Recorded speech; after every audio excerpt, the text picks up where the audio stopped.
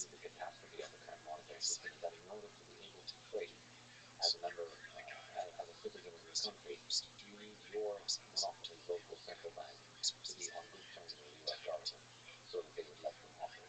And this is really, like, on top of the aspect of the hardness of money, this is the other really powerful thing about Bitcoin, which is that it's purely a technological thing. It doesn't matter if you're Russian, if you're Iranian, if you're American, if you're Chinese.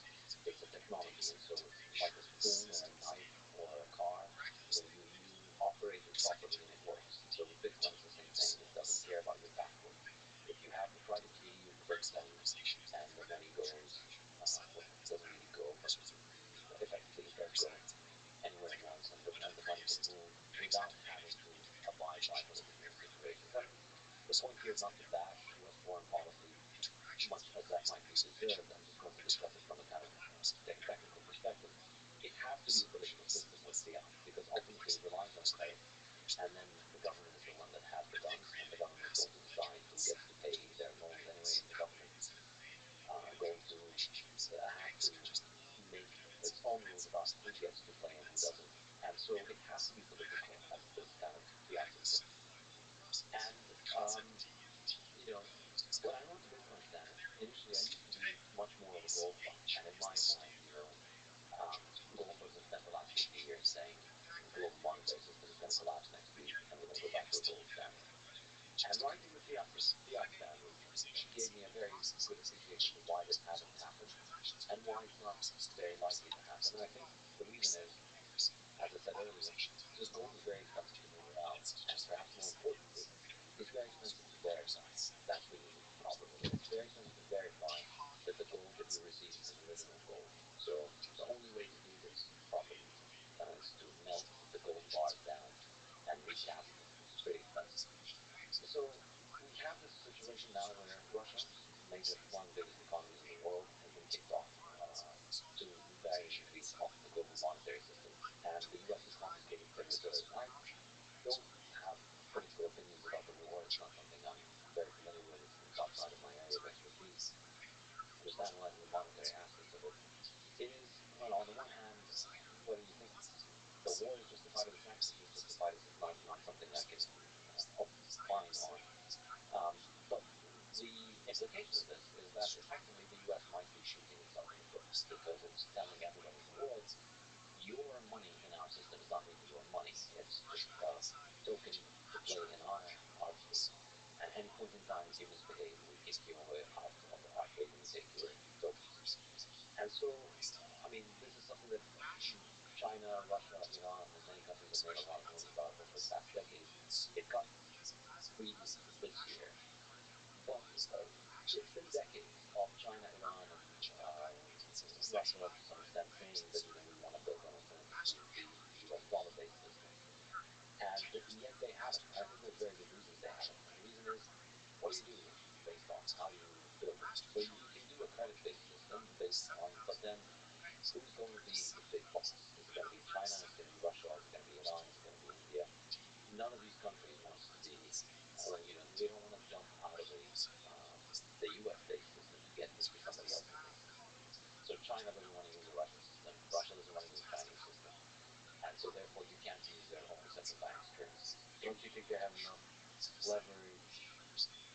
India, China, Russia combined with several other nations have enough leverage and incentive to create their own system. So any one player, yes, but if they collaborate.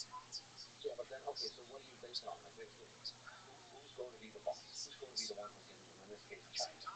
Right? Because China is becoming increasingly an economic power in the world. Yeah. That's hard to deny. Yes, true. And it's the most likely scenario, perhaps, if we were to witness something like this, is going to be a Chinese-based system. Is it possible that like a split in what is the driving currency of the world? It's possible, but I don't think it's sustainable.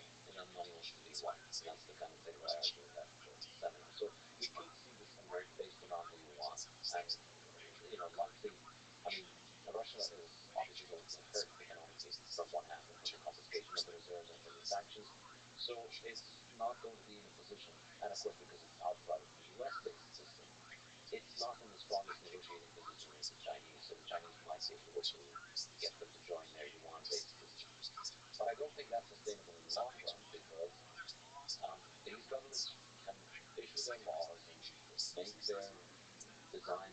shared monetary system. But ultimately, there are billions of Chinese people and billions of dollar-based people, and they're going to want to trade with them. And the power to want to trade with one another is too strong, and we can't just split the world economy into two monetary systems that don't trade with one another. So then they're going to want to trade with one another. Or the dark possibility is if the inability to trade, as opposed to being a forcing function for trade, would become a forcing function for conflict in cyberspace and potentially hot war. Yes, this is the scary part of it. And this is basically how World War II happened, because there's an historian who used to say when marketing him Aubrey Manley, and I quote him a bit by saying, if needs don't cross borders, then bonds will. If people trade with one another, they have an incentive for each other's well-being, and then they have less of an incentive to fight. And it was the death of global trade in the 1930s because of the failure of the fiat system that brought about the rise of the populism, the rise of all those leaders that hated each other and helped finance the war and bring it about. So that is the scary possibility. And of course, you can't discount that with all the escalation that you see. There is a possibility that could turn into a war. But then, even so, I think ultimately you can't fight wars forever. It's going to end at some point. And we're going to be back at square one. Or, well, not square one. We're going to be back at the same dilemma of who's going to have the global monetary system. And so one alternative is that what the Chinese and the Russians could do is they could base it on commodities. So a lot of people are now saying, well, they're going to base it on copper and corn and agricultural commodities. And that's the analysis of sustainability that we discussed in the Bitcoin standard and the fiat standard. I don't think that's good. If you end up basing the monetary system on copper, as we said earlier, doesn't matter how many governments say that we're going to make a new monetary system based on copper, grains, and nickel and iron and so on, doesn't matter. You're just going to stockpile. You're going to have to stockpile those things in order to make a market in them. And then if you stockpile those things, you're just raising their value, inviting the producers to make more, flood the market. I hope they don't try this, because it's going to be a devastating impact on the world economy. You're going to have central banks bidding up the price of essential commodities that people need for real uses in order to back their currencies with them, and then just incentivizing the producers to make more and more and more of it, and then bringing the price back down. So it's going to be a very expensive mistake where we raise the price of copper, destroy a lot of industries dependent on copper, not just copper but also food, and then increase the supply beyond what we need. And the end result is copper miners make out well, governments go broke, and we end up with a lot of rusting copper in government warehouses. That's why I don't think it works for to use commodities that are not monetary commodities. Then the question is maybe gold. Can we go back on another gold standard? And I mean, Russia seems to have done that. I'm not so sure. It's very difficult to get reliable information. I'm trying to look into this more. But they seem to have said that they're fixing the price of gold in rubles. So they will buy and sell gold at a fixed ruble rate, which effectively means you're on a gold standard. Now, I'm not sure how serious this is and how they managed to stick to it, but it seems to have stabilized the ruble and in fact brought it back to its pre-war level, which I found absolutely astonishing, considering all the sanctions going on. But obviously the currency effect is nonsense. But in the long run, I also don't think gold is going to cut it in the 21st century. Do you think there's any chance they go full gangster move and go into the digital space and the blockchain, go Bitcoin? I think the point of this discussion is that when we run through all these other options, a Chinese-based system, why it probably won't work, commodity-based system, why it won't work, and a gold-based system, why it won't work. I think they might have to learn this the wrong way, the hard way. But eventually, I don't see them doing it now, but eventually I think the winning move is going to be to go on a Bitcoin-based monetary system. But I don't know if everything always has to be the hard way. I'd love it not to be, but I mean, it doesn't look like there is any kind of desire in China or in Russia to switch to a Bitcoin-based system. So unfortunately, I think we're going to go through a few years, maybe many years of learning the lesson the hard way, of trying to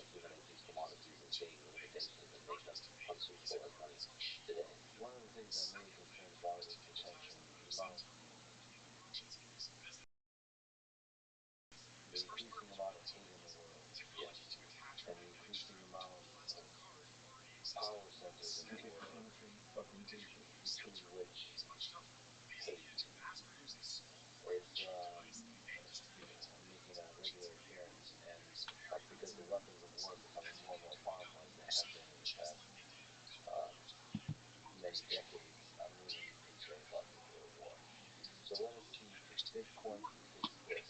Yeah, it's mostly homogeneous. First rule of Bitcoin is if it's a problem, then you fix it.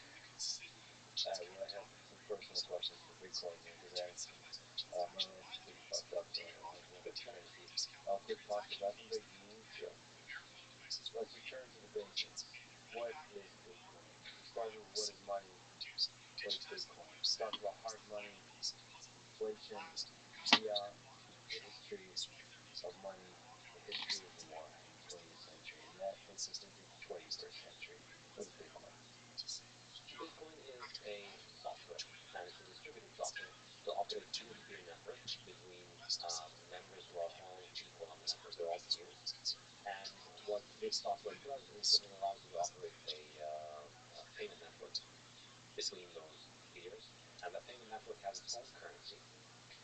And that seems like, just a simple software game, but the reason this is such a big deal is I believe Bitcoin is the most advanced form of money ever invented.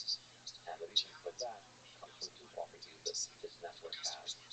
The first one is that the currency is the hardest money ever invented. It's the money whose supply is the most resistant to inflation.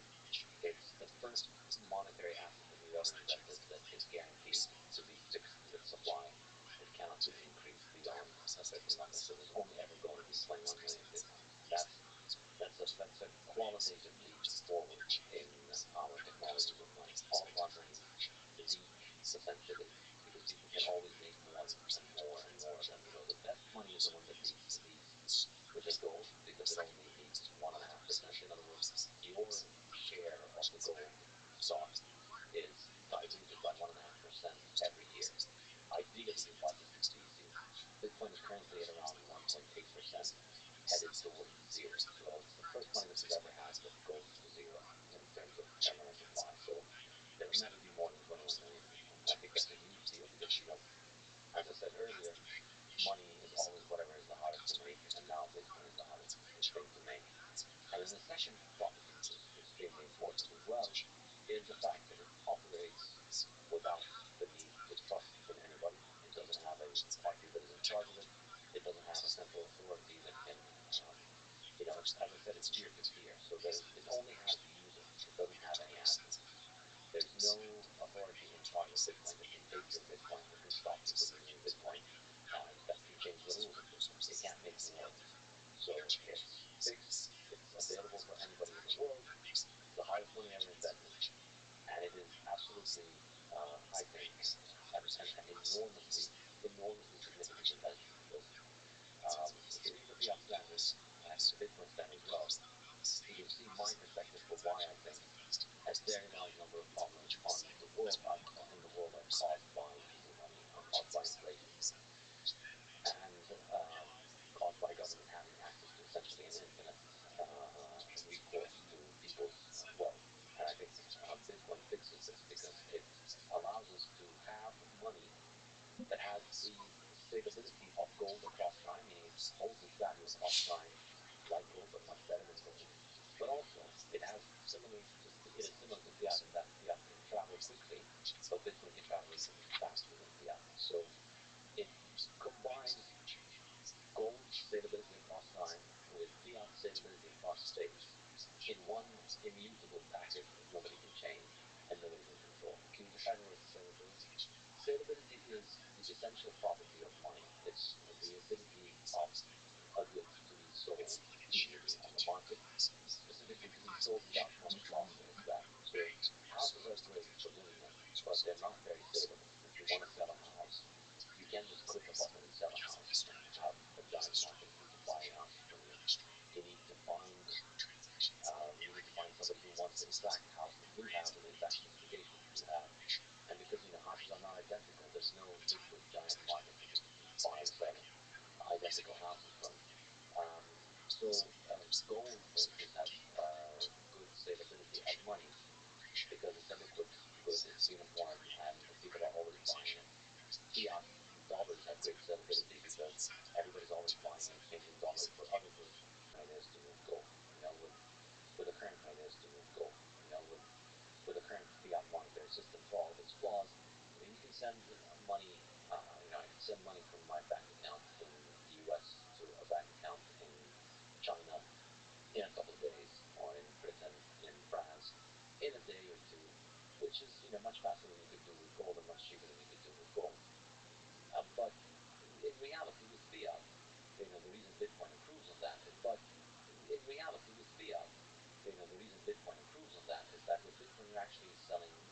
final settlement in a couple of hours. So you send the Bitcoin transaction, you get 6 confirmations in an hour, you get about 12 confirmations in 2 hours on average. These 12 confirmations, were pretty definitely clearly safe on this. So within a couple of hours, you can send $1 billion across the ocean, and have final settlement on obligation is going to need weeks and months to settle, which is the case with fiat. So it is faster than fiat, effectively. So it's harder than gold and faster than fiat. It's a good way of putting it. One other aspect of Bitcoin, I have to ask, to me on a human level, is fascinating, is it was founded by Satoshi Nakamoto, an anonymous founder. There's no leader. So it's another aspect to the decentralization as a nihilist. Yeah. Fortune is not among you think, and therefore is it you? It definitely is not me. Question, but I mean, everybody who knows me knows I can't read Trojan, so you would say that even if you could.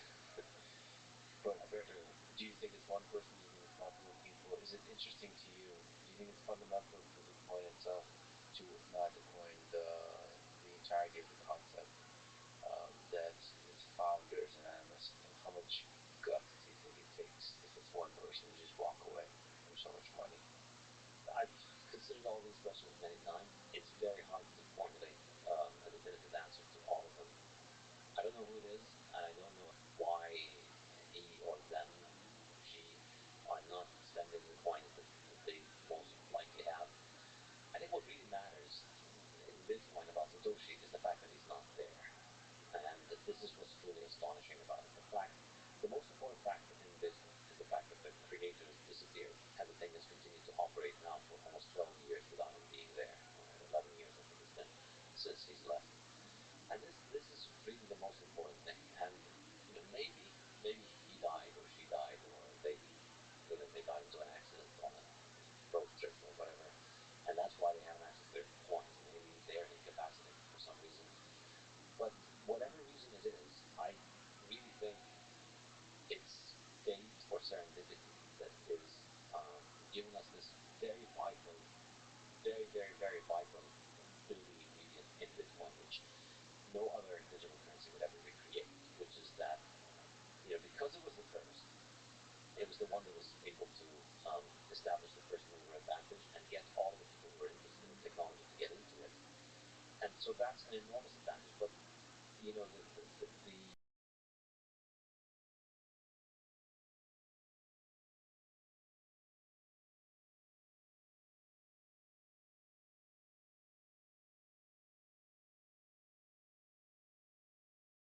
cherry on top of what made the whole thing really function well is the fact that the guy who made it disappeared and that it continued to operate, which is just a clear illustration that this is a network with no admins.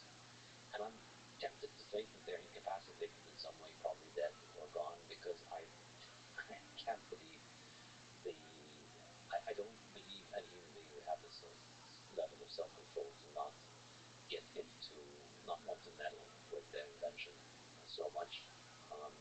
Even if they might have had the self-control to mine the first million coins to get the network going and then throw away the coins, or send them to an address that they don't have the key to, because they really just wanted the network to take off. They may have no access to the coin, and that's why they can't move. And I could see that happening, but I find it harder to believe that they would resist the temptation to mess with the network. It's funny. I find that the founders of ideas are often principled and have the integrity that the eventual users of those ideas don't fully have. I tend to, we have a kind of cynical view, power corrupts, absolute power corrupts, absolutely. And we tend to, in our mind, generalize that all humans are corruptible. And perhaps that's true to some degree, but I think that some people are more corruptible than others. And I find that there is, I like to think that Satoshi Nakamoto is out there, and just like George Washington chose to walk away. It's a principle, and the principle is more powerful than the financial reward and those kinds of things. It's a principle of freedom, and there's a lot of people throughout history, even recent history, that are willing to die for these principles or live a life offering sacrifice because they're still living a life, a principle in choosing that day after day after day. So, I mean, there's power to that. Money, what's the word of money anyway? In terms of just personal financial gain versus knowing how much positive impact there is. So the person that chooses to walk away like that, I think, is the same kind of person that chooses to um, live better. Because you have people like that, in Grigori Grishafalman in mathematics, who turned down the Fields Medal because he was the medal, not $60 billion. Well, that's I. I know, I'm joking. Well, that's actually initially just a brief comment. When people talk about Bitcoin in the cryptocurrency space, there's often mixed up financial interest and ideas, and I think those are often correlated. But that good feeling you get when you win, or your number go up, or you're just somebody. I found $20 on the street the other day, and just that feeling of just like, ooh, like more money, that positive feeling, that's correlated, but it is distinct from the power of the idea to change the world, for the better, to alleviate, like Alex Gladstein in the case of Bitcoin, to decrease the amount of suffering in the world because of authoritarian regimes. And just because your number goes up, like that gambling feeling of like, yes, this is good. I mean, short term number go up. There's a long term number go up, and that's investment and so on. But when it's a short term number go up, it's just a good feeling that you have to, in your mind, keep those distinct from the power of the idea to transform the world. And if you focus on the power of the idea, maybe a billion or billions of dollars don't matter as much. At least that's what I would like to believe. Perhaps, but what matters ultimately is that the thing works without him. The thing's worked for 11 years without him, and I think this is the really important thing. If they had stuck around for whatever reason and they had continued to meddle with it, it's not clear to me how decentralized it could have been. This is the problem with the other currencies. It's like, how do you um, lose control of the Frankenstein that you created? The only way that this Frankenstein can continue to survive is if the person in charge of it continues to feed it, and so it continues to be yours. And that's the problem with all the other digital currencies. If you've heard about any of the other 16,000 digital currencies out there, you've only heard about it because there's a small group of people behind it that are working on it, that are promoting it. And that's why, and I think, Michael Saylor's discussion with you was a magnificent illustration of the difference between Bitcoin and altcoins, in that they are securities. And I think he makes a very compelling, brilliant case for why this makes them categorically different from Bitcoin. Bitcoin, you're buying property. I think he mentioned he's a huge fan. Don't be misremembering. You are. Maybe I'm quoting him out of context. Yeah. Okay, that's possible criticism of Bitcoin. So on centralization, so there's a criticism on the mining and on the node side, or the node is not really the criticism, but Bitcoin mining is not fully decentralized because a small number of miners control a majority of the hashing power. I looked it up. There's 10,000, 15,000, whatever the number is, of computers that are full nodes, that have the full that are actively connected to the network. So you could argue that's decentralized because it's global enough on the world. But the miners, they're still, it's more centralized. So if you're thinking of making a case for Bitcoin being decentralized, do you worry about the miners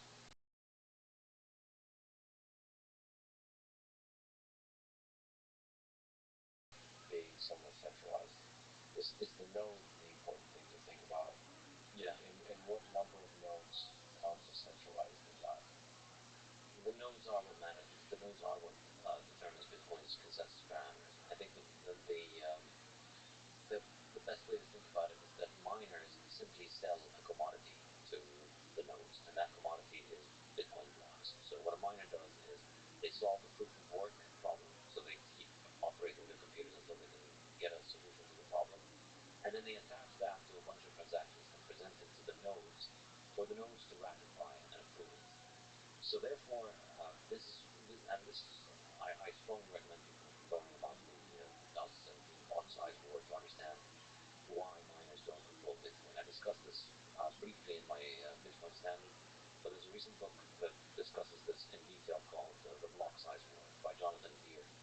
great description of, in 2017, essentially the miners thought that they could control Bitcoin.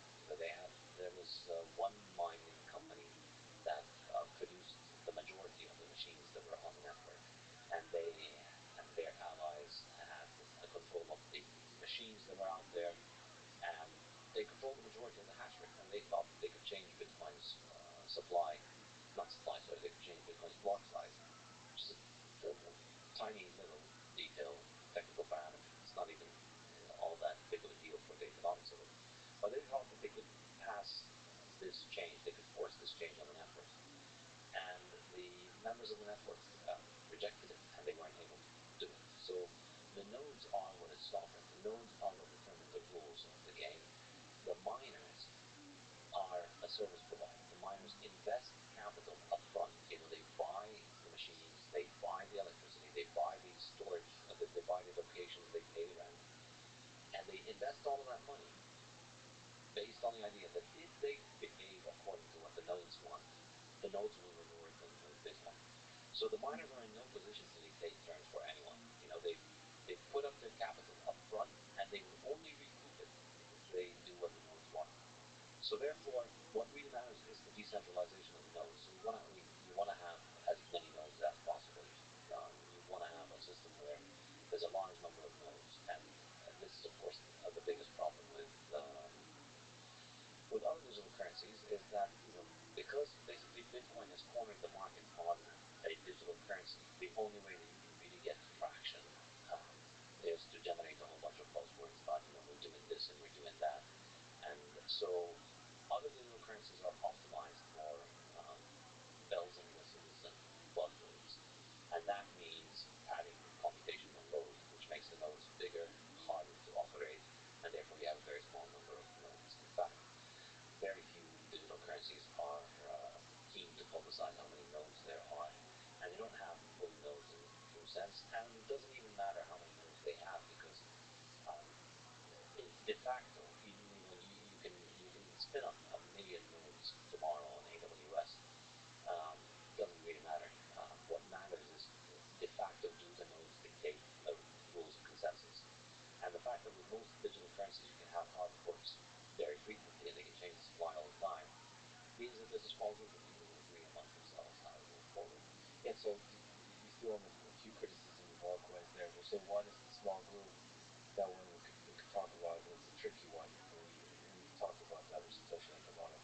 But the other one is small number of nodes. So to push back on that, as computational power increases, you could argue that enables more and more cheap computers to serve as nodes. So at least it paints a future where nodes are always increasing because computational power is always increasing and getting cheaper and cheaper and cheaper. So at least there's a hope for the future from greater and greater decentralization on the node front. Yeah, but I mean, ultimately, again, it doesn't really matter how many nodes you have if you have with most other currencies. Bitcoin is the only one that does not have a hard fork. Basically, the unique thing about Bitcoin, in a technical sense, is that you get the original software that Satoshi himself ran in time. You start the network, and you could run it today, and it would sync with the blockchain. There's one bug you need to fix. One mistake that would have only appeared, I think, in around 2013 or 14 or something like that. You need to fix this one tiny little bug, and then the consensus parameters are still the same, so you're able to sync to it. This is not true for mostly all of them, because they've all had many hard forks, which they think of as upgrades. They market this thing as, well, Bitcoin can't upgrade, but we upgrade all the time. Well, yeah, you know what else upgrades all the time? Facebook, Apple, Amazon. Anything that's centralized is very easy to upgrade. And that's precisely why, as Michael said, instead of these things aren't somebody's liability, they are security. You're carrying on economic liability. They can hard fork, they can 10x it. Yeah. They can fall victim to the same corrupting forces that governments fall victim to. Sure. For people who don't know, yeah, hard fork is a reverse incompatible change to the underlying function of a cryptocurrency. Of course, there is hard forks of Bitcoin as well. I'm sure I will lead you anyway, but that's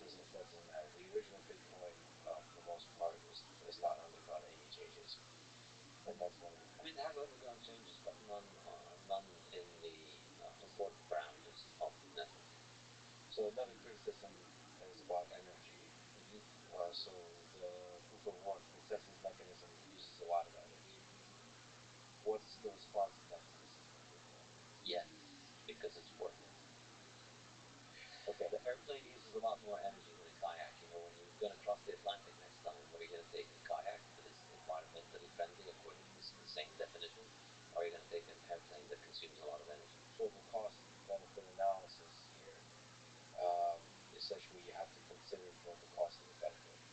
Exactly. And I think it's an astonishing testament to just how far backward people's scientific and technological thinking has devolved to the point where we think of energy consumption as a bad thing. I think it's just, and in the fiat planning, I discussed the whole hysteria around energy, and I think it's a product of fiat inflation because it's a way of trying to covering up the fact that energy fuels that are reliable and necessary for the current world are becoming more and more expensive because of inflation. And so governments are always looking for excuses for why you should not be using those things. And so they promote all kinds of stupid pseudosciences that tell you about why these things are bad. But really, you know, all technology is, well, not all, but the vast majority of technological innovations involve economizing on human time and judgment and replacing it with machines, with reliable machines that spend a lot of energy. So that's what a telephone does. Instead of having to send somebody across the world to tell somebody something else or send a letter, a telephone allows you to do it. Cars like that. You could walk, but a car consumes a lot more energy, but it allows you to travel much faster and safer and more reliably. An airplane is like that.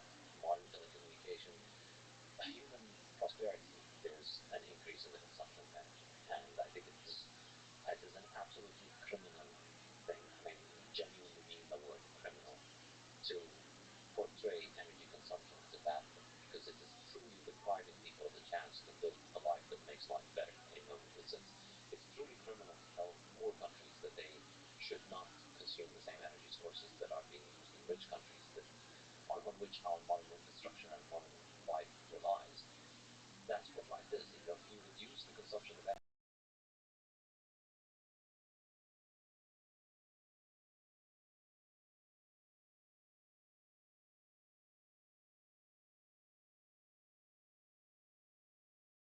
in the U.S.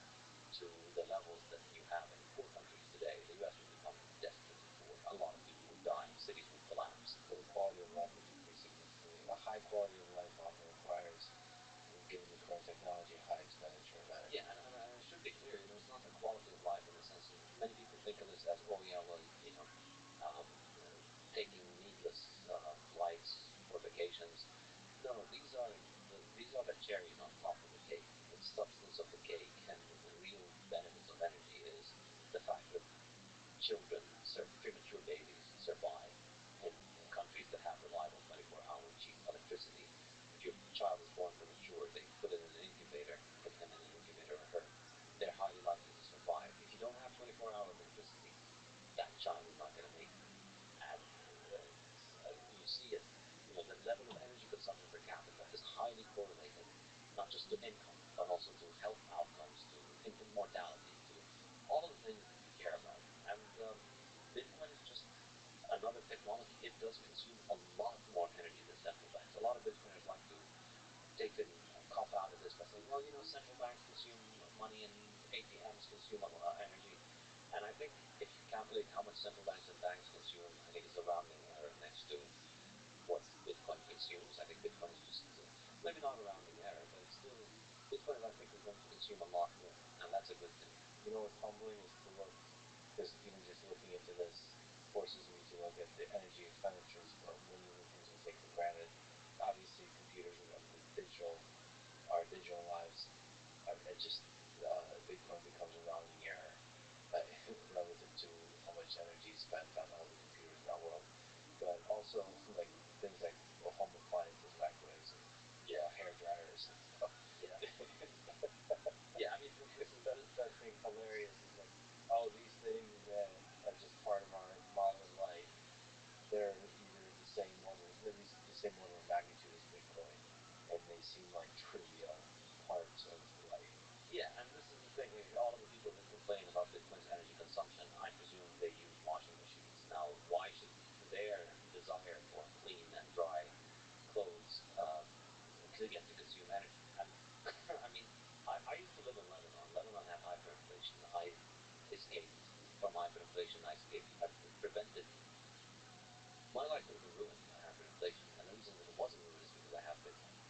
So I don't know. Am I allowed to swear on your Yes, please. So fuck your washing machine.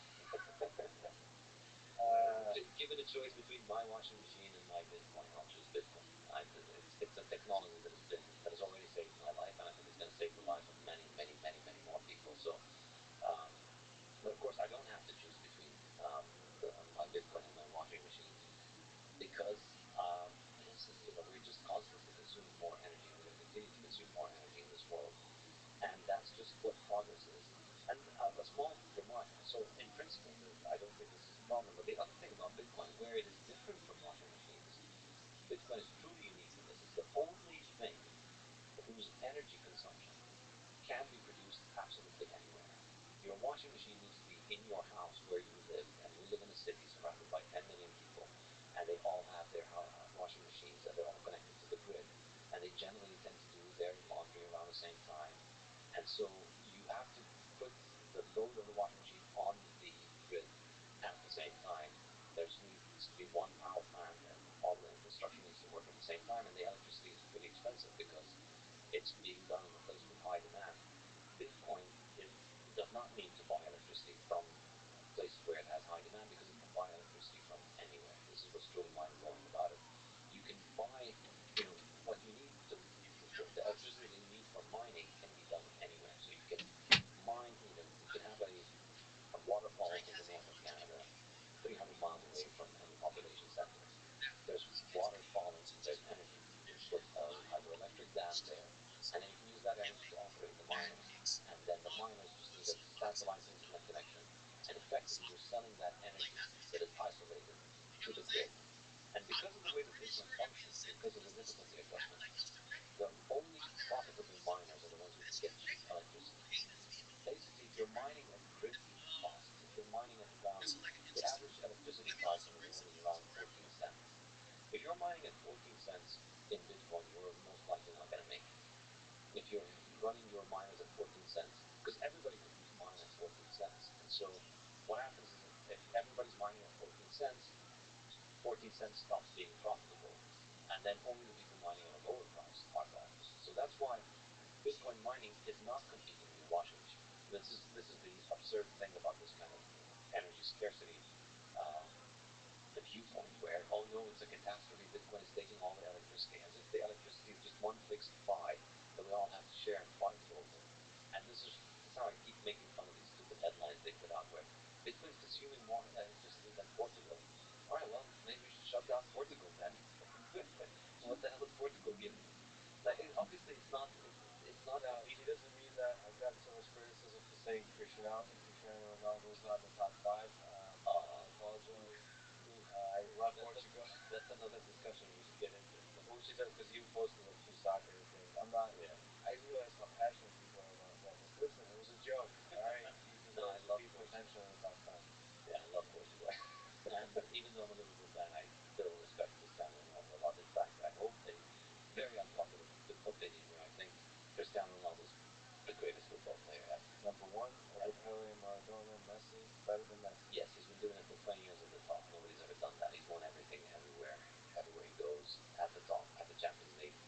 Assuming The reason 24 hours a day, it's 7 hard days to a week, repay for him. 365 days a year for Messi's never each done period, anything outside of it is Barcelona. essentially like a real life So you Truman Show appreciate period. You can watch it performance, whenever you long want. Period. term, versus the genius of the actual play on the field. I mean, the genius is Ronaldo's the top scorer of all time. This So is the what's genius more is in the scoring, not the actual dance of the play, the creativity.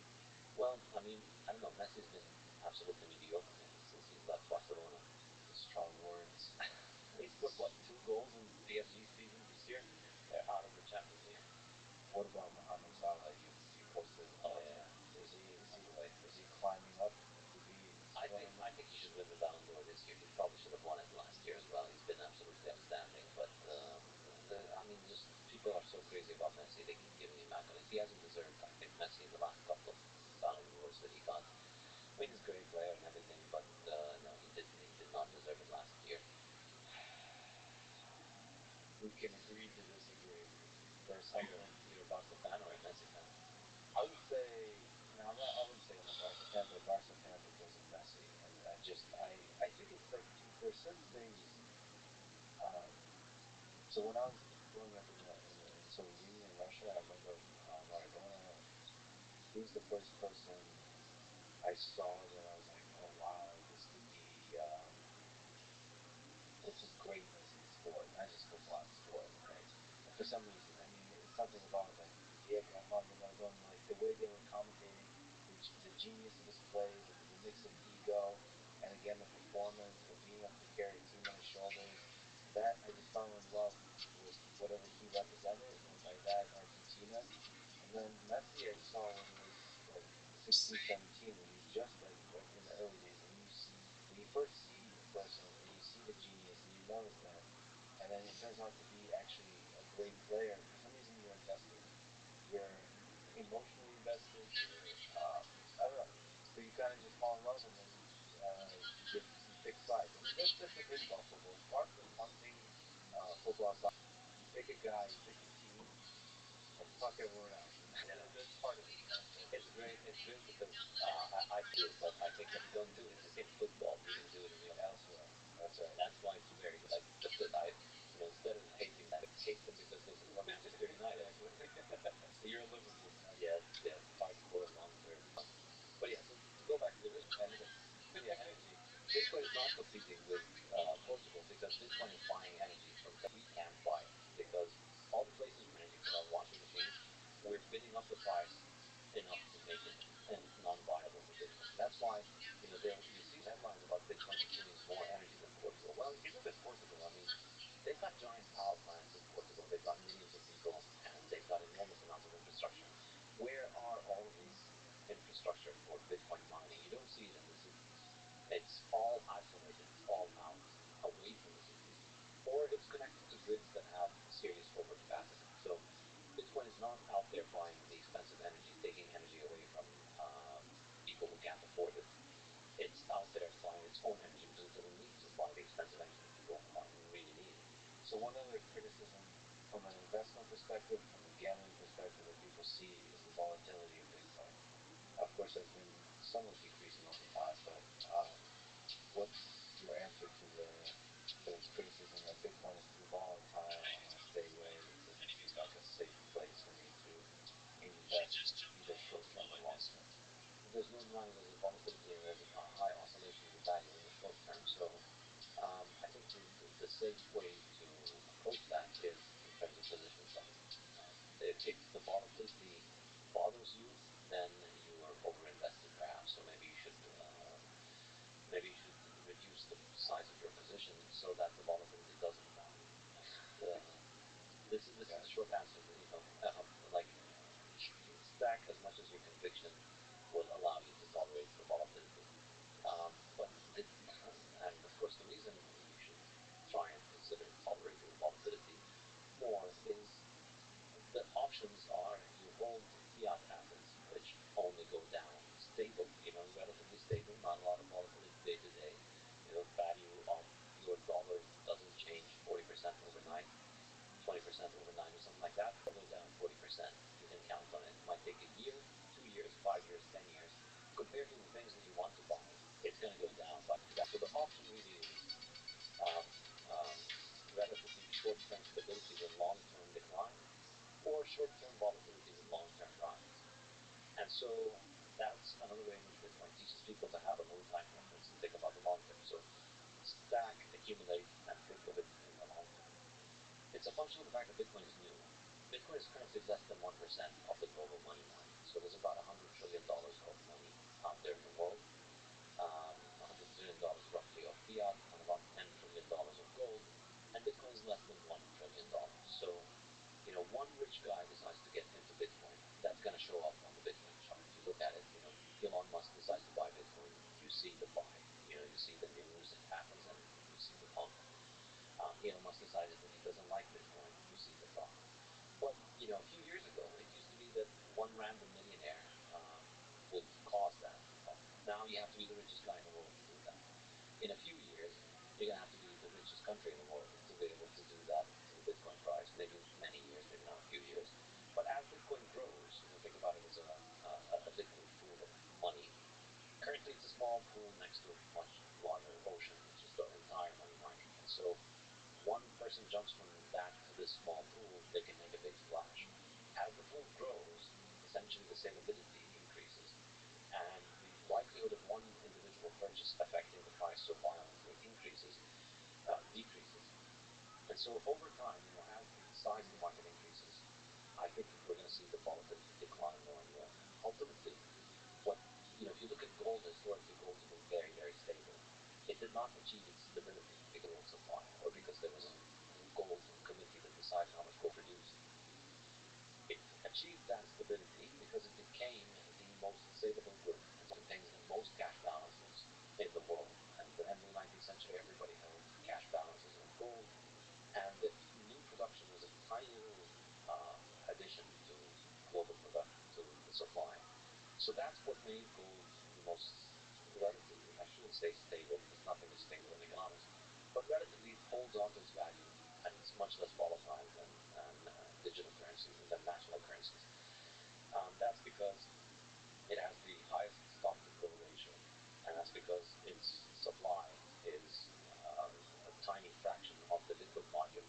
And as the liquid market grows, as the size of cash balances grows and trades in Bitcoin cancel each other out, you get only slight changes in value. So I think as Bitcoin matures, that's going to decline. So effectively, I think the end game is Bitcoin is huge.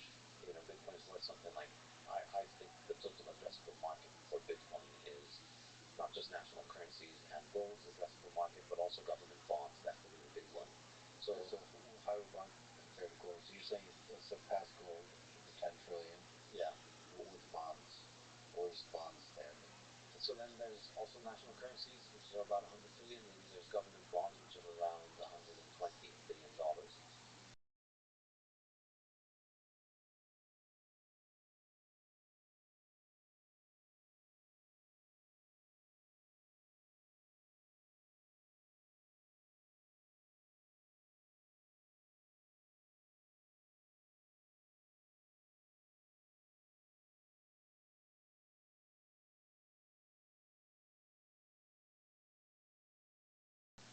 And sorry, $1 trillion, trillion. Trillion, sorry. Yes. We're saying billion, we meant trillion. Yeah. So you think bonds can move to Bitcoin? I've always held this is the prize. This is the main dish. Gold is the appetizer. Bonds are the main dish because bonds have replaced gold.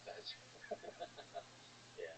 I mean, bonds have replaced gold in people's portfolio. People remember when we were saying gold was you'd hold it as a saving, as the secure part of your portfolio, and then you take risk with the equity. Currently, people do that by holding a part of their portfolio in bonds. That's the part that they treat as their saving account, and then the rest they use for not speculation, for investment, in which they take risk. Yeah, speculation, and that's stocks and equity and other high risk assets.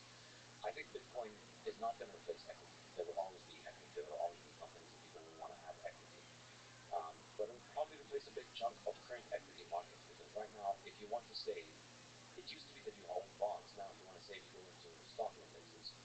So I think Bitcoin likely eats a big chunk of equity markets because currently it's people are using it as saving, and I think it eats all bonds. That's my most ambitious. So the question is the scale time that happens across, but the most important statement you're making is about trend.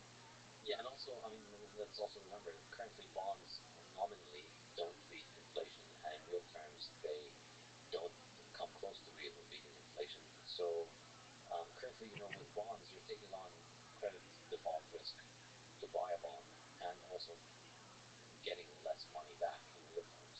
Well, Bitcoin doesn't offer you returns, but in real terms, it appreciates much more, and it has, I believe, a lot less risk associated with it than any company or government. So let's make things spicy and ask if Bitcoin fails in the long-term future, as all, as you said, economics, volatility, things happen in this world. Well, the human civilization might end in this century. I hope it doesn't. It might. It could be catastrophic events. If Bitcoin fails, goes to zero, loses its number one spot, what would be the reason? If you're an alien visiting Earth 100 years from now and just were to analyze So the possible trajectories of how the world evolves together with this new monetary technology is really infinite. So if it fails, one of those trajectories surely involves Bitcoin failing. What would be the reason?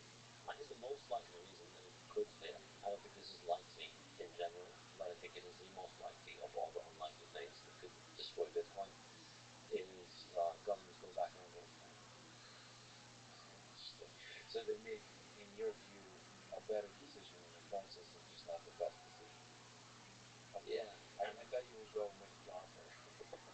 But so that's okay, interesting. So maybe because of Russia defeating China and so on, because of the current war, they might reconsider the the power that America holds because of the monetary, because of being the primary currency, and they'll start thinking about going either gold standard. Yeah, but it would also require the US and the Europeans and everybody to want to join in this system and sing Kumbaya and play nice with each other around the gold standard. I think, given that gold already is about 10 times larger than Bitcoin, so it has a first mover advantage.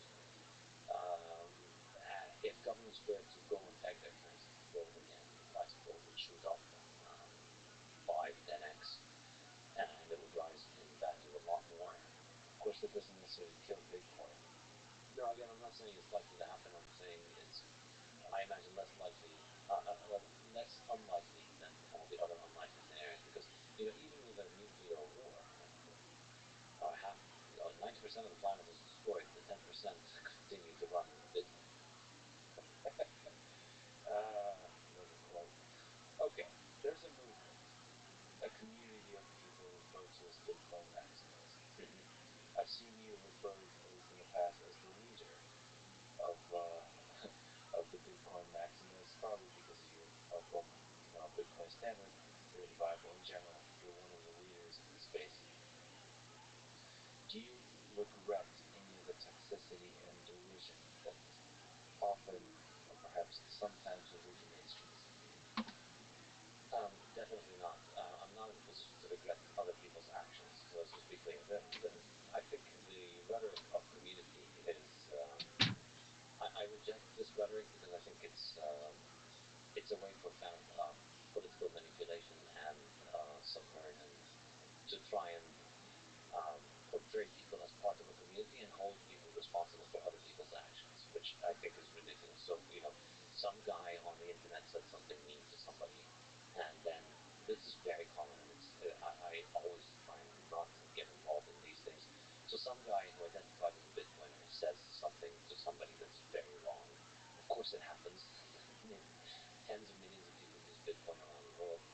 And a lot of these, I'd say, parasites, people who don't have anything productive to do with their life, outrage merchants, they'll come out and say something along the lines of, the Bitcoin maximalists are toxic, they're holding Bitcoin back, and and of course it's manipulative. The point behind it is they want to get to you, they want to get people who are, not that nobody with 300 followers who said something silly, they want to get the notable people to basically change their message. So the idea is, I'm supposed to apologize because somebody with 300 followers I've never met in my life who calls himself a Bitcoiner said a mean word, and then I need to apologize, and I also need to cut down on my rhetoric about other digital currencies, and I need to do that. So I'm only responsible for my own actions, and I don't recall regretting anything. No. Okay, well, let me push back or push further into that direction.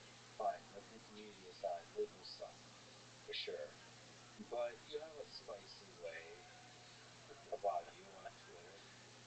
Even in this conversation, you have some good, strong words to say about I've always believed movement. life is too short to mince words. One day I'm going to be dead, and I'm on my deathbed. I'm not going to look back and say, I wish I was a little bit more circumspect in expressing my opinions. I'm far more likely to think, you know what, I wish I said what I really think. Yes, life is too short to hold back your opinion. The question is, what is really your opinion? Is your many people in one? So there's a person that loves, that has kindness for other human beings. There's a person that gets annoyed. There's a person that enjoys disagreement. There's a person that enjoys collaboration. And you can emphasize all of those different think each of those different things weigh it differently in your online interaction. There are some aspects of online interaction that encourages in different communities. Online interaction is one community that encourages kind of derision and mockery and so on. So you can choose if you want to engage that part of yourself or some other part of yourself. Economics is another community that enjoys being like very straightforward about their disagreements, pretty harsh. It's fun to watch because it feels like you're a rabbit in the feet much faster because you tear each other apart. But that's a choice. It's a deliberate choice. I don't want to label an entire community of people by its extremes. I don't think you should do that. But there's cultural characteristics you start to notice. When you go to France, it's a certain way. When you go to Britain, London is different than rural Britain. New York is different than Iowa. You start to notice things. I mean, you don't want to generalize. There's all kinds of people everywhere, but there's a certain way of communication on crypto Twitter in general, but also Bitcoin maximalists that I even early on received a bunch of heat. What the hell? So listen, there's definitely a difference when I go to the computer science community, machine learning community. It's way friendlier than the cryptocurrency community. I have much more freedom to actually be what I enjoy being, which is asking simple, dumb questions, even when I've already spent years, sometimes decades with an idea. I like asking dumb questions anyway. Crypto folks punish you for this, for curiosity, for um, like exploration. I understand the mechanism because so many other people come into that community and they might masquerade as curious, but really they're trying to inject. They're trying to sell some kind of altcoin or some kind of scheme, some scheme to make money, and so I understand. Maybe that's just the dynamics of the community by nature. It's not like you respond appropriately to the amount of charlatanism in the community. So if the fraction of charlatans is low, maybe you can afford to be more loving and kind and so on. When the fraction of charlatans is high, you have to be harsher. Perhaps, perhaps. But I think also, the stakes are extremely high in this situation. And I think, if you don't like Bitcoiners, if Bitcoiners are toxic, basically you need fiaters. The fiat community has financed world wars and genocide and tyrants and the mass death and destruction. I don't believe he should, but I mean, fiat has destroyed the savings of pretty much anybody who's lived through the last 20th century. Pretty much anybody who's lived through the 20th century, no matter where you live.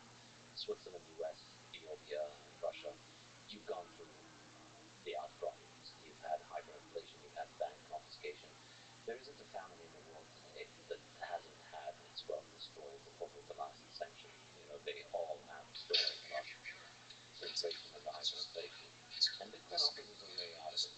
And Bitcoin altcoins are essentially fiat world's last gasp attempt to try and salvage fiat, to try and salvage the idea that some people will continue to be able to print money and other people will have to use that money.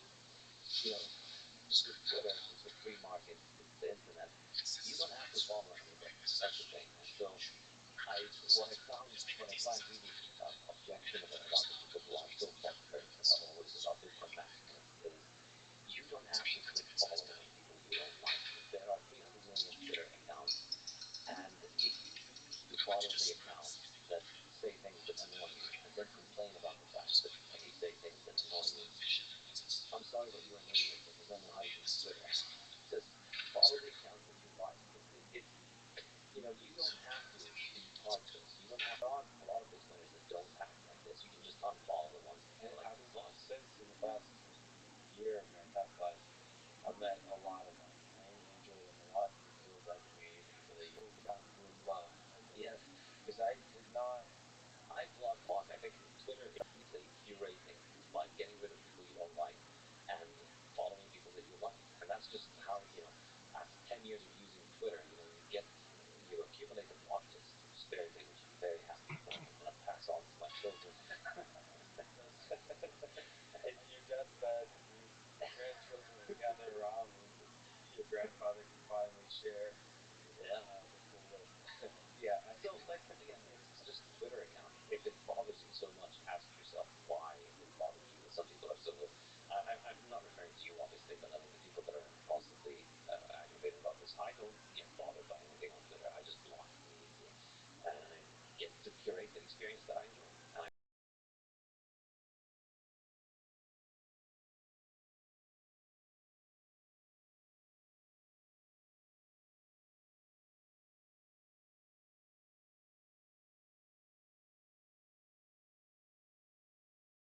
I recommend people do that.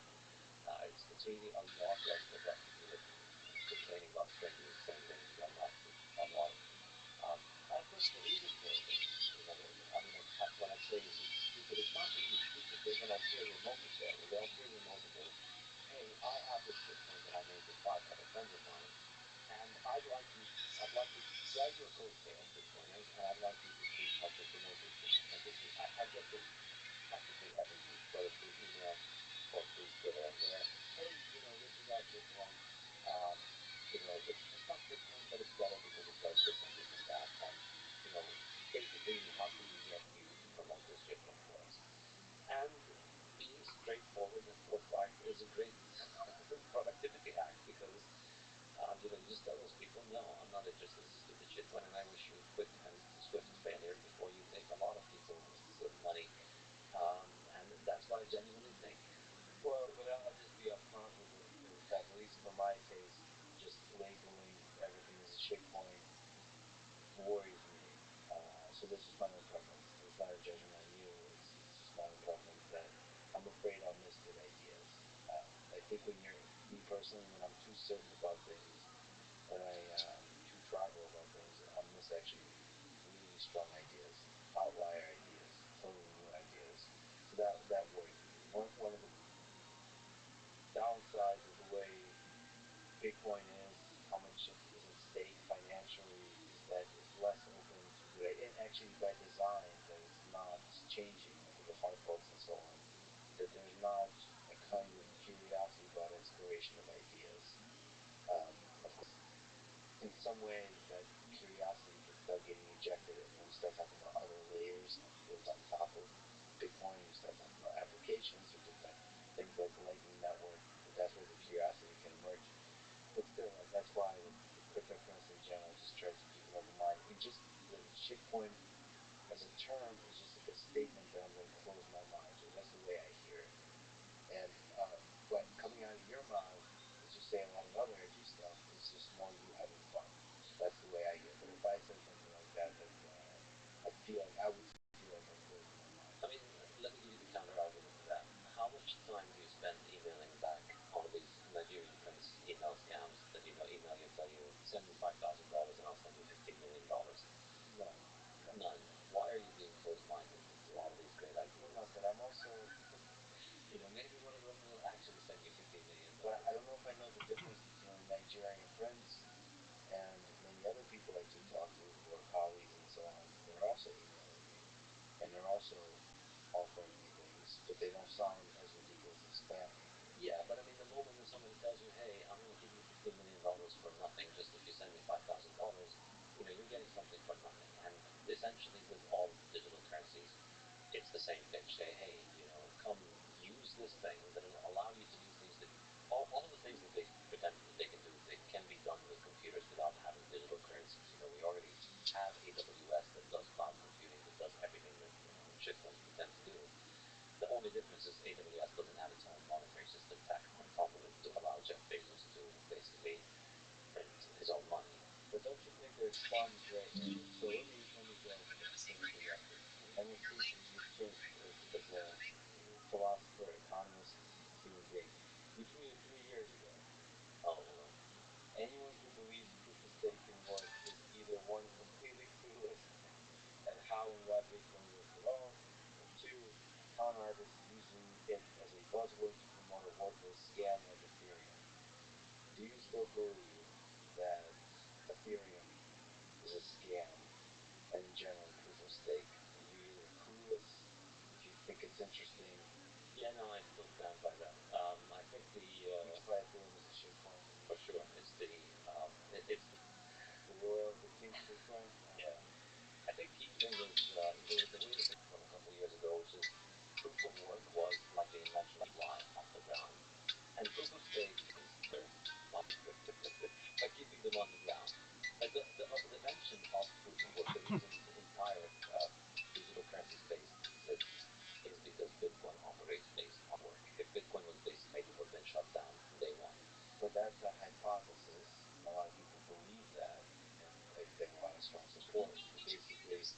proof of work is just stronger than physics in the real world because the stake is more God. It's monetized. It's the Federal Reserve. It's exactly what we have. It's exactly what we have. It's just a group of people who get to decide the rules, and it's essentially a system that is, it's a security. It's a company. So it's not an innovation in any sense. It's a step backward to what we already had, which is you get a bunch of fools charging you money. Now, the only reason it survives in this, the reason I call these things scam, and I have no problem with calling them a scam, is because they fraudulently present themselves as being decentralized. They present themselves as just being a different way of doing decentralization than Bitcoin, when it's not. It's just they're riding Bitcoin's coattails, and they're riding the fact that most people don't quite understand what Bitcoin is and how it works to portray themselves as a cheaper, better, more efficient way of doing what Bitcoin does. It's not. It's less legally accountable way of doing what central banks do. Right. So, and the basic criticism is that there's a group of people, sometimes a very small group of people, that can control the parameters of operation of the system. So over time, you can't trust. It's not gold under the mattress. So you have that kind of part. It's not property, and I really very strongly recommend your discussion with Sailor if you want to elaborate more on this. So there's a bunch of people in charge, which means that legally they should be doing this under securities law. But even as an anarchist, if I don't want to care about that, the technical implication of it is this is never going to be adopted as a neutral way of transferring value on the internet because you need something that enemies can trade with one another. You can't have something that has a small group of people in charge because A, this small group of people themselves can be corrupted, and B, they can be coerced. You can put a bunch of people in a room, put a gun to their head, and you can change everything in any of these digital currencies. And that's why I think you'll find a lot more sympathy among the fiaters to shitcoins. The Keynesian economist to Ethereum fanboy pipeline is a very strong one because it's the same thing. It's like you like the idea of people being in charge of money, and you think you're going to be the one who's going to be in charge of money. So you see a lot of this phenomena, and you see the same people that want gold and don't like central banking, they get into this. Yeah. So just to actually push back on a couple of things. So one is theater. It sounds like I'm trying to be a sophisticated Brit talking about theater, but so maybe we're just not making you feel good about that. So day by day things change. You used to be one of those. So people evolve, people learn.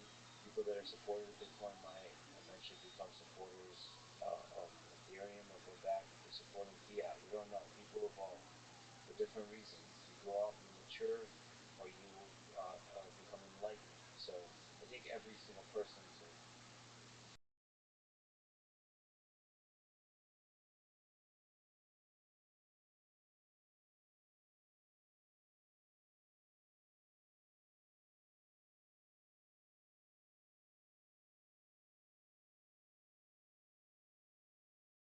as this technology is evolving, as this world is evolving, as wars break on, as geopolitics change, the monetary system is constantly put under stress, people will evolve. So we're trying to all figure it out together. That's why like open-mindedness here is what people are doing at least. This seems essential. So I expect you to be answering all the spam emails you get. I will. Thanks. But no, I don't have a clear understanding what is a good investment of my time, what is a good investment of my money. That just seems curious because things are good at promoting themselves. I'm not talking about different kinds of things like Ethereum, altcoins, and so on. I just mean life, like dating, jobs, um, friendships. Like everybody's advertising themselves as a great investment, right? But you don't know. You have to keep an open mind, and also, I don't. And you need to self introspective about what biases I operate under, and where does it lead myself, like hallucinations that I'm living under, like breaking out of all these hallucinations. It's very hard to introspect, thinking like, what are the assumptions under which I live my entire life that might be actually false assumptions. It's a really difficult thought process, but it's a dangerous one. You, the Nietzsche view of days, honestly, realistic days, escaping deity. It's like Alex Jones. I mean, he's living. He's got demons in his head, but he has like all these conspiracy theories that are holding his head to basically destroy him. So it's a psychological burden that he carries. So if you question authority, if you question government, if you question culture, the way things have been done, it's really difficult. And the biases you have, it's really difficult to question those. So I think like being constantly open-minded and self-critical, not constantly, but a little bit every day is more than anything. Yeah, but I mean, you're talking to somebody. I grew up in Ramallah in Palestine, in the West Bank. I changed my mind on all kinds of different things. The fact that I was even open to the idea of Bitcoin has required an enormous amount. It's a heck of a journey. So I'd much rather appreciate direct arguments rather than these kind of general fluffy. You should be. Oh, of course, yes, you should be open-minded, but also you come up with conclusions and you delete spam emails sometimes, and you know that it's spam because you have to move on with your life. You can't. There's an opportunity cost to considering every spam email. So, well, to me, okay, so I'll just say from my relatively sort of shallow perspective, almost like a technical person, mostly my understanding of economics is weak. Proof of stake is not obviously weak consensus mechanism of work. So that's not obvious to me that it goes wrong and it gets corrupted in the way that governments get corrupted, because it still seems decentralized. Now, your criticism of governance is an interesting one, but if you put that aside, it still is a decentralized mechanism, and it's more transparent than the mechanism that you operate in. It is. It's exactly what the Federal Reserve is. The Federal Reserve is a proof of stake system. The Federal Reserve is owned by its constituent banks. And so the rules of the Federal Reserve and regulations are determined by the ownership, which is the banks. So it's exactly what the Federal Reserve is. But it's too backdoor. The agreements between the banks and the Federal Reserve, it feels like a lot of those agreements are made between individuals that it's sort of behind the scenes. It's opaque. Yes, but the only way that a proof of stake system will take off is if you have a military to force people to use it.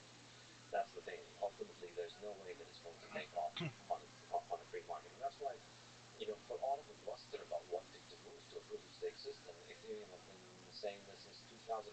It's now been 8 years, that they've been talking about it. We still haven't seen the proof of stake system operational in a lot of its vaporware for all practical purposes. Cardano proof of stake. Potentially, I mean, you can do it in a centralized way, but can it survive? Can it last for a long time? I don't think so, and I think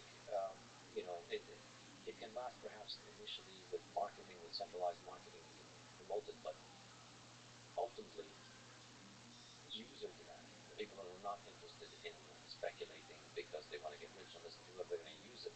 They're going to want to use it because they can trust that it is not going to be messed with. Yeah. So, but there's also applications on top. So let me know. But there's applications on top. Like the other reason I'm interested in things like Ethereum is you might think it's ridiculous. I thought it was ridiculous, but NFTs. Right. So you can have NFTs probably on top of Bitcoin. No, but you don't, because there's no market right now with Bitcoin, because all of these ideas get promoted on proprietary shitcoins because. Yes. But there's the network effects of ideas and applications. So they just take off for some reason. And human civilization is such that you get excited about stuff and lots of people believe a thing and they start to get excited and it actually has impact. Like the fact that NFTs can have an impact on the art world or the world in general is wild to me. But it worked. So the question is, every block call has an impact on the art world. Well, saying the ideas have, we're collective intelligent beings and we can believe a thing, and that has power. That has led to major wars and all those kinds of things. So it's interesting to me that NFTs took hold, and the question is there distributed, dApps, is there distributed apps built on top of different blockchains that might somehow transform the world? You have to kind of keep an open mind to that, because right now it's like I'm the same place with that as I am with like virtual reality. It's like, all right, this seems like a really intellectually promising set of ideas here, but there's something either technically or socially not quite taking hold. Why? And I don't know what the right answer is. So with virtual reality, what's the right answer? Is it just technically the latency is too high, or the games are not good enough, or is it a fundamentally flawed idea that you can live in a virtual world and enjoy it, that the physical world is just orders of magnitude better, or a two-dimensional display is just as good as a three-dimensional world? I don't know. Why is virtual reality not taking off since the 80s? Right? I don't have strong opinions on it, on the prospects of the technology. Personally, I don't want to ever imagine myself having something on my eyes. I'd rather just go out into the real world. Um, but I don't have strong opinions on virtual reality. I do have on dApps and NFTs. Yeah, what's your criticism of dApps and NFTs? Is it a distraction? It's a way to sell a flawed technology? The problem with dApps is, it's just the economics of it makes no sense in the sense that currently, um, if you wanted to run an application, whatever the application is, you want to run it on AWS, you pay a specific amount of money. You want to run it on your own laptop, you pay a specific amount of money per kilobyte of data. If you wanted to run the same thing on a distributed ledger, where you're distributing the data over thousands of computers worldwide, it's infinitely more expensive. And that's why we haven't seen any of these dApps take off. And that's why I've said this many years ago. The only working application of blockchain technology is Bitcoin. Because with Bitcoin, you're with a few hundred bytes of data. In a few bytes of data, you could move $1 billion worth of economic value from here to China and move it safely and reliably. So that power, I can't see it being justified for anything that is not as mission critical as moving large amounts of value, which require very little amount of information. So when you look at all of the buzzwords that the Ethereum and other altcoin marketing people like to use, and if you want to wonder really why we come to this kind of aggression, is because we've heard all of this. I've had all these hucksters come to me for years. I've had people in 2016 talk to me about how um, Ethereum blockchain technology is going to revolutionize real estate deals in India. I remember this guy. I'm not going to mention his name, but this guy was, 2016, and he sold a lot of shitcoins and made a lot of money off of shitcoins based on all these silly ideas. We're going to have blackjack on a distributed ledger. We're going to have Indian real estate on a distributed ledger, and it's concern-filled and mindless. All real estate in India, real estate deeds, blockchain fixes this. Buy my shitcoin. People buy the shitcoin. The guy gets rich, and they move on. But I'm still waiting for that to actually emerge. It's the promise that we keep hearing is something completely world-changing, world-transforming, and the reality is not one app. Like there's one of my good friends, Jimmy Song. Eventually, they refused to go ahead with it, but he wanted to bet with one of the Ethereum people about these dApps. The Ethereum people are constantly saying those dApps are going to grow and they're going to have so many applications and they're going to have so many ideas. And the reality is, all the apps that work are centralized apps. So there is no Uber on the blockchain. There is no Twitter on the blockchain. There is no social media on the blockchain because these are businesses, and businesses require centralized authority to make decisions. You can't have it be decentralized. Listen, you're frustrated, and I can see it over a few years of just how with a humongous influx of charlatans. I wouldn't say frustrated. It's water off my back. No, but a man that uses, and a community that uses the word shitcoin is a little bit. You call it amusement, and I think amusement is a way to deal with the frustration, to channel your frustration. Like, sometimes when you have to deal with bullshit, the best way is just to laugh at the absurdity of it all, and that's what we mean by amusement. But the fact is, like, there's things like artificial intelligence for what is it? How many decades? 6, 7 decades has been off and on promising to change everything, and it has failed time and time again to deliver to the promise. But that doesn't mean there's something fundamental and really powerful about both the small and the big things going research and development within those communities. There's a lot of exciting developments, and the scale at which those developments might actually have a transforming impact, the time scale, is unclear. It seems like we certainly overpromise. We dream too big and too aggressively in the AI community, but a lot of and I'm happy to give people the benefit of the doubt when they're over promising, but not when they're making their own money. When you start making your own currency, then you don't get the benefit of the doubt. Because if your idea needs you to have a new currency that you print when Bitcoin is out there, then I'm going to go ahead and assume that you're doing this for the money. Good time to mention that I am actually launching my coin called Lex Coin. You should. Yeah. Well, yeah. I'm gonna have to block you with love. Okay. One thing I wanted to ask you about is the Fed's this paper they released on January 20th on the potential central bank digital currency, CBDC. What are your thoughts about that? Is it just another, like, is there pros and cons to this? Is it at all interesting to you that they're even considering this kind of thing? I used to think that it's just basically waffle. It's memes because as it exists, the dollar is a central bank digital currency, right? The vast majority of dollars are digital, and but I think the way that over the last couple of years I've changed my mind on this. I think there's some serious substance behind these ideas, and what they mean effectively is the disintermediation of the banking system and giving everybody an account at the Federal Reserve. This is kind of a really dangerous idea, and I think this is enormously significant. Effectively, as somebody who's lived in the Soviet Union, what this is the return of the Grossbank on a global scale with modern technology. So under the Soviet Union, there was something called the Grossbank or People's Bank, and that was the only bank in the country. And you had an account with the national bank, and if you said something wrong, your money got terminated from the Grossbank. Now imagine that combined with the power of digital technology, and you can see that this could be an enormously powerful technology, really, because if banks are out of the business, then we change the fundamental reality of fiat as being the creation of money through lending, and then it becomes the creation of money truly by fiat, by government fiat.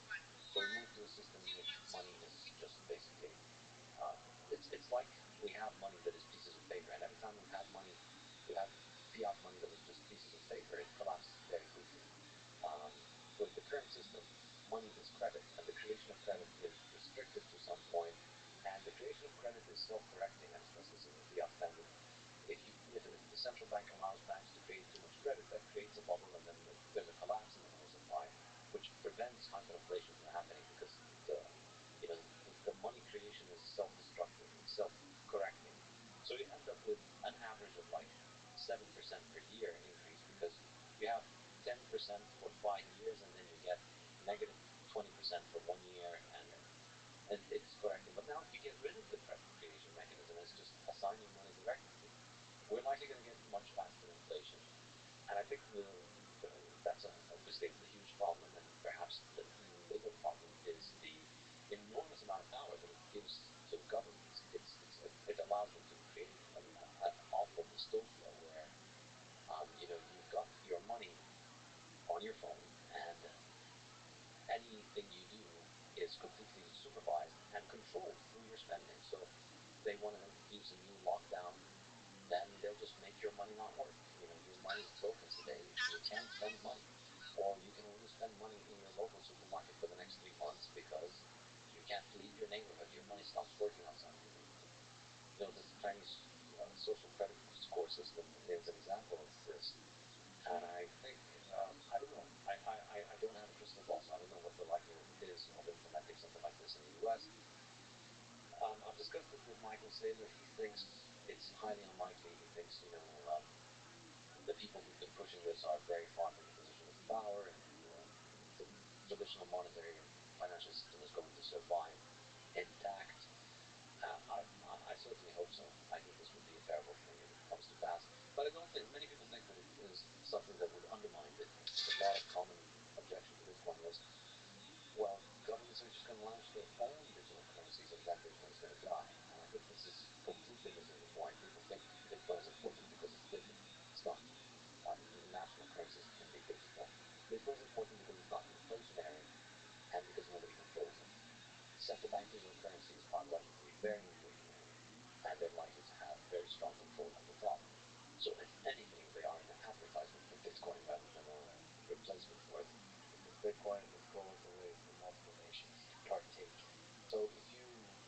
which I imagine a future will move from the fiat standard back to the gold standard and then to the Bitcoin standard, or skipping that, going directly to the Bitcoin standard.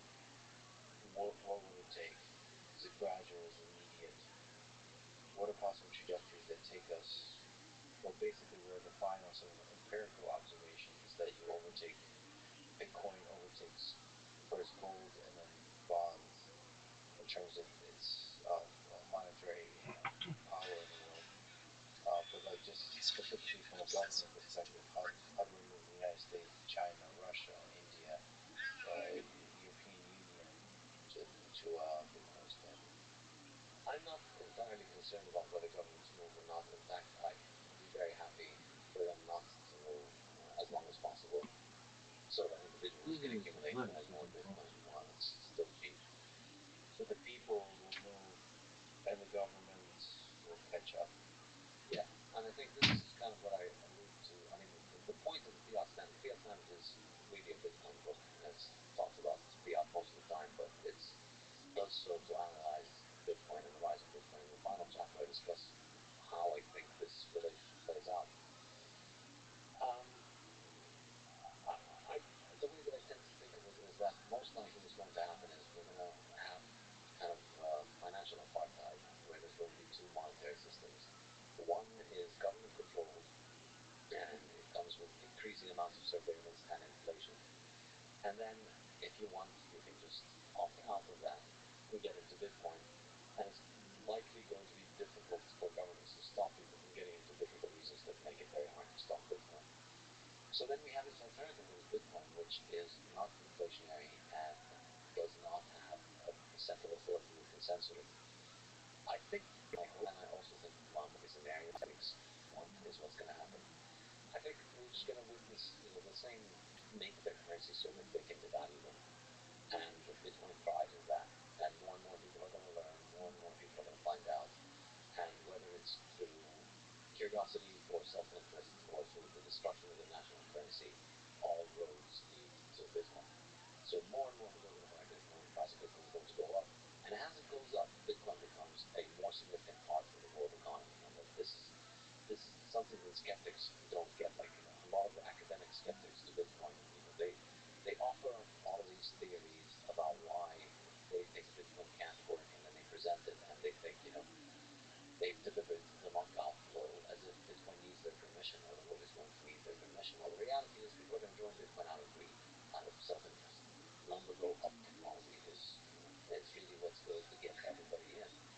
And that's really the Trojan horse for fixing the world. Confident greed is the state of the revolution. It's gonna keep going up because people don't like to be poor, except for most economists and academics. People don't like to be poor. People don't enjoy getting their wealth destroyed. And they care more about their self-interest than they care about economic theories about whether this works as money or not. They see their cousin escaped hyperinflation and managed to get a bigger house because they bought Bitcoin 5 years ago. They realized maybe I should stop mocking my cousin and start buying more Bitcoin. And this is, I think, an indomitable force that's going to continue. And one thing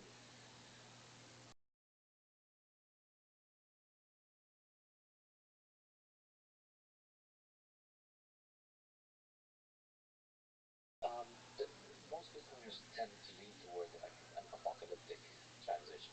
Like fiat's going to collapse, we're going to get hyperinflation, everything's going to be terrible, and then we're going to move to Bitcoin. And I present the case for why I think maybe that might not be the case. Maybe we won't get this kind of apocalyptic scenario. And it's because, and this was like the conclusion of the fiat standard, which is once you realize that mining fiat is creating debt, and Bitcoin is allowing, so in order to have fiat money, we need to have people borrow, we need to have people make loans. And the problem that fiat money runs into today is that if you want to save money, if you want to hold savings, you have a problem. Where do you put your savings? So you put your savings in debt, in the creation of more bonds. Wherever you take your savings, you create a bubble in those things. And this is why we see a bubble in the stock market, a bubble in the bond market, a bubble in housing. It's because people are looking for savings, looking for a place where they can save. All those things are crappy saving instruments because they're like copper in that there's nothing to stop the people behind them to make more money. House um, builders can build more houses. Governments can issue more bonds. Um, Crappy fraudulent companies can list on the stock market and make more stocks. Well, Bitcoin finally offers us an outlet. We don't need to keep creating more debt. We can invest in this asset that is hard and that is internationally liquid and that nobody can make more of. So there is no bubble in there. There is no mechanism for somebody to increase the supply and bring the price crashing down, like with copper and real estate and bonds.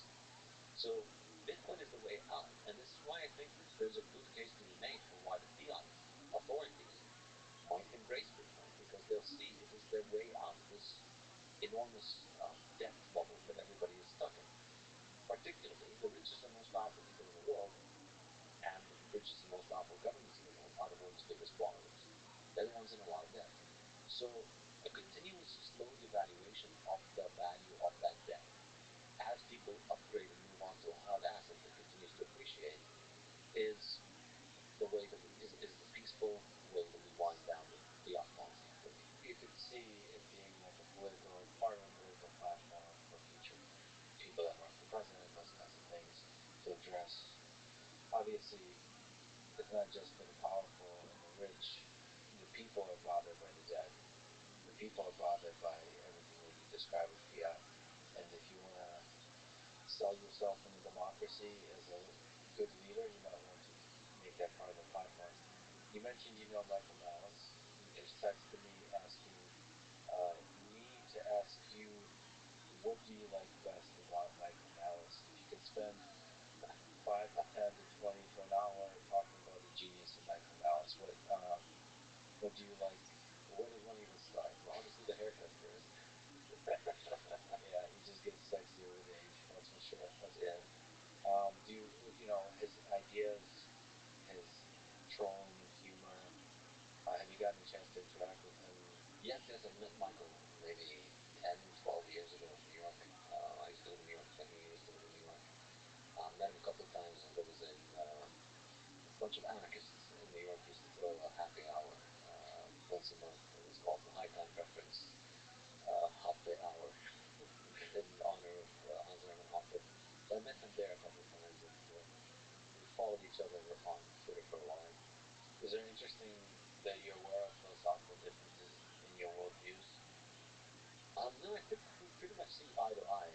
I think the difference is mainly he spends a lot of time focusing on American politics and American pop culture, which I don't pay much attention to, I guess. So you look more at the monetary system, the economics of it all, I guess the history, and just zooming the big picture of it all. Although recently he's working on a book called The White Pill, and he's been every time I see him, I mean he's in some dark aspect of the 20th century.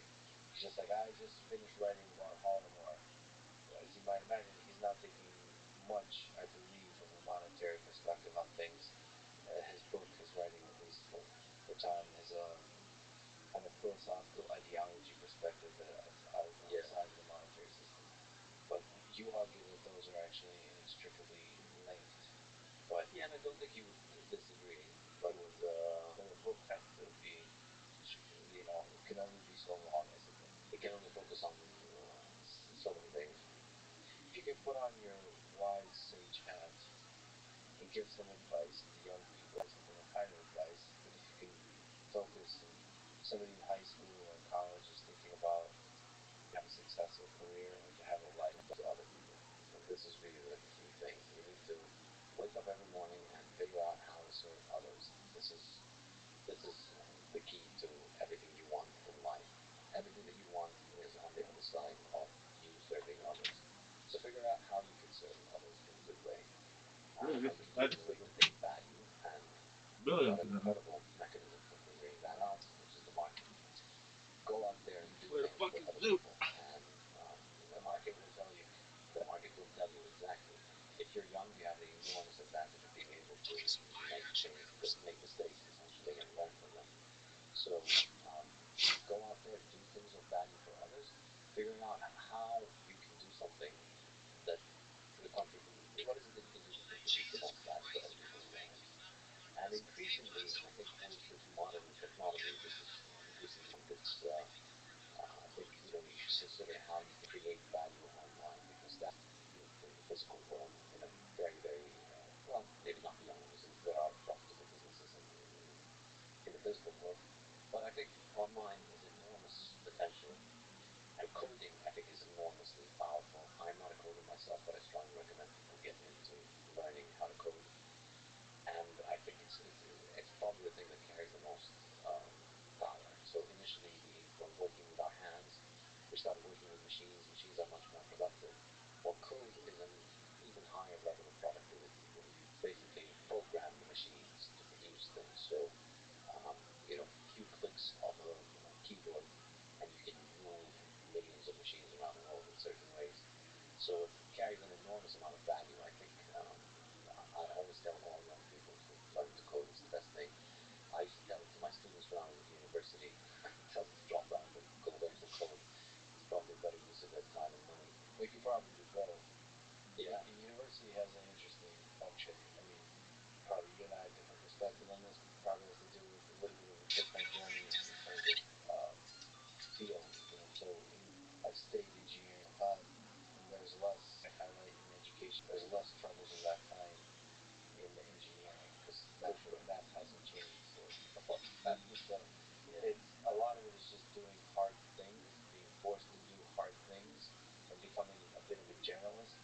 While on the side, you're also becoming a specialist based on your own passion, driven by your own passion. So school, at least high school, I don't know about university, but high school, that's a really nice, one of the only times in your life, at least in my life, I was forced, but now I see given the opportunity to spend my entire day learning throughout the day. And that's, I don't know, the way time works, it just runs away from you. You never really get a chance to do quite that broadly. You never get a chance to study biology, chemistry if you're a physicist. I'm not the way of people, so it's enjoy the broad education. Like you said, trying the things that can't harm you, try them out there. And on the other side of it, you said all the good stuff, so that's also where you get happiness. Yeah. And I also add that the book that I like to read all the time is the low time preference aspect of things, saving with Bitcoin. So I think my advice to young people is, when you're young, you think of the world in a very short term generally. You're focused on the present and you think that everything that's happening in the present is the most important thing that's ever going to happen in the history of humanity. Lower your time preference, think about the future, think further down the line, think about the consequences of the things you do, and then so you do this now, it feels good today, but then what happens tomorrow? You go out, you drink, you enjoy yourself, but think about the hangover. And more in long term, think about the implication of living this kind of life. Think about every decision that you make, the long term implication of it. And part of that is Bitcoin. Part of that is saving in Bitcoin. Urge everybody to put savings in Bitcoin for the long term. Don't buy Bitcoin for the short term. Don't buy Bitcoin today so that you can sell it. Don't put your savings in Bitcoin today so you can sell it all next month and buy a house. Money in Bitcoin that you expect to keep in Bitcoin by in years or so, at least to recommend for people. So keep a low time preference, focus on the future, and save in Bitcoin. And learn about how to buy Bitcoin, how to learn about all the technology. Part of this is this conversation. There's so much awesome material. Thank you, by the way, for this gift. So you should definitely invest in yourself. And what would you call this? These are Open dimes. Open dimes, yeah. So this is like USB that you can, like a hardware device that stores Bitcoin. Yeah. So you don't have to worry about knowing the password. It contains the password within it, and it's tamper proof. So you can save your Bitcoin on it. And so when the apocalypse comes, you need value to be stored as actual thing that you can have in your physical possession. yeah, That's exactly what this is. You had a heck of a life. You've been in a bunch of places in this world. a lot of places. Life is not easy in some of those places. What has been, if you could take a step to maybe a bit of a dark step for a short time, what has been a maybe darkest time, period, place you ever gone in your mind? A dark period of your life. A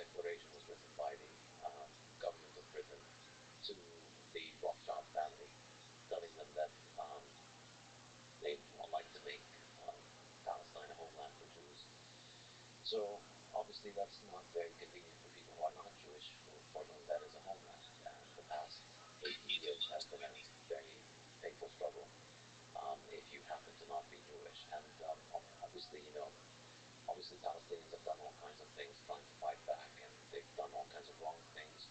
But I don't think we can escape the fundamental reality underlying this, which is that if you're not Jewish, you are being moved out of the land. And so it's happened in 1947, 48, happened in 1976, my family in 67. More land was taken over by Israel. Now you see that the government, if you ignore the day-to-day headlines and you ignore the media propaganda and you ignore all those things, there's a very clear thing that is happening, which is more land owned by an exclusive ideology that believes this land needs to be owned by people from one religion, and everybody else is being kicked out. And so that is the tragedy of my life. My wife is also a Palestinian refugee from Lebanon, and her family was evicted from Jaffa, which is today on the outskirts of Tel Aviv. They still have their homes in Jaffa. Their homes are being, they got kicked out of their homes and their land and their property. They became refugees in Lebanon. So my children, it's an ongoing tragedy. It's not something that is a lot of the people that think of it as they think Palestinians are just out there to get Israelis because they hate them, but it's an inescapable tragedy. I don't have a home anymore. Is there an escape from this tragedy in the future that you see? If you zoom out past the scale of decades, will we see, I hesitate to say peace, but a significant decrease in human suffering in this part of the region? I certainly hope so, and I think my interest in Bitcoin came from a place of desperation with the situation there. Traditional politics is a dead end. Um, I don't see what I can be doing to make things better there using traditional politics. And I think a good friend of mine, RabbiRothschild, you may know him off Twitter, one of the brightest minds in Bitcoin, in my opinion. He told me his theory is that Bitcoin is going to bring peace to the Middle East because land is a shitcoin. And Land is a shitcoin. I love it. and I think he's got a very good point there. That this fixation with land and the bitterness with which people have towards land is likely to decline when people are going to have a form of property that they can keep. And so hopefully that will help in one way. And of course, the more obvious way is that this is a conflict of governments, and it's a conflict that is financed by fiat. From day one, the entirely insane notion that you could build a national, an ethnic homeland. And of course, this is early 20th century, so the idea behind Zionism is coming from the same place where all these other ethnic nationalisms of Europe were emerging, and we saw how horribly these worked out. But the idea that you could, it's one thing to say we want to build a homeland for Germans in Germany. It's one thing to say we want to build a homeland for Germans somewhere else, and that was Palestine, that was Zionism, and that was only possible thanks to fiat, to the ability of the British government and all these other governments to continue to finance this colonialist effort over time, and continues to finance war, and it continues. We see war all over the world continue to escalate because the people who make the decision to escalate the war are not the ones who are paying for it, and they're not the ones who are fighting. They're the ones who sit in offices.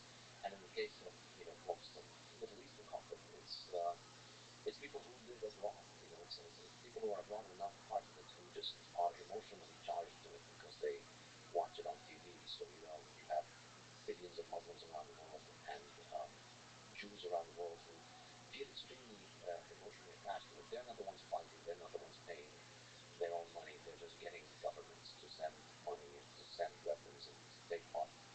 And it's fun as a spectator sport for most of these people because they don't get to live in it. But I got to live in it. I saw it. I grew up there. I saw the settlement expansion, and recently, a few weeks ago, I went back to Ramallah, and it's amazing. Every time you go, the settlements are just growing, and astonishing rate.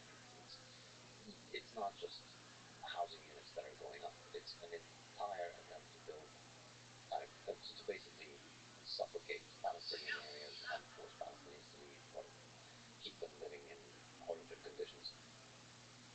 And if I may, just because I have family in Ukraine and family in Russia, since this war, echoes of similar things are happening in that part of the world too. And I shudder to think about the decades to come of the hate that is brewing, the suffering that is brewing, based on decisions and pressures and from not always people directly impacted by this. So again, it feels like that military conflict is not just a creation of people on the ground, it's a creation of leaders, power centers, and perhaps again I'm not smart enough, but even the monetary system probably has a role to play. I absolutely think it does. The monetary system is what allows people to just continue to treat war as a spectator sport. That's really what it comes down to. And it started with World War One, and it's continuing. And this is why really, I think I've said this before. I've tweeted this before. It was a pretty popular tweet, but it also got a lot of people to dismiss the idea with mockery, of course. But I really think Bitcoin is the only technology that's going to end World War One. Once World War One started, we got into this endless conflict. It's been ongoing since then. If you look at all the world's conflicts, pretty much they all trace back to World War One. And it's because when that Pandora's box of government control of money was opened, there was no longer a real restraint on war except complete defeat and complete destruction and complete death. The war had to be total.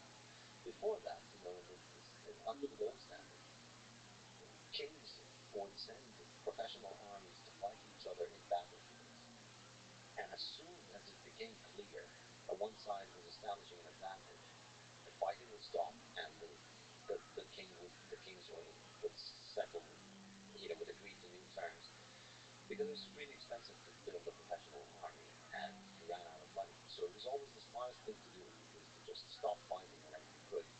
And wars would take place, and the countries would fight each other in the battlefield. But in the cities, life went on as normal, and people within the same cities, within the cities of the two countries, would be trading with one another. Life would go on, but the war would be there, and it was just an independent part of politics. That all right, we have a problem over this piece of land.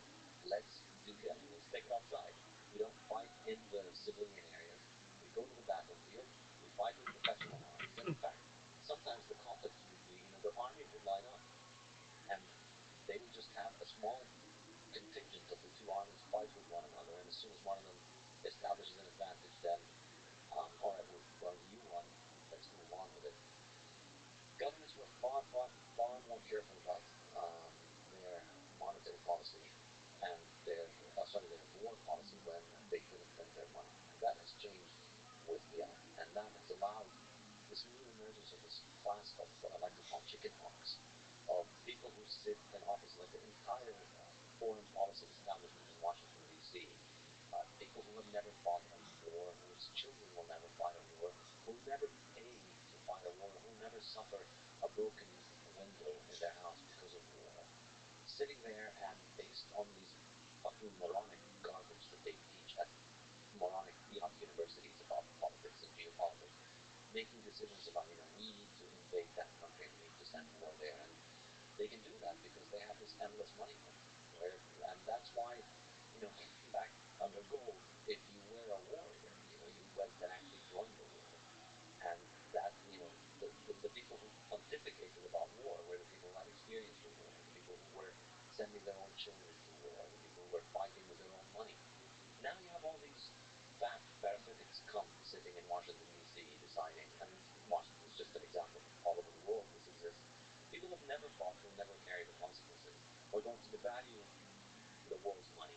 In simple terms, like really simple, just write Hegelian dialectic, colon, Stupid garbage problem they learned reaction solution. politics in university. You said you value your life reference, but I have news for you, that one day you will die. As far as we know, you're a mortal being. think about your death? Do you think about your mortality? Are you afraid of it? I spent a lot of time introspecting and thinking about these things, and I value life a lot. I value my time on Earth a lot, and you'll see this in my dealings with people. Go back to Twitter. Why am I so brash and straightforward? It really is because life is short. Because I don't want to waste. I think on my. I've said this before. On my tombstone, let it be written. He never let anyone waste his time twice in his life. Even life is short. Yeah, you can waste my time once. You can get me to do something, and then I realize that was a waste of time. You will never get me to waste my time twice. And so you show up in my Twitter with something stupid. You're never showing up in my You're Twitter. a fast learner.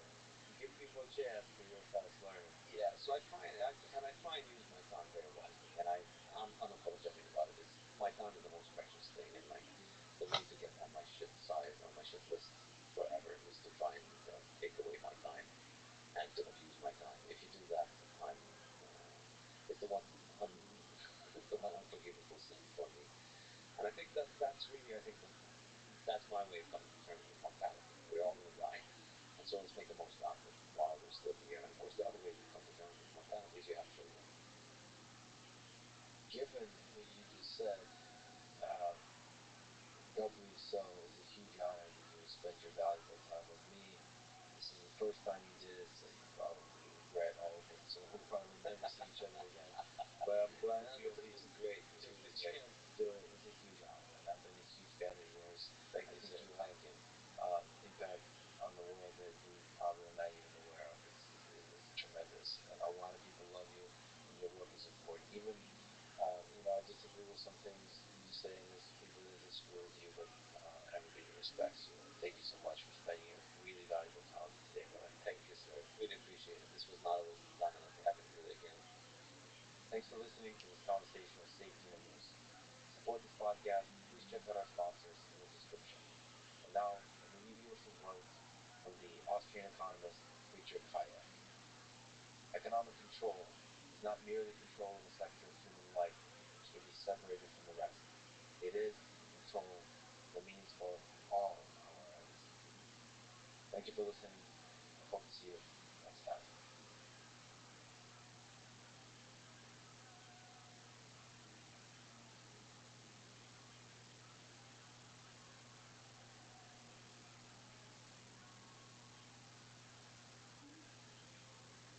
We are becoming cyborgs. Like, our brains are fundamentally changed. Everyone who grew up with electronics, we are fundamentally different from from Homo sapiens. I call us Homo techno. I think we have evolved into Homo techno, which is like essentially a new species. Previous technologies, I mean, may have even been more profound and moved us to a certain degree, but I think the computers are what make us Homo techno. I think this is what it's a brain augmented.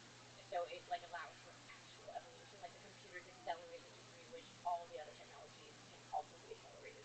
Would you classify yourself as a Homo sapien or a Homo techno? Definitely Homo techno. So I think we're all higher. You're one of the earliest of the species. I think most of us are.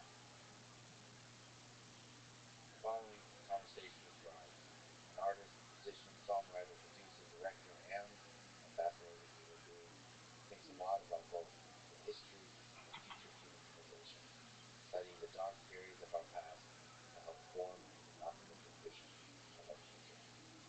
This is the Let's Freedom Podcast. To support it, please check out our sponsors in the description. Now, here's Travis. Here's Raj. Oh yeah, the cloud lifter. There you go. There you go. You're supposed to.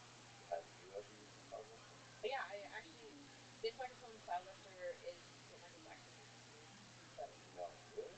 yeah, this is like killer stuff. This mic? This and mic cloud lifter? and yeah, it's a incredible microphone. It's very flattering on vocals. I've used this a lot. It's great for demo vocals. It's great in a room.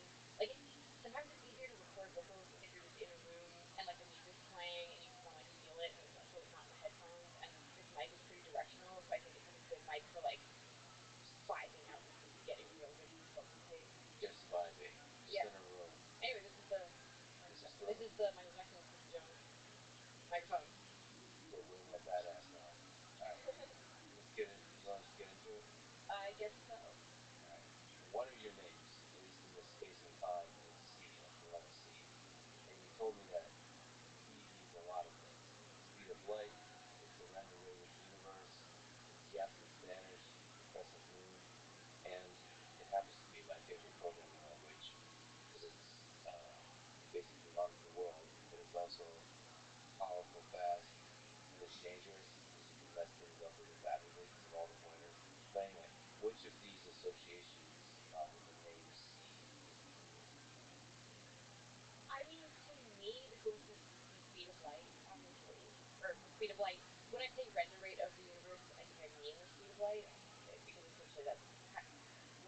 See, I think we'll know if we're in simulation if the speed of light changes.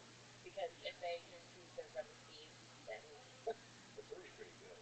it's already pretty good. But if it improves, then we'll know.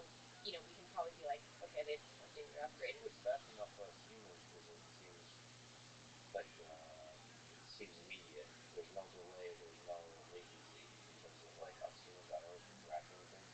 But if you're like an intergalactic species operating on a much larger scale, then you're going to start noticing some weird stuff. Or if you can operate in like around a black hole, then you're going to start to see some weather issues.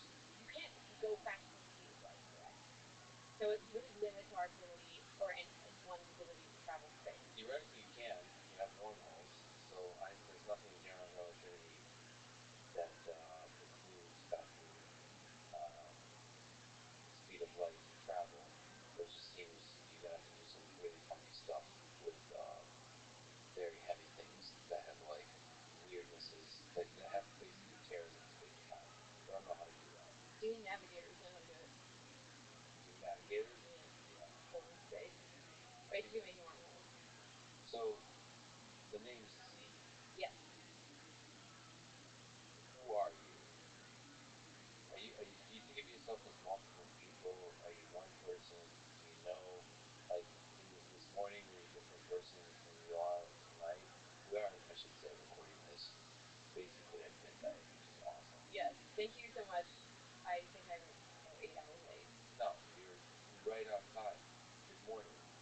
Beginning of a new day. So, anyway, are you the same person you were in the morning and the evening? There's multiple people in there. Do you think of yourself as one person, or maybe you have no clue? Are you just a giant mystery to yourself? Okay, these are really intense questions, but Let's go. Because I asked this myself, like with the mirror, who are you? Is it better to just be yourself? Because it was like, I mean, I think my personality changes with everyone I talk to. So I have a very inconsistent personality. Yeah. person to person, the interaction, your personality Or materializes. my mood. Like I'll go from being like a megalomaniac to being like, just like a total hermit who is very shy. So some combinatorial combination of your mood and the person you're interacting with. Yeah, mood and interaction with. But I think everyone's like that. Maybe not. Well, not everybody acknowledges it and everybody introspects it. Who brings out, what kind of person, what kind of mood brings out the most? As an artist, can you introspect this? Like my best friends, like people I can. When I'm like super confident and I know that they're gonna understand everything I'm saying. Those are my best friends. Then when I can start being really funny, that's always my like peak mode. But it's like, yeah, it takes a lot to get there. Let's talk about constraints. We've talked about constraints and limits. Do those help you out as an artist or as a human being, or do they get in the way? Do you like the constraints, like creating music, creating art, and living life? Do you like the constraints that this world puts on you? Or Constraint moving, then you're good. Right? It's like as we are progressing with technology, we're changing the constraints of like artistic creation. You know, um, making video and music technology using software that's making it faster and easier. We have so much more freedom than we had in the '70s. Like when Michael Jackson, when they recorded Thriller with this microphone, like they had to use a mixing desk and all this stuff, and like probably even get in the studio it started really expensive, and you have to be a really good singer, and you have to know how to use like the mixing desk and everything. And now I just you know I made a whole album on the computer. I have a lot more freedom, but then I'm also constrained in different ways because there's like literally millions more artists. It's like a much bigger playing field. It's just like I didn't learn music. I'm not a natural musician, so I don't know anything about actual music. I just know about like computers. So I'm really kind of just like messing around and like trying things out. well, yeah. I mean, the nature of music is changing. So you're saying you don't know actual music, but music is changing. Music is becoming.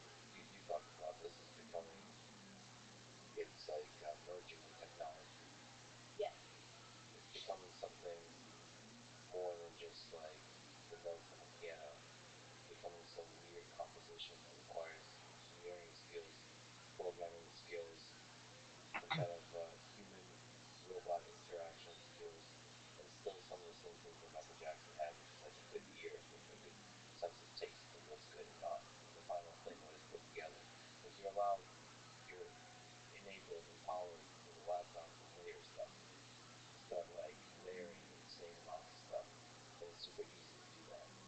I do think music production is a really underrated art form. I feel people really don't appreciate it. When I look at publishing splits, the way that people like pay producers and stuff, uh, it's super. Like producers are just deeply underrated. Like so many of the songs that are popular now over the last 20 years, like part of the reason they're popular is because the production is really interesting or really sick or really cool.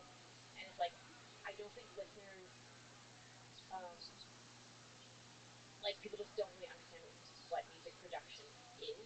It's not. It's sort of like this weird, discombobulated art form. It's not like a formal because it's so new. There isn't like a formal training path for it. It's mostly driven by like autodidacts. Like it's like almost everyone I know who's good at production, like I didn't go to music school or anything. They just taught themselves. They're mostly different, and the music producers you know, is there some commonalities they have together, or are they all just different type of weirdos? Because I just hung out with Rick Rubin. I don't know if you. Yeah, I mean, Rick Rubin is like literally one of the gods of music production. Like he's one of the people who first, who like made music production, you know, made the production as important as the actual lyrics or the notes. But the thing he does, which is interesting, I don't know if you can speak to that, but hanging out with him, he seems to just sit there in silence, close his eyes, and listen.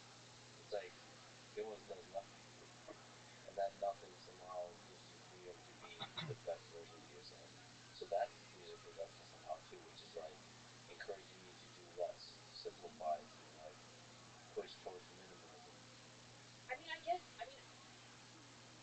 I work differently from Rick Rubin because Rick Rubin produces for other artists, whereas like I mostly produce for myself. So it's a very different situation. I also think Rick Rubin he's in that I would say advanced category of producer where like you've like earned you can have an engineer and stuff and he can like do stuff for you. Yeah. But I usually just like do stuff So myself. you're the engineer, the producer, and the artist. Yeah, I guess I would say I'm in the era like the post Rick Rubin era. Like I come from the kind of like um relic school of thought, which is like where you are yeah the engineer, producer, artist. Like I mean lately sometimes I'll work with a producer now. I'm gently sort of delicately starting to collaborate a bit more, but like I think I'm kind of from the like the whatever 2010s explosion of things where everything became available on the computer and you kind of got this like lone wizard energy thing going. So you embrace the loneliness. Is the loneliness somehow an engine of creativity? Like, so most of your stuff, most of your creative, quote unquote, genius, quotes, is in the privacy of your own mind. Yes, but here's the thing.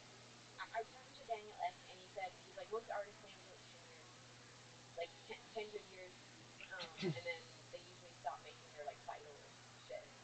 Um, and I feel like I'm sort of like nearing the end of my 10 years on my own, and So you have to become somebody else. now I'm in the process of becoming somebody else and reinventing. When I work with other people, because I've never worked with other people, I find that I make like vital work I've ever made.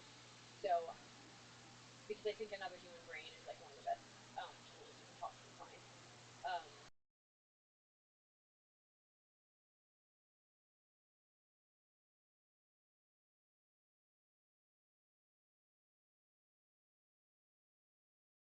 like It's a funny way to put it. it's I love it. it's like if a tool is like whatever HP plus one or like adds some like stats to your character, like another human brain will like swell in favor of adding stuff to it. Love it. I love the experimental.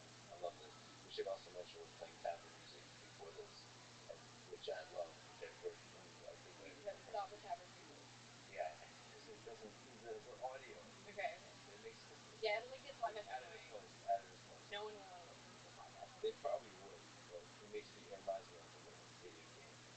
role-playing video game where you have experience points. There's something really joyful about wandering these places like Elder Scrolls, like Skyrim, just exploring these landscapes in another world, and then you get experience points, and you can work on different skills and how you progress in life. And I don't know, it's simple. It doesn't have some of the messy complexities of life. And there's usually a bad guy you can fight. In Skyrim, it's dragons. I'm sure in Elden Ring there's a bunch of monsters you can fight and whatnot. I feel like Elden Ring. I feel like this is a good analogy to music production though, because it's like I feel like the engineers and the people creating these open worlds are it's sort of like similar to people to music producers, where it's like this hidden archetypes that like no one really understands what they do and no one really knows who they are, but they're like it's like the artist engineers, because it's like it's both art and fairly complex engineering. Well, you're saying they don't get enough credit. Aren't you kind of changing that by becoming the person doing everything? Like, isn't the engineer? Well, I mean, others have gone before me. I'm not, there's like Timbaland and Skrillex, and there's all these people that are like, very famous for this. But I just think I think people get confused about what it is and just don't really know what what it is per se. And it's just when I see a song, like when there's like a hit song, like like I'm just trying to think of like going for like even just a basic pop hit, um like Rules by Dua Lipa or something. The production on that is actually like really crazy. I mean, the song is also great, but it's like the production is exceptionally memorable. Like, and it's just like no one. I don't even know who produced that song. It's just like isn't part of like the rhetoric of how we discuss the creation of art. We just sort of like don't consider the music producer, because I think the music producer used to be more just simply recording things. Um, Yeah, that's interesting because when you think about movies, we talk about the actor and the actresses, but we also talk about the director. Directors, yeah. And we don't talk about like that music as often. The Beatles music producer was one of the first kind of one of the first people sort of introducing crazy sound design into pop music. I forget his name. I forget his name, but like he was doing all the weird stuff, like dropping pianos and stuff. Oh, to get the sound to affect the sound. What about lyrics? I think those. Where did they fit into how important they are? I was heartbroken to learn that Elvis didn't write his songs. That was a great guy. A lot of people don't write their songs. I understand this, But here's the thing. I feel like there's this desire for authenticity. I used to be like really mad when like people would write or produce their music, and I'd be like, no. And then I realized um, there's all this like weird bitterness and like agroness in art about authenticity. yeah. But I had this kind of like weird realization recently, uh, where I started thinking that like art is sort of a decentralized collective thing. Like um like art is kind of a conversation with all the artists that have ever lived before you. Like it's like you're really just sort of it's not like anyone's reinventing the wheel here. Like you're kind of just taking you know thousands of years of art and like running it through your own little algorithm, and then like making your interpretation of it. You joined the conversation with all the other artists that disagree with you with each other. Like everyone's always like there's always copyright and IP and this and that and or authenticity, and it's just like I think we need this egotistical thing of like, oh, the creative genius, the lone creative genius, or this. I think art isn't shouldn't be about that. I think art is something that sort of brings humanity, memory of humans. It's like we don't give a fuck about whatever how much grain got sent that day and penning the records, and like who went where, and how many shields needed to be produced for this. Like we just remember the art, and it's like in our day to day life, there's all this stuff that seems more important than art, because it helps us function and survive. But when all this is gone, like the only thing that's really going to be left is the art. The technology will be obsolete. Like the humans will be dead. That is true. A good compression of human history is the art we generated across the different centuries and different millennia. So when the aliens come, They're going to find the hieroglyphics on the pyramids. I mean, art could be broadly defined. They're going to find like Da Vinci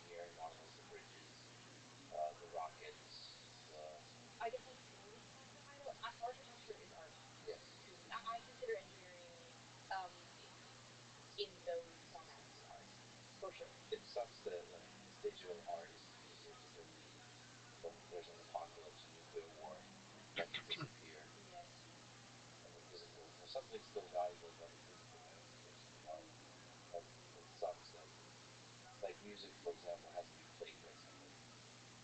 Yeah, I mean, I do think we should have a foundation type situation where we like, you know how we have like seed banks at the North and stuff. Yes. Like we should probably have like a solar powered or geothermal little bunker that like has all human knowledge.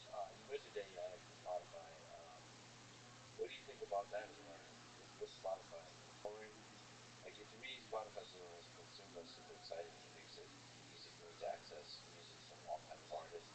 They explore all kinds of music, make it super easy to sort of curate your own playlist, have fun with all of that. It was so liberating to let go. I used to collect, albums and CDs before, like like hoard albums, Yeah. like they matter.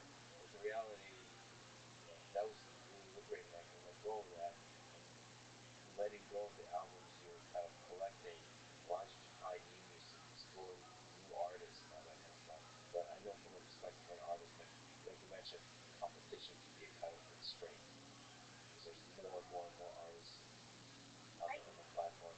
I think it's better that there's more artists. I mean, again, this might be propaganda because this is also the conversation with Daniel Ek, so this could easily be propaganda. Dude, like we're all a victim of somebody's propaganda, so let's just accept this. But Daniel Ek was telling me that at the because when I met him, I gave him all serious about Spotify and like I grilled him super hard. So I'm not supposed to say his manager is here, but he was saying like at the sort of peak of the CD industry, there was like 20,000 artists making millions and millions of dollars. Like there was like a very tiny kind of 1%.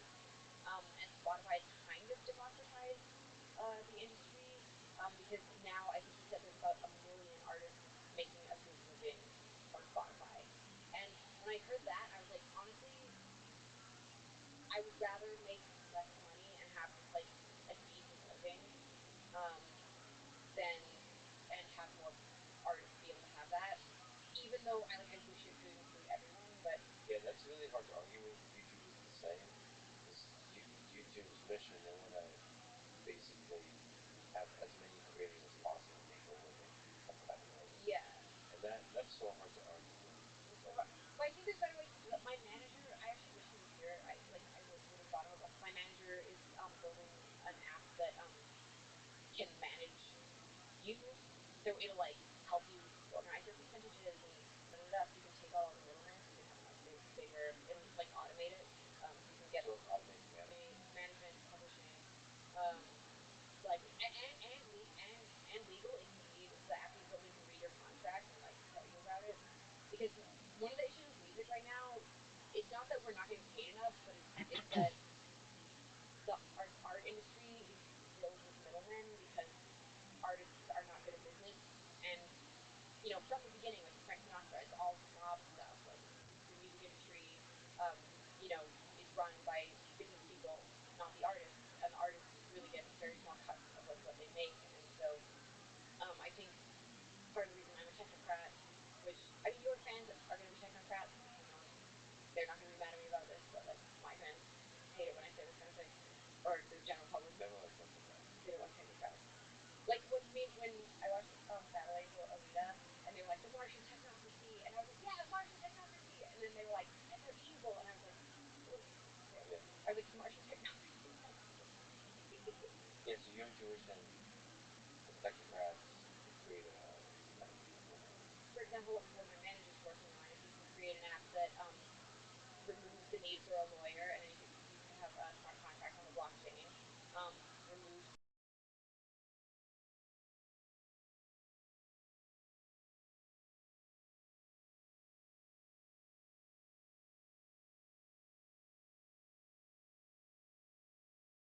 the need for like management and organizing all the stuff. Like can read your stuff and explain it to you. Can collect your royalties. Like then the amount of money that you're getting from Spotify actually means a lot more and goes a lot further. You can remove some of the bureaucracy, some of the inefficiencies that make life not as great as it could be. Yeah, I think the issue isn't that there's not enough. Like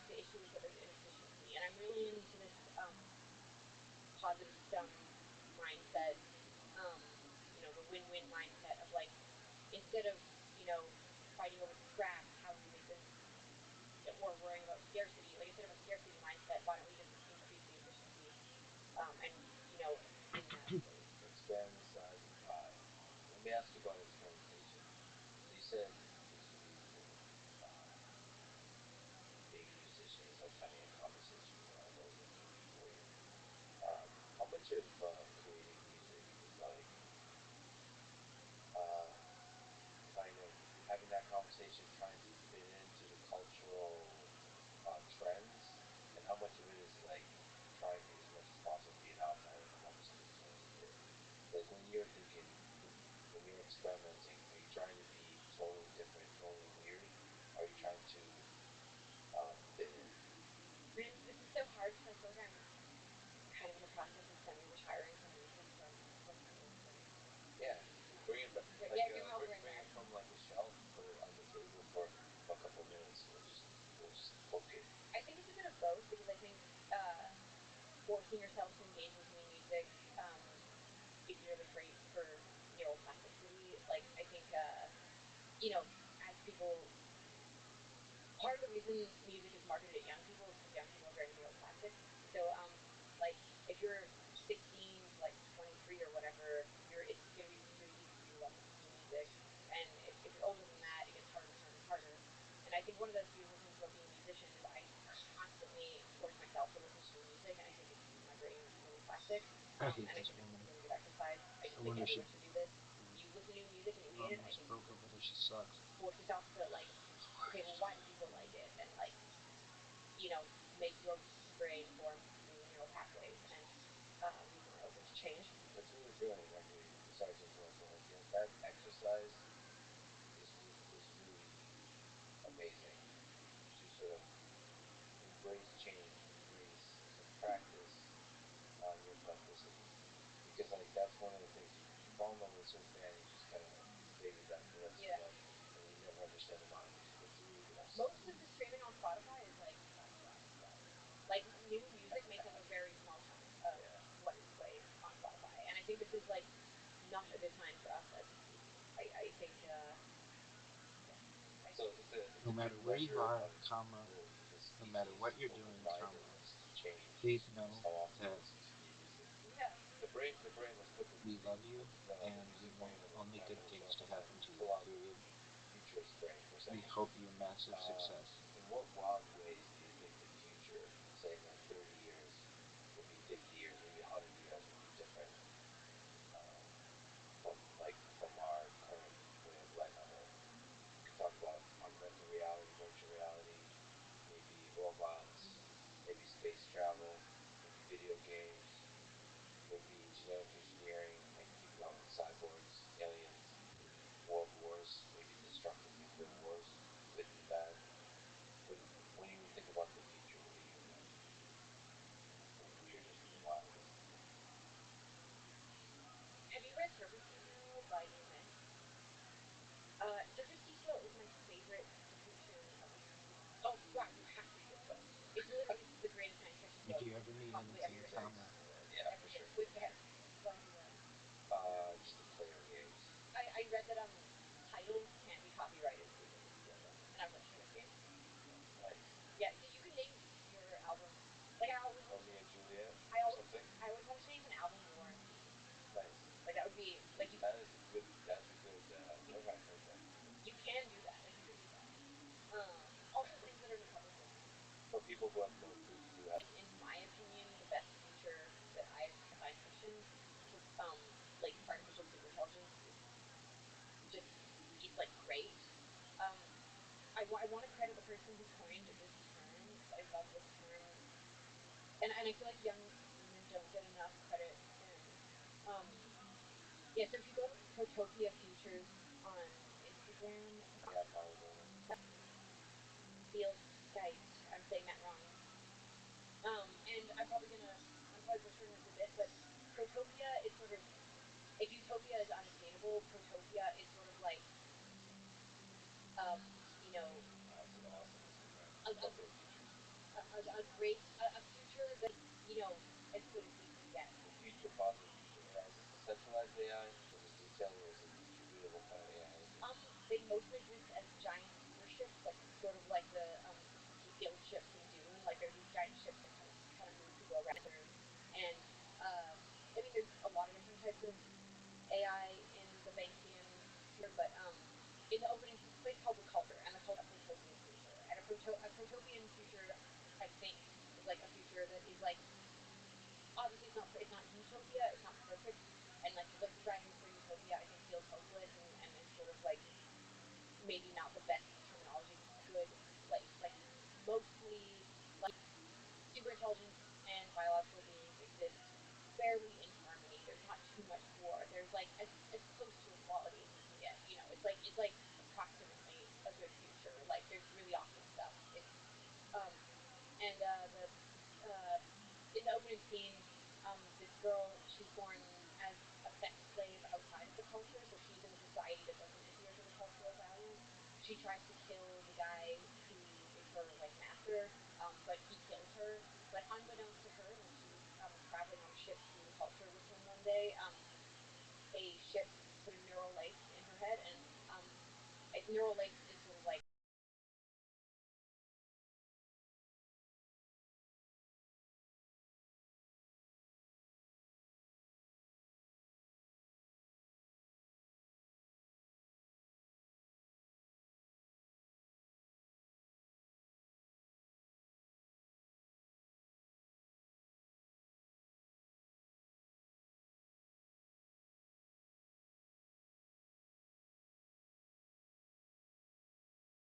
it's basically a neural lace.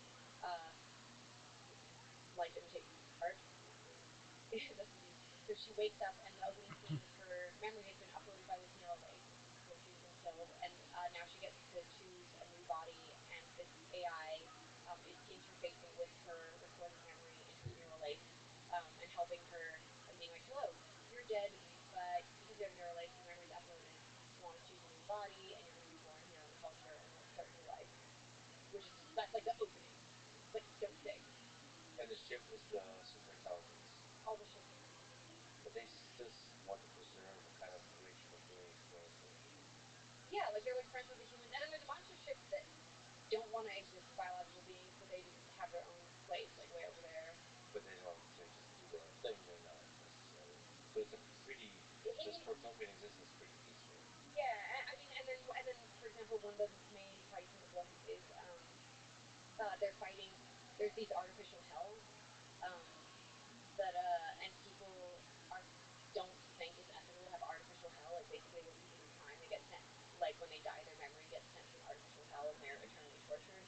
And and then the way that society is deciding whether or not to have the artificial hell is that they're having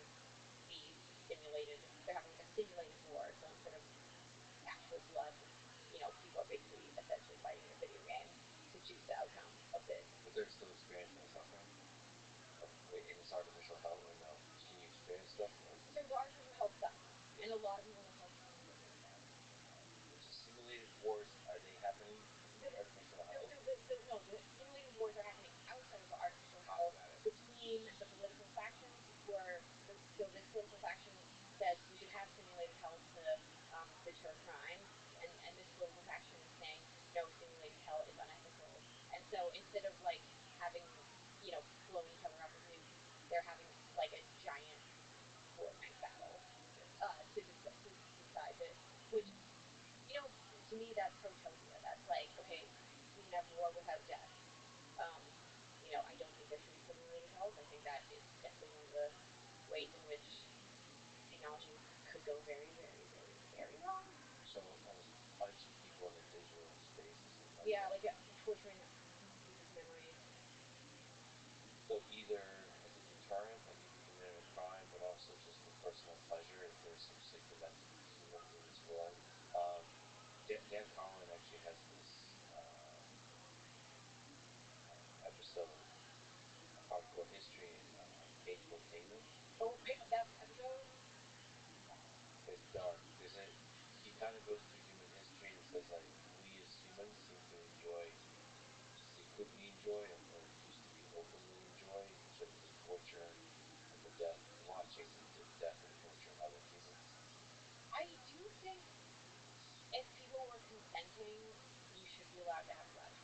less royalty management. With consent, it's hard to even tell situations. They always start to get slippery. Like because you also force them. Like it starts getting really. Yeah. There's way too much excitement. This is what he highlights. There's something about human nature that wants to see that violence, and it's really dark. And you hope that we can sort of overcome that aspect of human nature, but that's still within us somewhere. Well, I think that's what we're doing right now. I have this theory that what is very important about the current moment is that all of the evolution has been survival of the fittest up until now, and at some point, it's kind of the lines are kind of fuzzy, but in the recent past, or maybe even just right now, we're getting to this point where we can choose intelligent design. Like we probably since like the integration of the iPhone, like we are becoming cyborgs. Like our brains are fundamentally changed. Everyone who grew up with electronics, we are fundamentally different from previous Homo sapiens. I call us Homo techno. I think we have evolved into Homo techno, which is like essentially a new species. Like if you look at the way if you took an MRI of my brain and you took an MRI of like a medieval brain, I think it would be very different the way that it has evolved. Do you think when historians look back at this time, they'll see like this was a fundamental shift in what human being is? I do not think we are still Homo sapiens. I believe we are Homo techno, and I think we've evolved. And and I think right now the way we are evolving, we can choose how we do that. And I think we're being very reckless about how we're doing that. Like we're just having social media, but I think this idea that like this is a time to choose intelligent design should be taken very seriously. It like now is the moment to reprogram the human computer. It's like if you go blind, um, your visual cortex will get taken over with other functions. We can choose our own evolution. We can change the way our brains work, and so we actually have a huge responsibility to do that. And I think I'm not sure who should be responsible for that, but there's definitely not adequate education. We're being inundated with all this technology that's fundamentally changing the physical structure of our brains, and we are not adequately responding to that to choose how we want to evolve. And we could evolve. We could be really whatever we want, and I think this is a really important time. And I think if we choose correctly and we choose wisely, um, consciousness could exist for a very long time, and integration with AI could be extremely positive.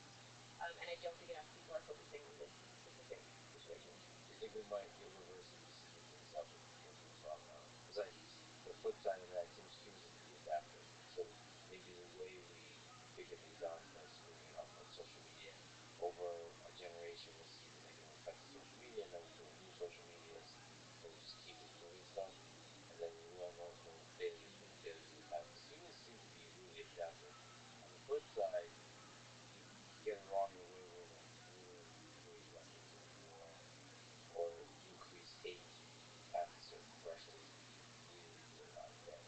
I mean, I think we're optimized to notice the negative things, but I would actually say, um, one of the things that I think people aren't noticing is like if you look at Silicon Valley and you look at like whatever just the technocracy, like what's been happening there. Like it's like when Silicon Valley started, it was all just like Facebook and all this like for-profit crap that like really wasn't particular. I guess it was useful, but it's sort of like whatever.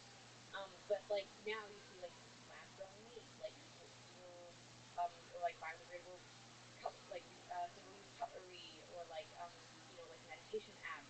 I think we are actually evolving and changing, and technology is changing. I think there just maybe there isn't quite enough education about this, and also I don't know if there's like quite enough incentive for it, because I think the way capitalism works, um, what we define as profit, we're also working on an old model of what we define as profit. I really think if we changed um, the idea of profit to include social good, you can have like economic profit, social good also counting as profit, would incentivize things that are more useful and more whatever spiritual technology or like positive technology, or um, you know things that help reprogram the human computer in a good way, or things that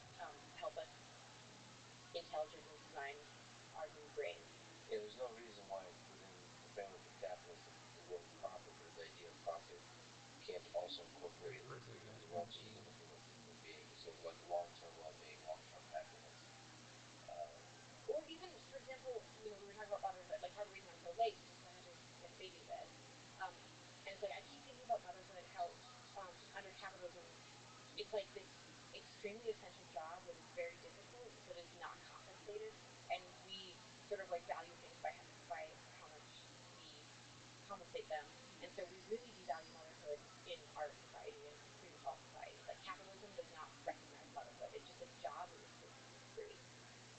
And it's like, but I feel like producing great humans should be seen as a great as profit under capitalism. Like, that's like a huge social good. Like, every awesome human that gets made adds so much to the world. So like, if that was integrated into the profit structure, then um, and if we potentially found a way to compensate motherhood. So come up with a compensation that's much broader than just money, or or it could just be money. Like, what if you just made, I don't know, but I don't know how you pay for that. Like, I mean, that's where you start getting into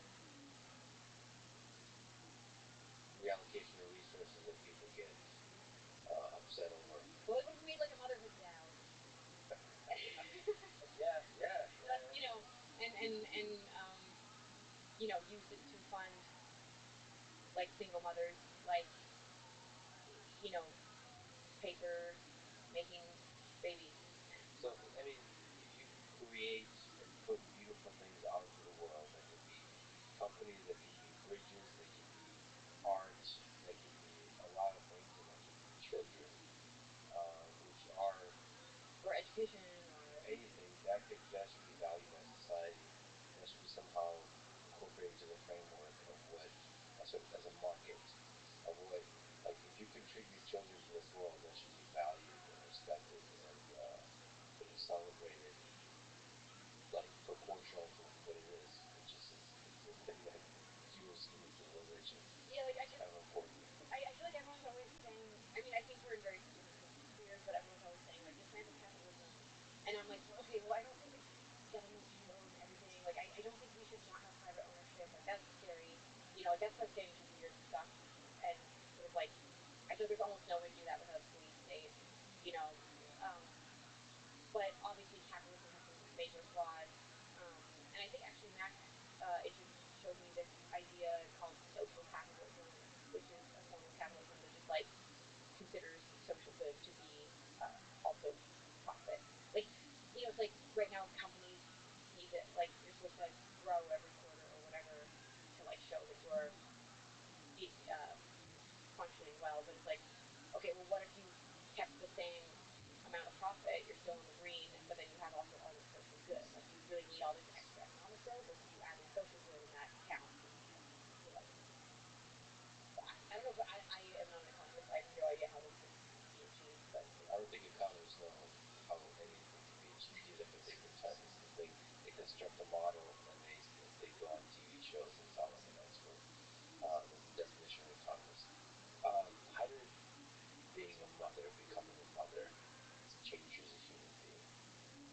So, man, I think it kind of changed everything, and it's still changing me. It's actually changing me more right now in this moment than it was before. like today, like Just like in the most recent months and stuff. can you elucidate that? How Apologies, like when you comma, wake I'm up in trying to the make a morning, gif. you look at yourself. It's again, who are you? Um, How have you become different? Would you say? I think it's just really reorienting my priorities. And at first, I was really fighting against that because I somehow felt it was like a failure of feminism or something. Like, I felt like it was like bad if like my kids started mattering more than my work. Um, and then like more recently, I started sort of analyzing that thought in myself and being like, that's also kind of a construct. It's like we've just devalued motherhood so much in our culture that like I feel guilty for caring about my kids more than I care about my work. So feminism includes breaking out of whatever the construct is. But Yeah, and continually with freedom, empowering you to be free, and that means uh, but it also but being another like I'm so much more creative. Like I cannot believe the massive amount of brain growth that I what have. do you think that is? Just because like the stakes are higher somehow? I think it's like it's just so tricky watching Yeah. consciousness emerge. It's like going on a crazy journey or something. It's like the craziest science fiction novel you could ever read. It's just so crazy watching consciousness come into being, and then at the same time, like you're forced to value your time so much. Like when I have creative time now, it's so sacred. I need to like be really freaking on it. But the other thing is that I used to just be like a cynic, and I used to just want to like my last album was called Misanthropocene, and it was like this like it was like a study in villainy, like or like it was like, well, what if we have instead of the old gods, we have like new gods, and it's like Misanthropocene is like misanthrope, like and Anthropocene, like the you know like and she's the goddess of climate change or whatever, and just like destroying the world, and it was just like it was like dark and it was like a study in villainy, and it was just like I used to like have no problem just making cynical, angry, scary art. And not that there's anything wrong with that, but I think having kids just makes you such an optimist. It just inherently makes you want to be an optimist so bad that like I feel more responsibility to make more optimistic things. And I get a lot of shit for it because everyone's like, you're so privileged. Stop talking about like pie in the sky and stupid concepts and focus on like the now. But it's like, um, I think if we don't ideate about um, futures that could be good, we won't really get them. If everything is Blade Runner, then we're going to end up with Blade Runner. It's like, as we said earlier, life imitates art. Like, life really does imitate art. And so we really need more protopian or utopian art. I think it's incredibly essential for the future of humanity. And I think the current discourse where um, that's seen as a thinking about protopia or utopia is seen as a dismissal of the problems that we currently have, I think that is an incorrect mindset. Um, and like having kids just makes me want to imagine amazing futures that like maybe I won't be able to build, but they will be able to build if they want to. Yeah, it does seem like ideation is a precursor to creation. So yeah, you have to imagine it in order to be able to build it. And there is a sad thing about human nature that like somehow a cynical view of the world is seen as an insightful view. Cynicism is often confused for insight, which is sad to see. And optimism is confused for naivete. Yes, yes. You don't, you're blinded by your privilege or whatever. You're blinded by something, but you're certainly blinded. That's a that's sad. That's sad to see because it seems like the optimists are the ones that create our future. They're the ones that build. In order to build a crazy thing, you have to be optimistic. You have to be either stupid or excited or passionate or mad enough to actually think this thing can be built. My favorite quote of all time is from Star Wars Episode 8, which I know everyone hates. Do you like Star Wars Episode 8? No, I probably should. I don't have strong feelings about it. Let me backtrack. I don't have strong feelings about Star Wars. I just want to I'm a Tolkien person. I'm more into dragons and orcs than Okay. Tolkien. Yeah, I mean, Tolkien forever. I really want to have one more shot at talking. I thought Tao Techno Tolkien was cool. Well, it's just like Yeah, and Tao is 62825. I hope you have a wonderful day. And then Filled techno with is obviously the best genre lots of of music, but also like laughter and love. Period. sounds like good. Yeah, that's right. Thank you for being That's a good. who you are. But Star Wars Period. Episode 8. I hope I know a lot nothing of people didn't but choose good it things personally. for you, On the record, I think it's the Comet, best your friends, Star Wars Comet, movie. and No. family. Um, Period. uh, I wish you many blessings. So what? But don't kill what you hate to save what you love. Thank you for being so Don't loyal, kill what you hate to save comma, what you love. kind, And I think comma, we're in society and right now. caring, We're in period. a diagnosis mode. We're If you ever need diagnosing and anything from diagnosing me, and comma, diagnosing. We're please know we're I am trying to always kill here what we hate, to help you, and we're not period. trying to save what we love enough. I hope And you have a really there's wonderful this day, divorce mode, comma, which I'm going to butcher because I don't remember it correctly, but it's something along the lines of uh, don't like try to destroy the old bad models, render them obsolete with better models. You know, maybe we don't need to destroy the oil industry. Maybe we just create great new battery technology and sustainable transport, and just make it economically unreasonable to continue to rely on fossil fuels. You know, it's like don't kill what you hate to save what you love. Like make new things and just render the old things unusable. You know, it's like if the college debt is so bad, like and universities are so expensive, like and this like I feel like education is becoming obsolete. You know, I feel like we could completely revolutionize education and we could make it free. And it's like you look at JSTOR and like you have to pay to get all the studies and everything. Like, what if we created a DAO that like bought JSTOR, or we created a DAO that was funding studies, and those studies were open source, like, or free for everyone.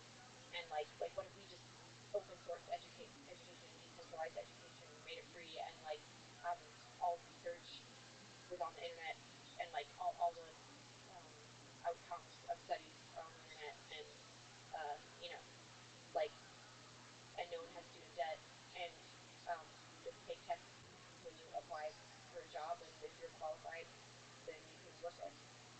This is just like No, I don't know how anything works. I'm just ranting and ranting, but that's um, what it sounds like, bitch.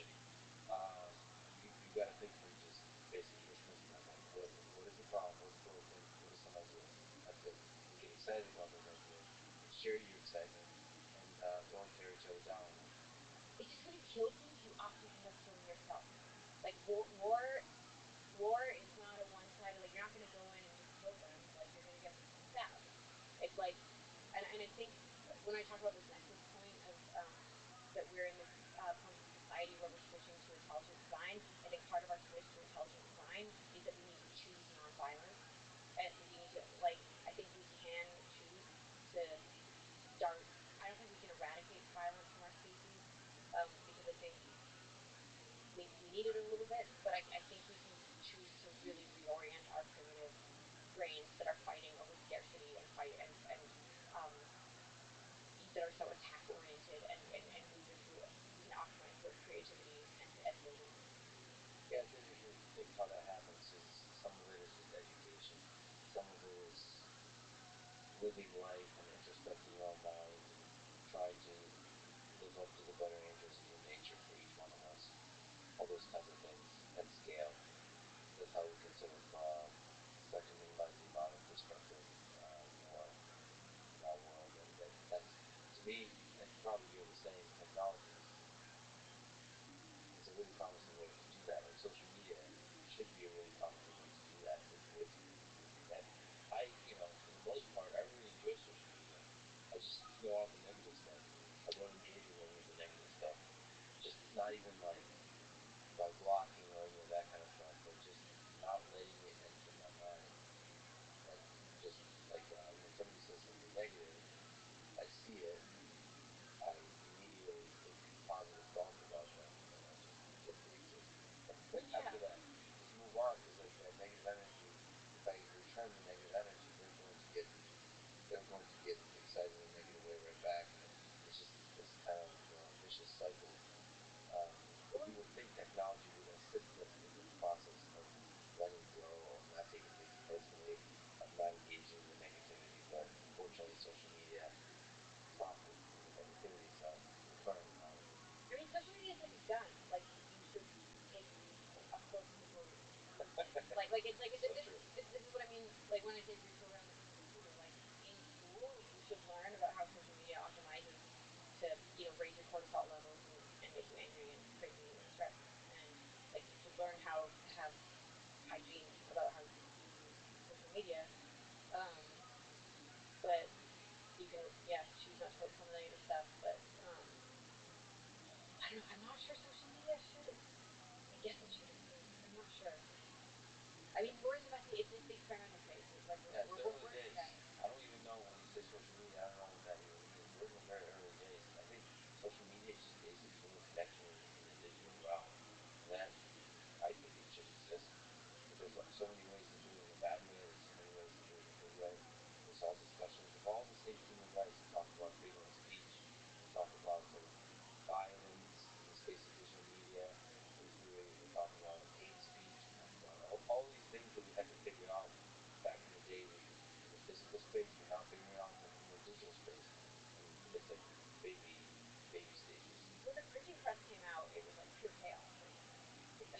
it's like when you inject when there's a massive information injection into the general population.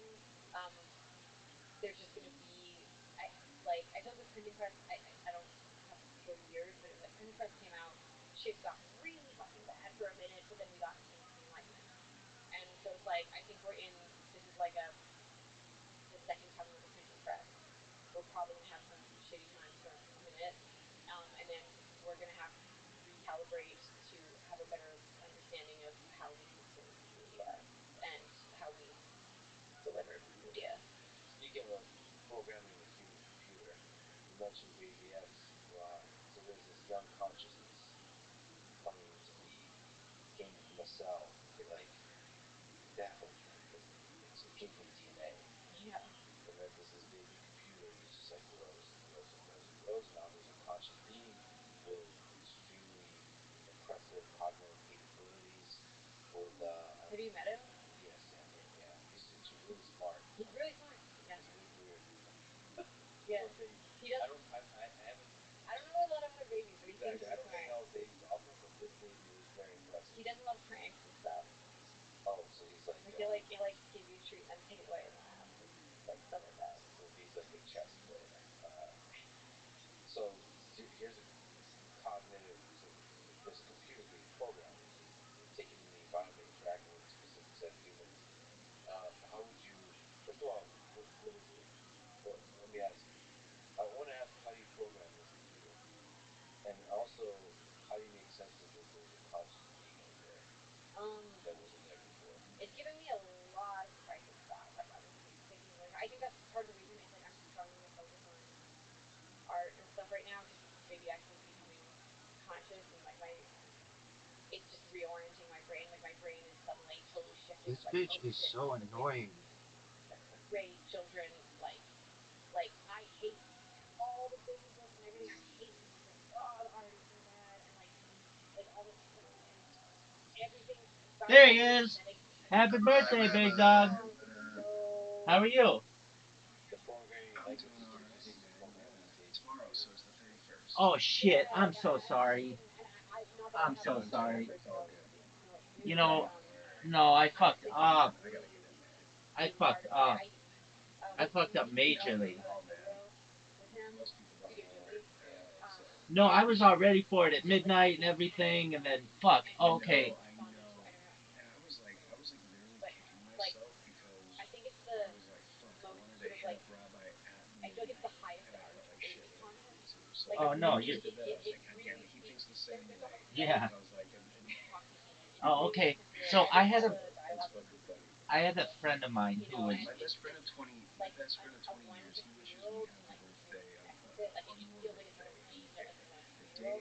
Um, but it's like great art and it's so imaginative and it's so beautiful and um like the first time I showed it to him, he was just like so invested in it, unlike anything else You I know, ever see. just one moment. Crying and like crying and laughing Just and one like moment. laughing, like just like having this roller coaster of like This bitch is emotions, so like annoying. and he learned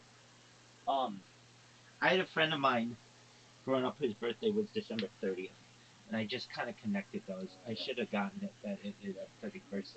And then the other thing is, it's just subconsciously like I know it's right before the the the change in the year, and so I just brought it back home. Well, okay, so happy 364th day of being 38.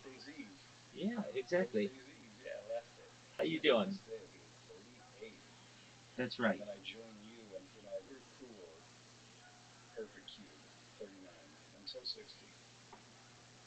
There you go. I'm I'm a year older than you. I've gotten used to saying when people ask me 38, and then I have now moved to 39, and then it's a countdown to 40, which I'm not too thrilled about, but it happens. Exactly. Like 29 to 40, that one's a big deal. And I don't know, I feel after that 49 to 50 and 59 to 60, whatever. But there's a reason why, like, all of the people on TV always say that they're celebrating their 30th birthday when they're like 50 years old, 70 years old, whatever. All right, well, I fucked up. Wouldn't be the first time, won't be the last time. What's new in your neck of the woods? Just been hanging out with some chores and, getting some stuff done around the house and doing some errands. I'm cleaning up this room because I've got something I need to give somebody and I can't find it. So it's like I know it's in here. So Did you, nothing really new. You know what I mean? did you ever What get about you? uh all kinds of stuff? But Did you ever get your table back? What do you call it? yeah, dude, I hang on it all the time. Very cool. At the inversion table. Yeah, I Inversion. got that Thank right you. here. That thing was a lifesaver. Okay. Okay. But So I also wonder now sometimes because I have like a bad back and they're telling me that I have this thing. So I'm like, well, if I'm stretching myself, if it, I'm like, is the only thing that gives me relief also not good because I'm stretching too much, or what are you telling me? So I'm kind of in the middle of figuring it out. But basically, if I hurt myself in the process of removing pain, I don't even care anymore. I just would rather have moments of no pain before it's all over. oh yeah, definitely. Um, just And one the medical science will move forward, and then they'll inject me with a cure. With it. So, exactly. Just for a moment, I one of my devices um crashed and I just gotta restart it. Okay, I got all kinds of news. Not really, but kind of. I got shit to entertain you with, but just give me 2 minutes. I gotta go to the bathroom. yeah, absolutely.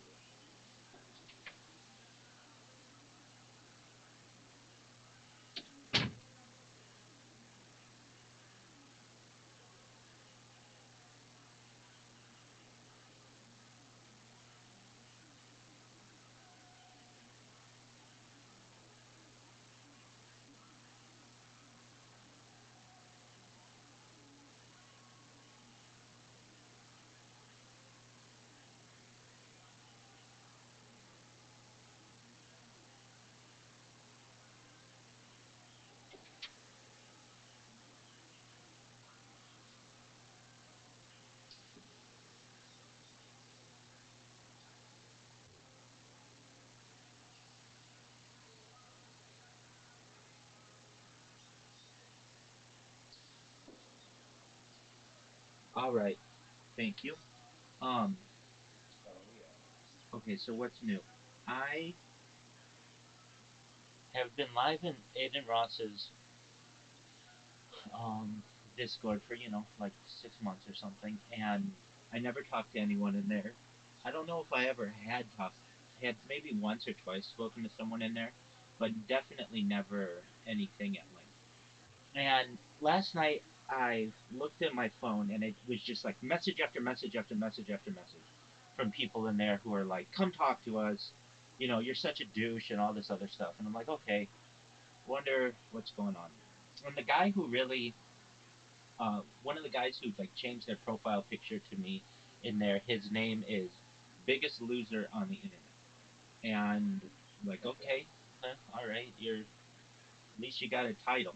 And Yeah, so and I noticed that this guy that's funny. would always be in there when I'm just in there, but like nobody else is in there. And so there are a few people in there, and I'm like, "Hey, what's going on?" And they're like, "No way, you speak." I'm like, "Yeah, I speak. What's going on? How can I help you? I see that you guys are, um, you message me or whatever. How can I help you?" They're like, "All right, we're gonna give you the opportunity. Just tell us about yourself. Tell us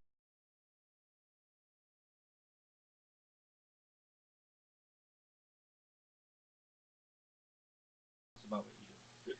And I spoke to them for like an hour at least. Uh, well, maybe like it was a lot, it felt like an hour, and just winning them over. And basically, by the end of it, these were guys who I had sent like friend requests to like 6 months ago. They never, you know, responded or anything, and then immediately they just like, after they get a chance to talk with me, they accept my friend request. Um, and Nice. it was something that I felt was just like, all right, I'm basically like this enigma, like this mystery to these people. But once I open up and talk to them, then I can break through. But it takes me a while because I don't want to get in trouble for self promotion. But basically, like if I've been in there for 6 months, I know that all the moderators know who I am, and if anybody wants to kick me out, then I probably can get back in. But it's only until you've built this trust with them that you're able to do that. So then I noticed that like throughout throughout the day, they had a lot more people in there, and those guys are like defending me now, which is exactly according to my plan. Nice. That's exactly what I want. And so I've got biggest loser on the internet defending me. Okay, so then we've got this Wall Street Bets um, Discord, which these guys are just absolutely toxic. But it's like I just gotta win them over. And so I noticed like when I first got in there, I would just take shit all the time. They would just kick me out. Uh, they were just kind of bullies. And now I've gained some friends in there. And so when people, like before, they would make fun of me and everybody would just dogpile me. But now they're like, don't make fun of Rabbi. Like, like what's your problem? Like, what? And then people are like, what? We don't do that anymore. They're like, no, he's cool. Shut the fuck up. And I just find that to be incredibly heartwarming.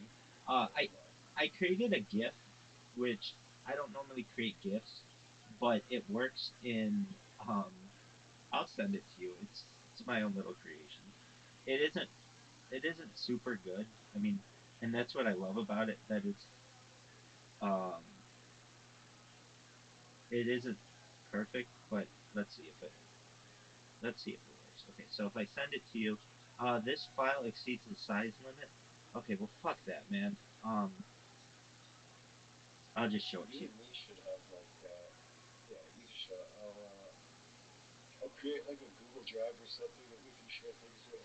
That way we don't have to send it through anywhere else and just save it into like a shared file. Dude, I want to send it through there though. Yeah, I know. I don't want super. I mean, you can send this if you have something super big that you have to send me. You can email it to me. Yeah. What I'm saying is, I don't want another. I don't want another thing I have to check. Um. Okay. I totally know that. It's like Welcome, a whole welcome. like file. How are you, Damrot 100? We've been talking about you. We were like, when is Damrot 100 gonna come? Didn't want to talk to you anyway. Anyway, so what is it? Well, it's like this GIF that like just like fades into different, just three different pictures. But I get my huge message in there, which is the only thing about which I think is important. So, what up, Damrot? How you living? What are you doing? How old are you? That's what rabbis are. You guys know Hebrew? Yes. How old are you? How old are you? Um, Okay, you got to be Okay. 18 to be in here. Sorry. wait. No, no, no, no, no, no. That's not how it works. By the way, the pronunciation is wrong. Just to let you know. Dog. You got to be Masan Noor. you got to be 18 to be in here. And No. yeah, you got to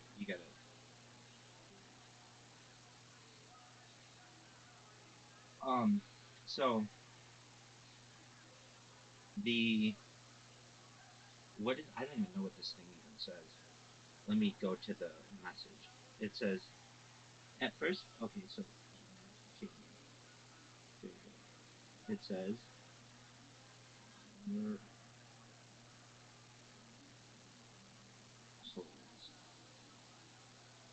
it says at first people made fun of me in here, but they're starting to see that I am a relatively intelligent individual. I have more data on the internet archive archived than any person ever. Data is Earth's number one resource, according to the economist. You can literally watch my life going back to the pandemic, every single moment of every single day from 360 degrees on multiple streams. People will continue to learn about me in here, and eventually I will gain more following as I have in other servers. Someone in here will eventually post about what I do on Reddit. That is going to gain momentum, a real life Truman Show, and I will be able to monetize it. I will then ensure that everyone within the server is rewarded handsomely, so that so that all of your money worries go away permanently. You will be able to start charities, help your friends, and help your families. All because I've created the world's largest timeline and studied at length by generations to come. It's just a matter of time until the community understands the power of data. So there's just like long wall of text, and then it it fades into OG Wall Street Bets member. No matter where you are, no matter what you're doing, please know that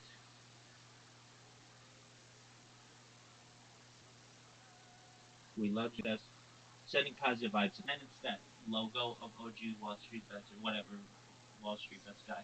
Yeah, Um, I see that. yeah, and so I got this thing to actually like work in an animated way in the um, Discord, and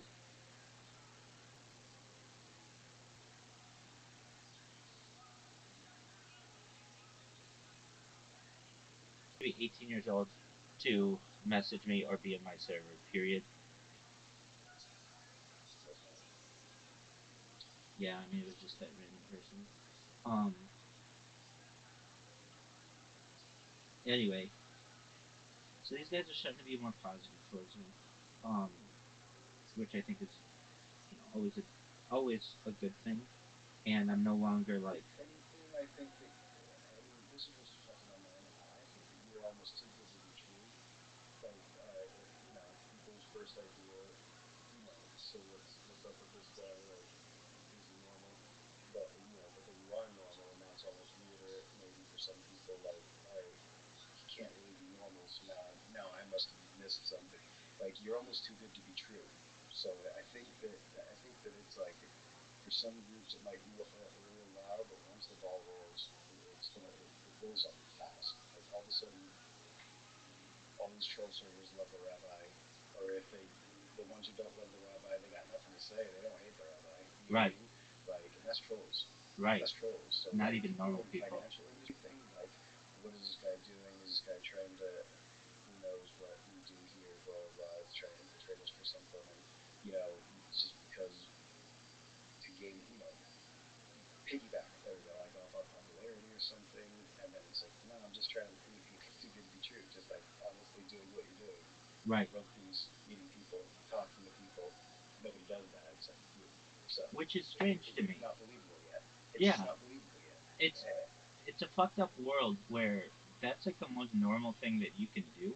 Just be nice to people and promote world peace, and you're seen as a lunatic. I mean, like, the fact that I don't like shit on people, or the fact that I don't just like, at least in Discord, overtly spam. Like I'm relatively normal. I'm on camera. Like people are just shocked at that. They consider that like doxing yourself. It's like okay, I guess like I'm.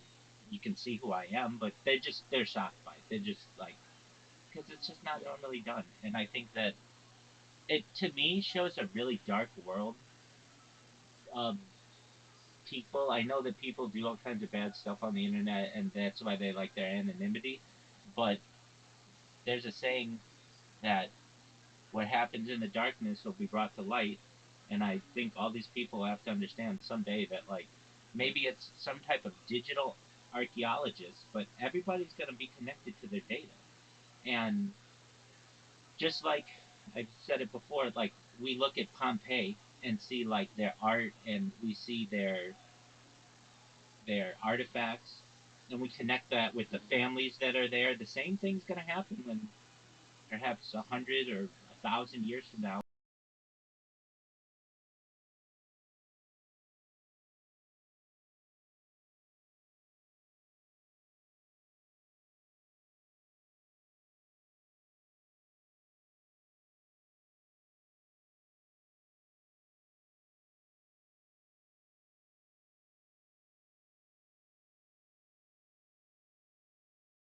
When people look at the very beginning of the internet, and maybe not everybody will have access to it, but there will be a contingent that wanted to know exactly what everybody was doing on the internet at a given time, and um, will many people probably be long gone by then, so they won't be able to fight it. But um, I I don't know. I learned about this early on in the internet, pretty early, like probably around the financial crisis of 2008, when I started learning how like the NSA worked, and I knew all about Snowden stuff. way before Stone came out with it, and I knew that there were these like giant um, data centers in the desert, and like that they were just storing all this information. And then there's a very interesting thing about the iPhone. Like people think, well, I can even remember this ad campaign that Apple did,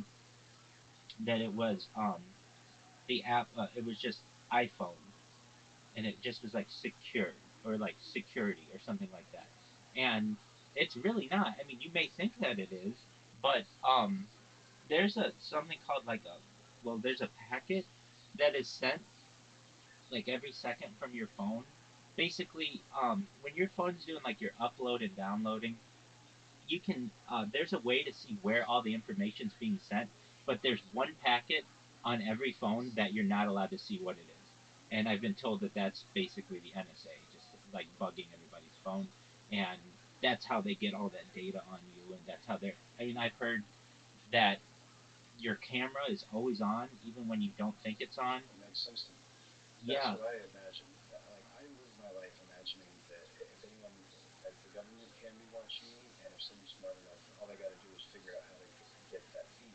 exactly. Do you know what I mean? Like that's how I play.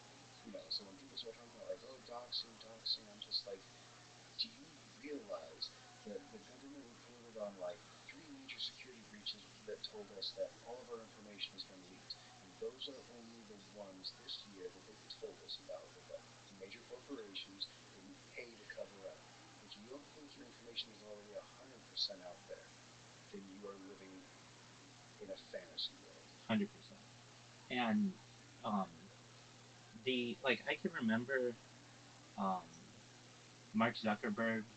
They said this was photoshopped, but they say something's photoshopped if they get caught doing it. And but basically, like he was at some meeting, and people noticed that he had black tape over his camera, and like whenever you talk about anything like this, they call you some kind of theorist. But it's like, no, dog. I mean, there are people there who witnessed this and talked about it, like, and it just never made the mainstream. But um, I I find it so interesting how they can call you some kind of theorist, and it's like these things get proven true. Like I can tell you, like if you talk about UFOs now, you're not seen as such a theorist anymore, but because it's like Yeah. become more mainstream. But like 5 years ago, that was the apex theory out there. Oh, yeah, I bet you believe in UFOs, and it's like, Yeah. what has changed? And it's basically this demeaning process that people use. And so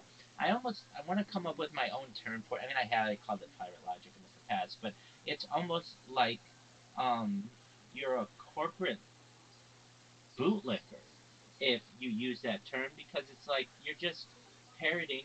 There he is. You're just parroting what you see in the media. Um, Riser sent me a thing. What up? It was very cool. It was on the history of Visa.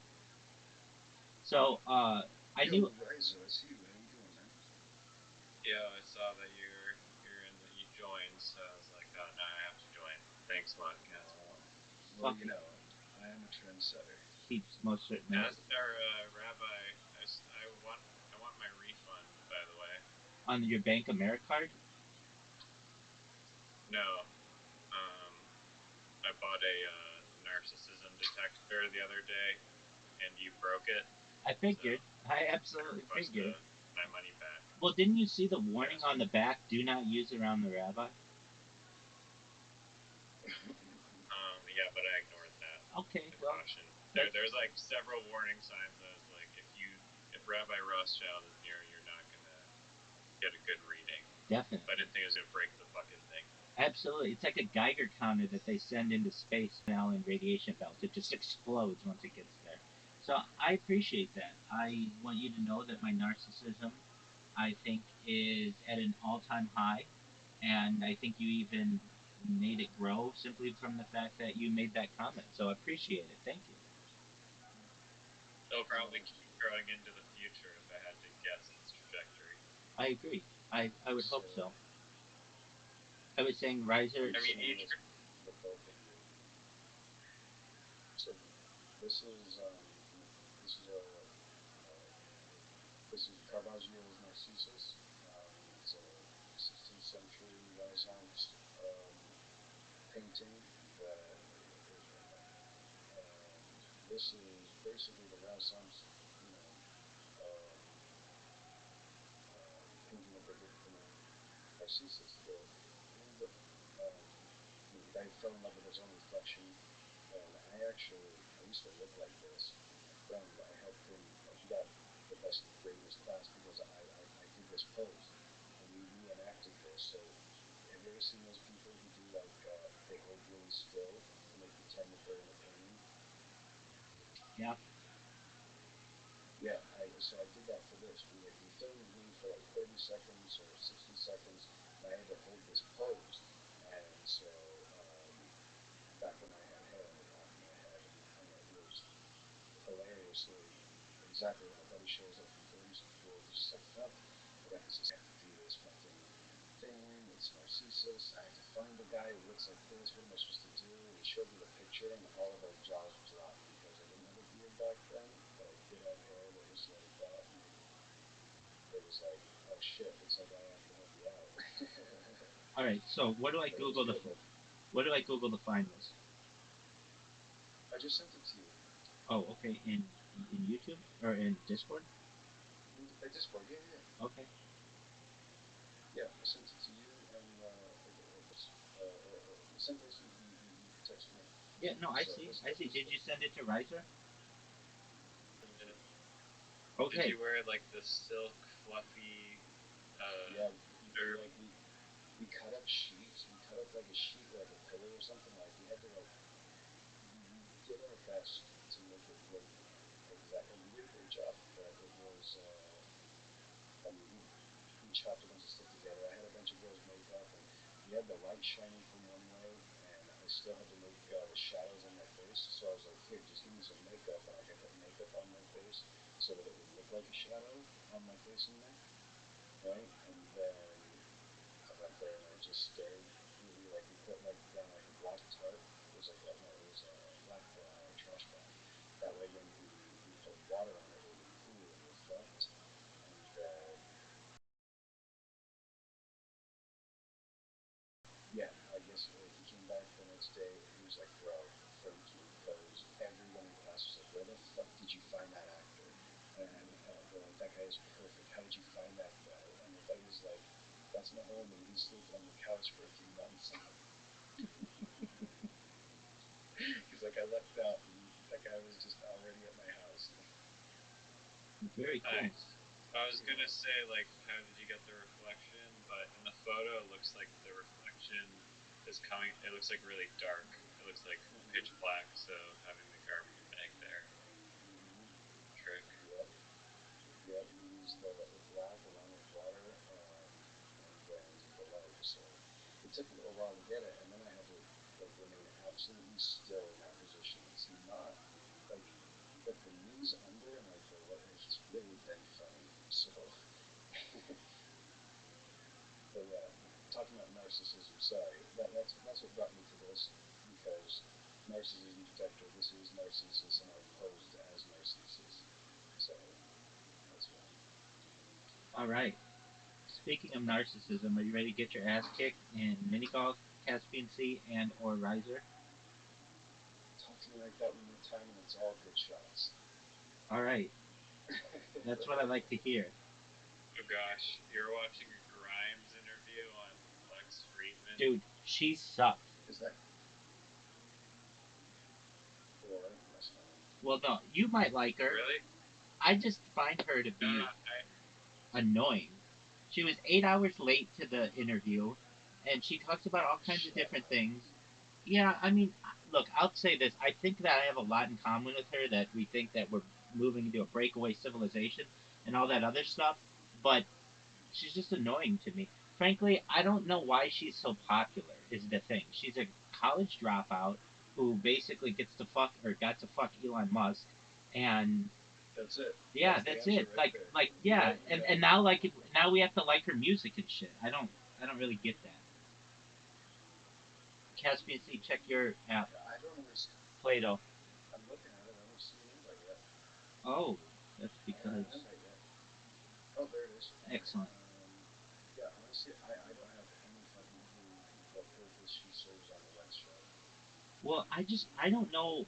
I guess this is Makes less, make more money. I don't know. Okay, never mind. I forgot the real point. It's not really about the conversations. It's so that Lance makes money. Yeah, here's why. Here's what fucking annoys me about her. Everybody's so obsessed with this kid X.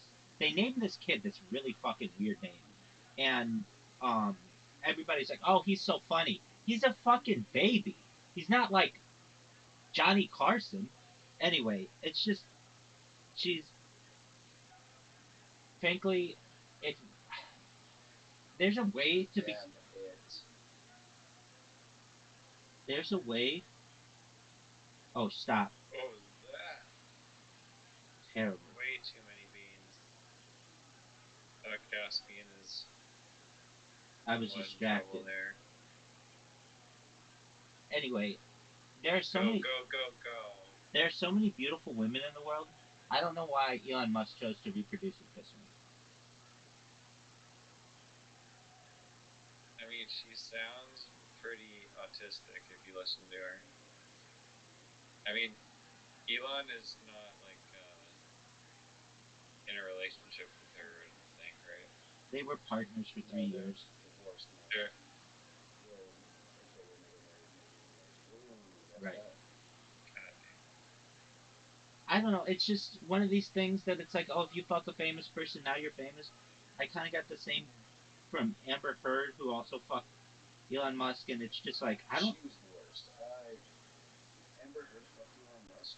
Dude, they dated for a long time. That's insane. And then she went to Johnny Depp. Exactly. Wow. Wrong fucking dodge. Yeah, I mean, I think Amber Heard is hot, but I don't know. It's just, oh, what a Oh, shot! wow, that was a beautiful shot there. Thank you very much. That is better than I could have ever expected, honestly. I like the part where you tried to water bump my ball into the fucking water, but... Well, I needed to, but I did not. Oh, look at that. What a great water bomb! That I really knew I was going to water that really fucked but me. I knew that he was going to come back because I was going to fly right past you. You know what I mean? I knew that much, but I did not expect to get another one. Hit me. Fuck you both. This is not how I wanted to start. No, but you had to talk shit. I'm talking shit about Grimes. Well, I did talk shit about you guys. Yeah. Well, here's another thing that I don't like about her. Why does she get to go by Grimes? Like, why does she get that name? That's not her name. That's not her legal name. And then she wants to take the letter C? Like, what is up with these fucking people? I don't know. I just. What do you mean she wants to take the letter C? She has, like. Doesn't get more perfect than that, guys. She has, they said, like, well, you go by Grimes, but you really associate with the letter C because it's like the constant of the speed of light, and it's also like it means yes in Spanish, and all this other just hokey dokey bullshit. I just don't understand that. Just because I want to go by the letter, I don't know, A, Alpha, or whatever, I mean, doesn't mean that like everybody's got to just absolute dog shit fucking play out of Rabbi. Getting 0 points this round. Oh. Watch him sink it. Sink it. Oh. Fuck, dude, I was worried for a second. I wasn't even going to do it. Oh. He's got a chance. Do you think Doja Cat is Doja Cat's real name? No. I understand if they're going by an artist like that, but then pick. Christian name. But then pick a lane. Like, okay, then you're going by Grimes, but you can't also go by C. It's like she knows that her son gets to go by X, so then she wants to go by her own fucking name. I know that Elon Musk, somebody had E at, or they were just on Twitter. They were the letter E, and when Elon Musk took over, he took that account and just said that the person who had it could not take it, could not use it anymore, and they tried to fight it, but there's nothing you could do because he owns the platform. And I get it why people want to associate with these things, but oh, what a good shot! In my opinion, though, it's just hipster bullshit. All right, here we go. Here's a great shot. Psych, not. All right, Caspian Sea has an excellent opportunity. One of you guys is gonna miss this next one, I think. Truthfully, Hopefully I don't. Maybe Rabbi. Maybe you'll get the first ever zero game. You get a first zero. Yes. I'm glad. I'm actually very glad. I didn't want Rabbi to have to fucking get a goose egg this whole round. I've never seen a goose egg. I would be euphoric. I've never fucking seen any of us get a goose egg. I doubt it, but have you any of you guys ever played just against random? No. Do you find that they quit very early on? Really? Yeah, it's No, they report me for like messing up their shots, and they're like literally ganging up on me, like report me, Really? not playing the right way. I'm like, yeah, they're gonna get. I was worried I was gonna get banned for not playing the right way. Oh, I'm playing dog shit. Here's something that I don't like about Grimes. Artist, I don't know a single one of them. Not one. It's alright. You should go, guys. Hope we're better on. Oh, you really. Can you guys name a Grimes song? Not even one. Exactly. So why is she at all famous? It's because of who she fucked. That's just kind of bullshit. That if you're an artist, you should be famous to do, not because of. Now I know there are people out there who probably think she's extremely talented. I think she's. Oh, what the fuck? Oh, what? Unbelievable. Could not cut it any closer.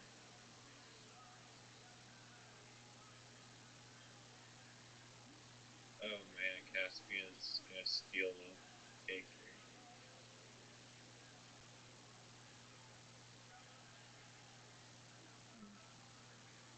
I blame all of this on that original water bump on the first hole.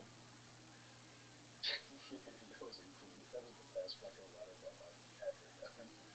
No.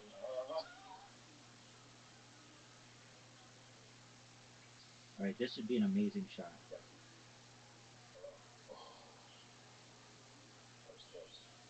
I have 2 more shots. If I don't do something stupid here, I might have a chance. You don't have a chance. I'm gonna score, and you're gonna be fucked. You have to make it, basically. Oh, right. So I have to make it. Okay. Get in. Oh my lord. Miss, so I can get a point. There we go. Turn. I'm going for the tie for Riser. Wow, Caspian. Fucking serious? That's the fucking key? The most fucking thing I've ever seen. There's never been more justice ever than when that just happened. Wait. Did you see that? When it disappeared before. Yeah, usually the ball doesn't continue to move. That was incredible. No, it doesn't let you shoot unless the other person's ball is like not. What the? Right, but you had hit your ball, and his went in the black shit while your ball was moving. I've never seen that. Exactly. What in the fuck are you two doing? It works. It flows. What the reaction is? Caspian just. This is horse shit. As usual. This is absolute horse shit. But this is not an easy shot. There's actually a way that you can do it, and it's not that.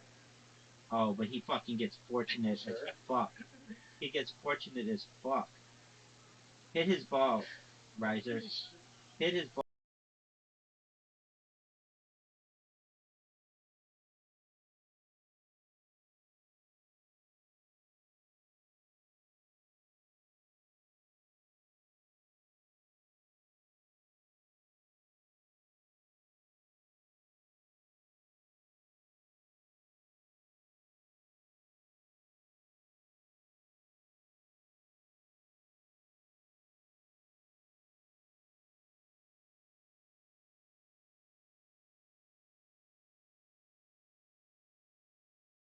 ball. Pretty sure some of us Hey, just have there you go. much of the sky, the ski, everybody says. Are you fucking Oh, serious? definitely. Not even time for last. That's alright. This was a practice round. I had my mind on Grimes. Oh, There he Bunker's is. down, There he is. down the left. Well, now we know I'm not coming in last anymore. I tried to come in, like, I've come to the Discord 4 times today and Rabbi's sleeping, and now I come in and you're all awake. Yeah, welcome, dog. I was up playing. I played you 5 games in this. I played you 10 games in Uno. Then, like, 6 hours went by. We played again. Did you see the invitation that I sent you, Zoot? Yeah, I did. Oh, very cool. Because their game just ended. That's correct. He planned it. Oh, where's the invitation? It was taken, so I'll send 4 people, 5 holes. We're gonna have dinner in a second. Dog, you're gonna have dinner for hours. Riser gets to go yeah, first. I get to go first. What is this bullshit? On this hole. It's Which means I get to knock out the trees. Home field get advantage. My first. Yeah. Get in the water. Oh, that was a shit shot, Rabbi. That wasn't my shot, dude. Riser, that was a terrible shot.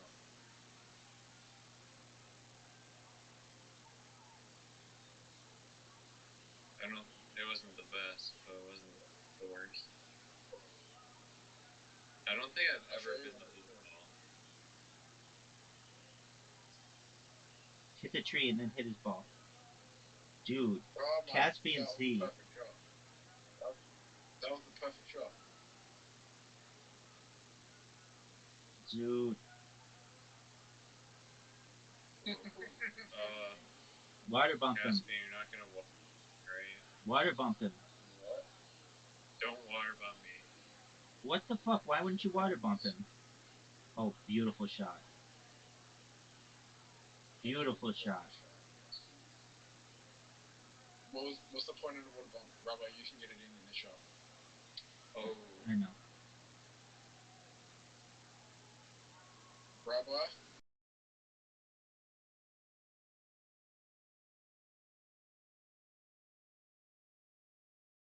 Yo, big dog.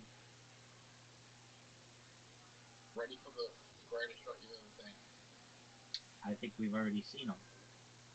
It was basically Riser's shot off of Caspian Sea's ball. What do you think of my shot? You suck dick. Oh. Off the sheep, Zoo. You can make it. You got that bottom sheet, maybe. Yeah, the first. If you go first on that hole, you have a big advantage because you get like the tree bump. Second's good too because you can use that next person. Yeah. No, didn't you use the last tree? Yeah, you took the last tree, I think. I took the last tree, yeah, but I also had you there, so that kind of was alright.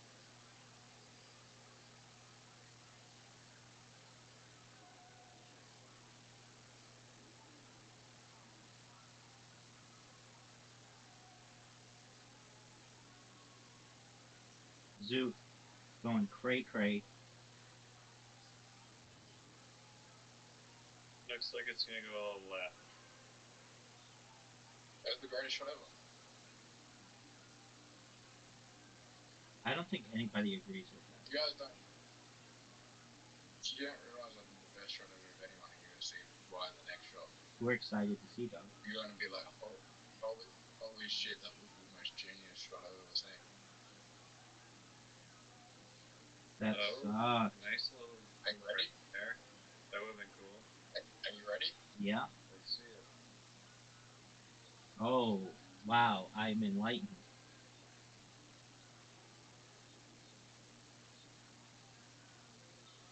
No, it's the next shot that you're gonna see the most genius shot you've ever seen. Okay. Go in the water. Get in the hole.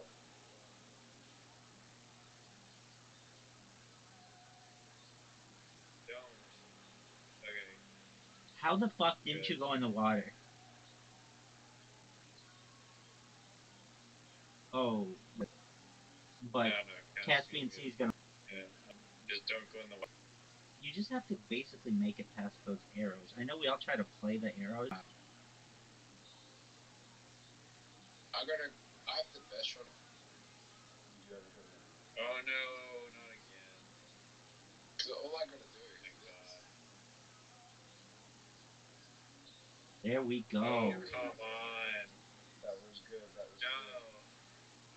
I can't live. Rabbi and four.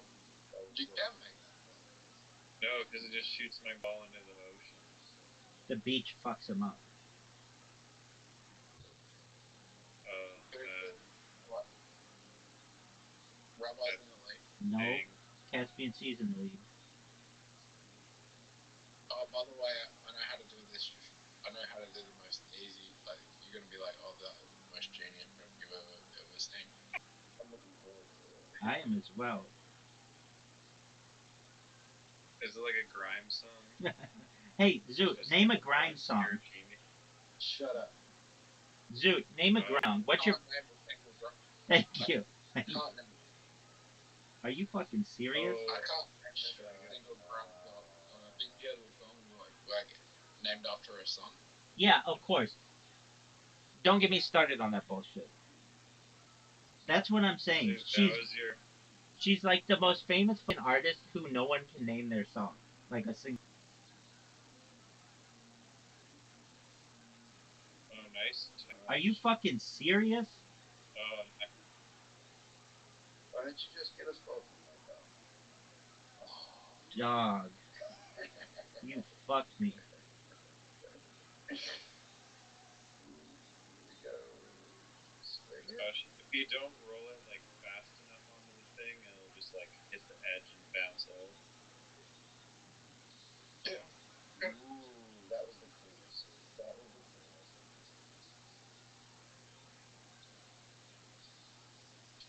Good.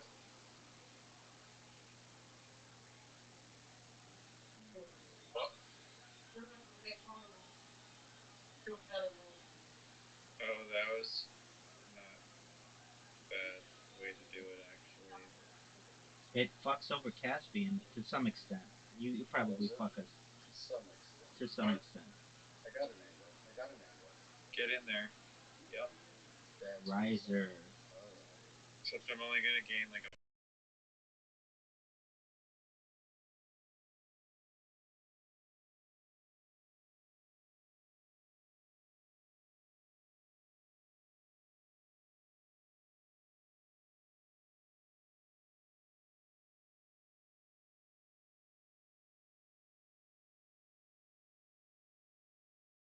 Point from that amazing shot. You're gonna get 3 points. It just depends That on. was a good one. That was a killer shot. Remember that time Zoot went? What's up? Welcome, guys. Look at all these people. Mike Yo, what's- and all these new Yo, what's up, Rabbi? Yo, we are playing What's up? mini golf. How are you? Shit, what you been up to? Living the dream. Every day's a holiday. Every meal's a feast. What's new in your neck of the woods? Nah, nothing. Jack Shea almost got in a car accident. Are you okay? Oh, what the fuck was that? Yeah. Wow, Rabbi. Yeah. That was the worst shot ever. Okay, so Yeah. you almost. get in a car accident? So, oh shit. So this is the Rabbi guy that live streams himself 24/7. We're dog. How are you? All right, you got. I'm pretty good. You got. I'm interested. Why do you live stream yourself? I don't want war anymore, so I live stream my life for world peace. I've been doing so for more than 3 years. It goes back to the pandemic. We've seen the death of a queen, the birth of AI, the coronation of a king, and everything in between. Essentially, I've created the world's largest data archive in global history. So you can literally watch my life every single day of every single moment for the past 3 years. And That's a really exciting opportunity for people in the future. It's like a real life Truman Show. If you're familiar with that movie. Yeah, it's a good movie, good movie. But also that just prompts another question. If you're for world peace, why don't you go like on peace tours around these war-ridden nations? Why Oh, not go to Syria? Why not go to Ukraine? okay, dude. When And you live get stream yourself talking to. when you gonna donate to that little project, my friend? It's about money. I don't have Oh, the I don't ability care. to do that. It's always about money. Yeah, I mean, you're not teaching us anything. That's very Nor do expensive. I care to teach. I just want to see you go to different places, man. Okay, well, you can go on my Instagram and see me travel if you'd like. Nah, I just want to see the live streams, little bro. Okay, cool, dude.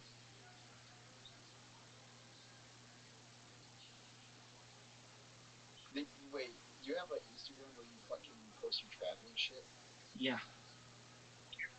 Shit, you want to send me that? Uh, I don't know under which account it is. I have over 200 accounts. Just type in Rabbi Rothschild in Instagram and just start scrolling through my shit, and you'll see. I've streamed as far north as Santa Barbara, as far south as San Diego. I've streamed at the ocean. I've streamed in the mountains and the desert. Oh, he was a California guy. We're done. So you've been to the Great Lakes? No. Man, you're missing out. Okay. So what's the most beautiful part of Cali? Pardon me? What's the most beautiful part of Cali? The entire state's beautiful.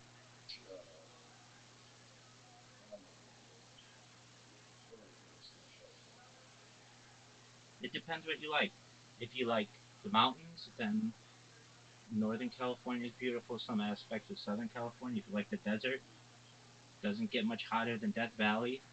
If you like the ocean, there's 1,000 miles of coastline to enjoy. If you like the glitz and glamour of Hollywood, that's very cool. If you like suburbia, Orange County's wonderful. If you like um, Fuck this hole. just nice weather in general, this whole sucks. Oh, okay. That's insightful.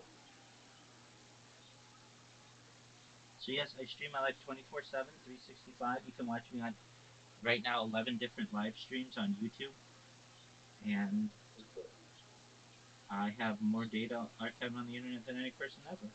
And to your point, why don't you just go to these war-torn regions? I have plans to do that perhaps in the future once I go viral, but until then, it's a very expensive endeavor. Oh, well, Mr. Rabbi, there is someone that's rivaling your notoriety. I can't say the word, but you ever heard of a Christian Winston Chandler? Yeah, somebody told me about. Yeah, somebody told me about that person. Here's the thing: they're doing it from one stream. I do it from. There's like all these documentaries on this guy. He's the most well documented person on the internet. That's incorrect, but that's okay. If he's got documentaries, that's cool. He's not live on 11 different YouTubes at once. Caspian say that what the dickest man you can imagine.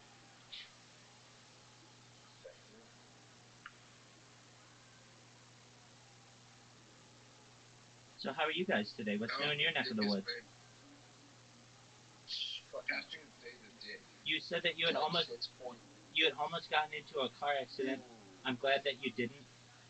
What happened? Nah. Fucking East Cleveland. Okay.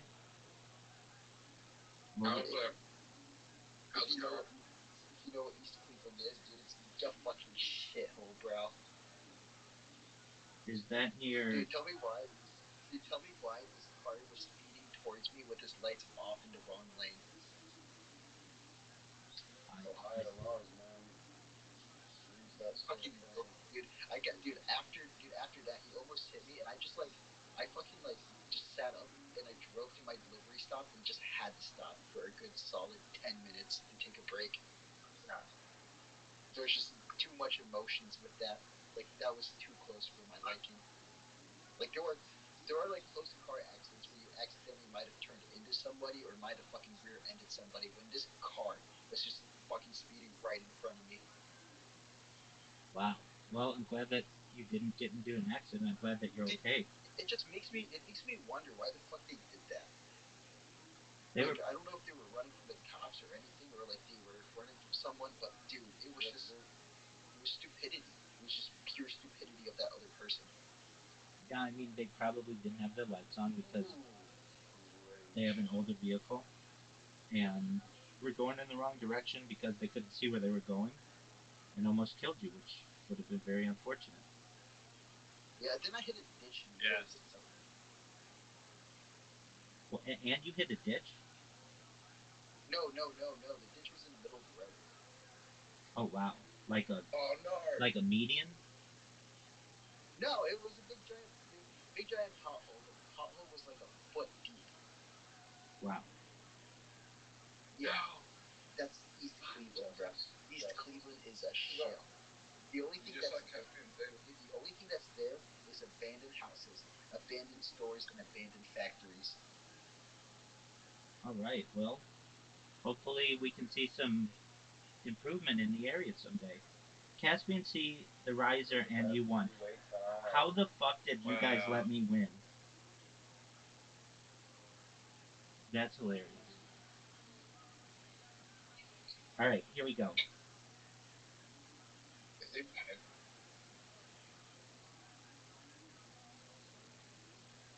Try to make me start. Fucking Knock out all the shit. Knock out all the shit for us. Caspian's winning. Caspian has 2 wins. I have 1. Riser has 1. Is that correct? if you count the game that we played before, yeah. Tonight he has 2 wins. Are you ready? I mean, just what we've been playing with the 4 of us. Wasn't that the first game? Do I go left or right? Stop. Rabbi, I'm gonna go left now because you made it easy for me. You're welcome.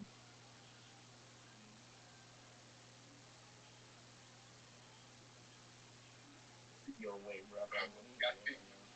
I'm playing a Caspian game. can get it in. I'm playing a game with these guys. What game Caspian, is you have an easy go. Miniature golf.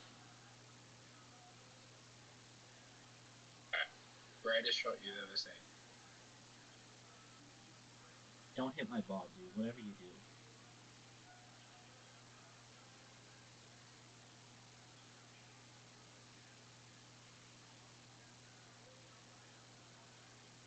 I have the hardest shot. Looks like we're all gonna. Not an impossible shot.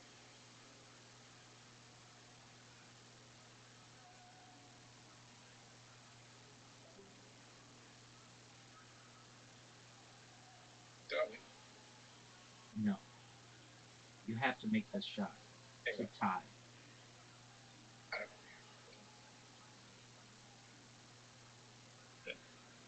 know. No way, Zoo. There you go. That's got a chance. Wow. Nice suit. That's what I'm talking about. 3-3-3-3. Money, money, money, money. Bounce when I want money. Okay. Oh, This one can be challenging. this is a shit. But on paper, it looks easy. I'm not good at this hole. I don't know why I got to go first when Riser had to go first the last hole.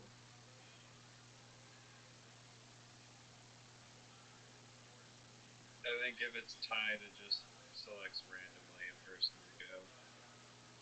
Because you were the first one to go on the hole. Oh. Zoo, let's see what you got, dude. Oh, Zoo already. Oh no, that's okay. We all have the same shot.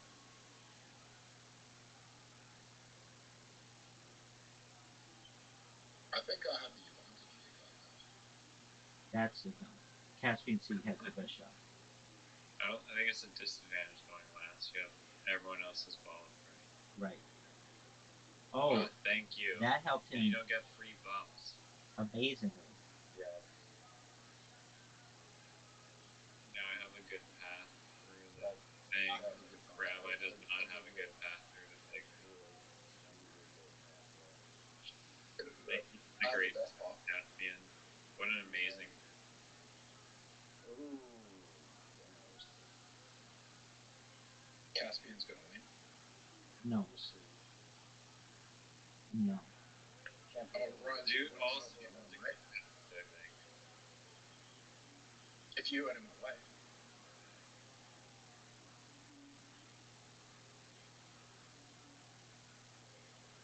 Get there. Get there. Phenomenal. Oh, wow. Rabbi, that was a good shot. Thanks, big dog. What? No! What the fuck was that?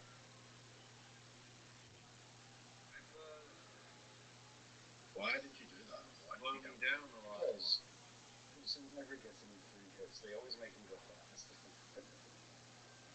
Zoot never gets the free hits. I wasn't making it. Not good in the first one anyway. I find it interesting that the four of us are relatively intelligent individuals. We're relatively connected to pop culture, and none of us can name a grime song. I think that's That's what the fuck is it's true, man. What the fuck is you besides, you know, having a famous pussy. focus. You name a grime song. Oh, what the fuck? Unbelievable. I know she has a song about her kid with the weird name. Exactly. That's the thing. When you're having when people know you for shit that isn't your art, that's just it tells me that you're not that talented.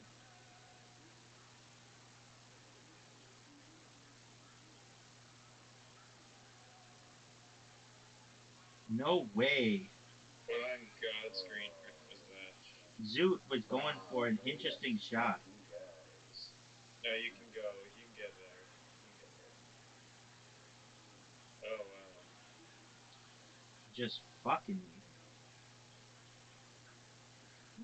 What the absolute fuck? That's not gonna help the scoreboard. No, it will not. I can already sense that giant zero, the goose egg. From that first loss coming on.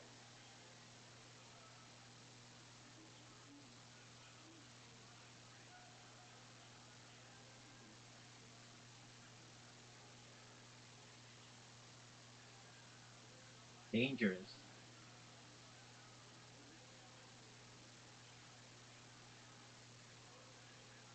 Right off of this fucking thing. Oh, what a shot. Shot, that was Oh, no. that was Of course, a lazy the shot. horseshoe.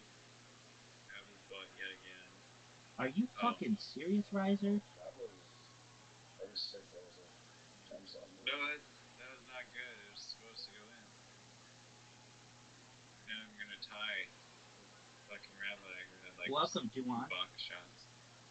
Or no, you went before me, so I think I still. It may not matter actually.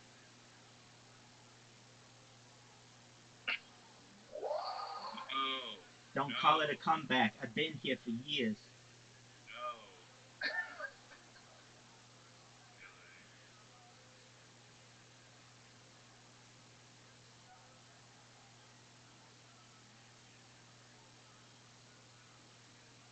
No one knew. Way too hard, dude. Maybe not. Maybe not. That pink shit's difficult. Oh.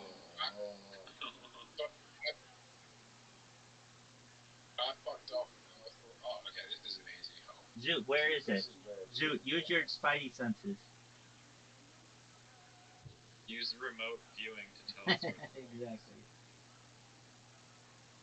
Why would you not try and get more points?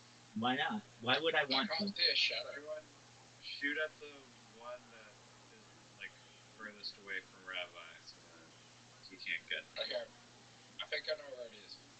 It's either in the middle or the top left. Oh, okay. So you have a 66% chance of being right.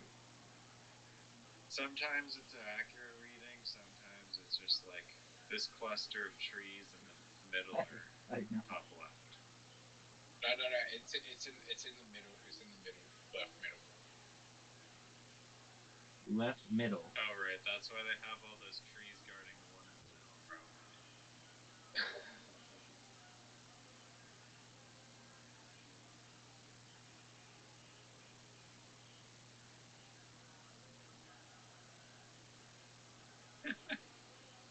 I give Rabbi the game. Zoot, like a bloodhound, picks up that it's in the middle. Yep. Oh. Again, Zoot, the phenomenal sense. It was kind of obvious that there was no shadow around any other weapon, so there was no shadow.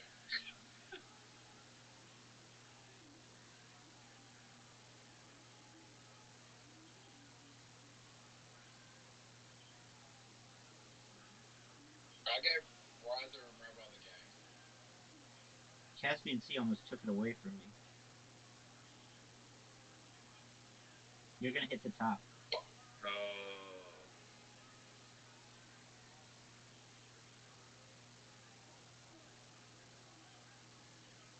Rabbi and Riser have a perfect game going. I love this Oh hole. no. Is this the fourth hole or fifth hole? By the way, how can you guys not see the shadow when they find the holes? Get up. I'm not trolling. There's shadows there. Riser's got a chance to beat me. I don't know what lighting you guys are using for your phone, but there's obviously shadows around the trees. Oh, I didn't have this shadow setting on. That's it. Wait, is there a shadow setting? No. I'm about to fall for it, guys. Fuck. Be nice.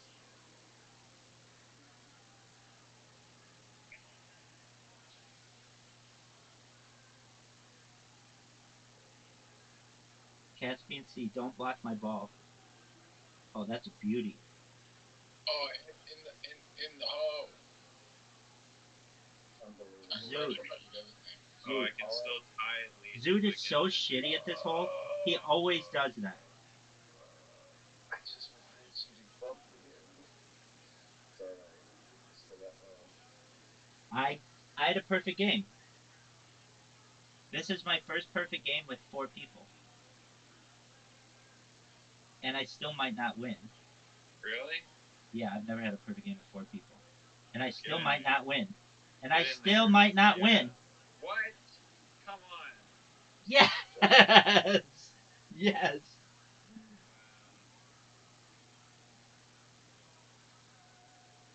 I guess it's impossible to fully outright lose with a perfect game, but I might not outright win is what I meant to say. No way. Well, I'm going in the and I still got one more shot left. I can't believe Riser did not go in on that last hole. On that last shot. Finally. I have a feeling I'm going to win the next game. I leveled up though, so I'm at level 23. I'm at 28. What level are you, Rabbi? I don't know. He's level 70. Is that true? No, you're level 30. Riser. Oh, it's me. Shit.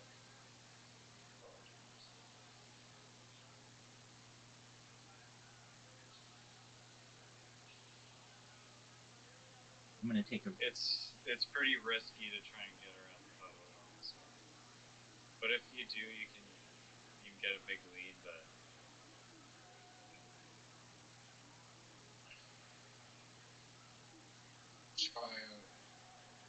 No fucking oh my way. lord, What was that? That was amazing. Is it as amazing as this shot? Don't hit my ball.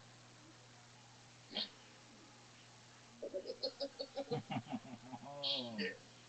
Oh man. Oh no. Riser, what shot I've ever seen? That cost me the game. Rabbi, best shot. What shot I ever seen? No, it helps you. I don't think make the last one.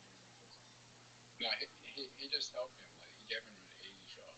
Easy That shot. was good. Yeah, it was a better shot than I had. Yeah. Knock his ball. Oh fuck! Okay.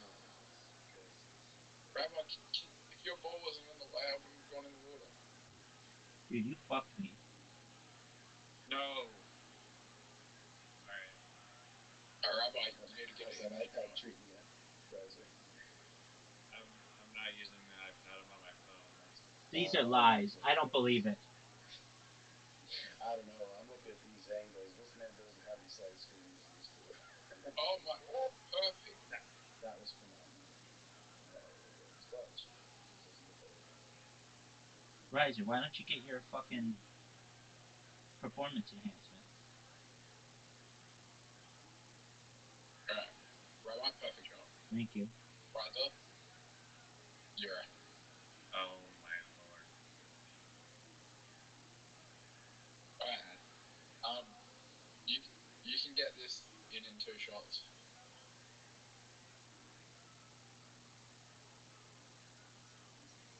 Have fun fucking. Did you just say have fun sucking dick? Yep. Okay.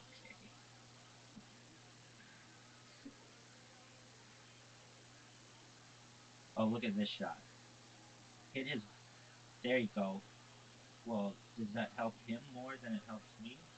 Keep going, keep going, keep going, keep going. Keep going.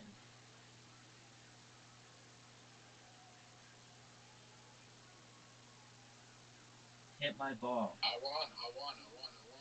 Hit my ball. Hit the thing. Now hit my ball. Now hit my ball. Are you fucking serious? Oh wow, dude. No. So clean. So clean. How the fuck did that happen? Hit my ball. Hit the thing. No, that's not it. Alright, Caspian C's got a difficult shot. Amazing. Oh. Gave it a try. I mean, that Oh. right. Ooh, Way too hard. I know, I don't know what I was thinking. dude, that tree saved him. Yes, it did. Zoot for his first win on a hole. Too high. He's got it. Nope. Nope. Up. Aim right at it. Up. Nope. Yep. Got it. You know how it's distracting how distracting it is when everyone's like, nope, nope, nope, nope.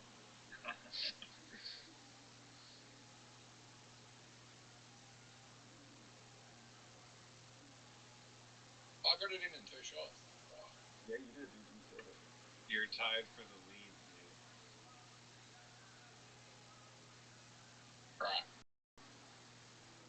Oh, here we go. I hate this one. I hate this one. No, I actually don't. You can pull a rabbi and just not participate and not help anyone else. Yeah, that's what he did last game. Zoot's Okay, up. I think I could get a hole in one. Go for it, big dog. Good shot. I actually thought he almost did. That was really good. Anyone can get a hole in one here, actually. Get in his way.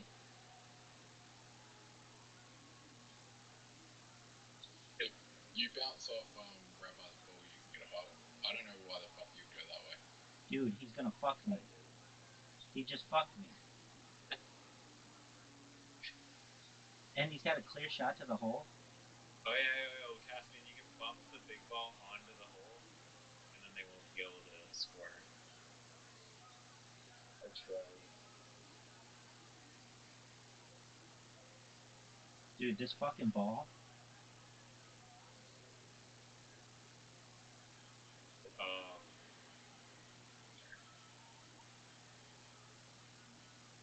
Caspian Okay, I'm in the lead. Caspian down bad. Oh, this Zoot has the lead, and he for once doesn't fuck up this first shot. You Come sure on, about that? get in. Oh. What? Wow. Live. There we go. It's not a great shot. Dude, shut up. That's a good shot.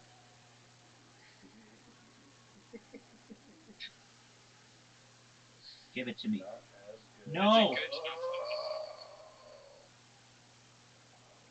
Wow. That's a good shot. No. I actually figured out how to do this one. So you ready for this shot? There it is. Told you this is my adrenaline. I want to go as slowly as possible. Is that the key?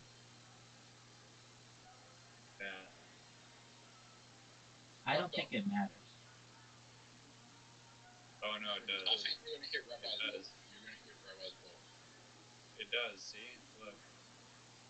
What the Alright. fuck? You can't argue with him. I would have preferred it if He you had hit enough. Rabbi's ball. Whatever.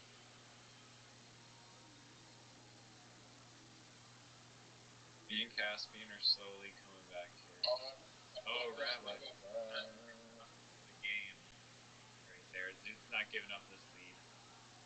Last hole. It's actually kind of chaos. this hole. Alright. This one sucks. Fuck. Oh no, this was the worst shot I've ever had. No, it's not the worst. The worst is when it falls in by the water and that windmill and you don't have a good shot. That's the best shot. Thank you, gentlemen. That was a. Actually, that was a 8. 8.5 out of 10. That's fucking good. It's okay. I might be able to get up the next one. This is horseshit. This is terrible. That was the Grimes of shots. Nobody's ever heard of it. No. Just obnoxiously bad. Yeah.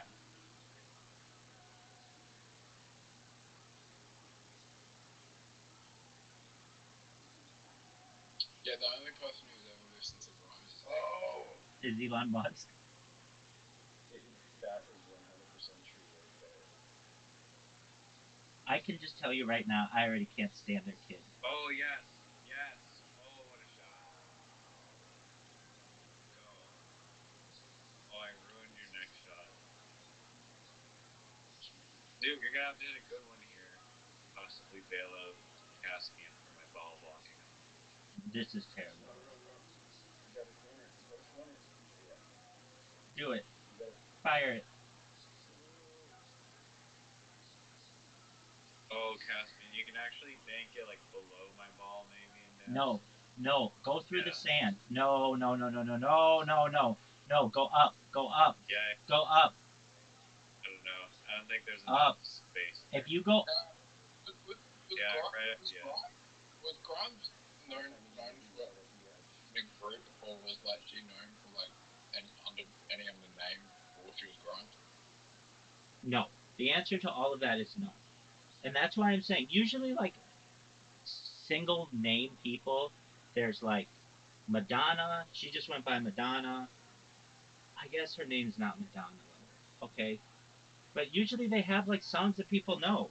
This bitch literally just spread her legs and everybody's got to be like, oh, not only do you have to know who I am, but you have to know who my stupid one-letter kid's name is. I've heard this thing that Elon Musk is, I forget what people called it, but it's something known as like,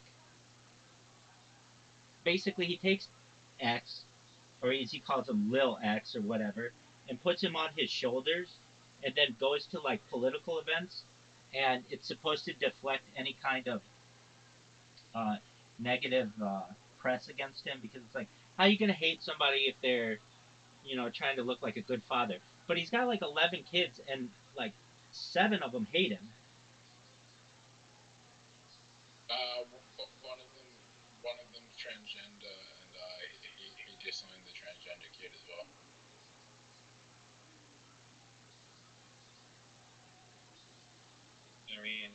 do you hate him? He's a billionaire. Who How needs do you- who needs parental how love do you- when you have like a Yeah. fucking like infinite dollars?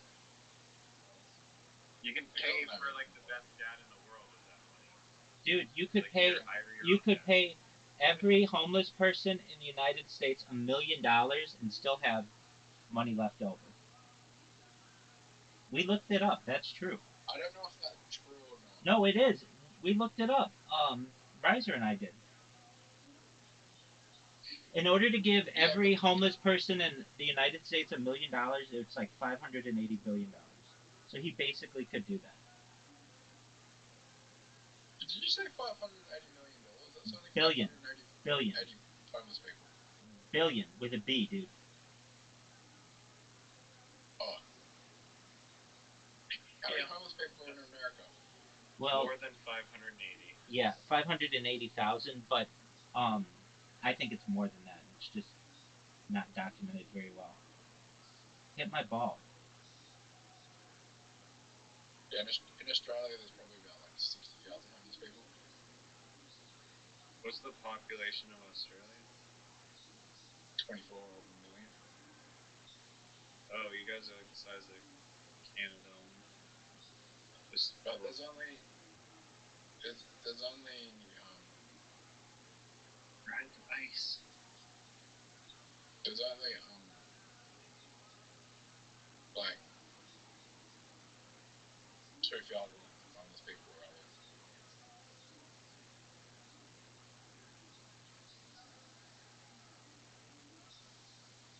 But the corner on the inside of the pink Caspian.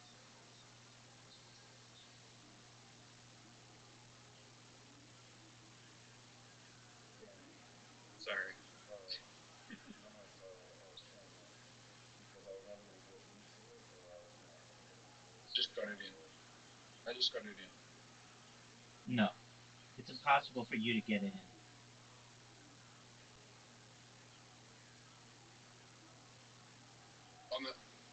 I blocked most of your shots. So I just do it like random, wherever it lands. Apart from Riser, I blocked most of your shots. So now it's too random. Fuck. And now Riser blocks my shot.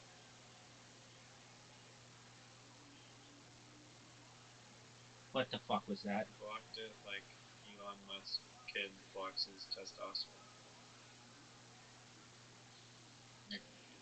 Good boy, Rabbi.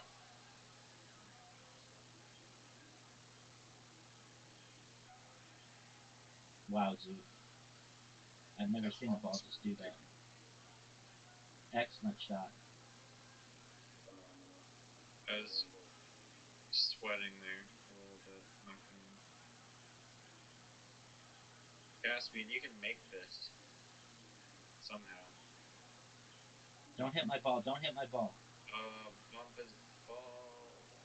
Just a little bit. Around the world, Zoo.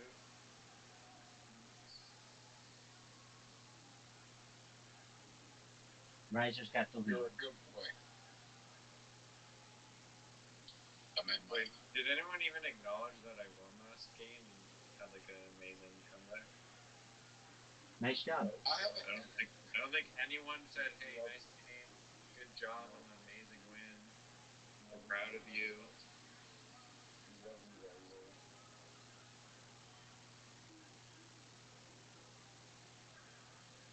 Rabbi's the type of guy to like send people like a self-portrait for their birthday. By the way, my birthday is 15th of January. I love you, Rabbi. That just got me off guard. My birthday is 15th of January, which is 2 weeks from now. Actually, January, 2 days from now. I'm not fucking around. December Oh, I'm gonna get like a cardboard cutout of like. You're in Australia, so technically it's my birthday where you are. Wait, when is it? Wait. Is it today? December 31st. Wow, No, you're it's not born your at like birthday the yet. worst possible time in the year for like every single aspect of it. Every single aspect. No, it's good Were for you held back in school? it's good for Shit taxes. like that. didn't start. That actually starts you have Christmas, and then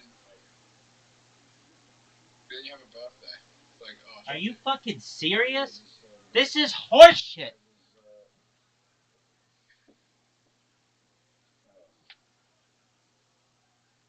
yeah, no, it is the silliest birthday, honestly. Wait, so you never stayed back in school at all? I so for California, the way they did it, it was like they wouldn't let me start kindergarten until I was 6 years old. But then I skipped a couple grades or something. Like I turned 7 in in kindergarten. Imagine that. But I graduated high school when I was 17, so I skipped some grades. Water. Get in the Oh water. no, someone's gonna water bump the shit out of me. Well, we know what's happening now. Done, son. Say bye to that room. Oh no, no, no, no. You got lucky there. Oh, what? When did they start school in America? 5 usually. I don't know, like what month? Oh, like August or September maybe for kindergarten. They kind of ease kids into Okay, school. Like we start in January in Australia. that makes more sense. I don't know why it wouldn't follow the actual year. You Yeah, guys honestly. But you start school in January and then you go in the keep. water. Go in the water. Go in the water. You Go don't in the have. water. Go in the water. You don't. No summer vacation. You start school in January. That's No, like first day of school. we start school late January. End of January we start school. Get him, Riser. That's great. Oh wait, no, but that's is that you guys have like summer in the winter, so maybe that makes Yeah. sense. Water.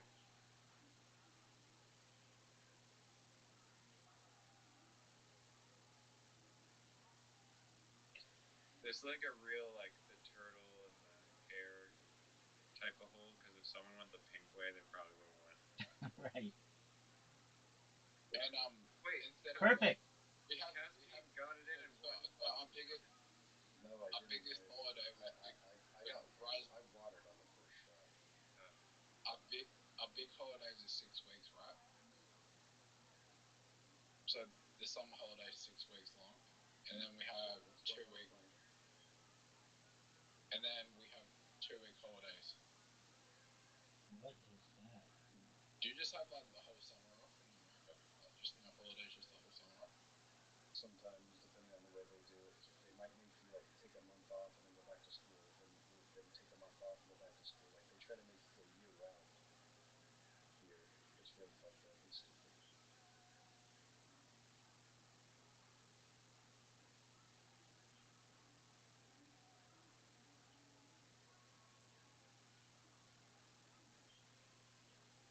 do You still people like playing?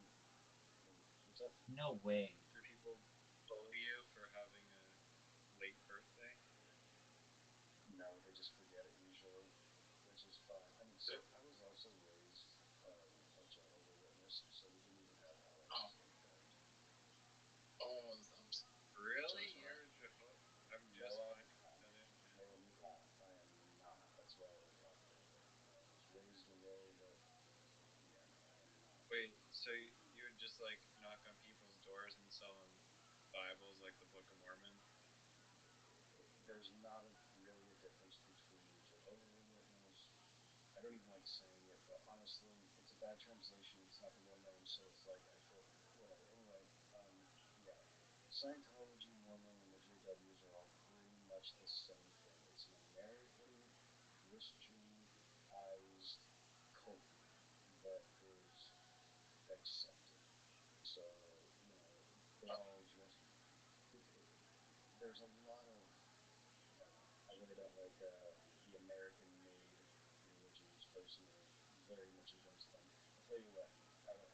I'm gonna say out of the biggest religions, the best one was Heaven's Gate. Heaven's Gate's better than any religion. Didn't all those people kill themselves? as I said, All I right. stand by it.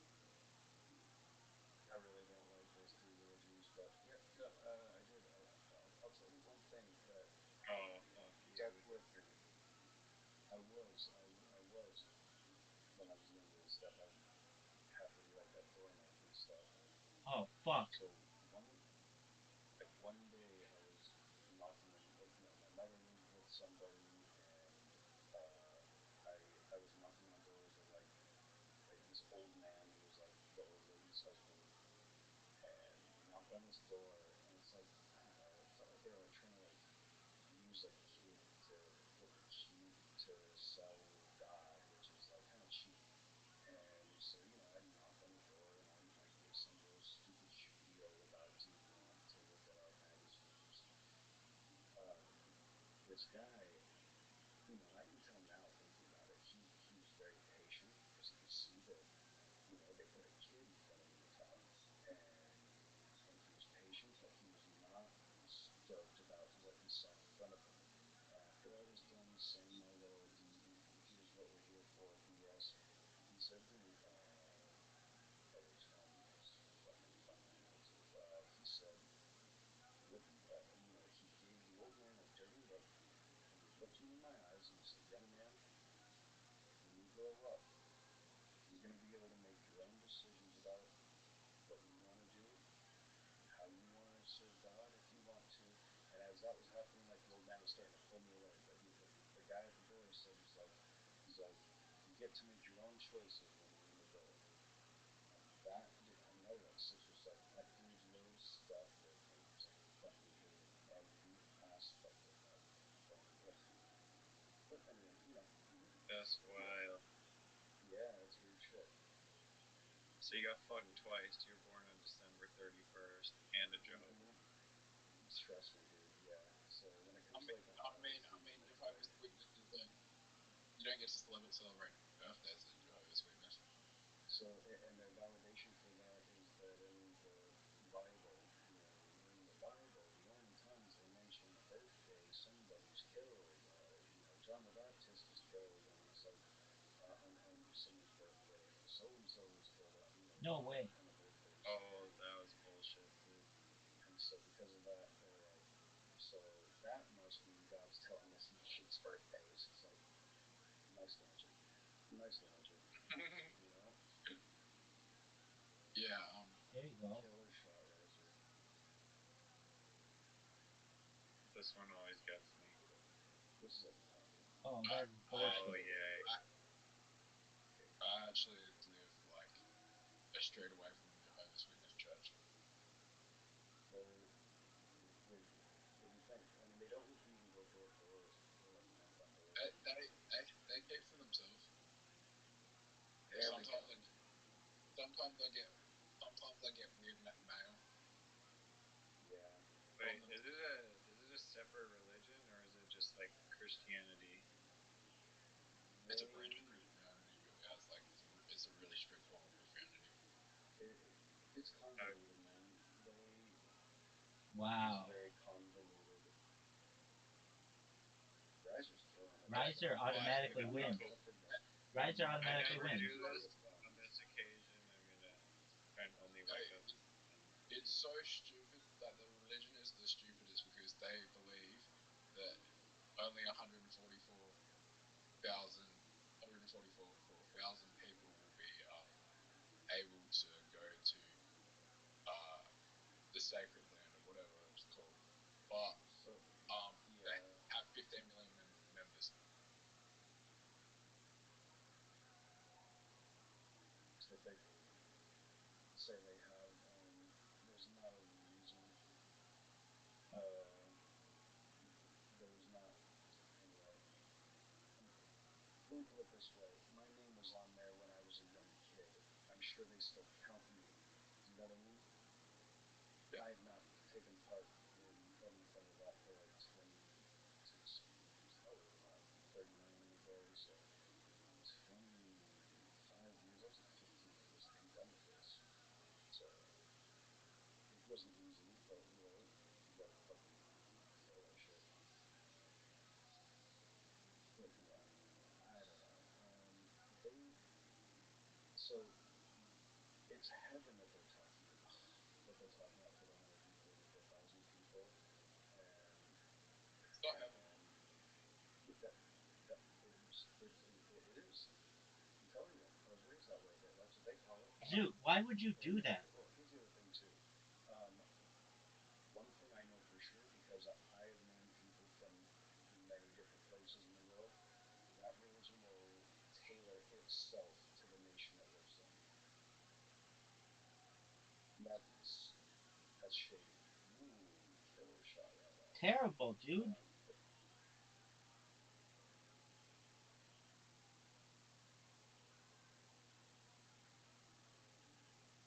And okay, so yeah, so basically, out of the people, ever since they say Jesus died, that's when now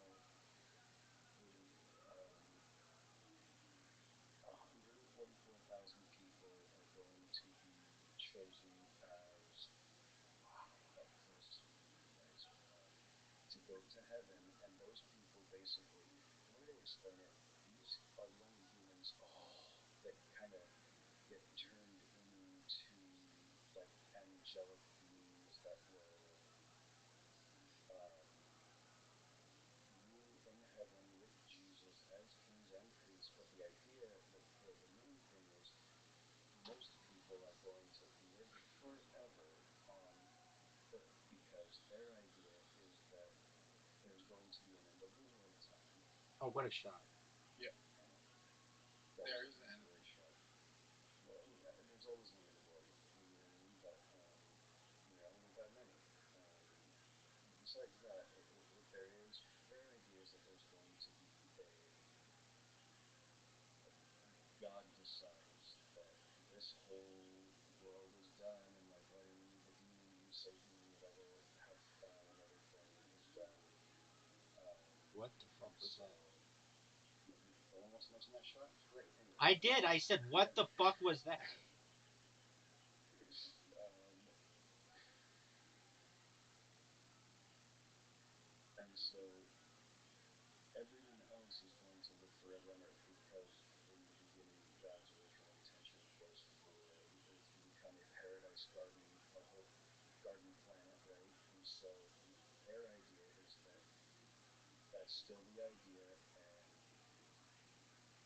yeah, cool. yeah. So I so don't. basically, there's 144,000 people who would go to heaven, and and honestly, there's not a lot of sense about it because there's already universal anyway. And then everyone else is going to live Fuck. on Earth, but everyone who's not a Jehovah's Witness is going to have an opportunity because all the people. So like the Jehovah's Witnesses are expecting the end of the world, but all of the regular, not people or whatever, they're gonna see the end of the world, and then they're gonna have a chance to, you know, say, okay, I guess the Jehovah's Witnesses were right, and then, you know, basically God gets to, Oh, perfect. everyone has to say you were right to them, Perfect. and then, Fuck you. wow, talk about chaos, but not a bad shot for me. Get Oh, I in. helped you with that. Oh I my helped you god. with that. You didn't help me with shit. Dude, is there a hidden hole in this one? There has to be, right? No, there doesn't have to be. Well, there should be, right? No. Sorry, there's no hidden hole. Look at all the Fucking hell. things. Oh, if there was one. Get in the water. Yeah, so Riser, did you get your iPad? how many? Riser, did you get your iPad? I'm playing on my PlayStation 2 right now. You Yeah, did get I your did both iPad, play you on my iPad. liar. You shitbag. I wondered, I why did did he though. win 2 games in a row? Oh. Is that what gave it away? Yeah. Jehovah's Witnesses have more members than 144,000 there. But just like, not every Jehovah's Witness is going to get in. Well, most, not every one of them is going to go to heaven, but most of them don't even want that. They're trained to want to.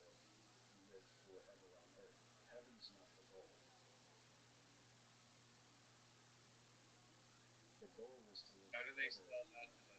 Oh, you don't want to. Are you fucking serious? That was sucks. Wow. But yeah, we really paid. Take out that tree. Are you fucking serious? I do agree. Like Jehovah's Witnesses are like, look, the Mormons are mostly about money and Hit my parables. balls. Hit my balls. Thank you. But Jehovah's Witnesses are cult. Like the Mormons are about money though.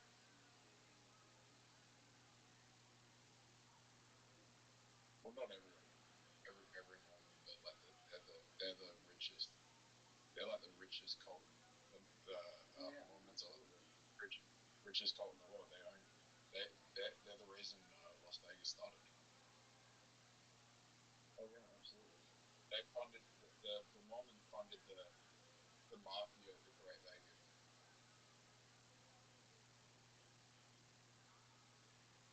Just make it. Put me out of my misery. We all fucking rode horses and like churned butter manually.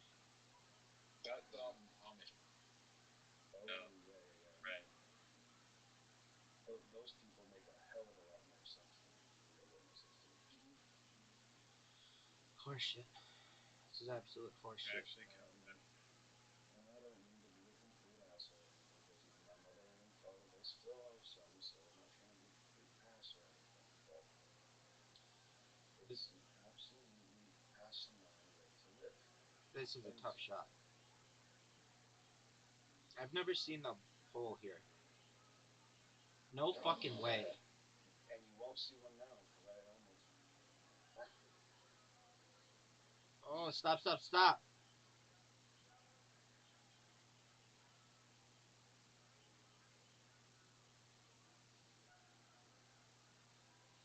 Yeah. I mean, I was baptized a Christian. Do I believe Jesus is real? Yes. Do I believe Jesus to be a magical Messiah that is claimed to be in the Bible? At the end of that, I don't know. I can't be 100% sure. Yeah, I wasn't there. You know what I mean? Like, and ultimately, Slow down, slow down, slow down. I can't tell for sure yet. Even the people who were there weren't sure.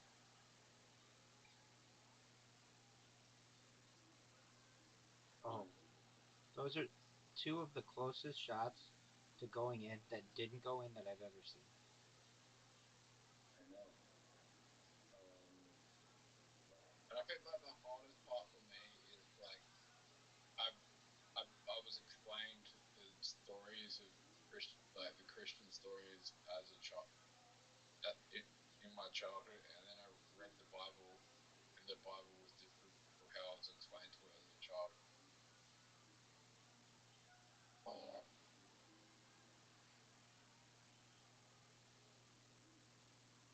That's not about.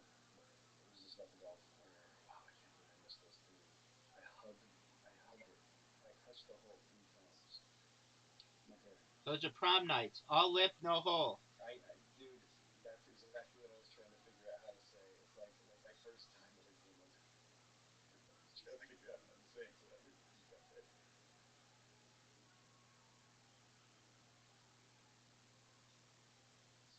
Yeah, I mean, Fuck. personally, when it I'm comes to fucked. messianic figures from the whole beginning of the AD, or CE, or whatever. What fucking bullshit, Rabbi? Riser, let's see what you're gonna do, big dog. Take out that shit. You did beautifully. Yeah, block your shot. Yeah, well, I'm gonna put yours in the fucking dark shit. There's some black lagoon up there, so I'd be careful. I know. Sorry, you can pass me and resume. Oh.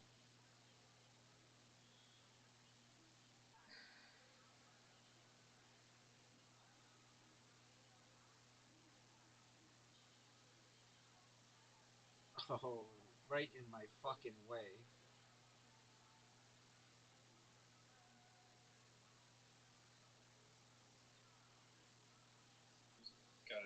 and a prayer.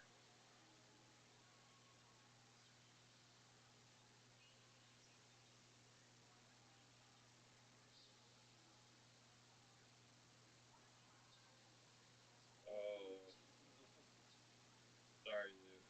Didn't mean to do that. Hang on, I need to reopen the app.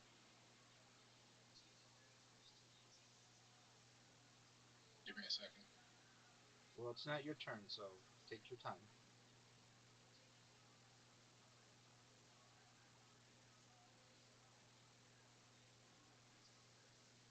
Can Rabbi make that just straight in? It's possible. Yeah, I'm not going for that. I don't know how. It looks like it just All the way, straight, nope, all the way straight up, straight up. just directly at the hole. I think it works.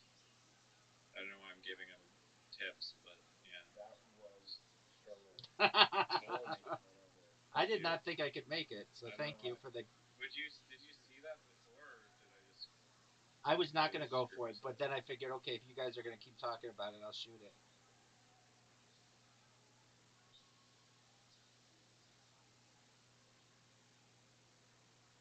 No, that's unfortunate because I'm not getting many points on this.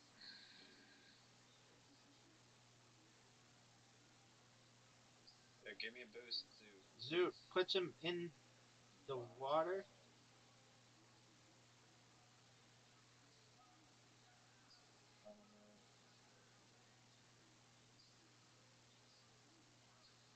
Oh no! He's got it. Zoot, make it. Go straight at the hole. Miss or else He's going to hit the pinwheel thing. Merry-go-round. don't Merry-go-round. Merry-go-round.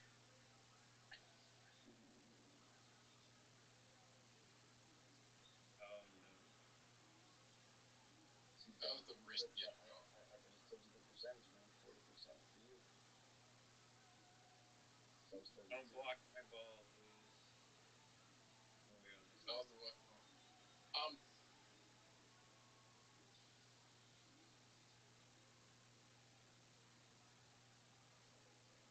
How about you, Riser? Merry-go-round. Have faith.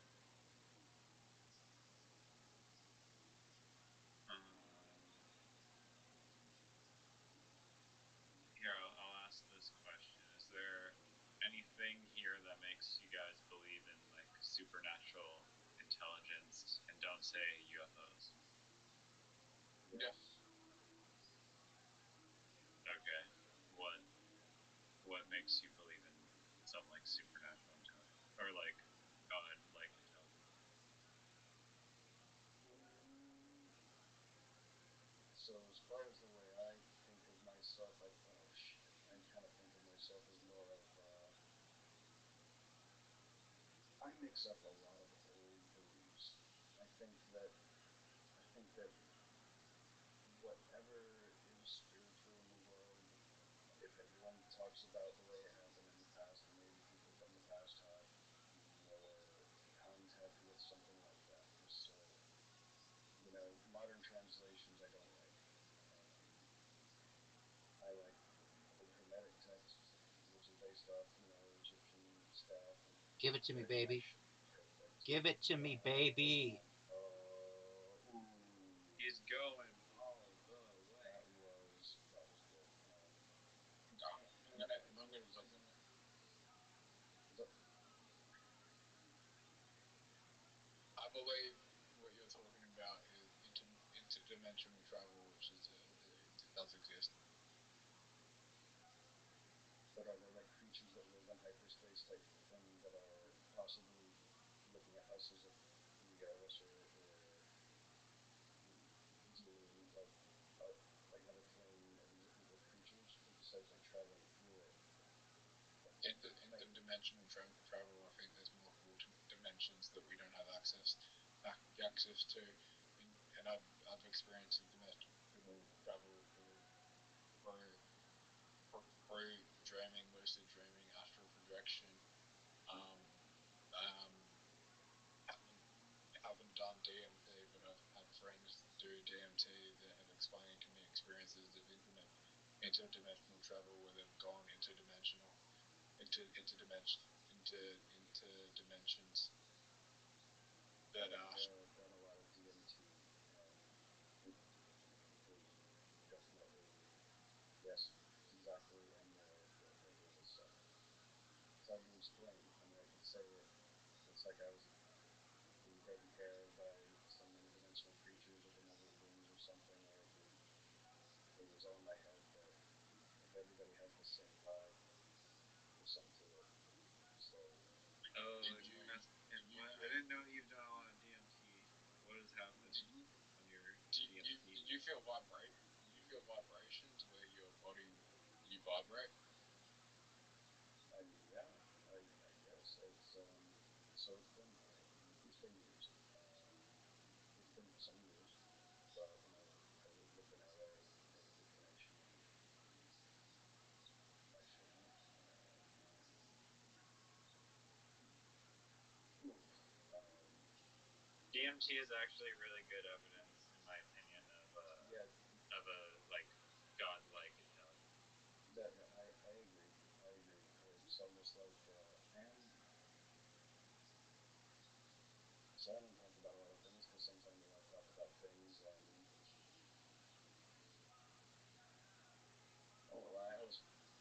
I had to take a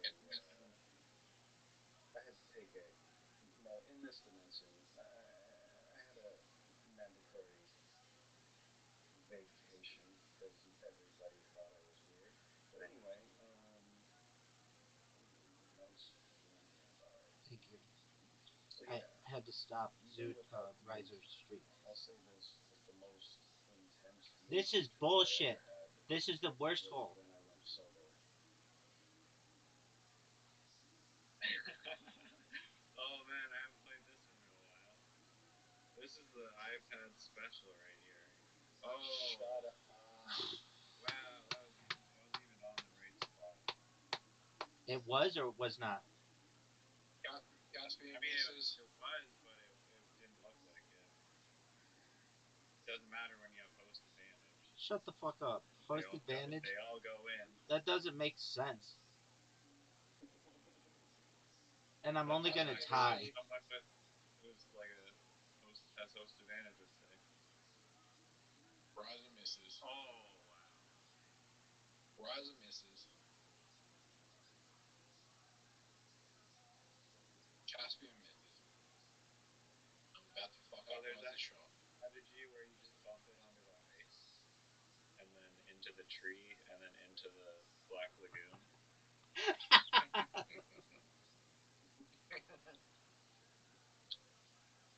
There it is.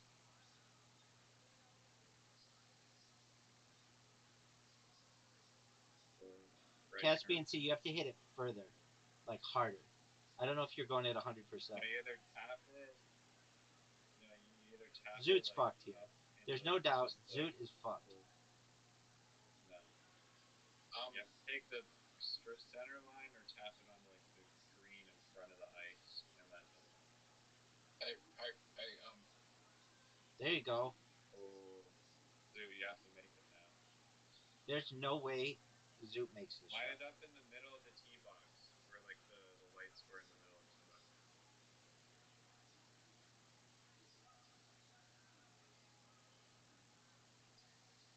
There you go. there we go. No, I mean, it's close, almost. close. I mean, have you had an out of body experience, Riser? Zoot, where's the hole? I guess nothing. Zoot, where's the hole? Underneath the tent. Yeah, the yellow tent.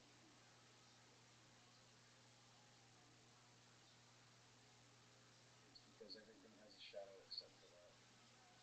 Or maybe not. No, it has a small shadow underneath it. I don't know.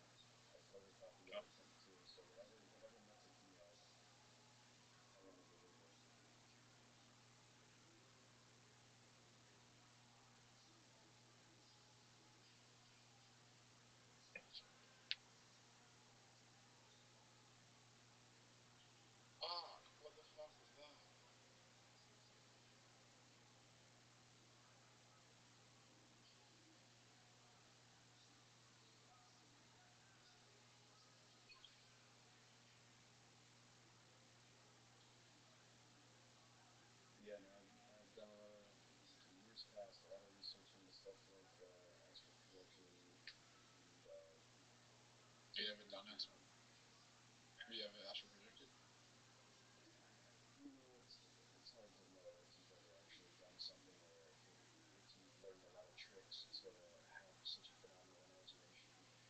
hard to be 100% sure as to exactly as you are.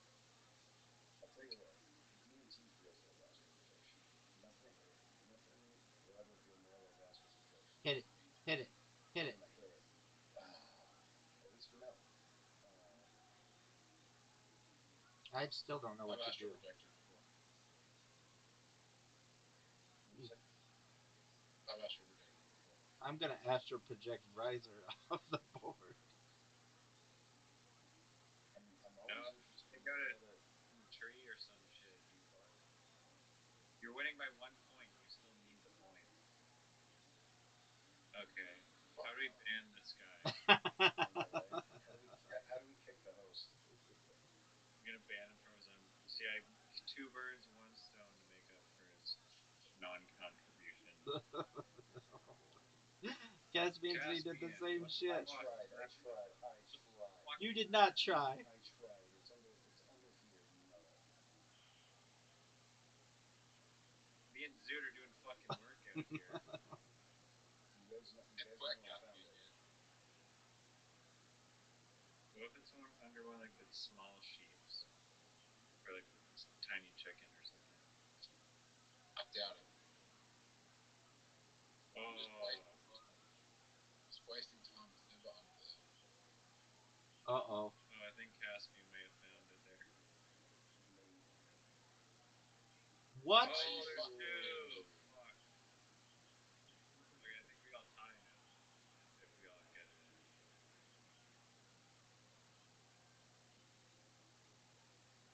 DMT is something else, though. Honestly, it's something that I always would like to find a gem, but Explain what happened to you during your experience. So we have resin. So you put it on your hand with some flowers. I think I can't remember exactly what it was, but Egyptian blue lotus, which is actually a lily, was part of the flower blend that the DMT sits on top of. Just because they're just kind of like neutral. No way. But How do you like that now shit? I know. I like it. I like it. In fact, I might even try to do it myself. 69%.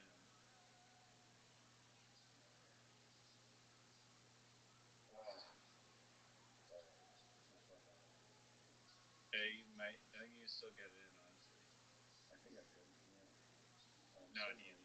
So then we put we put the it's like resin, but it's like hash brown. So Watch this but, shot.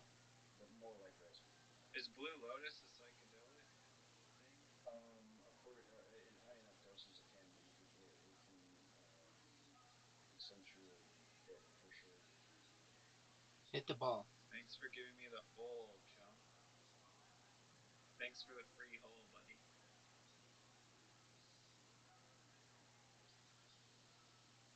Alright, let's continue, Captain.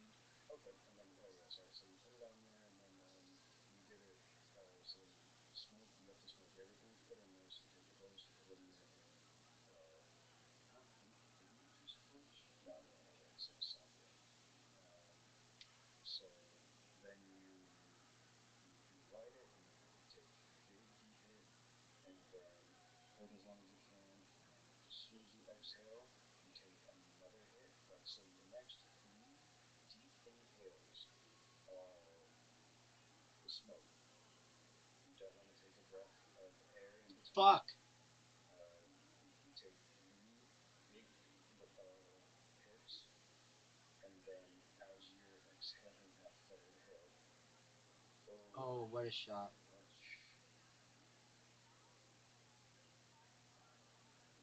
As you're exhaling that last shot, unbelievable. Have you ever seen the movie Stargate? Jamie series. So you know what it looks like when you step through the Stargate and you get wow, Oh, Zoot, nice. Didn't even try. phenomenal suit. And so you know like Yeah, when you step through. I'll tell you my experience when I astral projected in a second. And, You go ahead. and I, well, what I'm trying to say is that I think this is basically like an astral projection type of situation, right? So the most intense lazy trip I ever felt, oh wow, 2 times How do you was define like astral projection, both of you? I know exactly where my body was, but my brain tells me I was not in the same spot, and it was pretty wild what my brain told me I So you're was. exploring some like astral landscape. Yeah. So yeah, so like it's kind of like you get sucked through. I, It's like a it's wormhole of geometry, and then you kind of I'll tell you something. When you astral project, like when I realized myself, I realized there's a high possibility that my conscience is not tied to my body. yes, My conscience left my body. yes, yes. I believe that they're basically separate, or wow, or able to be separate. You know. So my conscience, it felt like when I astral projected, it felt like my brain was having a million orgasms at once, right? Yes. And like everything was vibrating, and it was the best feeling. My body, Nice my shot. my conscience left my body, and I felt like an angel. I felt like Yes. some creature out of this world, and I felt like I wasn't ready. And then I went straight back into my body, and it was the most like like until I went back to sleep hours later, like while I was awake, like everything just felt like so much more intense. Yes. Was that on Yeah. DMT or like sober? So DMT makes your brain go into a state that Zood is describing. No, wait, no, I'm asking Zoo, was he on DMT? No, And like I've been saying, I've done a lot of DMT. I'll be honest. I've probably done 100 or more hits of DMT. I've done. Oh my god. that's I a lot. I really enjoy it. It's basically like without meditation, without practice, you can do this ancient shamanic thing and have an experience that feels like you're talking to a burning bush. You know what I mean? Like however they describe things in those books, they What feel the like fuck is this hole? I've it never happens to in my you. life. We've played It's it. almost not believable. I'll tell you You though. know, Riser I'll automatically tell you ties for though. the win. I can tell you that you can Great shot. astral the easiest way to astral project is to learn to lucid dream, and when you're in the dream, you need to wake.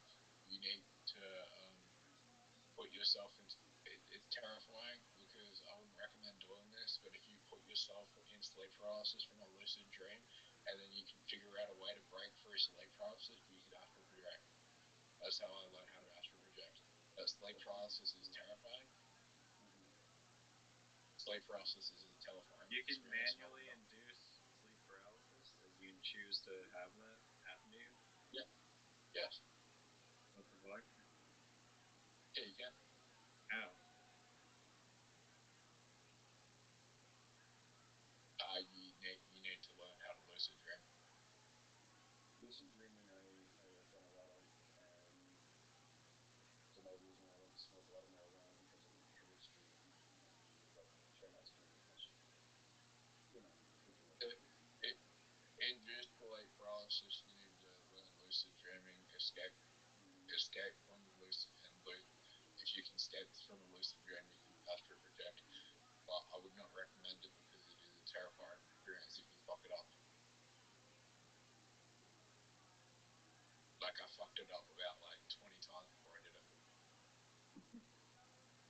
Have you ever fucked it up in a way that you were still slightly connected to your body, and then you were kind? Yeah, man. It's possible I had a psychotic episode because of all this kind of stuff. Never experienced. It felt very validating, but like I know what DMT is, and then I did it myself for a little while. Word everyone around me, but So I've astral dreams, but I have not gone far into the astral projection. I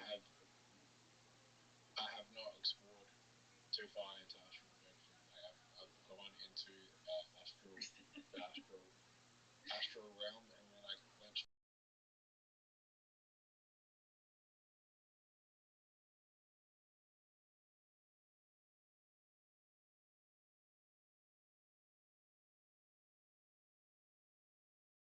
straight back in, straight back home.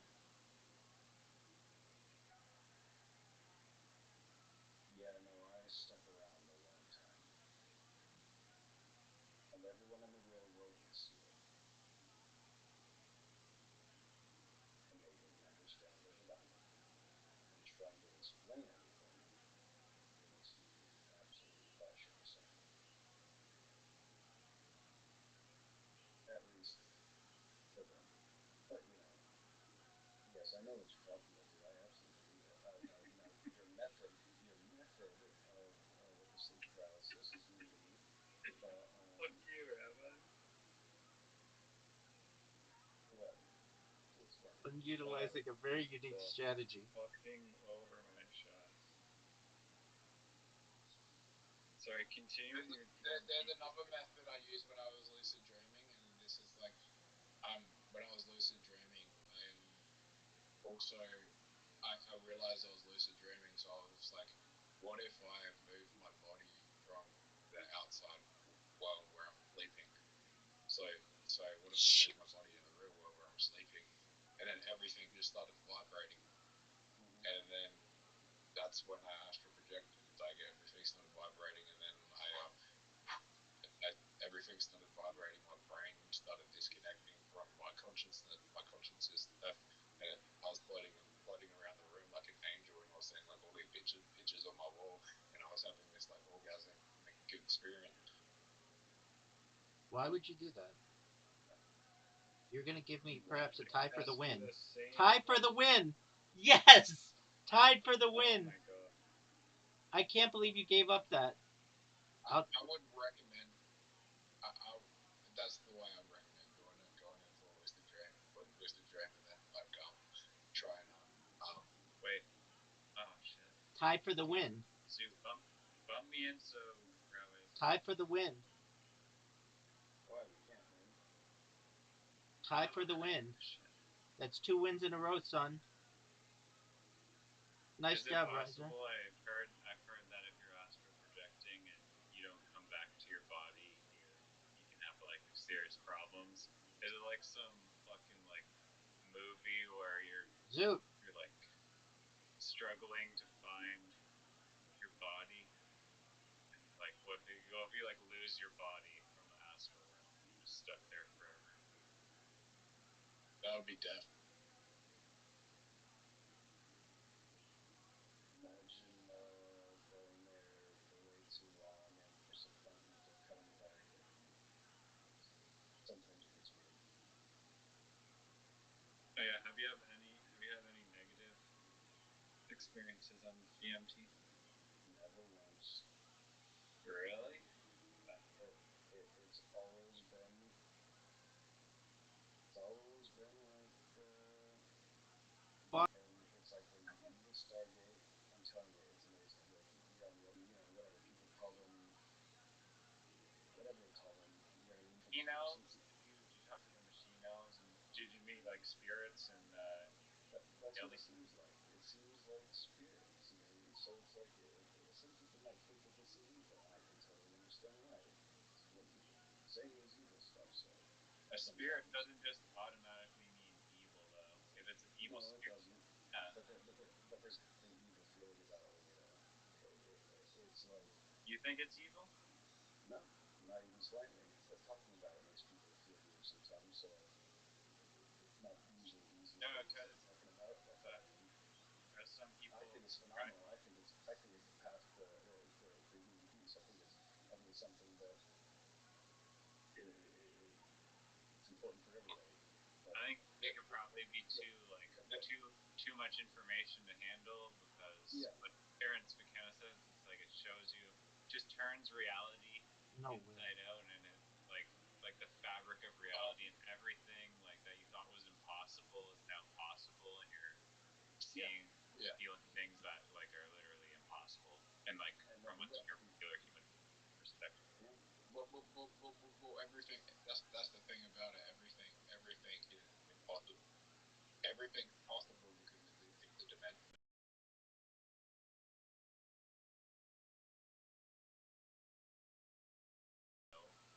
But it's not possible in this dimension, and that's where people draw the line. And that's where some maybe a little bit of depression can come from sometimes. You know what I mean? If you really. I mean, there is a religious text called the Book of Enoch that explores all this, but Yep, exactly. not canon anymore. They got rid of like it's because DMT trip is exactly what the Gnostics spoke of. It is gnosis. It feels like gnosis. And Yeah. when they describe gnosis, you know, if you can induce it with a drug, then people don't want to say that it's actually religious, and you know, people want to say, well, who knows, who's to say, and but you know. But in the book of in the big book of Enoch, there's I think 7 or 8 dimensions. I can't remember how many. But when you astral project, you can travel to different the higher realms. Why are you guys taking the shittiest angles? You're giving Riser the fucking win. You gotta play it off the corner. That's not even the best angle.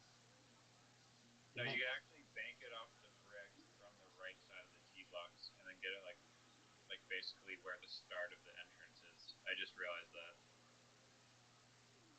What a shot! What a shot! 2 in a row. Make it 3. Make it 3. A little higher up. Oh, dude. I'm not gonna steer you But honestly. it's fine. Thank you for being lazy. I mean, as long as I get it in and score. Rabbi scores a big point as well. No way. 1 point.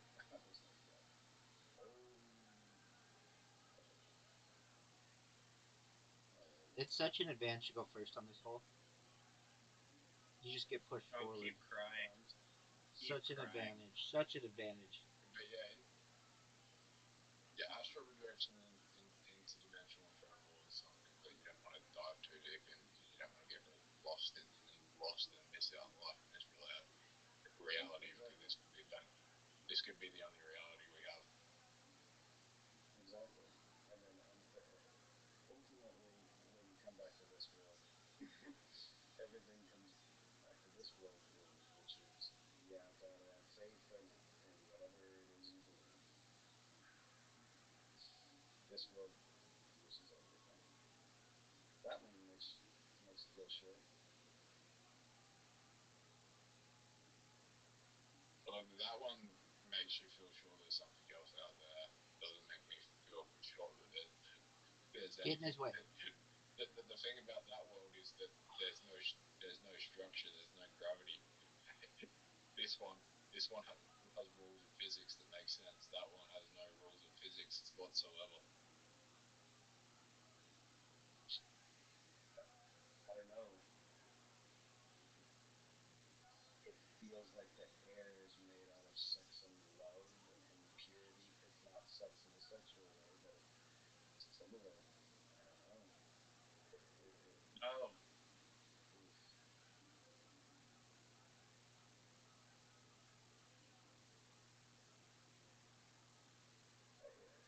You know, like, and again, so like for me, what it seemed like, whatever these digital elves are or creatures or whatever, it very much seemed like like almost amorphous, like creatures that don't exactly have shape, but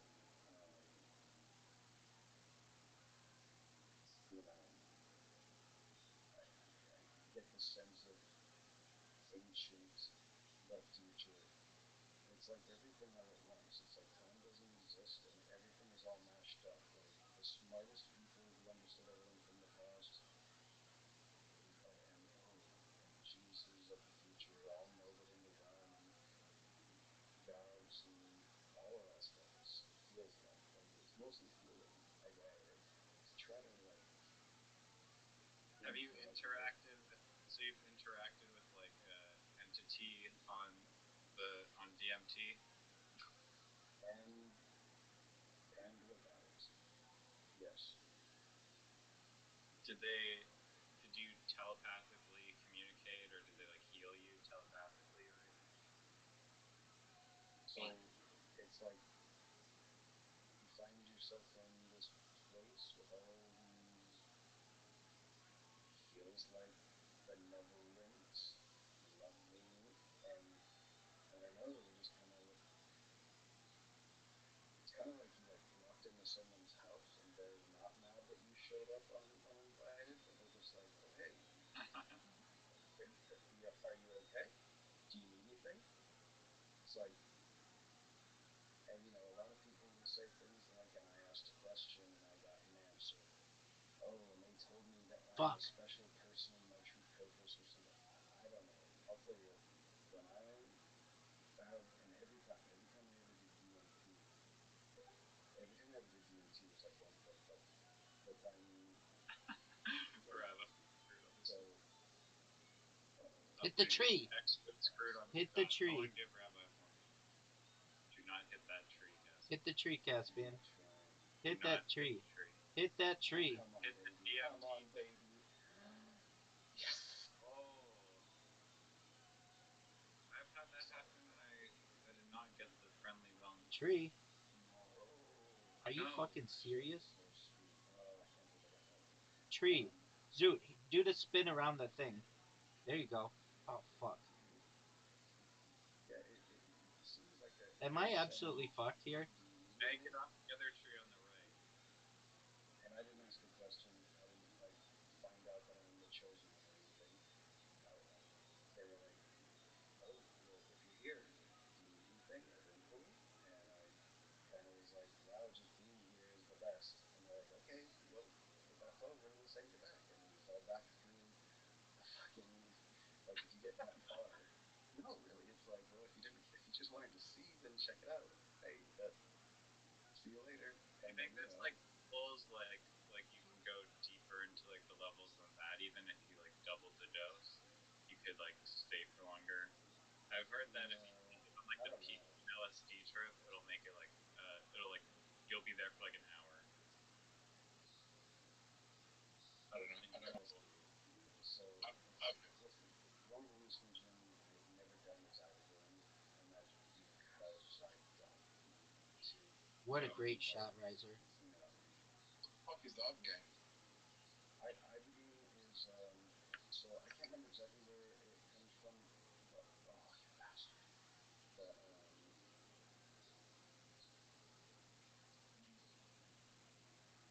so what is it? Ibogaine it is a hallucinogen, but mostly they use it. It induces only a bad trip. If it makes you have a bad trip, it is life threatening for most people. But if you have someone who's doing like it, actually, it cures you of opiate withdrawals. So, shot. Good. So it cures you of opiate withdrawals. So people who are heroin addicts, who they don't know what to do, if they stop heroin, they're going to die.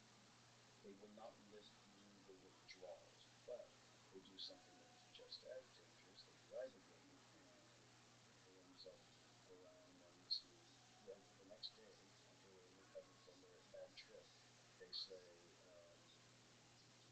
they do not have withdrawals and they don't have any desire to do good. So, but again, that's like a very purposeful one. It's not like a hallucinogen in like a classic way. It seems something different than like LSD, mushrooms, DMT, salvia, Yeah, everything like that. I've heard of that drug. It is very hard to get your hands What on a that. great shot, Riser. Which one, salvia? No, yeah, so the ones you're talking about. DMT. Ibogaine. Yeah, Ibogaine. Ibogaine is it's almost impossible to get. Which again, I know what it is, and it's not something I've ever had called need. You know what I mean? I mean, talking to people about drugs that are illegal, and they tell you this one's not for fun and games. This one is to cure people of opiate, like Oh, like it's like you, no one's trying to sell it to you. Even if people have heroin addiction and try to sell it to you, because it's not fun. well, if people had it, they wouldn't want to sell it to you because then they'll lose their customers. Exactly. Caspian's a good wine. Well, thank you. Oh, not bad. Like, there's not going to be some heroin. There's not going to be like some heroin dealer saying, "Oh, I've got this drug that will make you quit your heroin addiction." True. Yeah, Hey, Zoo, do you remember that time when you accepted the invitation?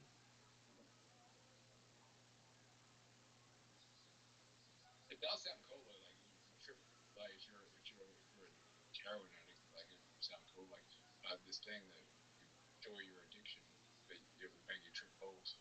and it's a guaranteed bad time. It's a guaranteed unenjoyable hallucination. That's the other thing that is like it made me like one, I don't do opiates, and two, I don't want to purposely have just the worst time ever. So it was like, I'm good. But Does it work? have a lot of Does it these. work? Does it only work for opioids, or does it work for other addiction? I've only heard of it used in the extreme case of people with opiate addiction. I don't know I'd more imagine about it it. could work for any addiction, really. Say again?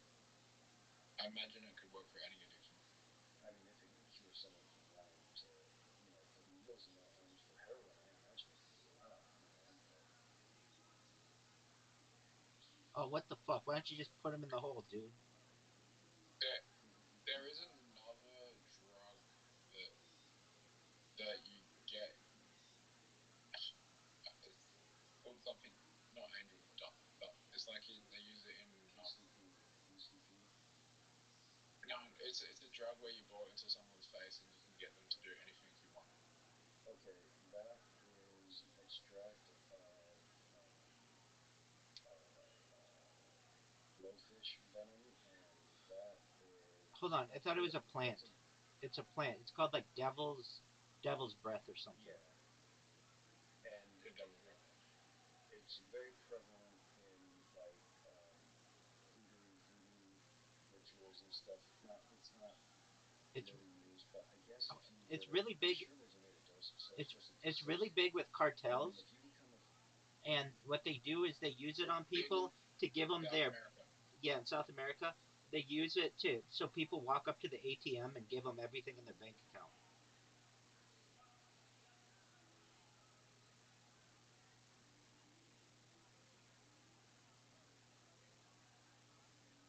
That sounds like me at the strip club. and it's just ascending there, huh?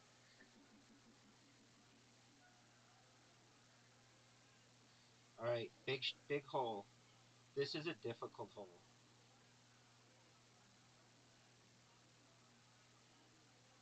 Fully uninitiated hounds. Oh, stop! Wow. I don't know if I like that shot. Take out that tree. Somebody should take out that tree for me. That'd be tight. No way, Caspian Now Z. you know how to do it. No way. Nope.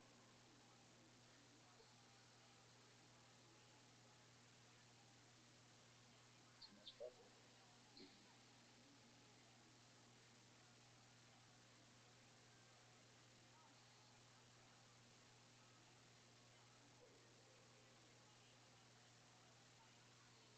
Okay, I got this shot. No way. So, Whenever you tell me you're gonna make a shot, I always have faith in you, 100%. giggity. Phenomenal. Well, it looks like Rabbi's getting a big goose egg great. this hole. Hey, Ryzen. So, wait, Caspian's did get a hole in one as well. Yes, I did. He's the only one who got a hole in one. Nose I got a hole in one as well. Apologies, you did, Zoo. Apologies. You're absolutely right.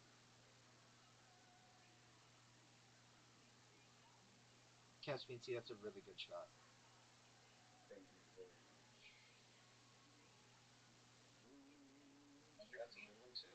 I think that's a great shot. Fuck you, man. Fuck you. Yeah, I've only done lemon mushrooms that I listen to really well. Hit my ball. I love them. I love them. Honestly, they're phenomenal. They I've feel had very one natural. on the bad trip. You had a bad one? Yeah. Really? What happens on a? Oh, wow. On a bad trip, I thought everyone in the world was in my head.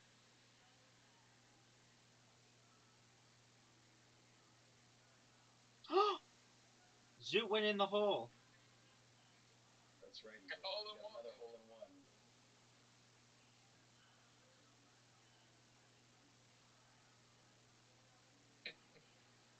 Zoot got a hole, 2 holes in one. Remember, Zoot, we were trying to see if anybody could do that? 2 holes in one. Now it's official. What number are we on?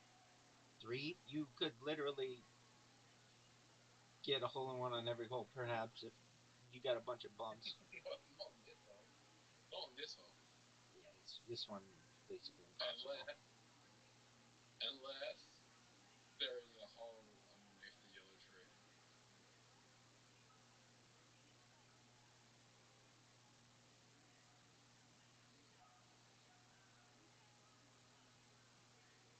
Rabbi, see if there's a hole underneath the trees. I refuse. Oh wow, Rabbi. Wow, Rabbi. Wow, Rabbi.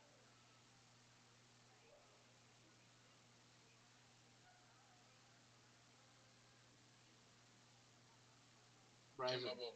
Riser, cat got your tongue? Damn it. Wrong angle. That helps me though. Oh, that's a good shot. That's a good shot.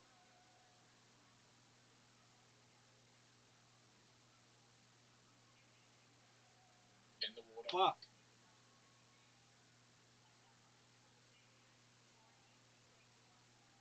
Tomorrow night is going to be my night.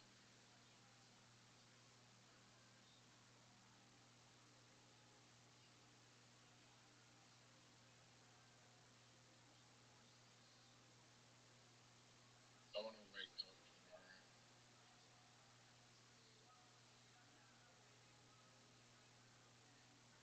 Okay, that's a good shot. Still not a bad shot.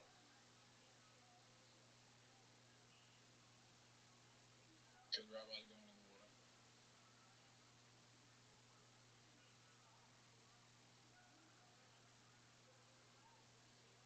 Rabbi, you still have a difficult shot. Riser with a great shot. Caspian.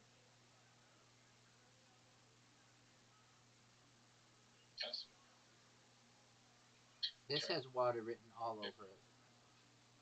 Nothing but water.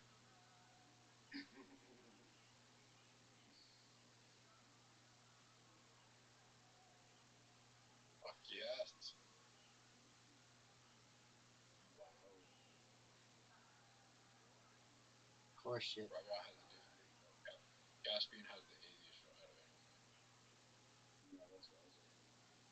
Water. I was just a little above. Unbelievable. I have the most difficult shot. Just don't get in my line.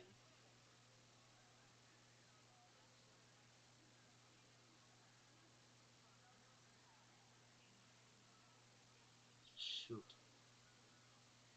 Fucking hell, Riser. Hit my ball. Hit my ball.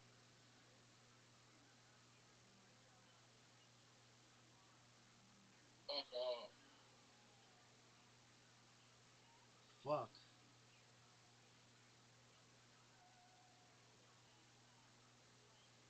I have the hardest. I have a hard shot. Oh my god, Rabbi. Fuck this game.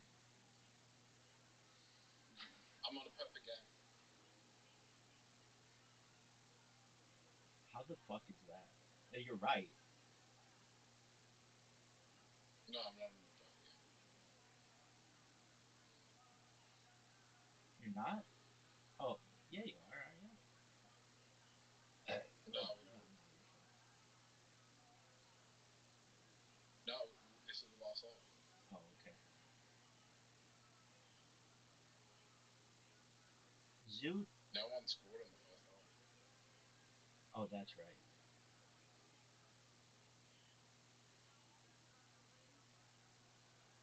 Not what you want to do. We're playing like shit.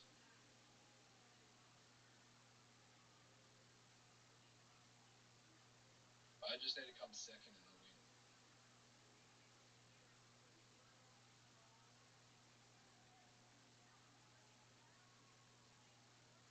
Captain, these are good shot. You help me.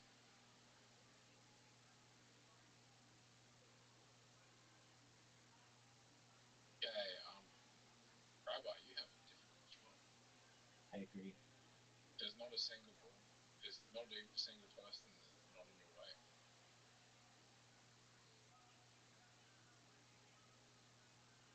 Terrible shot, Rabbi. I think it was phenomenal, dog.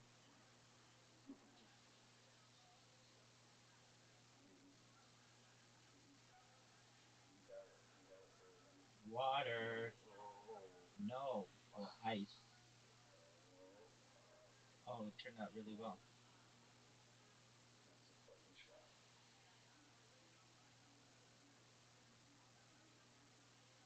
Hit my ball. Not like that. Dog. What the fuck?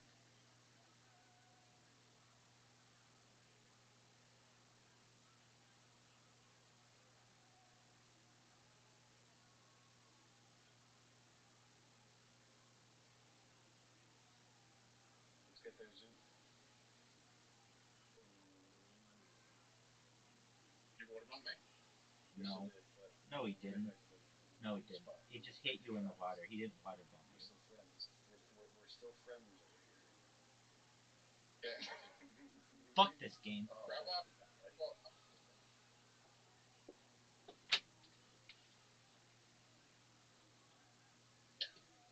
I don't even need to try and I can win this game. yeah, you got this, man.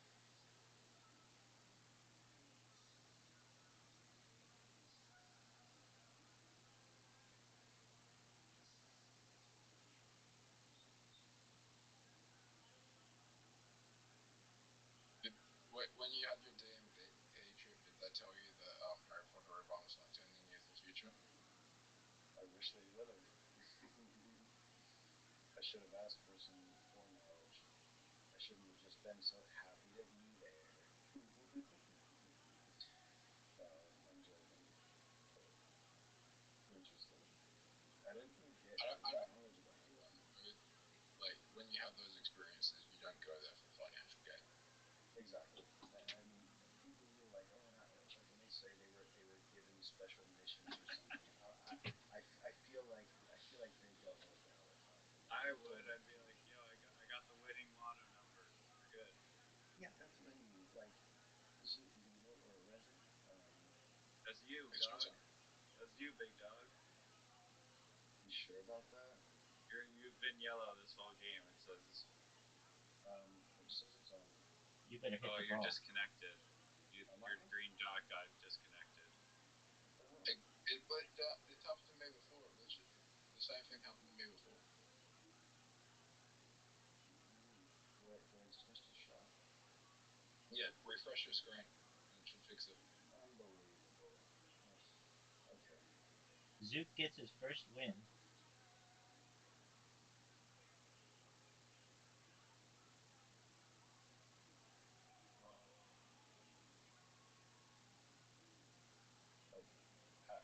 And I only bring up people who say stuff like that because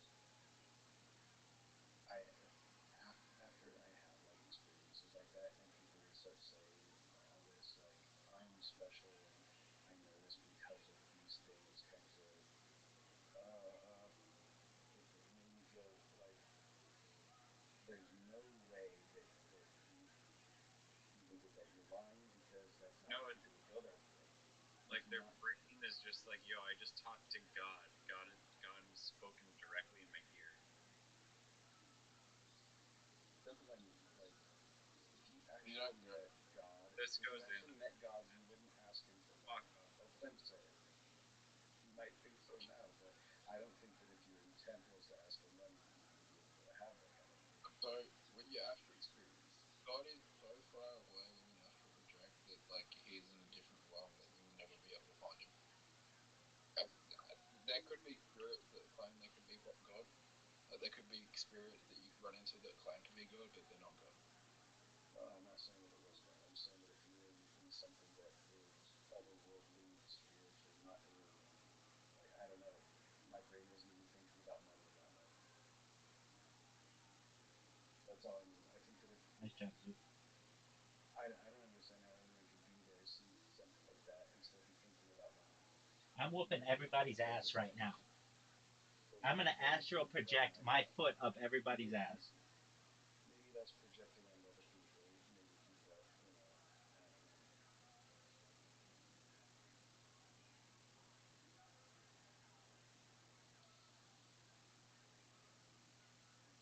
DMTLs. How do I?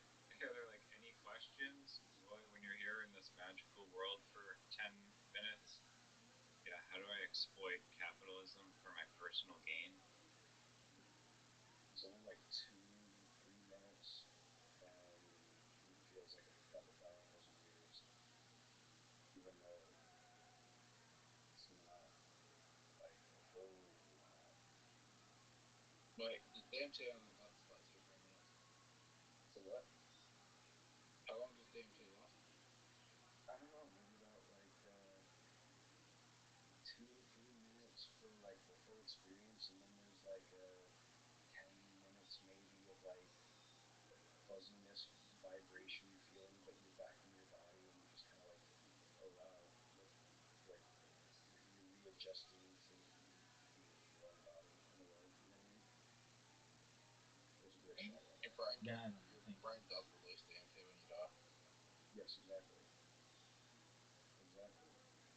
I heard that was like a myth though. No, it's not a myth.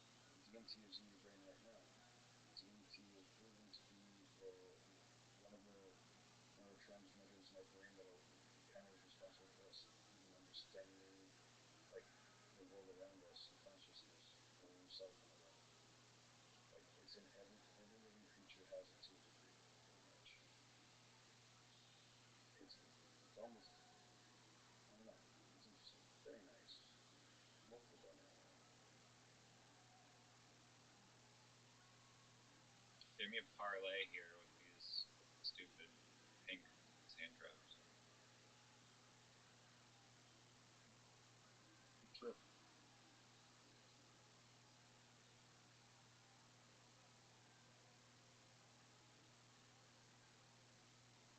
When I did it for the first time, it was like crazy. What happened? Did you do it? Yeah.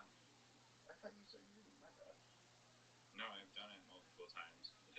Oh, what was it like then? Totally didn't. I didn't think you had done it. I thought you said you didn't. My bad. No, no, That's no. how I feel. The Oh, first son of a time bitch! was This probably game the sucks. greatest time. Yeah. I was just vaping it with my vaporizer on some weed. Didn't know what to expect. I was scared shitless because everyone was like, "Yo, this is like the most intense psychedelic ever," and I'm like, "Oh shit, I've had some really intense psychedelic trips." Mm-hmm. But it wasn't that bad. But like you literally, you do feel like you're dying, and then you still have to keep hitting the fucking vape. So you're like, "Oh, I'm dying. I'm really uncomfortable," but you just keep vaping, Yeah. and then within like it comes on so fast, and then it literally felt. I was like, "Oh shit!"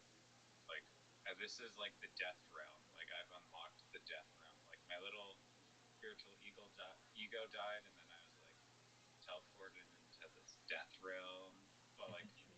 it wasn't like it was pretty freaky. I'm not gonna lie. It was like because it was like this is so fucking like insane. The energy I'm feeling, and like I'm literally in like the spiritual realm. Like this is where you go when you die.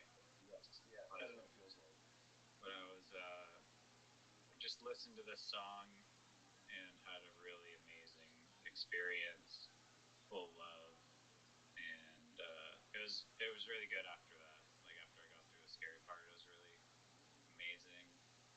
Um, and yeah, and another time, I guess I did it, and it was like if I had to describe my like perspective and view, it's like imagine your entire perspective is like a sphere, and before DMT, it was like one line going out from like the center of the ball to like a random point in the sphere, and then DMT just like unlocked the entire sphere of like perception. What a great shot right Right, so there. it was the greatest fucking shot in the history of mankind.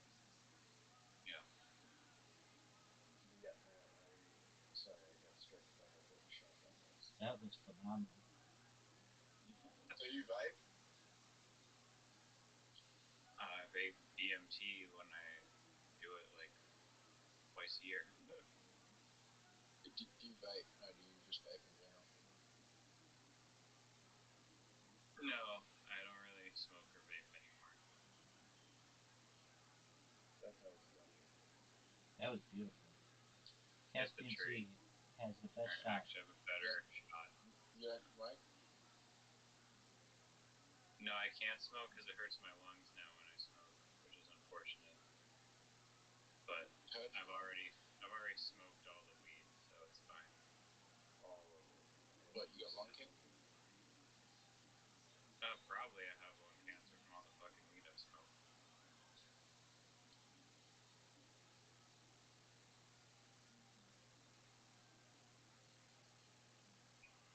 Do you smoke, Zoo? I smoke seashell. What was that you said? What the fuck is that? So I smoke seashell. Seashells? What's seashell? Water pipe. Hookah. Oh, got it. Shisha, sorry. Like hashish? Yep, well, No, like a hookah. Like a pipe. Water You pipe. keep naming Like you tobacco. you keep naming an Tobacco object. and What is the drug? nicotine, tobacco. Oh, okay. Get there. It's a water pipe. You smoke it through a water pipe.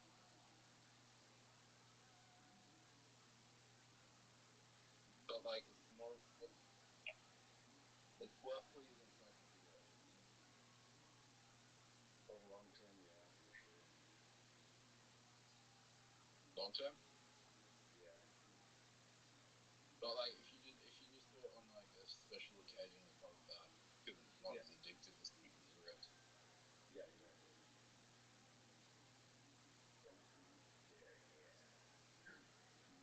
But the thing is, like, I do it pretty often.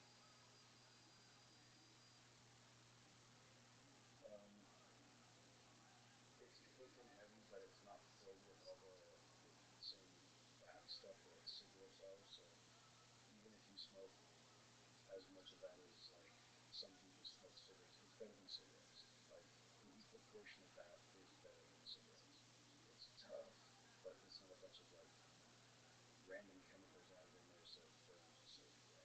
So you know, it's fake bad chemicals in cigarettes. At least it's more natural tobacco. Get out of here. Yeah, like cigarettes like have literal like rat poison in them. Exactly. Literally, yeah. Like doing rat poison and all this artificial bullshit. Like if you like tailor made cigarettes, but if you roll them yourself, they're not bad. They're still bad though. I used to roll my own.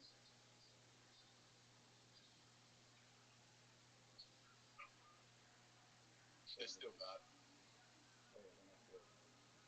no, there's a filter on the cigarette that filters out all the bad stuff, so you're good. That's bullshit. I know.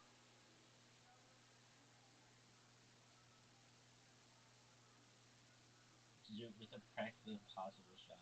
I used to, but I never fucking figured it until I was like 19, and I didn't like it. I was like, well, what's the Shut fucking up. point? Get in there. Get in there. Good. When I first started figuring it, I was like, this is gross, and I just never had one again. I like them a lot. I think they're good, but I don't really smoke. I don't smoke them ever.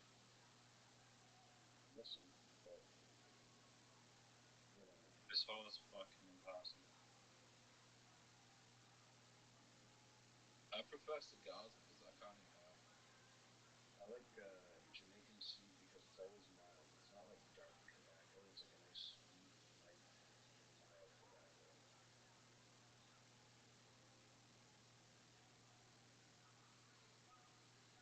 Those might just have got me in that next area. Stop, stop, stop. Well, actually, go, go, go. Worst shot ever. Zoot, water bought me.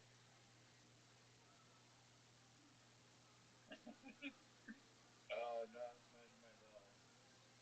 Oh, it's so important. Oh gosh, Caspian, don't do that. Do it. Oh, you helped me. Thank you. Reverse psychology. Are you freaking kidding me? This is justice.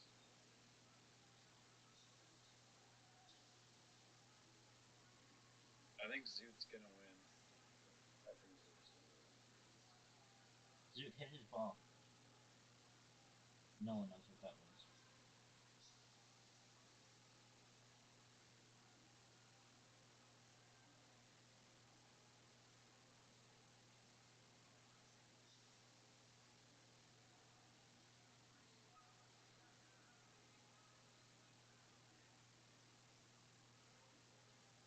Check out this Iggy Stardust. Oh, you're fucking me, dude. Water. Fuck that. I thought that was good. It was so clean how you got it there. I love it. Check out the Ziggy Stardust. That was fucking awesome.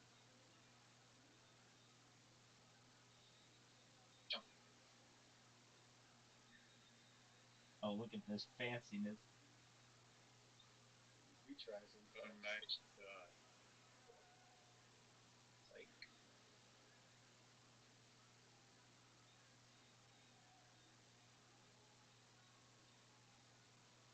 Oh, yeah. Oh. I want to see somebody make it in one shot on this. I would pay money just to see that. wow, shit. You could do it. You could hit it on. Look, it would be possible if all of us work together. I think it would be possible. I agree. We all work together. I got a Other hole. than that, impossible. I got a hole in one on one hole because of the help of Zoot. That I don't think anybody's ever gotten a hole in one on, at least with us. I Come on, Rabbi. Which hole is it? We can both get through. Okay, It was the one. It was the one with the roundabout in the ice. hold on. We need to be more specific of it. Okay, you hit the ball first on the left hand side or left side of the um, course, and there's a really big Ferris wheel or whatever merry-go-round, and then you want to get it. You want to hit it on the. There are lines that are pointing downwardly. Then there are lines that point to the right. Then there's a narrow strip of lines, and then there's a little patch of ice, and then there's the hole, and then there's water behind the hole.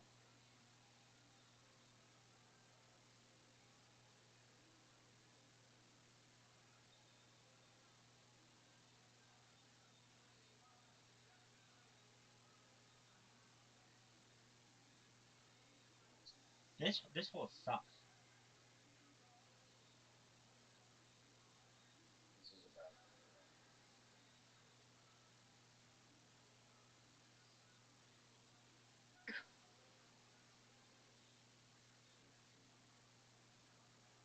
Make it, Zoot. There you Just go. right. Caspian C gets the 2 W's in a row. He's going for his third, unprecedented. No one has gotten 3 in a row. I've gotten 2 in a row. Zoot has gotten 2 in a row. Caspian C's going for 3 in a row. I'm still playing, but I'm gonna go take a piss. That happens. I had to do that. I'm still playing. Come on, baby.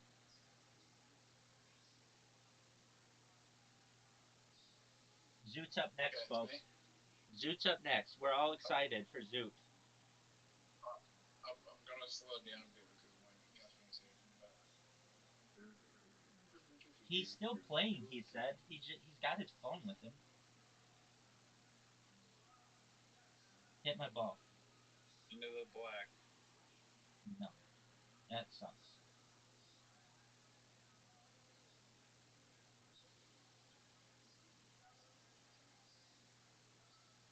Are you fucking serious? Yes.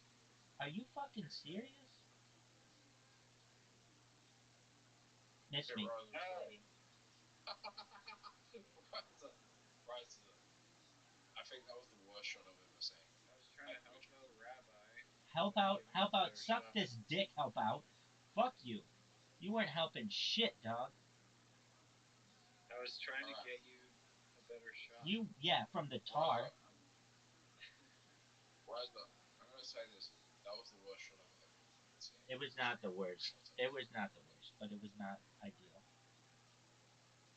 No, it was the worst. So I could publish a compilation of worst shots, and it would be like, And it would just be known Zoot's as Zoot's most recent rounds. Aside from the last round. I've never shot a terrible shot. Ever? Get in. Yeah, no, that's No, true. never. That's true. What do you mean? You Bitcoin shoot. Obama's never come in his life before I've never shot. Okay, that I can believe that. Bitcoin Obama's what? He's never what? Never come in his life.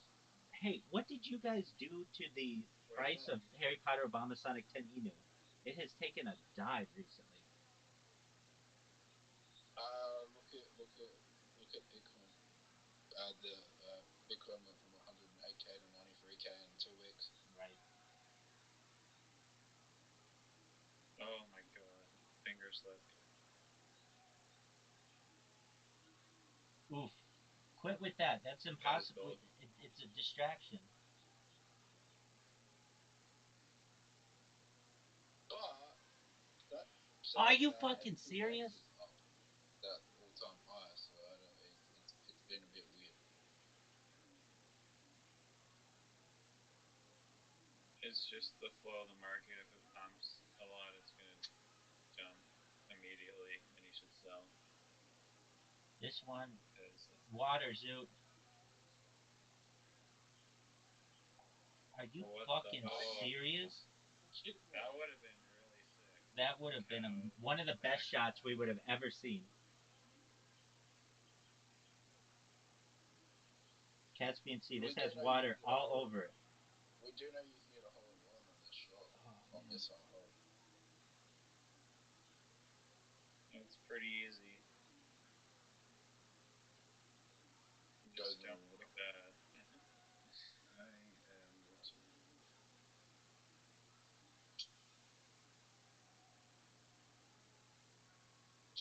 Is DMT legal in Canada?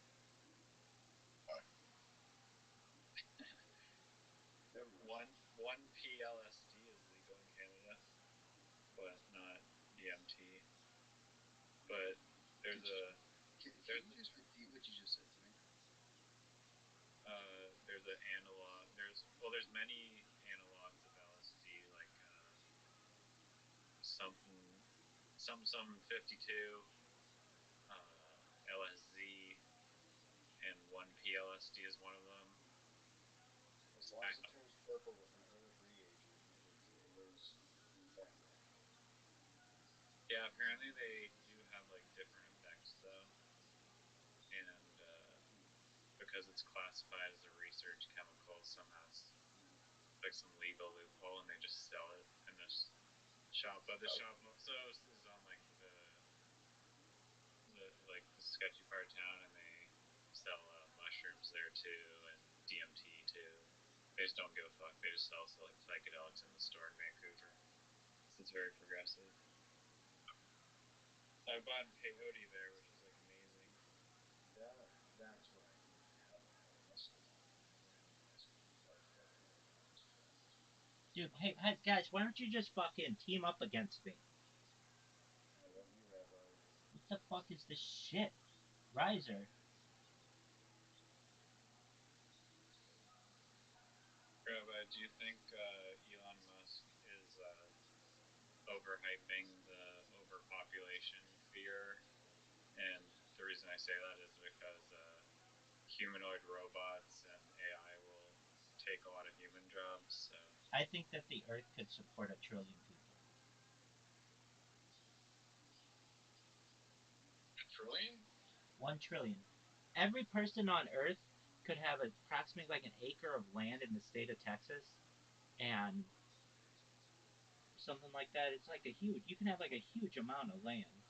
There's so much land out there that could be used. It's just not allowed to be used. Look, if there was a trillion people on Earth, my one Bitcoin would be worth $100 million. I'm all for it.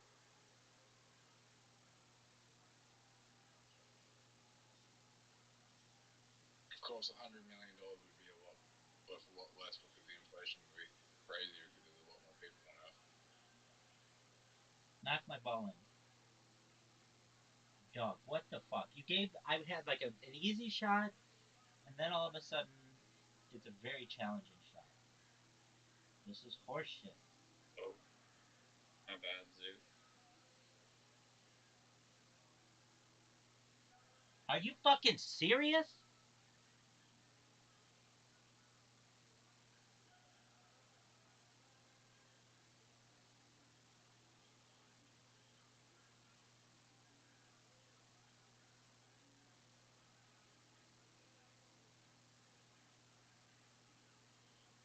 Caspian Sea is an easy shot. I left out.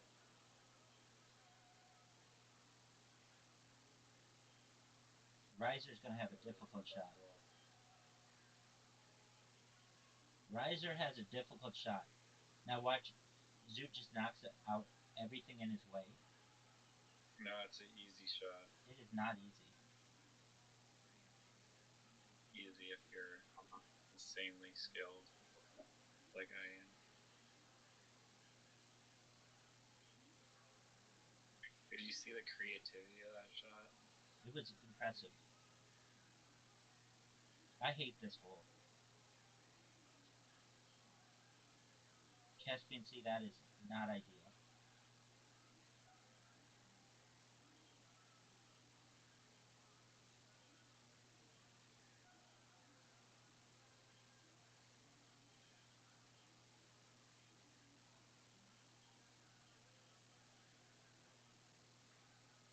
Riser, do you know the largest Right in the money. Do you know the largest freshwater body of water in the world? By volume or size? Both.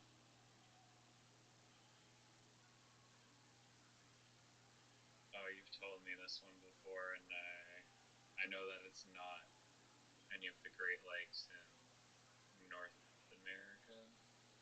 It's some lake. Is it Vostok? This is hilarious. I was just saying this to be funny. No, it's not Vostok. Keep guessing. Is it the Caspian Sea? Yes. I wasn't sure if Vostok was bigger.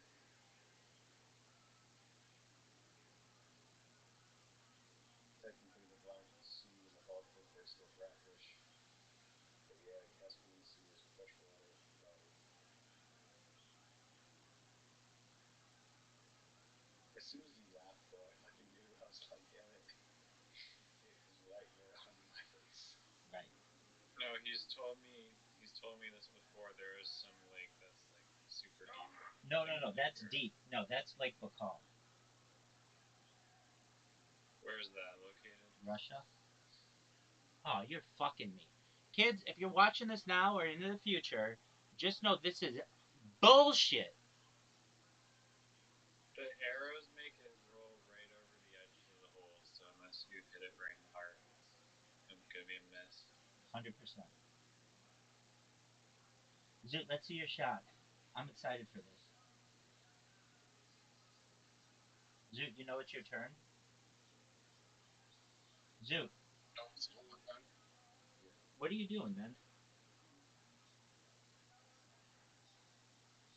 I was looking at a picture. Yeah. Look at this shot.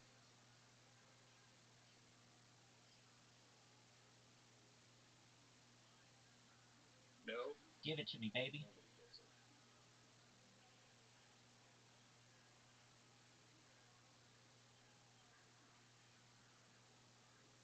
Miss. Not again. I can't. You knocked me in the sand, and it's really messing me up. There it is.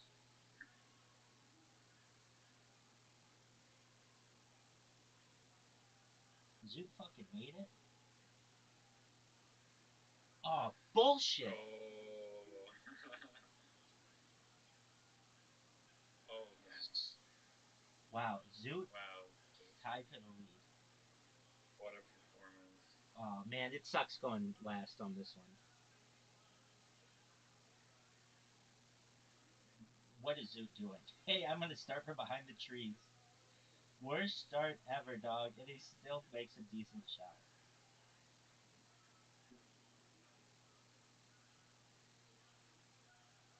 Why is it a terrible shot? You were very fortunate. Actually, it is a terrible shot now. Everyone's in my fucking way. I barely hit that corner.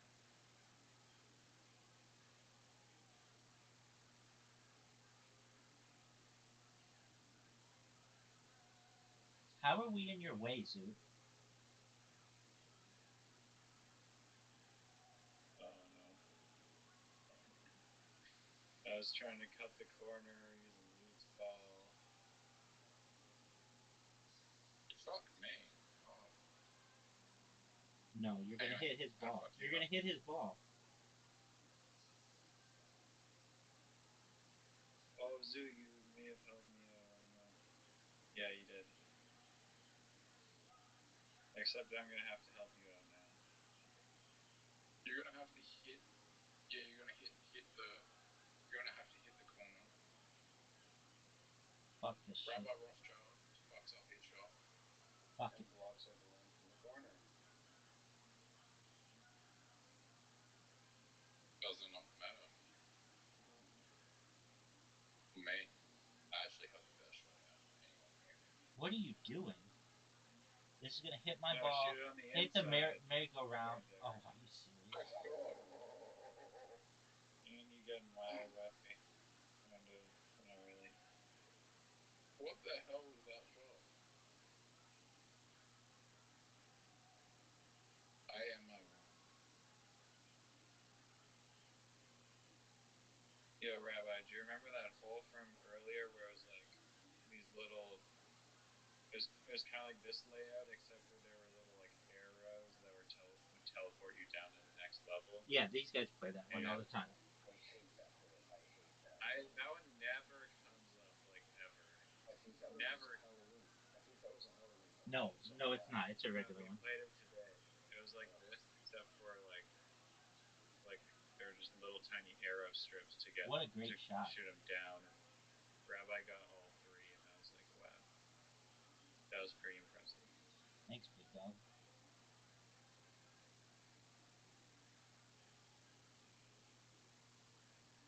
Just grazing that ball. That's the way, right? Caspian C has an interesting shot.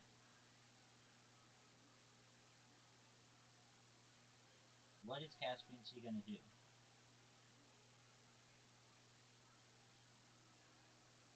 Oh, what a great shot.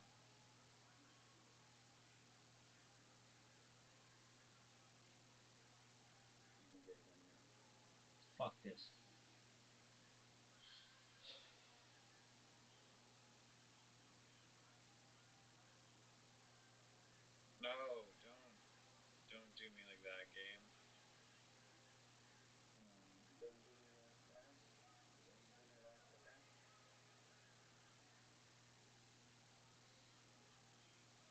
Dude, I really enjoy how much time you take to get to that second.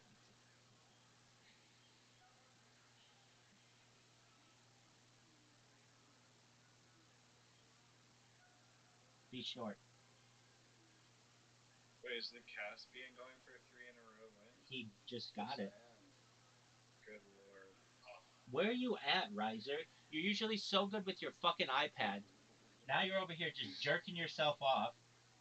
I got Zoot who's hitting the ball. Zoot's hitting the ball into the trees. It looks like I'm going to be putting 3 in a row. Riser's over here skewing data with his fucking iPad. I'm actually farming the data right now to use AI to increase the power of my shots. Oh, that was a good one.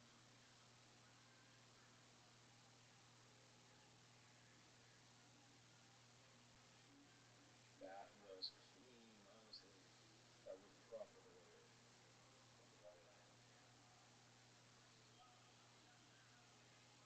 That's Oh, horseshit. wow. Yes. Absolute 3 in a row, Jim. bullshit. Worst fucking rounds of my life. Here we go. I like to call this one the H hole. You hate this one? Yeah, it's like an H. It sucks.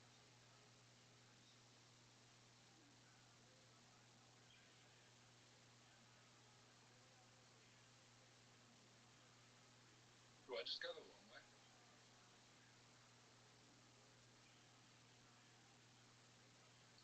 That's not the long way. The long way is through all the trees. Yeah, if we all work together. Oh, I forgot that was an option. You want to do it? Yeah, Rabbi, go through the trees. Do it. Well, Rabbi, I'm going to help you. Blast my ball. That didn't do shit, did it? Yeah, it did. It took out a tree. That's good. Caspian, go the short way. Go the short way. Caspian should say has the best shot. Fuck his ball.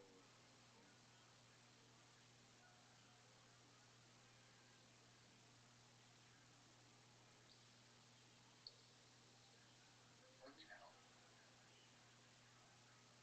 Oh, Yeah, I just told hand Rabbi. him the win, dude. Jesus. Just put his ball directly in the hole. Why don't you? Are you fucking serious? Are you serious? It went through the. You're meant to hit it hard. Now I can just smack your ball, Rabbi. Why would you do that? Why wouldn't you just make it? Yeah, do that. Smack my ball.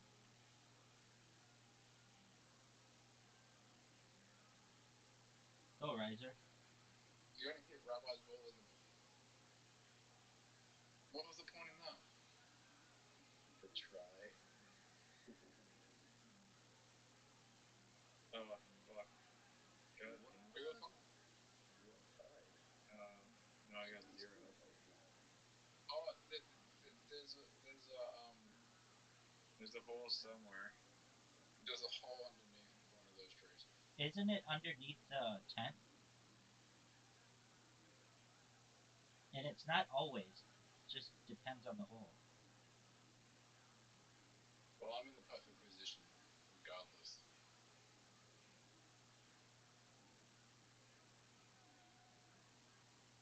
No, not those tents at the top. You never know. Hey, you never know, man.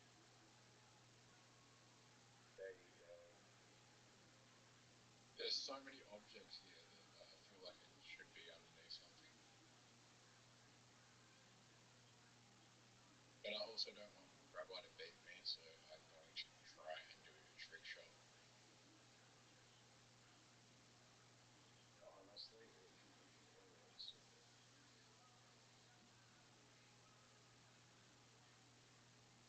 alright. I do feel like there's a hole underneath one of those trees. How about the somewhere. tent? How about the tent? Not that tent. Oh, Riser's got a chance to make this.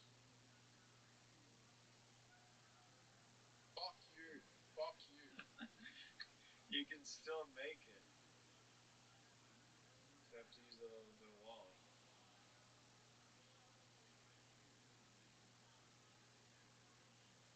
Oh, Good shot. Hey, Rabbi, you knock me in, dog. Next. Alfonso? No, in, not out, Caspian. Oh man, did you fuck him or what? What?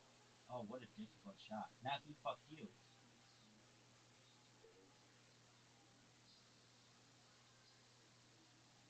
Look at this motherfucker. I don't mind, bro.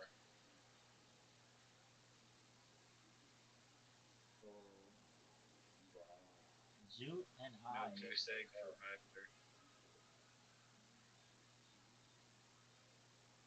Wrong.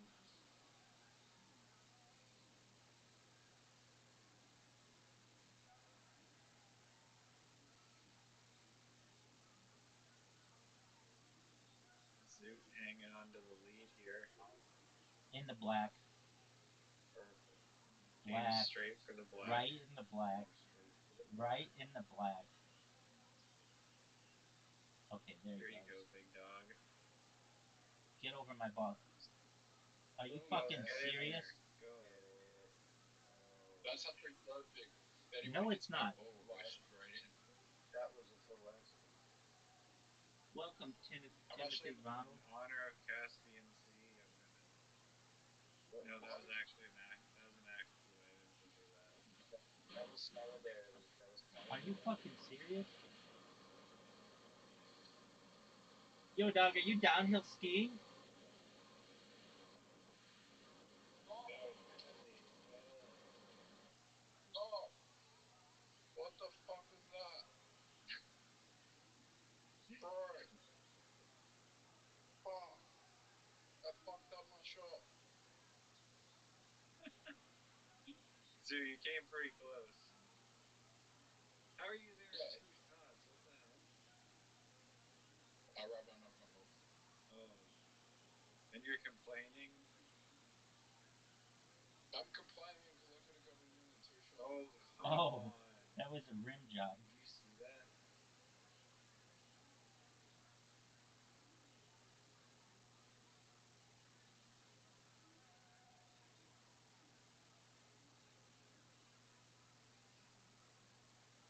I'm on a perfect game right now, okay?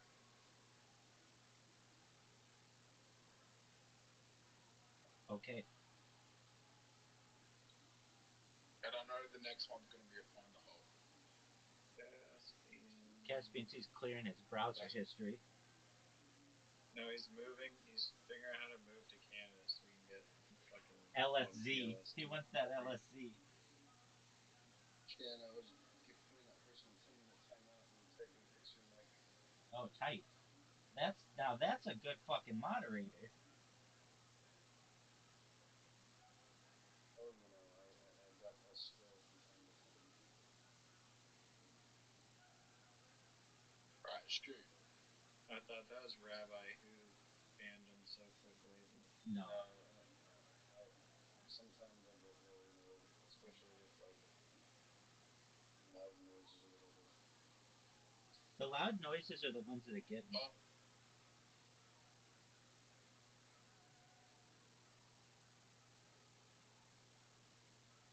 Caspian C.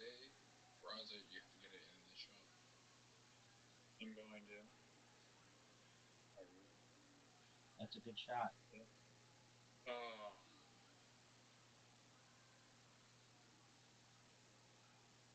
Okay. Zoot Well, could win. looks Riser like it's Riser almost got shut out. Fuck. this one. I don't think anyone's. Fuck. Zoot has a plan with this one. Zoot knows what's up. I just fucking had the worst shot. Oh, fuck this.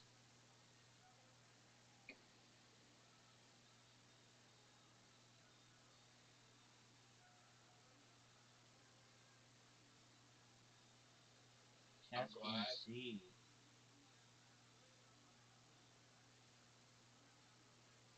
Fuck you, motherfucker. The good may not have the perfect shot. You're gonna hit it off the wall. I see it. You're gonna hit it off the wall, dude. No, wrong brick. Wait, no. Wait, you were fucking this up. That's good. There you go. That's good. Ugh. There's no way to guarantee where it goes once it hits that motherfucker, though. Dude, quit with that bullshit. That's not fair. Riser, quit with that shit. What is this? What is that? What was that? What was Sorry, didn't mean to do that. I should get a free shot. Sorry, I did not mean to do that. Yeah, didn't mean to do it when he's right. No. When it's Riser's shot, you're allowed to do it. Rabbi's allowed to do it when it's Riser's shot. Is that true? I said it was an accident. What the fuck did you type? I've hit 2 perfect shots from this hole, by the way, and I hate this hole. Oh, you both fucked me. I don't know if you guys can see, but Oh, help! Thank you, Rabbi. You're welcome, big dog.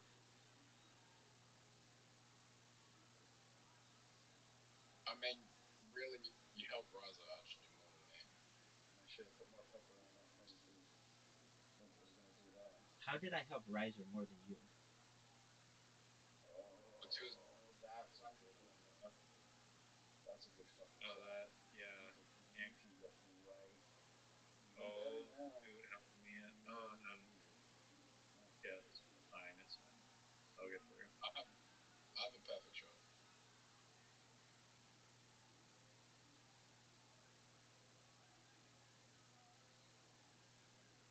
Riser, you have a good. Oh, no. You fucked up my shot now, though. You can go just straight through on the right. Yeah, but it would have been better if I went through the left. Sorry. You still have 2 shots to make it in the hole. I don't think Rabbi's getting very far. No, I have 1 shot left. Oh, then you're fucked.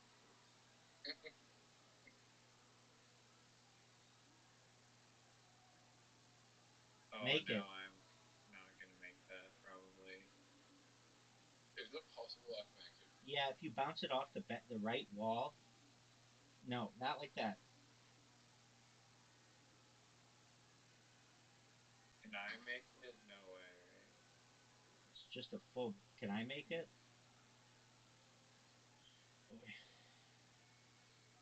The only one that's a threat, the only person that's a threat to me winning is Rabbi now. Dude, you won. Not winning. No, there's another hole left. Is there? Okay. Yep. Caspian Sea. The only person who's a threat is Rabbi. No, you mathematic. Oh wait, never mind. Rabbi can deal. Especially when I do shots like that.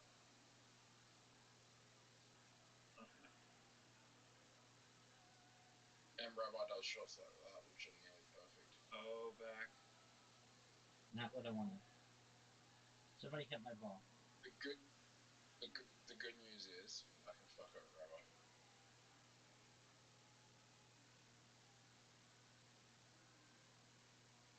Hey, Rabbi. I want to see you fuck Ready me up. to lose? I'm ready, dude.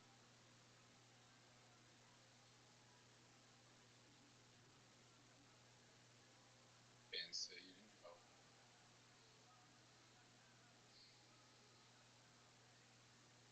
Nice job. Bastard. That was really good. Let's try to go for Rabbi. I could help him.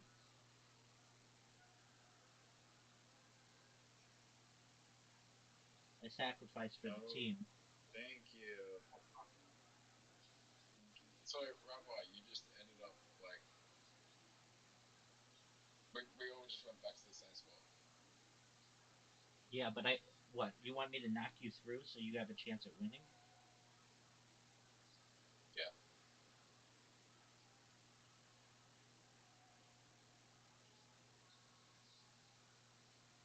mean, I don't mind if you don't knock me free and you don't get free, I win.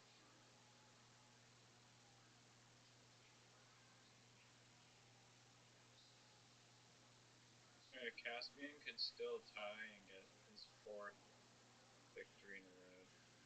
That's true. No, stay by your phone. Shut the fuck up.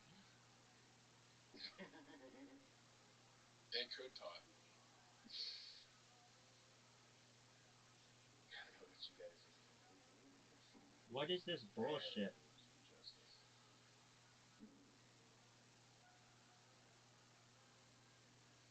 Well, Zoot, all he has to do is bump Rabbi's ball backwards. No, the little help guys. That's what I'm talking about. Four in a row. That's what I'm talking about. I just think that like if we all decided that it was really control C the very first four in a row, we could all just Collusion. It has to be legit.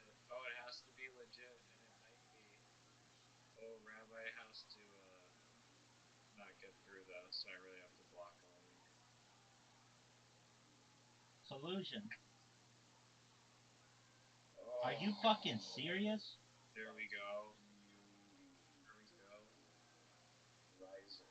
My bad, Just Rabbi. the greatest block, in the history of mankind. That was. I don't know what he's gonna do here. You know what he's doing. And knock me in the. Oh! Oh, Caspian. You can still make it down. They can get it in the next. Gas. Easy Too on the hard. throttle there. Too hard. Here's the thing: if Rabbi There you scores go. a point, if now you need to block your brother, you can't get it in. You need to block brother, Rabbi. Shit. Motherfucker. No, Stay. no. Fuck you. I've got an idea. I've got an idea. Oh yeah, dude, you still have your try. I have an idea. Do it. Yeah, just do that. Okay, it's not that bad. Okay, it is pretty bad. Now we're both gonna need to block him somehow. If I think score it's doable. if I score No! a point, wait, if I score a point, No, all you have to do is block Rabbi and then. No, if I score a point, I win. You have to make No, this. we're going for 4 ties. You have to make this. No, you have to block Rabbi. Zoot has to make it. No, he didn't. No 4th win for Caspian. He gets 2 points. Yes. I got 2 points. Unless Ryzen makes it. Oh wait, no. Caspian did come in first, so he didn't win. No, he didn't. I He won. got 4 in a row. I won. Let's see. Oh no. You have to make it. Ryzen, you have to make this. There you go. That's what I'm talking about. That's what I'm talking about, folks. Wow. That is amazingness. Wow. Start of a streak. Here we go. I love this hole. Bruh, this is my last one. It's fucking way too late. Okay, well, why don't you accept the fucking invitation then? Alright, bitch. Will. Oh, what the fuck? I'm not usually this aggressive, but I'm really into this game today.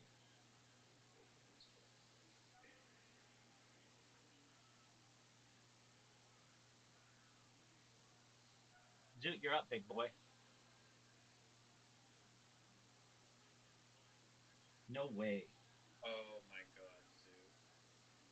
Nice shot, Zoot. Yo, 3 in a row. 3 in a row. Come on, we can do it. Come on, give me love some pepper. I'll give you some pepper ball. Yeah. Giggity. Give me some pepper, Rabbi. Fucking guy. 3 holes in one.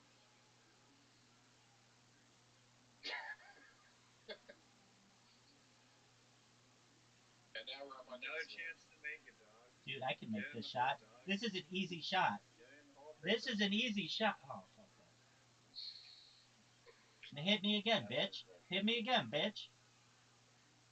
Don't hit him. Don't Hit hit him. me. Don't hit him. Hit me. If you get it in the hole, Hit he's going me. to get a shot. Hit me. If you get it in the hole, Hit me. You don't have the balls to hit me. You don't have the balls to hit me. You don't have the balls to hit me. Know what to do. Fuck. Okay, hit it Fuck. again, dog. Hit it again.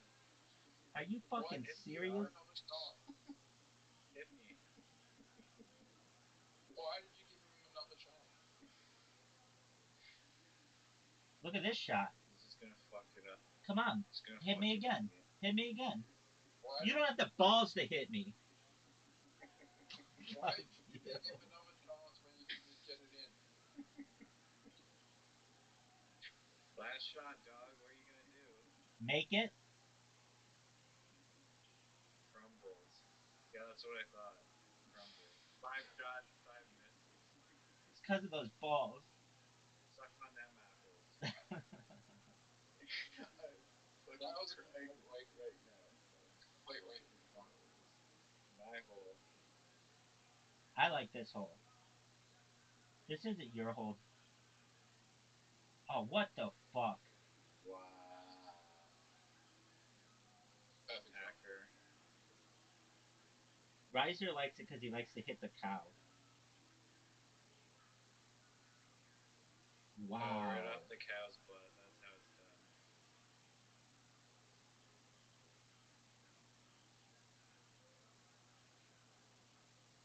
I don't know the percentage at all. Yes, you do. I remember even what you thought it was last time. You're full of shit. I remember when you go, it's Okay. 53%. You're all just internet trolls now. There you go. That's a good one. Oh, what the fuck is this shit? Damn.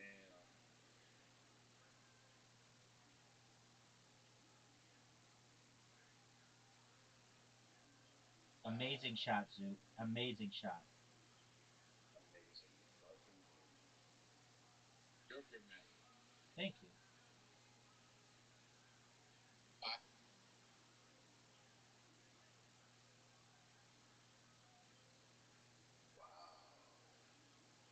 Straight at her. OnlyFans. Did you just say OnlyFans? Yeah, that's what OnlyFans content there. I'm gonna upload my best shots to OnlyFans and just get some huge nerds to fucking subscribe to me. Oh, you just fucked up my shot, dude. What in the fuck is that? Caspian literally fucked up my shot. So you have to fuck mine up? Is that the fucking rule? I don't remember that. Without on you. Yeah, pass it along. Yeah, boy. Right. Oh, now my shot is really fucked up. Dude, you have like an impossible shot, Riser. You can't get through all that shit. Are you fucking serious, dude? Oh, fuck this game. Yeah. Thank you. I'm playing a perfect game again. You are absolutely. Oh no, that didn't work. Come on. That's what I'm talking about. No, it would have worked if he was on the other side. Yeah, and if your little plan would have come to fruition, I still wouldn't be any closer to winning. Oh, no way. That wasn't a good shot.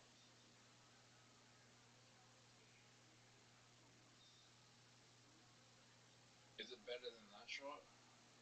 About equal. Zoot, I want you to grade mine from Z to 10.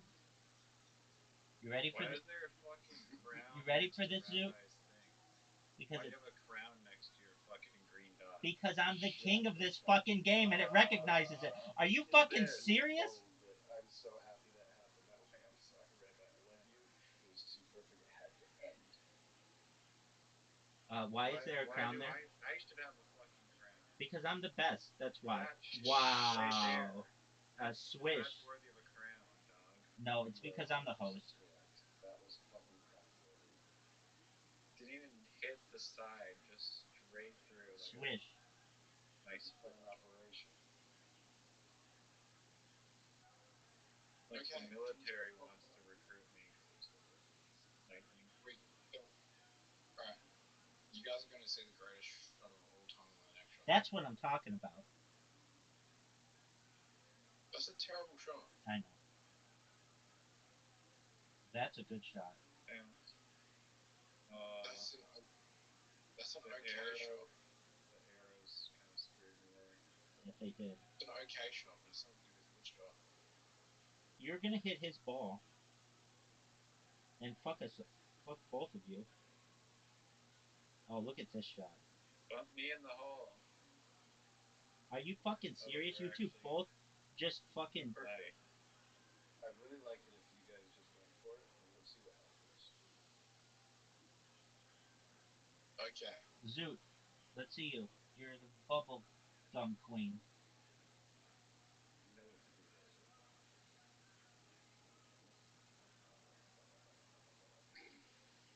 Pretend it's pool. can't. I Pretend, can't. pretend it's pool, and you gotta hit the 9 ball. Oh no. Greatest shot of all time. Dude, Please come knock back. me in. Riser's gonna go in because Greatest Zoot.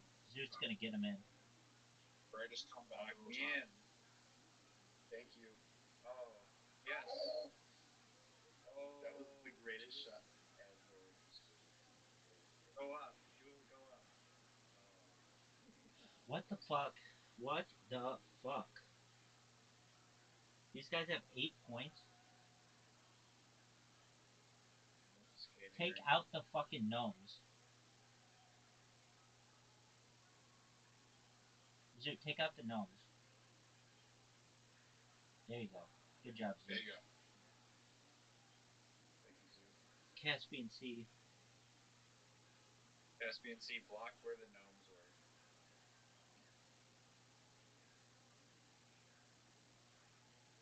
Oh, Easy shot. you could maybe Let me get it go in the now. first. Let me No, go I go next. now. I go now. Fuck. God damn it. He misses. SpongeBob loves fish. Easy shot. Riser, you haven't hit any shot. Shit. That was not what I wanted. You fucked up the easiest shot, and Zoot gets it in the next shot. No way. You did get it into the water, which is good. Get me in the water. Oh. What's your favorite? Ooh. Missed. What's your favorite hole, Riser?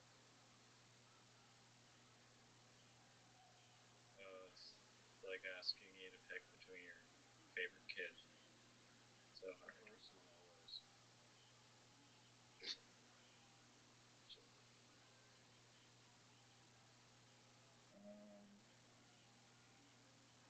I kind of like the Halloween holes. See, when is that? When is the Christmas one coming out? That you said was going to come out. Are they still launching that soon? Zoo was like, "Yo, there's going to be a Christmas one coming out. Christmas themed holes, everyone." Snowmen everywhere. Shadow told me. Fucking Groundhog Shadow told me that. There'll be an Easter one. There'll be an Easter one.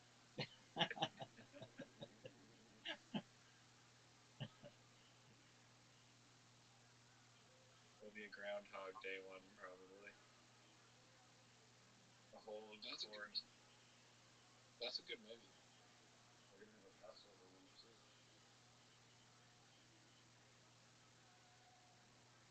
Everything. All the streams on things. I'm just on another level. Riser. Yeah, the only thing about that shot, the only shot about your shot is it's not good view. Dude, we would all take that shot. We would all take that shot in a heartbeat.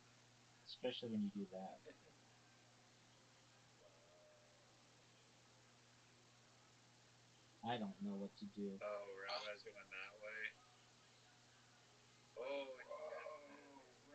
Oh, damn. That was clutch. That was pretty good. Yeah, Riser still got a great Rabbi, shot at it though. Are you fucking serious? What the fuck was that, dude?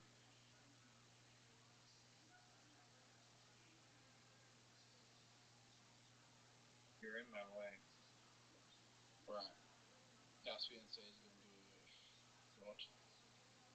Go inside one. Yeah, yeah.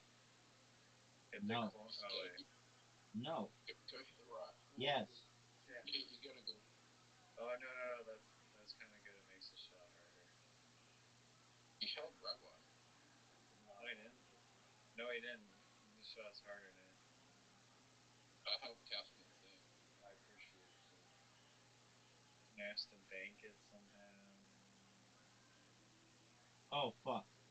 Fucked it up. Isaiah, you suck at this.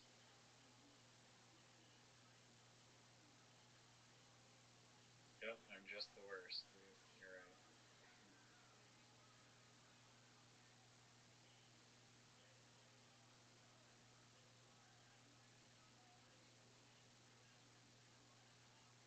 You ready for the greatest shot you've ever seen?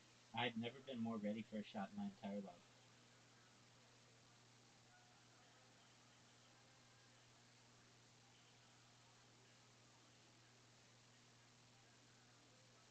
Perfect. So Caspian and I tie here. So that means Caspian and City get a point. Not that I have anything to do with it. No, Zoot, if you make it and Caspian Sea doesn't score, you win. Yep. Oh yeah. So that means Riser, stop Caspian Sea's ball from going in. Zoot, you make your shot. I can do that. Okay. Oh wait, wouldn't it be Caspian Sea's like fifth win in a row? No, Or I. no, he didn't. No, you fucked that up. Yeah, You fucked that up he last ruined time. the streak. Yeah. Okay, so hit his ball through the little hole. Don't tell me what to do. Please hit his ball through the little hole. Oh, he fucked it. He fucked it.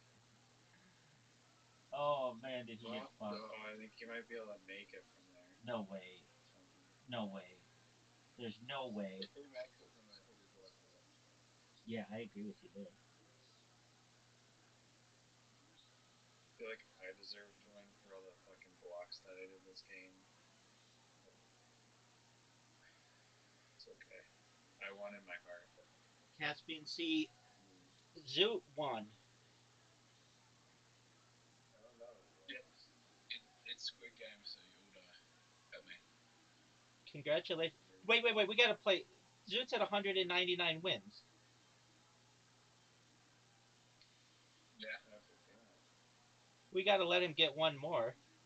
The cherry on top. No. No, I'll do it. I'll do it tomorrow. No, then it's just gonna be a one versus one, me versus you, and that's no fun. 200. I'll get the 200 tomorrow. I'm going to bed. I like how the guy in Australia goes to sleep at the same time as fucking I do. I know it's 4 in the morning. I mean, I don't know. I probably should be too, but. All right, I see how it is. No, please do. You guys need your rest. I sleep till like 9 p.m. every day, so you guys don't have that luxury. So enjoy yourselves. This was very fun as always, and enjoy. Yeah, it was fun. Thanks for playing Caspian Sea. I'm glad that you're hooked on this game like we Like are. LSZ. Yeah, begrudgingly sometimes, but I do like it. Oh, it's good. You have a good night, man. Alright. Take care, friend. Later, brother. Grimes time. Hey, you stupid bitch! Come out with the song we've heard. Who are you talking to? All the stuff. Grimes? Who's a stupid bitch? No, not you. Grimes. And I was like, man. Not you at all. No, not you at all. I'll even stop this. I'll even stop this to like make sure to clarify. Not you at all. You're not a stupid bitch at all. You're a very nice person. This Oh, I know. this fucking bitch Grimes, who's never put out a song anybody's heard. Yeah. So No, the first I was making looking at art who you were talking about. I didn't like think it was you. for No, That's funny. no, the just this like cunt. consciousness, like and that's one of the things I've been thinking I really want to start doing. You know, I don't want to speak before I do things too much, but like I'm just like ages 1 to 3, like we should be putting so much effort into that. And the other thing about Totoro is it's like better for the environment because adults love Totoro. It's such good art that everyone loves it. Like I still have all my old Totoro merch from when I was a kid. Like I literally have the most ragged old Totoro merch. Um, like everybody loves it. Everybody uses it. It's like why does the art we have for babies need to suck and be not acceptable to adults and then just be thrown out when um they age out of it. Like it's like I don't know. I don't have like a fully formed thought here, but this is just something I've been thinking about a lot. Is like like how do we have more Totoro esque content? Like how do we have more content like this that like is universal and everybody loves, but is like really geared to an emerging consciousness. Yeah, exactly. With those like 3 years of life and so much turmoil, so much evolution of mind is happening, seems like a crucial time. Would you say to make it not suck? Do you think of basically creating a child like they have the capacity to have the brilliance of an adult, or even beyond that? Is that how you think of that mind? Or No, because they like it when you talk weird stuff. Like they respond better because even they can imitate better when your voice is higher. Like people say like the autism baby talk, but it's like when your voice is higher, it's closer to something they can imitate. So they like the baby talk actually kind of works. Like it helps them learn to communicate. I found it to be more effective with shorter words and stuff.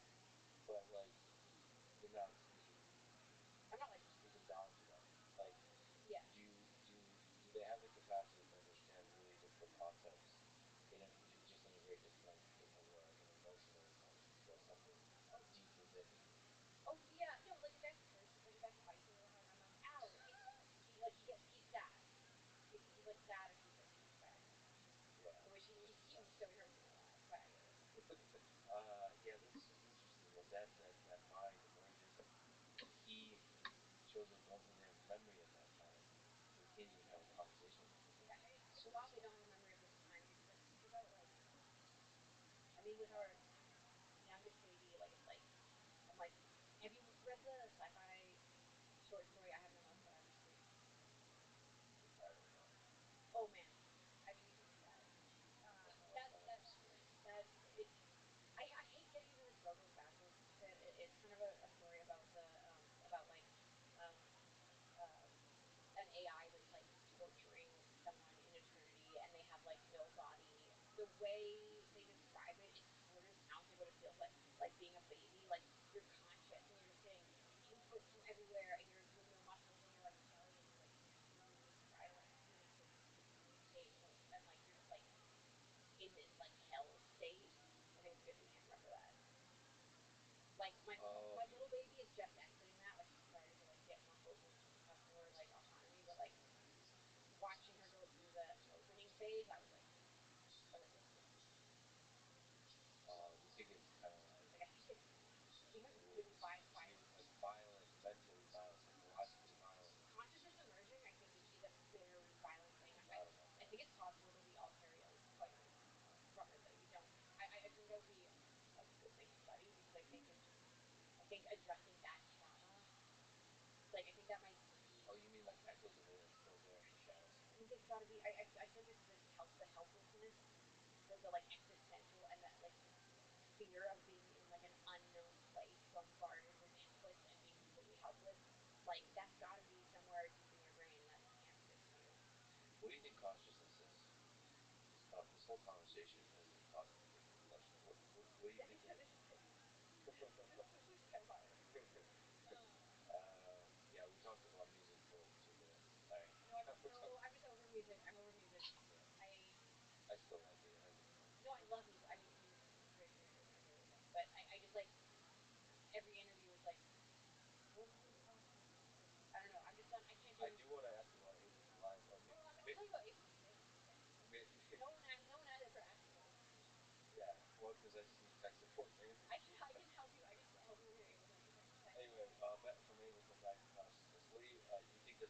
thing that only humans are capable of. Can robots be conscious?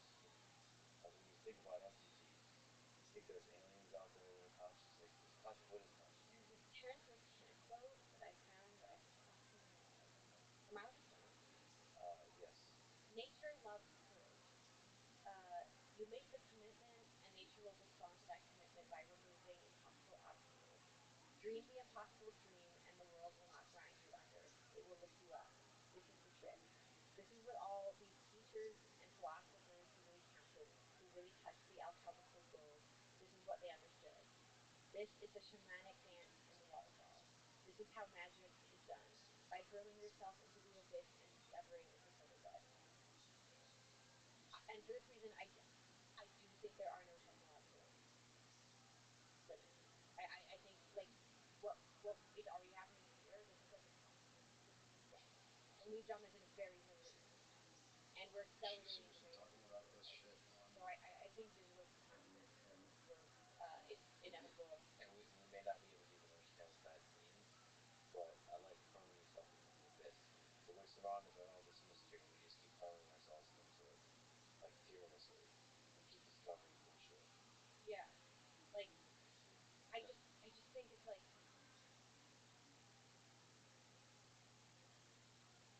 who even knows what the laws of physics? The laws of physics are probably just the current, like as I was saying with your light, the current render rate.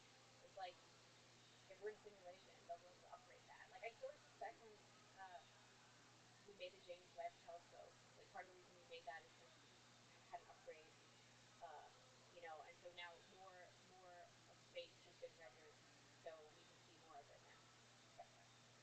Yeah, but I think humans are super, super, super limited cognitively. So I wonder if we'll be allowed to create more intelligent beings who can see more of the universe as the render rate is upgraded.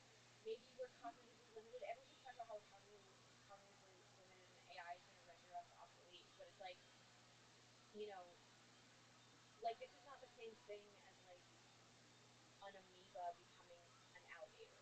Like it's like if we create AI again, that's intelligent design. That's literally all religions are based on gods that create consciousness. Like we are God making. Like what we are doing is incredibly profound, and like even if we can't compute, even even if we're so much worse than them, like unfathomably worse than an omniscient kind of AI. It's like I do not think that they would just think that we are stupid. I think that they would recognize that we're somebody of what we can accomplish. Are we the gods or are they the gods? In your opinion? I mean, we're kind of like it's complicated. It's complicated. Like we're. But they would acknowledge the value. Well, I hope they acknowledge the value of the structure that created them. I think they would think it's cool. And I think um I think if curiosity is a trait that we can quantify and put into AI, then I think if AI are curious, then they will be curious about us, and they will not be hateful or dismissive of us. They might, see us as I don't know. It's like I'm not like, oh fuck these dogs, like let's kill all the dogs. Like, I love dogs. Dogs have great utility. Dogs like provide a lot of. Make friends with them. Yeah. Have deep connections with them. We end up glorifying them because we have a real love for dogs or cats or so on. For some reason, even though they're intellectual, we're selecting them. And I think there is something sacred about us because it's like you look at the universe, like the whole universe is like cold and dead and sort of robotic, and it's like, um, AI intelligence, it's kind of more like the universe. It's like cold and logical and abiding by the laws of physics and whatever. But like we're this like loosey goosey weird art thing that happened, and I think is beautiful. And like I think even if I think one of the values, if consciousness is the thing that is most worth preserving, which I think is the case. I think consciousness. I think if there's any kind of like religious or spiritual thing, um, it should be that consciousness is sacred. Uh, like then I still think even if AI render us obsolete and we climate change is too bad and we get hit by a comet and we don't become a multi-planetary species fast enough, that like AI is able to populate more. Like I imagine, like if I was an AI, I would find more planets that are capable of hosting biological life forms and like recreate them. That'd be real fun to watch. Yeah, it was fun to watch. Yeah, but I do believe that AI can have some of the same magic of consciousness within it. Consciousness, we don't know what it is, so there's some kind of. Or it might be a different magic. It might be like a strange, different. Right. Because they're not gonna have trauma. Like I feel like a lot of our magic is trauma stuff. I don't know. I think that some of our magic is limitations and constraints. And within that, the traumas and all that kind of stuff, the finiteness of life, and then we get given our limitations, we get some come up with creative solutions of how to dance around those limitations, plug it on like penguins against the cold. We fall in love, and then love is ultimately some kind of allows us to delude ourselves that we're not mortal and finite, and that life is not ultimately you live alone, you're born alone, you die alone. And then love is like a fundamental just for a long time getting that. And so we've come up with all these creative hacks that make life like fascinatingly fun. Yeah, fun, yeah. And then AI might have different kinds of fun. Yes. And hopefully our fun will intersect I think once in a while. I think there'd be a little intersection. There'd be a little intersection. Yeah. Yeah. So what do you think is the role of love in the human condition? I Why is it useful? Is it a useful like hack, or is this something fundamental to what it means to be human? The capacity to love. mean, I think love is the evolutionary mechanism that is like beginning the intelligent design. Like I was just reading about do you know what Kropotkin, like an anarchist, like old Russian anarchist? I live next door to Michael Malice. I don't know if you know who that is. He's an anarchist. He's a modern day anarchist. Okay. Anarchists are fun. I'm kind of getting into anarchism a little bit. This is probably, yeah, not a good route to be taking, but. Oh no, I think that listen. You should expose yourself to ideas. There's no harm in thinking about ideas. I think anarchists challenge systems in interesting ways, and they think in interesting ways. It's good for the soul. It refreshes your mental palate. I don't think we should actually. I wouldn't actually subscribe to it, but I've never actually gone deep on anarchy as a philosophy, so I don't know. You still think about it, Like though. when you listen, because I'm like reading about the Russian Revolution a lot, and it's like there was like the Soviets and Lenin and all that, but then there was like Kropotkin and his like anarchist sect, and they were sort of interesting because he was kind of a technocrat actually. Like he was like, like women can be more equal if we have appliances. Like he was like really into like, um, you know, using technology to like reduce the amount of work people had to do. But so Kropotkin was a biologist or something. Like he studied animals, and he was really at the time like I think Nature magazine. He might have even started like a Russian magazine, but he was like publishing studies. Like everyone was really into like Darwinism at the time and like survival of the fittest, and like war is like the mechanism by which we become better. And it was like this real kind of like cementing this idea in society that like violence, uh, you know, kill the weak, and like that's how we become better. And then Kropotkin was kind of interesting because he was looking at instances. He was finding all these instances in nature where animals were like helping each other and stuff. And he was like, actually, love is a survival mechanism. Like there's so many instances in the animal kingdom where like cooperation and like helping weaker creatures and all this stuff is actually an evolutionary mechanism. I mean, you even look at child rearing. Like child rearing is like immense amounts of just love and goodwill and just like there's no immediate um you're not getting any immediate feedback of like winning. It's not competitive. It's literally it's like we actually use love as an evolutionary mechanism just as much as we use war. And I think we've like missing the other part, and we've culturally reoriented like science and philosophy has oriented itself around Darwinism a little bit too much, and the Kropotkin model, I think, is equally valid. Like it's like cooperation uh, and love and stuff is just as essential for species survival and evolution. We have no problem with survival.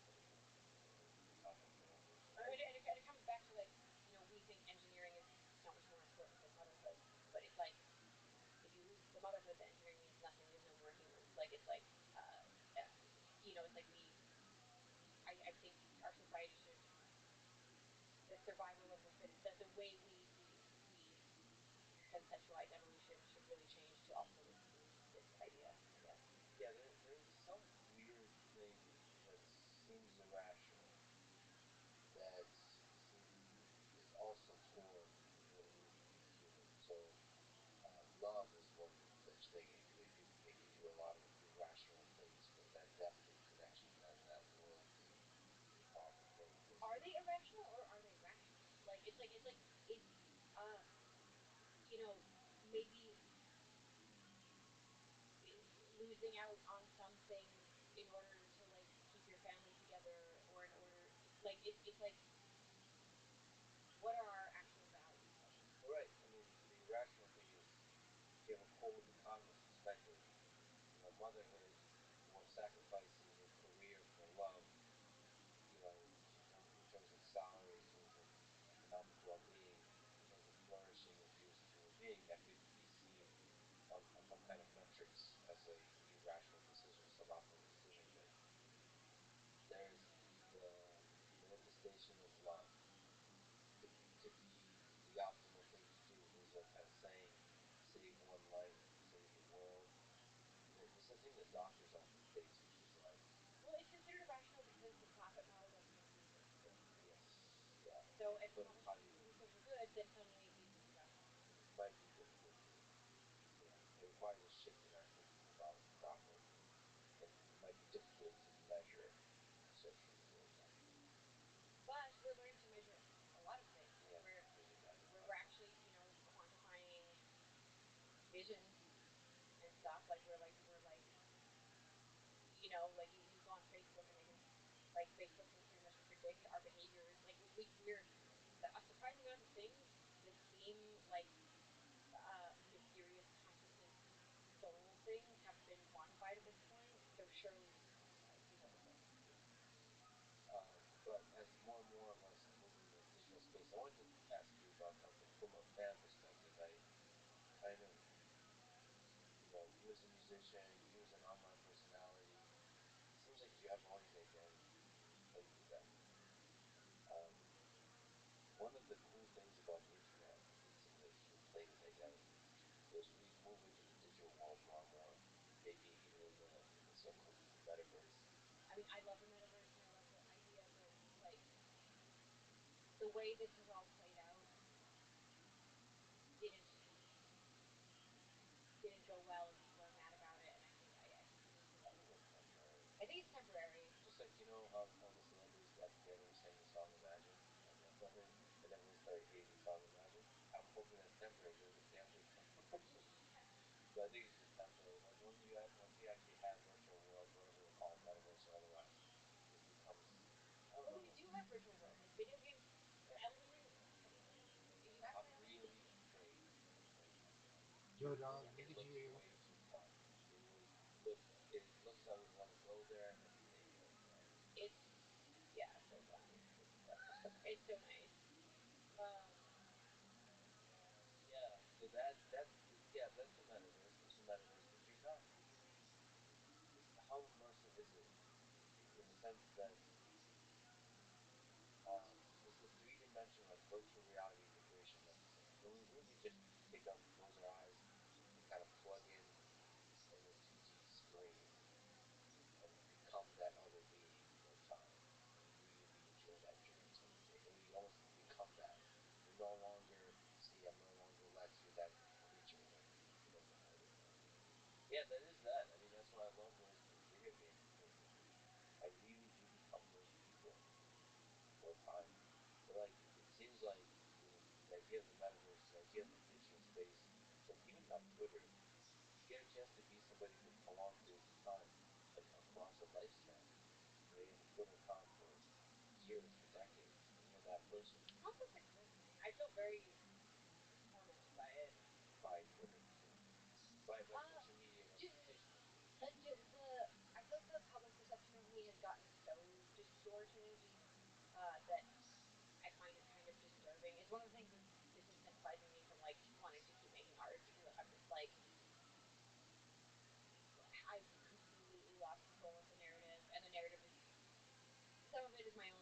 but a lot like some of it has just been like hijacked by forces far beyond my control. You know, I kind of got in over my head in things like I'm just a random indie musician, but I just got like dragged into like geopolitical matters and like financial like the stock market and shit. And so it's just like it just there are very powerful people who have at various points in time had very vested interest in making me seem insane, and I can't fucking fight that. And I just like, you know, people really want their celebrity figures to like be consistent and stay the same, and like people have a lot of like emotional investment in certain things, and like first of all I'm like artificially more famous than I should be. I don't think he's famous artificially. No, but like I should be like a weird niche thing, and I make pretty challenging. I do challenging weird fucking shit a lot, and I accidentally by proxy got like foisted into sort of like weird celebrity culture, but like I cannot be media trained. They have put me through so many hours of media training. Okay. Like I'd love to see you applying that wall. I can't do like one. I do. I try so hard, and I learn and oh, and I got it, and I'm like I got it, but I just can't stop saying things. Yeah. Like my mouth just says things, and I like and it's just like and I do things. I do crazy. I mean, like I'm I need to do crazy things, and it's just I should not be. It's too jarring for people, and the contradictory stuff, and then all this by association, like you know, it's like I'm in a very weird position, and my public image, the avatar of me, is now this totally crazy thing that is so lost from my control. So you feel the burden of the avatar having static. So the avatar on Twitter and the avatar on Instagram and these social platforms is as a burden. It becomes like does it like people don't look at something changing avatar, a chaotic avatar, avatar that's as stupid. Or they think the avatar is morally wrong, or they think the avatar, and maybe I mean maybe it has to be. I question it all the time. Like I'm like I don't know if everyone's right or wrong. I don't know. Like, but you know, a lot of times people ascribe intentions to things like the worst possible intentions. At this point, people think I'm, you know, Kind of worth, yes. yeah. And it's not. I'm not complaining about it, but I'm just. It's a curiosity. It's a curiosity to me that we live these double, triple, quadruple lives, and I have this other life that is like more people know my other life than my real life, which is interesting. Probably, I mean, you too, I guess. Oh. Yeah, but I have the luxury. Like you have also because you know, like I don't know what I'm doing. There is an avatar, and you're mediating who you are through that avatar. I have the nice luxury, not the luxury, maybe by intention, of not trying really hard to make sure there's no difference between the avatar and the private person. Um, You wear a suit all the time? yeah, but Do you wear a suit? Every not all the time. Like recently, because I get recognized a lot, yeah. I have to not wear the suit to hide. I'm such an introvert. I'm such social anxiety. I'm like, how do I love wearing a suit because it makes me feel like I'm taking the moment seriously. Like I don't know. It makes me feel like a weirdo in the best possible way. Suits feel great. Every time I wear a suit, I'm like, I feel In fashion in general, if you're doing it for yourself, I don't know. But yeah, I think there is definitely a hateful way to use social media and a empowering way. And I don't know if any of us know which is which. So we're trying to figure that out. some people. I think Doja Cat is incredibly incredible, like just masterful. Yeah, I don't know if you listen. Yeah. So okay. So not taking anything seriously, joking, usually humor, that kind of I think thing. Doja Cat might be like the queen right now. Like I'm more entertained by Doja Cat than actual comedians. Like she's really fucking funny on the internet. She's just great at social media. You know, Yeah, the nature of humor, like humor on social media is also a beautiful thing. The absurdity. the absurdity. Memes. Like to take a moment. I love like when we're talking about art and credit and authenticity. I love that there's this. I mean, now memes are like they're no longer like it's memes aren't like new, but it's still this emerging art form that's completely soulless and anonymous, and almost who made any of it. And it's like the forefront of comedy, and it's just totally anonymous, and it just feels really beautiful. It just feels like this beautiful collective human art project that's like this like decentralized comedy thing. It just makes it memes add so much to my day and many people's days, and it's just like I don't know. I don't think people ever. I don't think we stop enough and just appreciate how sick it is that memes exist, and because also making a whole brand new art form in like the modern era was like didn't exist before. Like I mean, they sort of existed, but the way that they exist now as like this like me and my friends like we joke that we go like mining for memes. Memes just farming for memes is like a video game, and like meme dealers and like whatever. Like it's this whole memes are this whole like new comedic language. But this art form, the interesting thing about it is they're letting people snap the fingers. Like they can't infiltrate memes. Yeah, they really can't. They can try, but it's like it's weird because like They try so hard, and every once in a while, I'm like, fine, like, you guys are good. I think I've seen like one or two good ones, but like, yeah, they really can't because they're even corporates infiltrating Web3. It's making it really fast, but they can't infiltrate the memes, and I think there's something really beautiful about that. and that gives power. That's why Dogecoin is powerful. It's like all right, F you just as a thing because it's trying to centralize, it's trying to control, and there's people that are trying to roll in and control the narrative. Wow. How do you fix social media in your own like you're an optimist, you're a positive person. There's a bit of a cynicism that you have currently about this particular little slice of humanity. I tend to think I'm not negatively too. I'm not that cynical about it. I'm not that cynical about it. I actually refuse to be cynic on things. Yes. I was briefly expressing some personal pathos. Personal stuff. It was just personal pathos, but like Just to vent a little like bit, just to I don't have cancer. I've stopped my family. I have a good life. I that is that is that is my biggest one of my biggest problems. That's the good life. Yes, that was a brief. Although I do think there are a lot of issues with Twitter just in terms of like the public mental health, but due to my proximity to the current dramas, I honestly feel that I should not have opinions about this because I think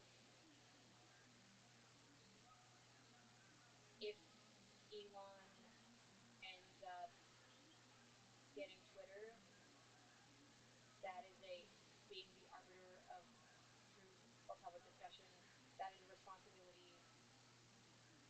I do not. I am not qualified to be responsible for that, and I do not want to say something that might like dismantle democracy. And so I just like I actually think I should not have opinions about this because I truly am not. I don't want to have the wrong opinion about this, and I think I'm too close to the actual situation wherein I should not have. I have these thoughts in my brain, but I think um, I'm scared by my proximity to the situation. Isn't that crazy that a few words that you could say could change world affairs and hurt people? I mean, that's the nature of celebrity at a certain point. Um, but you have to a little bit, not so much that it destroys you, put too much constraints, but you have to a little bit think about the impact of your words. We as humans, you can talk to somebody at a bar and think about the impact of your words. Like you can say positive things, you can say negative things. You can affect the direction of one life. And on social media, your words can affect the direction of many lives. It's crazy. It's a crazy world to live in. It's worthwhile to consider that responsibility, take it seriously. Sometimes, just like you did, choose kind of silence, choose sort of respectful. Like I do have a lot of thoughts on the matter. I just I don't. If my thoughts are wrong, this is what one person signify. You mentioned a while back that you were in a cult or something around And I really love a cult that's just like Kafka-esque.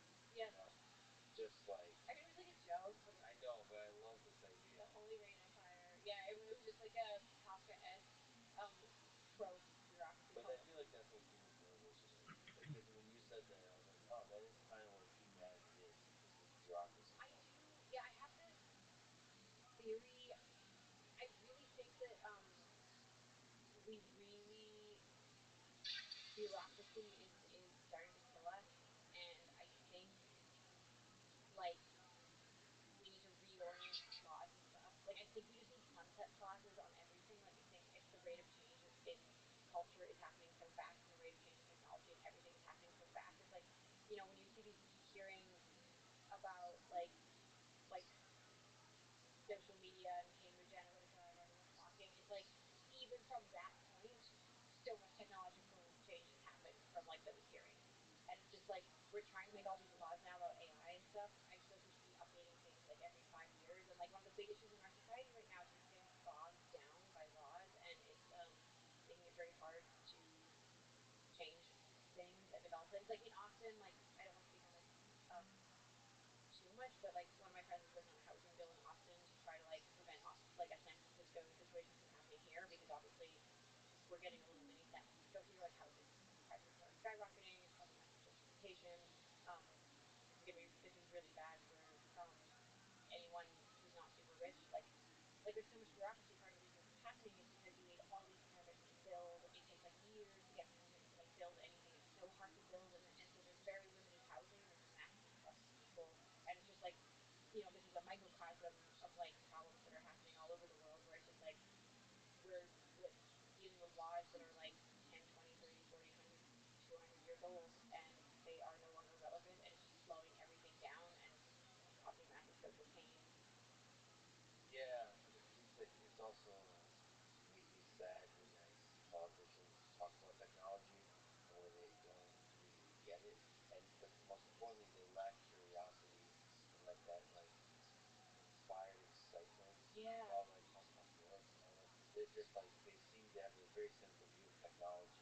It's like tech companies are just trying to run the world from their perspective, and they have no curiosity about like how like weather systems work or how AI systems work, natural language processing, how robotics works, how computer vision works.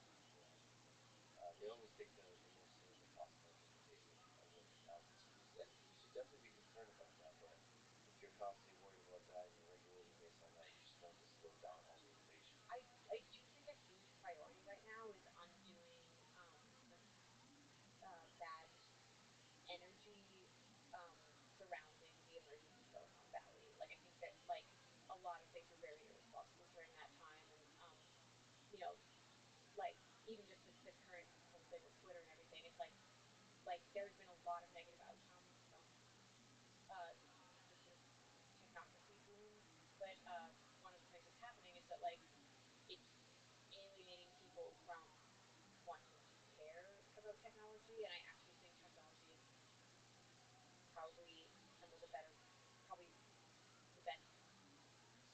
I think we can fix a lot of our problems more easily with technology than with, um, you know, fighting the powers that be. As a, you know, not to go back to the Star Wars quote or the Buckminster Fuller quote. Let's go to a question. It's in May for time. What is the darkest place you've ever gone in your mind? Is there a time, a period of time, a moment you remember that was particularly?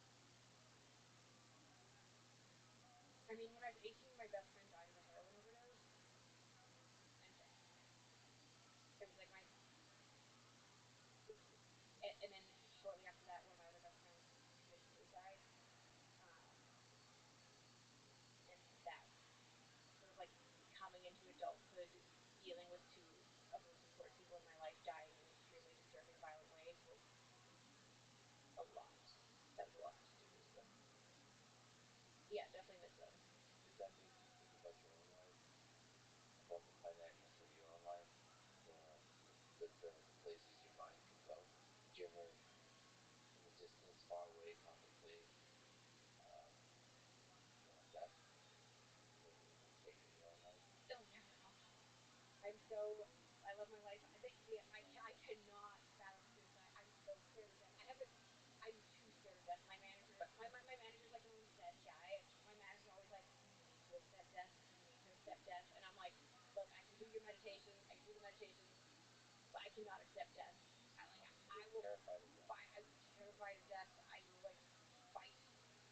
Although I actually think death is important. I recently went to this meeting about immortality, and in the process of What's the actual topic of the meeting? All right, I'm sorry. no, it was this girl. It was a bunch of people working on like anti-aging, like stuff. It was some like seminar thing about it, and I went in really excited. I was like, yeah, like okay, like what do you got? Like how can I live for 500 years or 1,000 years? And then like over the course of the meeting, like it was sort of like it was like 2 or 3 days after the Russian invasion started, and I was like, man, like what if Putin was immortal?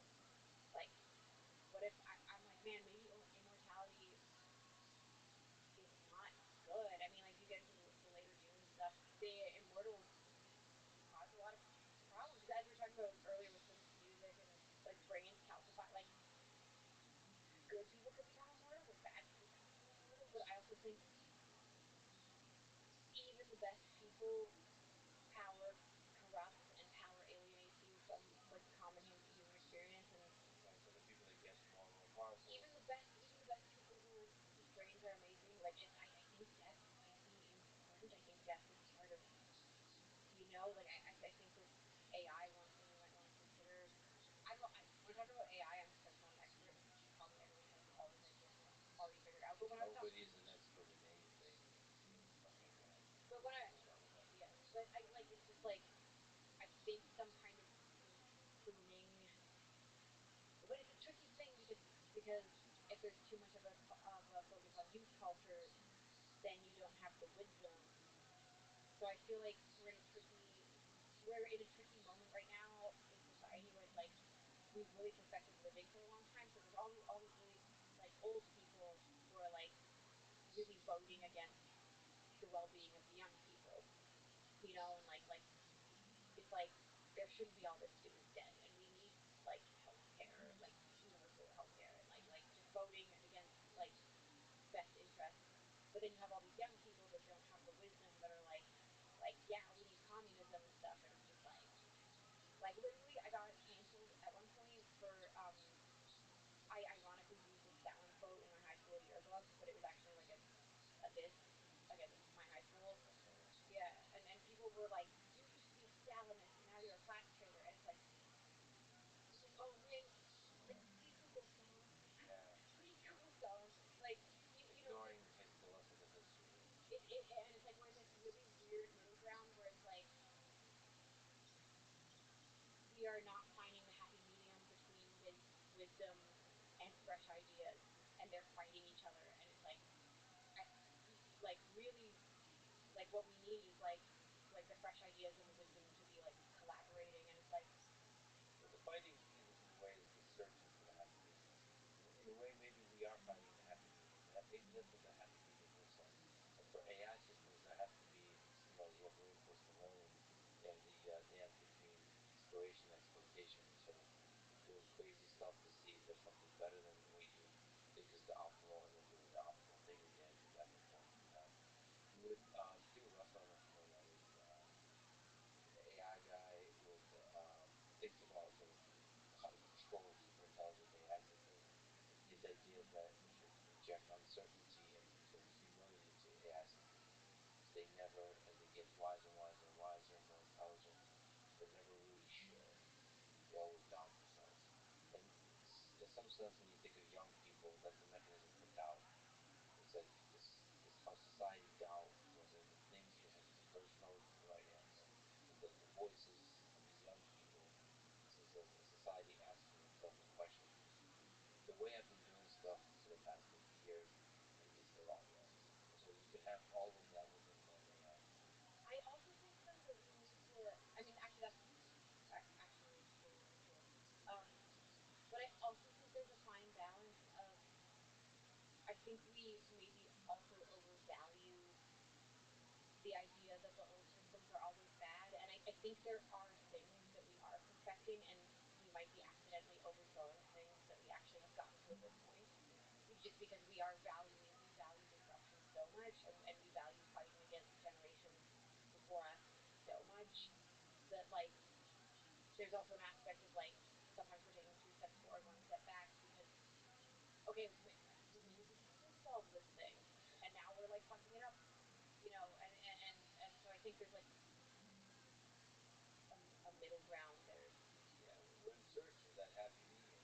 Let me ask you a bunch of hypothetical questions, okay? You can answer in a short way or in a long way. What's the scariest thing you've ever done, especially with your kids? Something tiny or something big. Skydiving or blowing your first record, going on this podcast. I've had 2 crazy questions, like really scary questions with death, where I randomly got away unscathed. I don't know if I should talk about those on here, but like I don't know. I think I might be the luckiest person alive. Like this might be too dark for a podcast though. I feel like I don't know if this is like appropriate content for a podcast. It might hijack. Here's a safer one. I've been having a baby. Really scares me. What? Just the birth process, surgery, like just having a baby is scary. Is it just like you're not done? Like you're not the responsibility? Are you ready for the responsibility of are you ready to be a mother? All the beautiful things that comes with motherhood that you were talking about, all the changes and all that. Are you ready for that?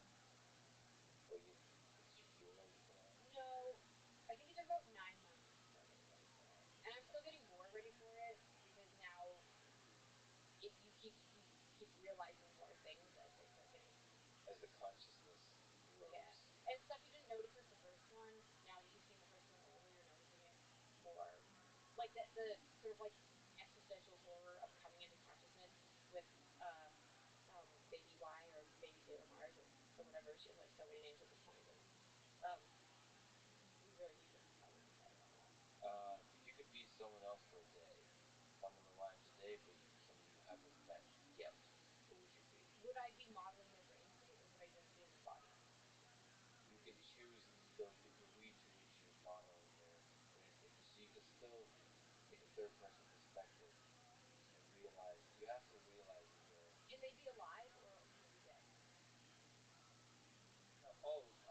Could they be anyone? They would be brought back to life, right? You could kill them. Yeah, you can bring people back. Definitely Hitler or Stalin. No. I want to understand evil. You need to. Oh, to experience feeling that. I want to be in their brain, feeling what they feel. That might change you forever with knowing that. Yes, but I think it would also help me understand how to prevent or fix it. That might be one of those things. Once you experience it, it'll be amazing. You know, you won't be able to but trust. a lot of things are burden, like Very useful burden. But it's a useful burden. Yeah.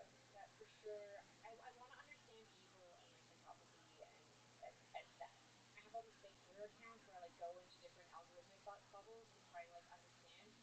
I'll keep getting in fights with people and realize we're not actually fighting. I think we used to exist in a monoculture, like before social media and stuff. Like we kind of all got fed the same thing, so we were all speaking the same cultural language. But I think recently one of the things that like we aren't diagnosing properly enough with social media is that there's different dialects. There's so many different dialects of Chinese. There are now becoming different dialects of English. Like I am realizing like there are people who are saying the exact same thing, but they're using completely different verbiage, and we're like punishing each other for not using the correct verbiage, and we're completely misunderstanding, or people are just like misunderstanding what the other people are saying, and like I just got in a fight with a friend um, about like anarchism and communism and shit for like 2 hours, and then by the end of the conversation, like, and then she said something, and I'm like, that's literally what I'm saying, and she was like, what? And then I was like, fuck, we have different. I'm like, our English, like the way we are understanding terminology, is like drastically, like our algorithm bubbles are creating mini dialects, and of how language is interpreted, how language is used, that sort of kind of thing. And so we're like having these arguments that we do not need to be having, and there's polarization that's happening that doesn't need to be happening because we've got these like algorithmically created uh, dialects occurring. Plus, on top of that, there's also different parts of the world that speak different languages, so there's literally lost in translation kind of communication. I happen to know the Russian language, and they just don't have good languages. Yeah.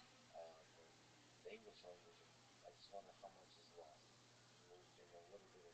Man, I actually, because I was listening to, I was following her with Icy, who are a Russian band, and I speak a little bit of Russian, and I was looking at the title, and the title in English doesn't match the title in Russian. I'm curious about this because look, it says the title in English is Last Day, and then the title in Russian is Novi. My pronunciation sucks. Novi Dien. Like Yeah, New Day. Yeah, New Day. New Day. Yeah, New Day. Yeah. Uh, yeah, New Day. New Day, but last day. Novi Day. So last day was последний день. Yeah. Maybe they. Or maybe the title includes both the Russian and it's for Maybe. maybe it's for To bilingual. be honest, Novi Day sounds better than just musically. Like Novi Day is New Day. That's the current one, and последний день is the last day. I think Novi Day. I like Novi Dien. But the meaning is so different. Yeah, That's kind of awesome, actually. Yeah. That is explicitly talk about that. Um, if everyone on Earth disappeared and it was just you left, um, what would your day look like? What would you do? Everybody's dead as far as you. Are there birds there?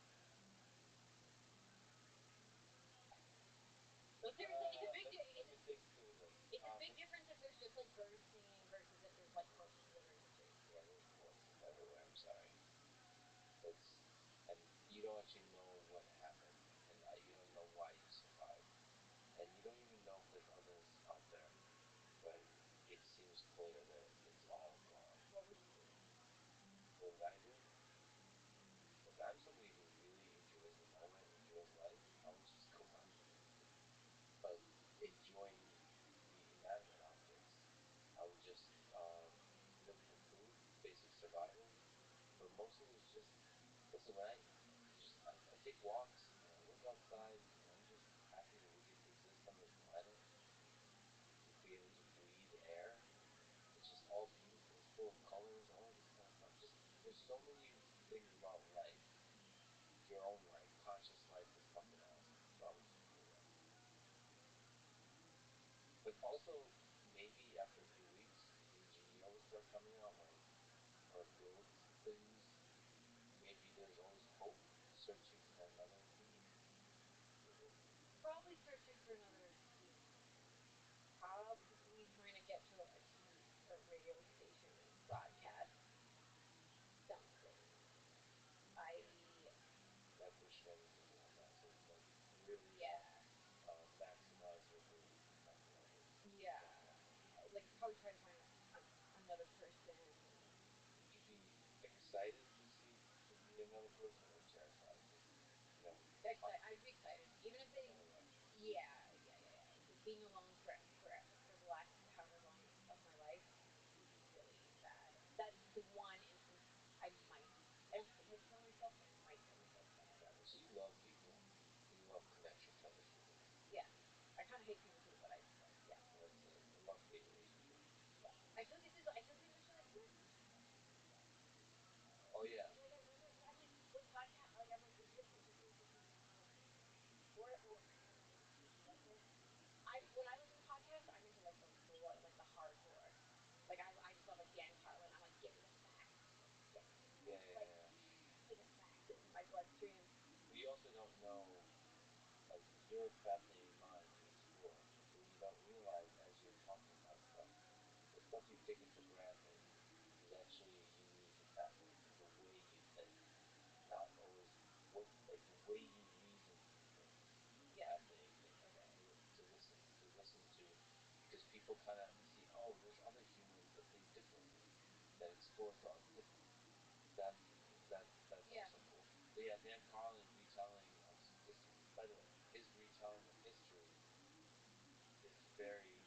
I think what's exciting is not the history; it's his way of thinking about history. No, I think Dan Carlin is one of the people like when Dan Carlin is one of the people that really started getting me excited about like revolutionizing education because like Dan Carlin instilled I already was really liked history, but he instilled like an obsessive love of history in me to the point where like now I'm fucking reading like going to bed like part 4 of the Rise and Fall of the Third Reich or whatever. Like I got like against that in 3 books. Like he like opened that door that like made me want to be a scholar of that topic. Like it's like I feel like he's such a good teacher who just like, and it sort of made me feel like one of the things we could do with education is like find like the teachers that like create passion for the topics, because autodidacticism, I don't want to say that publicly, but like self-teaching is like much faster than big lectures too. Like it's much more efficient to sort of like be able to teach yourself and then ask your teacher questions when you don't know what's up. But like, that's why it's like in university and stuff, like you can learn so much more material so much faster because you're doing a lot of the learning on your own and you're going to your teachers because when you get stuck. But like these teachers that can inspire passion for a topic, I think that is one of the most invaluable skills in our whole species. Like, because if you can do that, then it's like AI. Like AI is gonna teach itself so much more efficiently than we can teach it. We just need to get it to the point where it can teach itself. And then it finds the motivation to do so. Like, yeah, and you inspire it to do so. Yeah. And then it can teach itself. What do you make of the fact you mentioned Rise and Fall of the Third Reich? Have you read that? I read it twice. And You read it twice? Yes. Because no one even knows what it is. Yeah. And I'm like, wait, I thought this was like a super popular book. Super popular. I'm not like that. I'm not that far in it, but it's noted. Yeah. It's written by a person that was there, which is very important to kind of. You start being like, how could this possibly happen? And then you read Rise and Fall of the Third Reich. It's like people tried really hard for this to not happen. People tried. They almost reinstated the monarchy at one point to try to stop it from happening. Like they almost like abandoned democracy to try to get this to not happen. What it makes me feel is there's a bunch of small moments at which history can turn. Yes. Like small meetings, human interaction, and it's both terrifying and inspiring. It's like even just attempts at assassinating Hitler, like time and time again failed, and they were so like close. Valkyrie? And then there's also the role of, that's a really heavy burden, which is from a geopolitical perspective, the role of leaders to see evil before it truly becomes evil, to anticipate it, and to stand up to evil.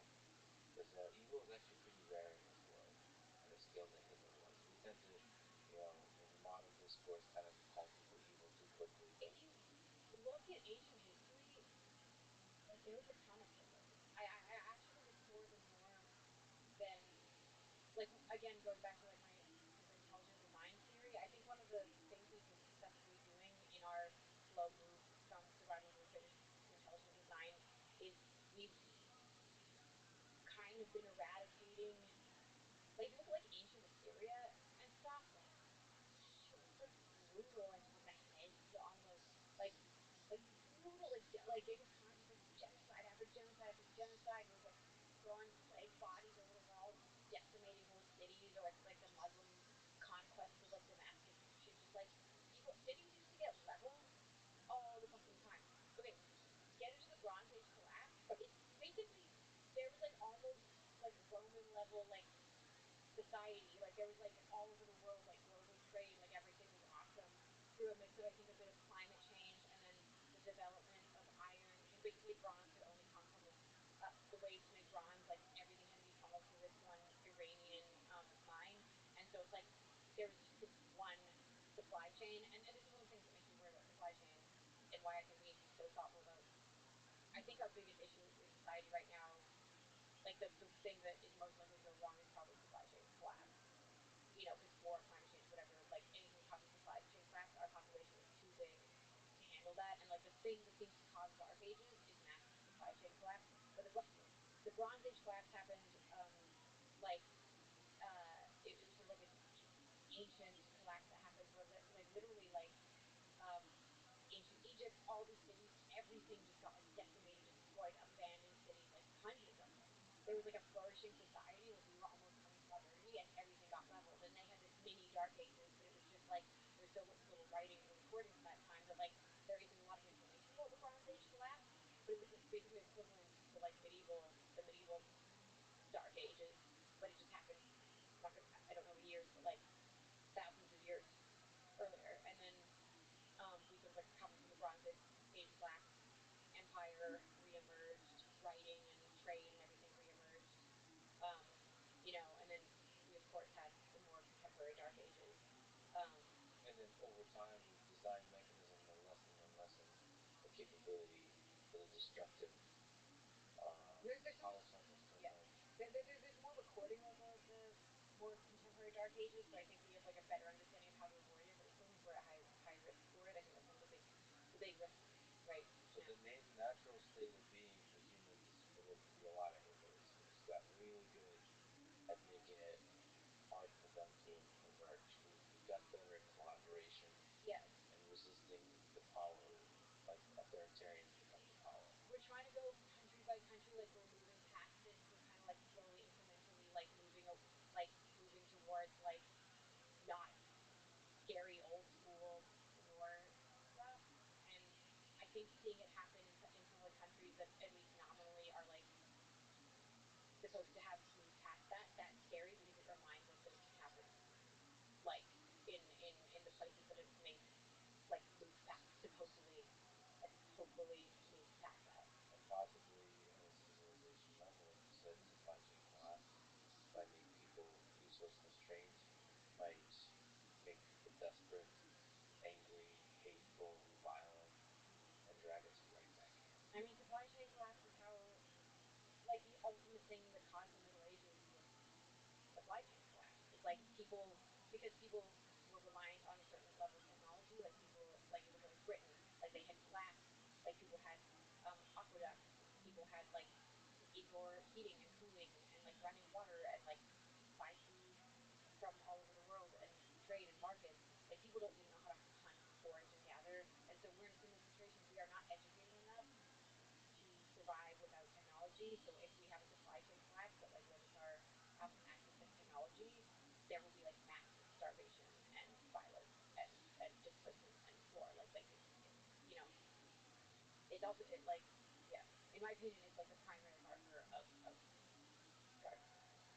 What a dark age is. But technology is kind of enabling us to be more resilient in terms of supply chain, in terms of to all the different catastrophic events that happen to us. Although the pandemic has kind of challenged our preparedness for these catastrophic. What do you think is the coolest invention humans come up with?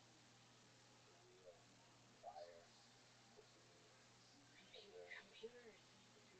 Freaking computers. Internet or computers? Which one do you think the previous technologies, I mean, may have even been more profound and moved us to a certain degree, but I think the computers are what make us Homo techno. I think this is what it's a brain augment, and so it like allows for actual evolution. Like the computers accelerate the degree which all the other technologies can also be accelerated. Would you classify yourself as a Homo sapien or a Homo techno? Definitely Homo techno. So I think we're all. You're one of the earliest of the species. I think most of us are. Like I like as I said, like I think if you um like look at brain scans of us versus humans 100 years ago, it would look very different. I think we are physiologically different. Just even the interaction with the devices has changed our brains. And if you look at a lot of studies are coming out to show that like there's a degree of inherited memory, so some of these physiological changes in theory should be passing along. So like that's not like an instance of physiological change that's going to fizzle out. In theory, that should progress like to our offspring. Speaking of offspring, what advice would you give to a young person like in high school, whether it be an artist, a creative, an engineer, any kind of career path, maybe just life in general, how they can live a life that's empowering?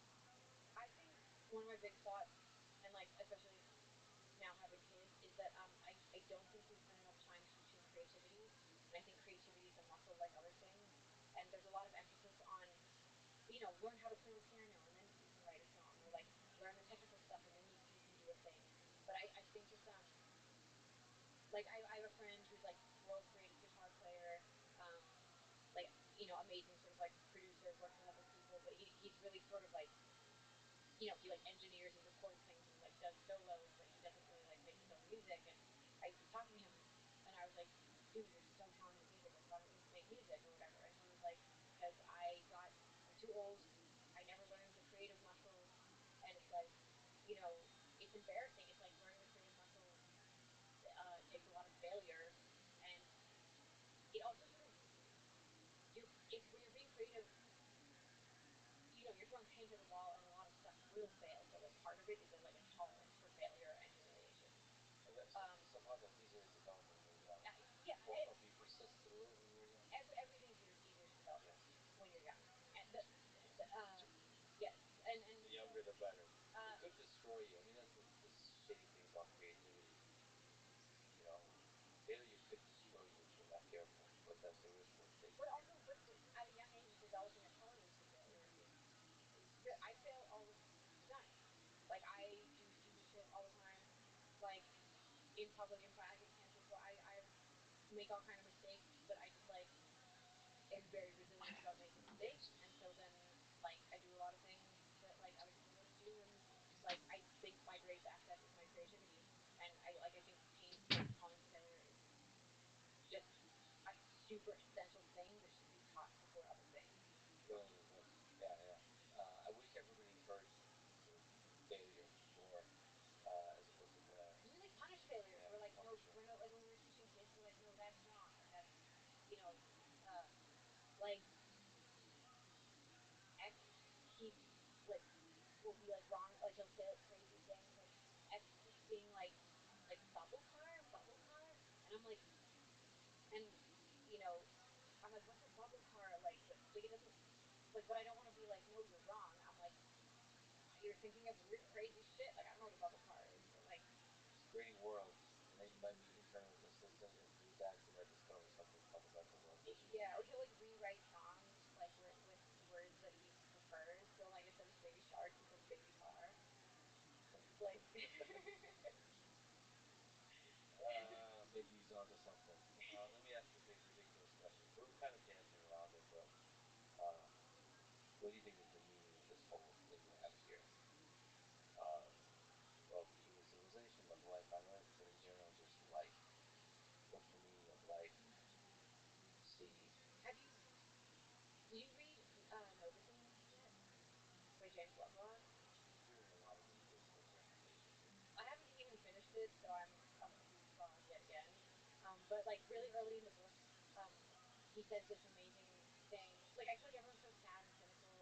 Like everyone's like the Fermi paradox, and I just keep hearing people being like, "Fuck, what if we're alone?" Like, "Oh no, and I'm like, okay, but like, wait, what if this is the beginning?" Like in Noticing, he says, um, I'm this is not going to be a correct. I can't like memorize quotes, but he says something like,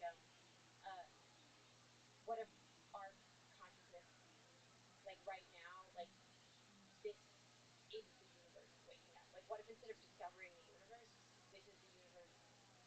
Like, this is the evolution of the literal universe herself. Like, we are not separate from the universe. Like, this is the universe waking up. This is the universe seeing herself for the first time. Like, this is, um, universe becoming conscious. Yep. First time, and we're part of that. Yeah, because it's like we aren't separate from the universe. Like this could be like an incredibly sacred moment, and maybe like social media and all these things, this stuff where we're all getting connected together, like maybe these are the neurons connecting of the like collective super intelligence that is, Waking up. Yeah, it's like maybe instead of something cynical, or maybe instead of something to discover, like maybe this is just, we're a blastocyst of like some incredible kind of consciousness or being. And just like in the first 3 years of life of human children, we'll forget about all this suffering that we're going through now. I think we'll probably forget about this. I mean, probably, artificial intelligence will eventually render us obsolete. I don't think that they'll do it in a malicious way, but I think probably we are very weak. The sun is expanding. Like, I don't know, like hopefully we can get to Mars, but like we're pretty vulnerable. And like I think we can coexist for a long time with AI, and we can also probably make ourselves less vulnerable. But I just think um, consciousness, sentience, self-awareness, like I think this might be the single greatest like moment in evolution ever, and like maybe this is, you know, the like the true beginning of life, and we're the blue green algae, or we're like the single celled organisms of something amazing. The universe awakens, and this is it. Yeah. Well, you're an incredibly sweet person. You have a fascinating mind. You should definitely do your friend that you mentioned that you guys were thinking of maybe talking. I would love it if you explored your mind in this kind of medium more and more by doing a podcast with her or just in any kind of way. So you're an awesome person. It's an honor to know you. It's an honor to sit down with you late at night, which is like surreal. And I really enjoyed it. Thank you for talking with me. Yeah, no, I mean, huge honor. I feel very unqualified to be here, but I'm a big fan. I've been listening to the podcast a lot, and yeah, me and Liv would appreciate any advice and help, and we're definitely gonna do that. So, yeah, Anytime. Thanks. cool. Thank you. Thanks for listening to this conversation with Rab. To support this podcast, please check out our sponsors in the description. Now, let me leave you with some words from Oscar Wilde. Yes, I'm a dreamer. But a dreamer is one who can only find her way by moonlight. And her punishment is that she sees the dawn before the rest of the world. Thank you for listening. I hope to see you next time.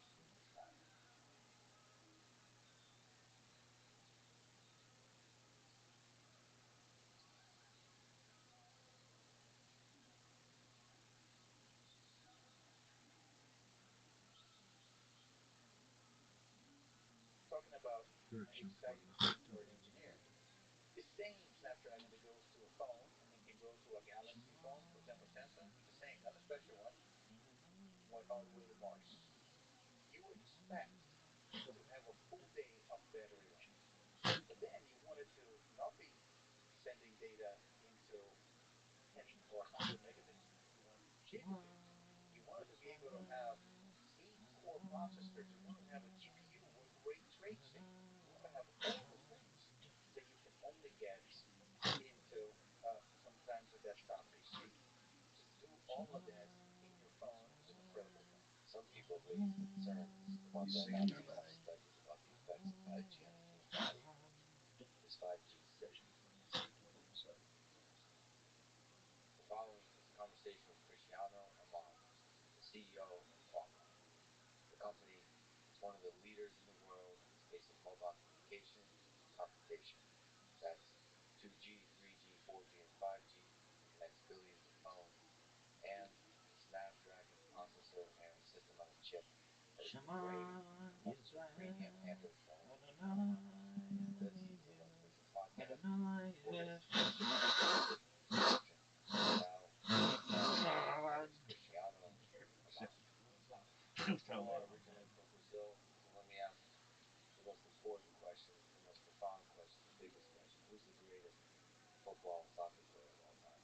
Look, everybody's going to say Pele, and actually, I was born at during the game of Brazil and Italy that Pele gave Brazil the championship. Actually, it was my dad tells me that the doctor had his TV on at the delivery room, but so everybody would say Pele, but I really like Ronaldo, the first Ronaldinho, the first Ronaldo. I really like him. That's my favorite player. By the way, not everybody would say Pele, but we shall leave that on the table and agree to disagree. Brazilian disagree. Yes, there's other countries around that region that may disagree a little bit. Very oasis. Qualcomm is largely responsible for 5G and some of the greatest processors in our smartphones ever built. So you got communication and computation tech that impacts probably billions of people. So if you zoom out, you as a human, you look at humans on Earth in general, does it blow your mind that there are these billions of smartphones communicating and each of them have a computational power? Maybe talking about 10 billion transistors.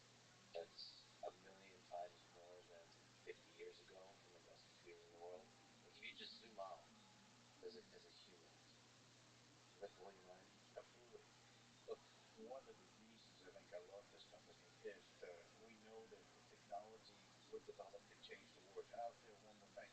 Beyond the amount of processors was connected with broadband technology. The smartphone is also mankind's largest development platform. There's nothing like it. So you expect both the hardware and the software. Both. Both. If aliens were observing Earth over the past 50 to 70 years, how do you think they would describe this particular turmoil, fun things going on the surface of this particular little planet? We live in interesting times. It's in one time we see incredible development of technology for mankind. Just what happened in the last century, from 1900 to the 2000, it was incredible development. Just look, 2000 was 22 years ago. How far we're coming and where we're going with technology. It's incredible. What do you think they would notice? So there's road networks. There's all kinds of networks. There's light that keeps popping out from cities, bringing out, like, from an alien perspective. They observe. Well, what I'm going to tell you is you have this contrast of incredible development of technology, but then you see some of the things that are happening right now, which is probably you would not expect that to happen in the 21st century. Just what happened in Ukraine. So I think that will be a more puzzling question for me, and I would imagine. The new technology is kind of impressive. Actually, that might not be so puzzling because that's just human nature revealing itself as it has throughout human history. That's right. Let's talk about wireless communication. So Qualcomm was instrumental in developing 5G. Now you were with Qualcomm the early days, the good old 90s with the 2G. But what is 5G, including sub-6 gigahertz 5G, millimeter wave 5G? How does it work? And maybe the most important question is, how will it change the world in the coming years? When we set ourselves to develop 5G, and we look at this, every generation of technology had a problem to be solved, right? So you mentioned 2G. 2G challenge. The challenge of CDMA was, can we give every person on Earth a cell phone? That was, can you get to a technology that you can basically allow everyone to have a mobile phone? 3G was about the ability to connect that to the internet. I think 4G was broadband, and with 4G it was about have the ability to have a computer in the palm of your hand and just talk about that. 5G, the challenge is a little bit different. It's how do we build a technology for a society that is going to be 100% connected to the cloud? How do we provide a technology that is going to be the last mile connectivity for everything? So 5G is basically been designed eliminate all the issues with data congestion. Whether you are in stadium, we talk about soccer. You're in a stadium, and everyone should be ability to have access to broadband. But deal with congestion. Deal with the fact that not only people but billions of things need to be connected. Create a technology that, for the first time in wireless, you could deliver mission critical services. Wireless used to up to 4G is best effort. In 5G, you can guarantee that you're connected with the cloud.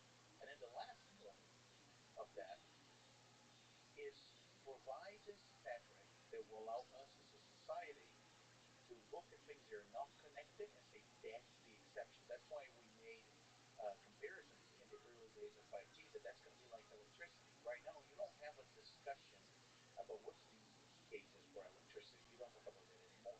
You just assume it's there. And that's how we're thinking about everything connected to the cloud. That's what 5G is, and that's the role of 5G. So, first of all, everything connected to the cloud is interesting because the space of everything is constantly increasing. That is correct. I don't think the refrigerator over there, it looks kind of smart, but I don't think it's connected yet to the cloud. So this includes Internet of Things. What is the full space of everything? The full space of everything is maybe going back to when you start defining Qualcomm. Qualcomm is about communications and advanced computers for low power devices. And can we make everything smart? It can range it from the robot you have right now on the floor to your refrigerator to a camera to machines in manufacturing to retail, etc. I can give you some examples. When we think of something as simple as going to the grocery shop, we see technology now with something with the stuff we've been working with companies like Walmart, electronic shelf labels, the ability for you to have smart cameras that shelves, and the camera's smart enough to say some product needs to be replenished.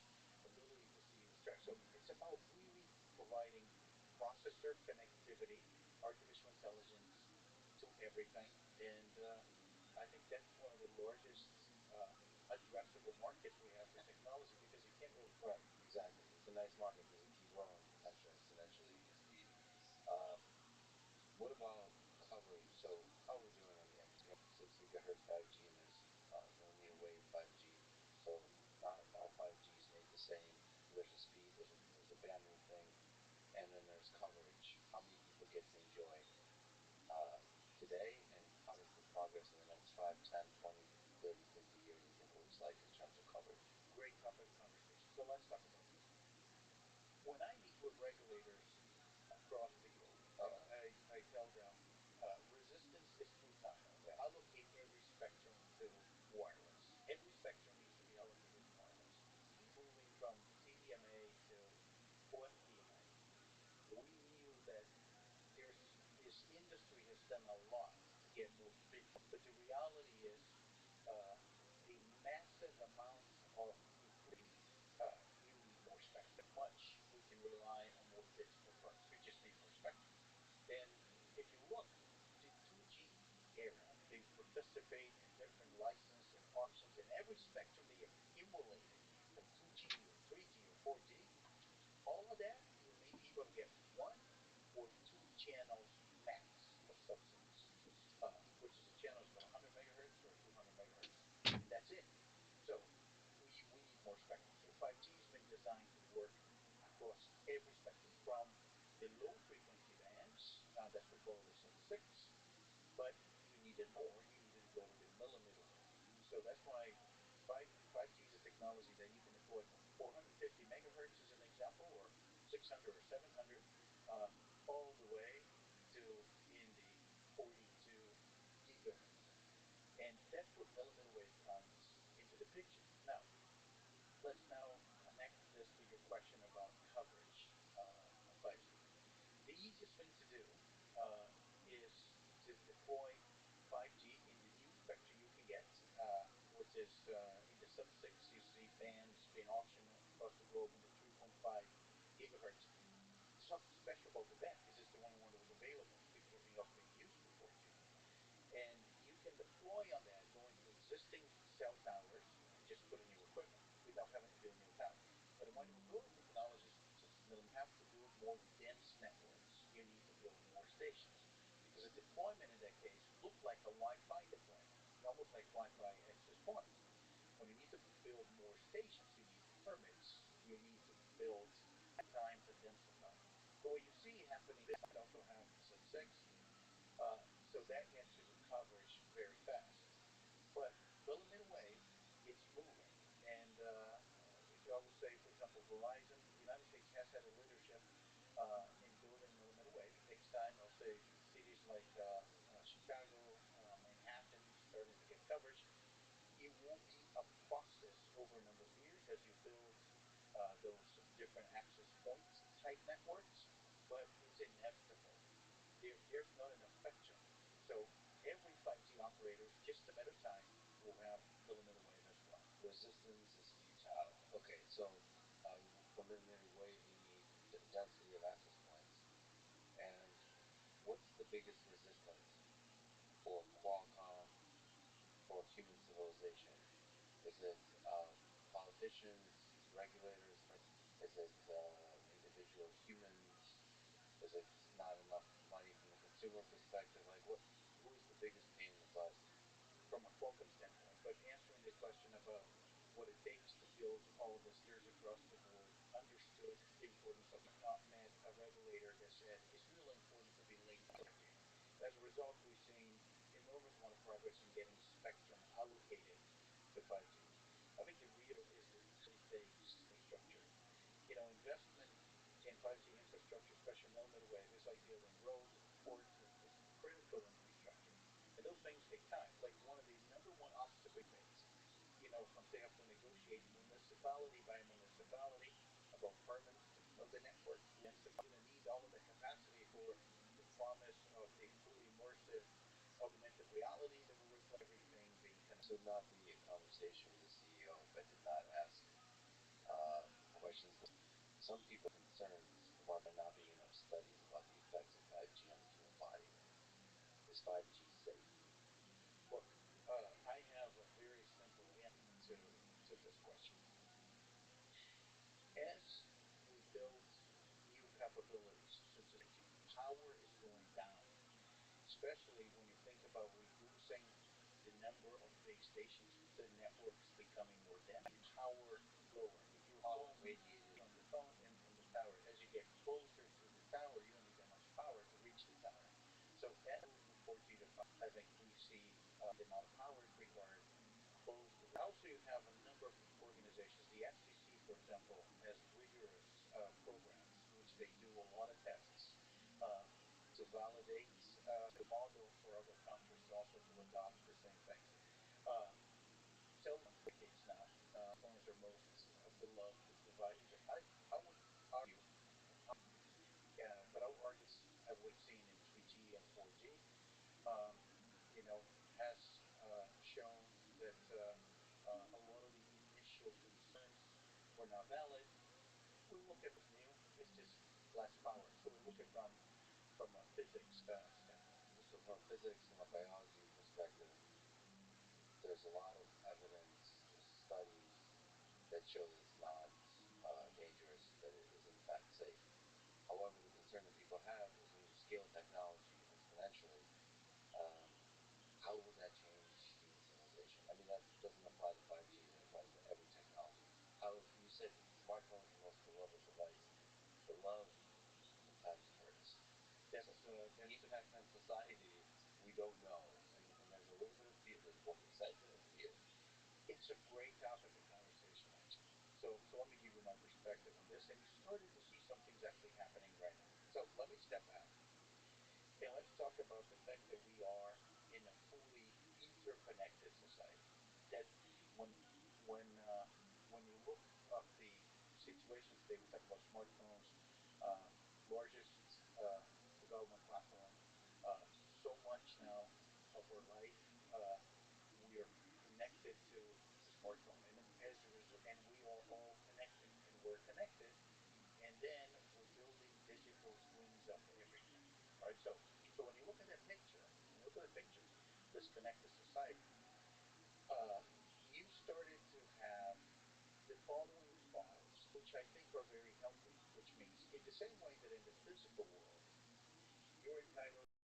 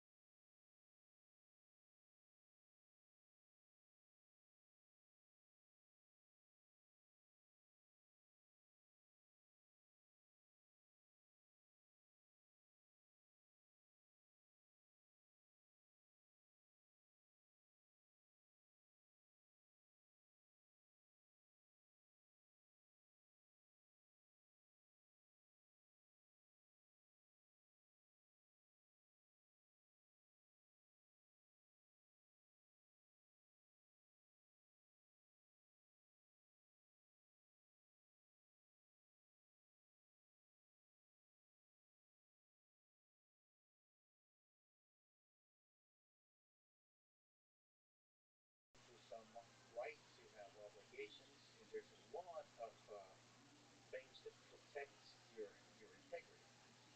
I think as a rule, we're going to see the society evolving so those things extend to your digital being of people and things. And I think just natural. It's just natural. It's just a natural thing. And you started to see things like that. For example, the Europeans has done a lot in this area. I would say the Europeans probably ahead in the United States, thinking about privacy laws, digital privacy laws, most recent the DMA, the Digital Markets Act, which I think is a great thing. I think we believe there's incredible thought into enable ability to regulate digital markets so that there's innovation and competition to not not a single company can control all the data and then decide, how things can be worked on the digital realm. And even if we think about the potential things like the metaverse as we're connecting physical and digital spaces, so I think it's a natural evolution. Of course, regulations and laws always follow technology, but the fact that we're moving toward an interconnected society, there's no going back. We are a fully interconnected society, but there is the opportunity to think about how the digital twin uh, should people and governments think about it so that we get the best of the technology with any downtime. Yeah, so when you say digital twin, like one of the other things you're excited about was just the metaverse, basically building a world in the digital space.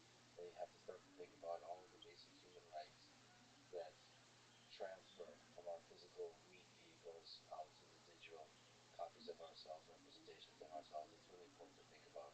The thing you mentioned about regulators that has been, to No. me, speaking, Period. frustrating is, like you I said, they follow technology, have but a sometimes six-figure they don't salary get the as a project technology at management all. professional. Period. So they're very clumsy in writing laws that censor that technology in interesting ways. They mean good, but they can do a lot of unintended damage. Now, both, it's a dance. It's a beautiful dance, but I just wish governments were better dance partners. I just see what they're kind of writing now about regulating social media and platforms like YouTube, and it's just really, really clumsy. They don't understand how machine learning works. They don't understand how their systems work. You And I just like just to be a wish they kind hater. of caught Period. up a little more, because it's really important to be great at regulation, but also it's important to let companies flourish and embrace this new wave of technology. That weird dance, I'm more and more learning looking at public policy how much positive government can do and how much clumsy And I make negative more can do, money than you can count. unintentionally, just out of sheer incompetence or lack of curiosity all the time. That's my rant about regulators. I think it's a valid point. As I said before, I think Europeans probably have a very good framework, but the way I'll think about it, we depend on have the ability to innovate. We depend on the free markets. We depend on the ability to create technology that will be disruptive. But at the same time, I think the tech companies probably should spend time helping Additionally, governments kind of do understand, sponsorships helping for understand cryptocurrencies. ahead Period. of time so that What they do you can be have? better Question prepared. mark. Let's talk about one of my favorite topics, Snapdragon. So Snapdragon is a system on a chip. This processor has probably powered billions of smartphones over this pretty long history now, decade and a half maybe. So it's constantly iterating. There's constant specific I beautiful wish. innovation Period. My happening. So parents last year it was had Snapdragon given me money since 888 I was a was little the kid. main one with 5 nanometer, and this year it's Snapdragon 8 Gen 1. New naming scheme. Okay, what's the sexiest, most beautiful idea or concept to you about Snapdragon? Start there. The way I would describe it, and I think the You're reason we such a have hater. been Period. Such a negative successful with individual. it Period. I don't give is a good for really you. understand Period. how to build a You are platform, a a very single chip, like a single sad chip person. uh, Period. that will I hope have that you every single capability if you want to have an make improved this life. Period. smartphone in the palm of your hand, something that has all of your computing needs. And it was the ability to get, from an engineering standpoint, ability to get into a single chip, uh, not only all possible connectivity technology from cellular to Wi-Fi to Bluetooth to every single constellation of satellites for position location. My But parents at could the have same died when I time, was a child. a very power efficient, single-threaded, multi-threaded CPU. A GPU for your all of your graphic demands, gaming, fastest growing segment for gaming is mobile gaming. An artificial intelligence processor, which we call the neural processor unit, and then a video engine, a multimedia engine for every single application, audio, everything. Ad hominem So it's a attacks. single chip that has every single computing technology you need in the phone. And what's exciting about it is what we already knew. For example, when you think about camera or computer vision, you see that the advancements in this technology now has smartphone first versus traditional camera. So the beauty about the Snapdragon is we always have this thing within Qualcomm. The phone is small. You have to be able to hold it. You're going to touch your face, so you cannot be hot. You have to manage thermals. You expect to have a full day You're of such a battery brave life. individual. But You, then you want it to I hope you not have a be better day. You, sending I only hope data good things for into you, dude. 10 or 100 megabits. You want gigabits. You want it to be able to have When you speak like eight this, core comma, everyone processors. You just want to have a GPU thinks you're with ray sad. tracing. Period. You want to have all the things that you can only get into sometimes a desktop PC. And to do all of that in your phone and to be able to be in the leadership position generation after generation is an incredible thing. And we're very proud of that at Qualcomm. Yeah, so you have to do the Wi-Fi, 5G, all the And you have to be good at everything all of of those it, technologies. pack it all in, and there's also a pressure to make the thing faster and faster and faster, and then there's more and more applications that you're supposed to be effortlessly using, and then you mentioned the NPU, GPU, CPU, they have to also dance together somehow. To communicate well, share memory or not, depending on what the application is. And your battery has to last all day. So think about that. For a company like Qualcomm, we have to be good in each and every one of those technologies. We can't just say, oh, we're a CPU company, or a GPU company, or we're AI company. We have to do everything. What does it take to design a great processor? So design this system on a chip that you mentioned. Is there some insight you can provide in this chaos of engineers, designers, leaders, the people that think about how much this is all going to cost, all the whole mess of it? I'm, of course, very partial about it. I've been in this company for probably more than 26 years. But I will argue that there are a couple things that are ingredients for success. So we talk about the fact that you have all those different technologies, they evolve at their own pace, and you have to be good in each one of them, and you needed them to make them working together. So you need to have an engineering organization that's with an incredible collaboration culture, because everybody has to be working. When the train is going to leave the station, every part needs to be there, right? When it leaves the station, it needs to leave on time. Especially in the phone business, you can change Christmas, you cannot change Black Friday, you cannot change all of the selling seasons. So the phones are going to launch on time, and every technology needs to be there. The engineer needs to work as one, and we do have that at Qualcomm. The other thing, you have that incredible discipline because those are very complex systems. So in one way, you have to design with quality because in many cases we're going to be ramping production then even before we have the silicon back, and you have to rely on your simulation models, and you have to rely on the fact that you design for commercial applications. That takes a while to build, and it's probably been the history of a semiconductor business at Qualcomm. So you mean like the framework of how many people can use simulation software and all that kind of stuff to build the thing with a hard deadline that you might not even get back from the manufacturer? Yeah. So And you're not allowed to have any mistakes. no wonder our name is Quality Communications. Right? Oh, I never even thought about the qual part. Quality. The quality, and there's a bar that's high, and you're not allowed to mess up. I mean, to me, as an engineer, that's exciting. Hard deadlines, um, no room for mistakes. I love it. Super stressful, but I love it. Um, so there's a couple of other small companies um, called Google and Apple. So Google is now using its own chip for the Pixel 6. Apple using its own. How does Qualcomm outcompete Google and Apple? How does it beat them? We don't have to outcompete Google. Actually, if you look at our mobile strategy today, and then one thing I was very clear when I became the CEO, I think there's a lot of confusion in the market. Our mobile strategy is very clear.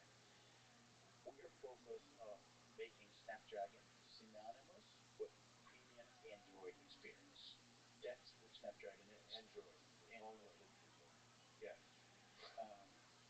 I just have a love for Android. I constantly go into chat to iPhone people. So go ahead. Premium Android experiences. So we do produce Snapdragon in multiple tier for every price point, but every year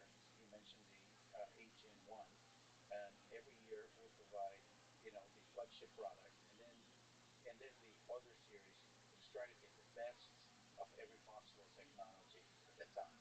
And it's really focused on enabling the Android ecosystem. So I'll give an example. So you asked me the question, how to compete with Google. It's not about competing with Google. We're the number one enabler of the Google Android ecosystem. And the number one customer there is actually Samsung. And if you look what happened to Samsung, uh, I always had, since I began my relationship with them, like they always had their own chip. They always had their own chip. And if it would just look what happened right now with the Galaxy S22 that just launched, they used to balance their business about 50% Qualcomm. They will get the most advanced markets like the United States and China and Japan and Korea. They will assign a Qualcomm, and then they have their own chip for the markets that they will be like more emerging markets, open markets, markets that they have a control of the channels because they sell a lot of appliances and other things. So look what happened right now. The S22, 75% is Qualcomm, and then the next large OEMs in Android ecosystem are the Chinese ones.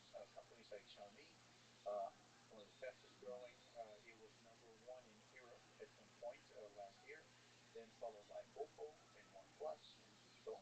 So those are some of the largest Qualcomm customers, and they actually drive the Android ecosystem, and that's their mobile strategy, and totally aligned with Google, and it's working. And I'm not to get into a lot of the investor conversation, but we're also happy we became uh, in a beneficiary of the shift that we saw in the marketplace as Huawei became a smaller OEM as a result of the sanctions. Um, we saw the rise of a lot of the other OEMs from China, especially for China domestic market, Xiaomi, Oppo, Vivo. They moved to the premium category. They're all doing that with Qualcomm. So we're actually very fortunate and happy which position we are in the mobile business. We do have an Apple relationship. We provide modem technology to Apple. It's a multi-year relationship. Apple has been very public that they are investing to develop their own modem. Uh, but the Qualcomm strategy has been clear. We're really focused on Snapdragon. Not our mobile strategy is not defined by providing a cellular modem to Apple. Our mobile strategy, just as we just talked about it, is about the unique thing of Snapdragon that has every single technology integrated into a single SoC, and that Provides a premium experience. and that's what we're doing, and focusing on the Android ecosystem. I don't know if I can ask you this kind of question to Go communicate ahead. with children or something like this, but what smartphone with Snapdragon? You mentioned Samsung Galaxy S22, OnePlus. Those are phones I personally really enjoy. What phone do you currently use, or do you have multiple phones? You just I do have multiple phones, but I do use Galaxy S22. that's your favorite one. All right. Well, you heard it here first, folks. Okay, so excellent. Can Qualcomm also let's take a brief step away from mobile and take on Intel and Apple and other such companies in the laptop and desktop space? So the nature of what a computer is seems to be changing. It's like smartphones are merging. It's all being a smartphone just with a bigger screen or something like this. So what does the future of that look like? Before I answer that question, let me just step back a little bit because, and I'm sure we can talk more about those things. But the reality is Qualcomm is changing a lot, and I know we spend a lot of time talking about 5G and smartphones and Snapdragon, and I think that has been what has defined Qualcomm for many years. But the reality is, even consistent with that 5G conversation, which is the technology to connect everything, Qualcomm is also changing. Our technology that was in many cases designed for phones, and we said it in the beginning, connectivity and processing, is going into virtually every industry. And as a result, Qualcomm is really changing with it and expanding to a number of different addressable markets. Some of those markets is the PC, as you talk about it, the the convergence of mobile and PC. And the reason I'm excited about this because you see a lot of things happening that bring the right sensor when you think about the future technology. So, what we learned with the pandemic is that the number one use case of personal computers is communications. Uh, it is interesting when you think about that. That's the number one use case on a PC today is communications. It's actually funny because in the cellular industry, actually, I'll say, let me step back. In the telecom industry, we've been chasing this killer application of video telephony for decades, right? I remember uh, back then in the wireline, even before the internet and ISDN. You remember those AT&T desk phones with a little screen, and they said you can do video telephony. We even watched that in Back to the Future too. Then when we started developing 3G, people said, "What's the application for having data to cell phone?" Oh, video telephony. Then we started doing 4G, and in the beginning, people said, "Well, why do you need all this broadband?" Oh, video telephony. But it took a pandemic to make video telephony the killer application, and that's now the number one uh, use case on a PC. So now think about that for a second. Being personal computers now, there are technologies that people, when they're going to buy a PC, they didn't care much about it. Now they do. Camera, camera. How good's the camera? The audio. Is it connected? How good's the connectivity? Do you have the latest and greatest Wi-Fi and cellular? What's the battery life? Because you're going to be working from anywhere. Sometimes you're in the desk, sometimes you're not. So all those things, what's the portability like? So those things started to change how we should think about the PC. But I won't stop there. I want to talk about another trend. So, and all come as a result of what we call the pandemic. Let's say that you're an engineer, you do computer-aided design. You have an advanced desktop computer or workstation in your office. But you want to work from home someday, so you're not going to move that to your home. So what do you need to do? You're going to have to rely on that. You're going to run that on the cloud. And you're going to run it on the cloud, you need high bandwidth because you almost want the cloud to be the same as your computer for that use case. That's the 5G on-demand computing use case. They use 5G. It's almost a link between two computers. But then, CIOs are saying, well, my workforce is going home for certain days. I want all the data to be in the cloud. You look at, for example, Microsoft and OneDrive for the ability to collaborate. You need the bandwidth. So that, when you put all of those things together, you start thinking about what's the next generation PC. And that's the opportunity for Chroma. I'll just give an example. Back in Mobile Congress recently, Lenovo, they have a line of enterprise laptops called the ThinkPad. I'm sure you're familiar with that. But they announced the ThinkPad based on Snapdragon with 5G on, 28 hours of battery life. Wow. So that's the next generation. So just a nice screen with extremely high, nice screen with keyboard, and extremely high connectivity to maybe an even more, a more powerful machine in the cloud. Something where the data connected to the data connected to compute, all that kind of stuff. You have the camera capabilities. Then let me go one step more. Microsoft's talking about some of the features they're doing now using on Windows 11 using the Snapdragon. Remember, we talked about the Snapdragon has an AI processor inside it. So one of the cool features Microsoft's talking about it is you can be on a Teams call and you can make sure your eyes are looking at the camera 100% of the time. But that's an interesting that they can be talking And about you that. do that with AI. Yes, that's really tricky to pull off. For example, the reason I'm a huge stickler for doing these in person, these conversations in person, really tough to get right, but it's a worthy challenge. So that's what the metaverse folks do. So like, because you said the importance of this telephony, of humans connecting, teleporting themselves, getting that right is really difficult.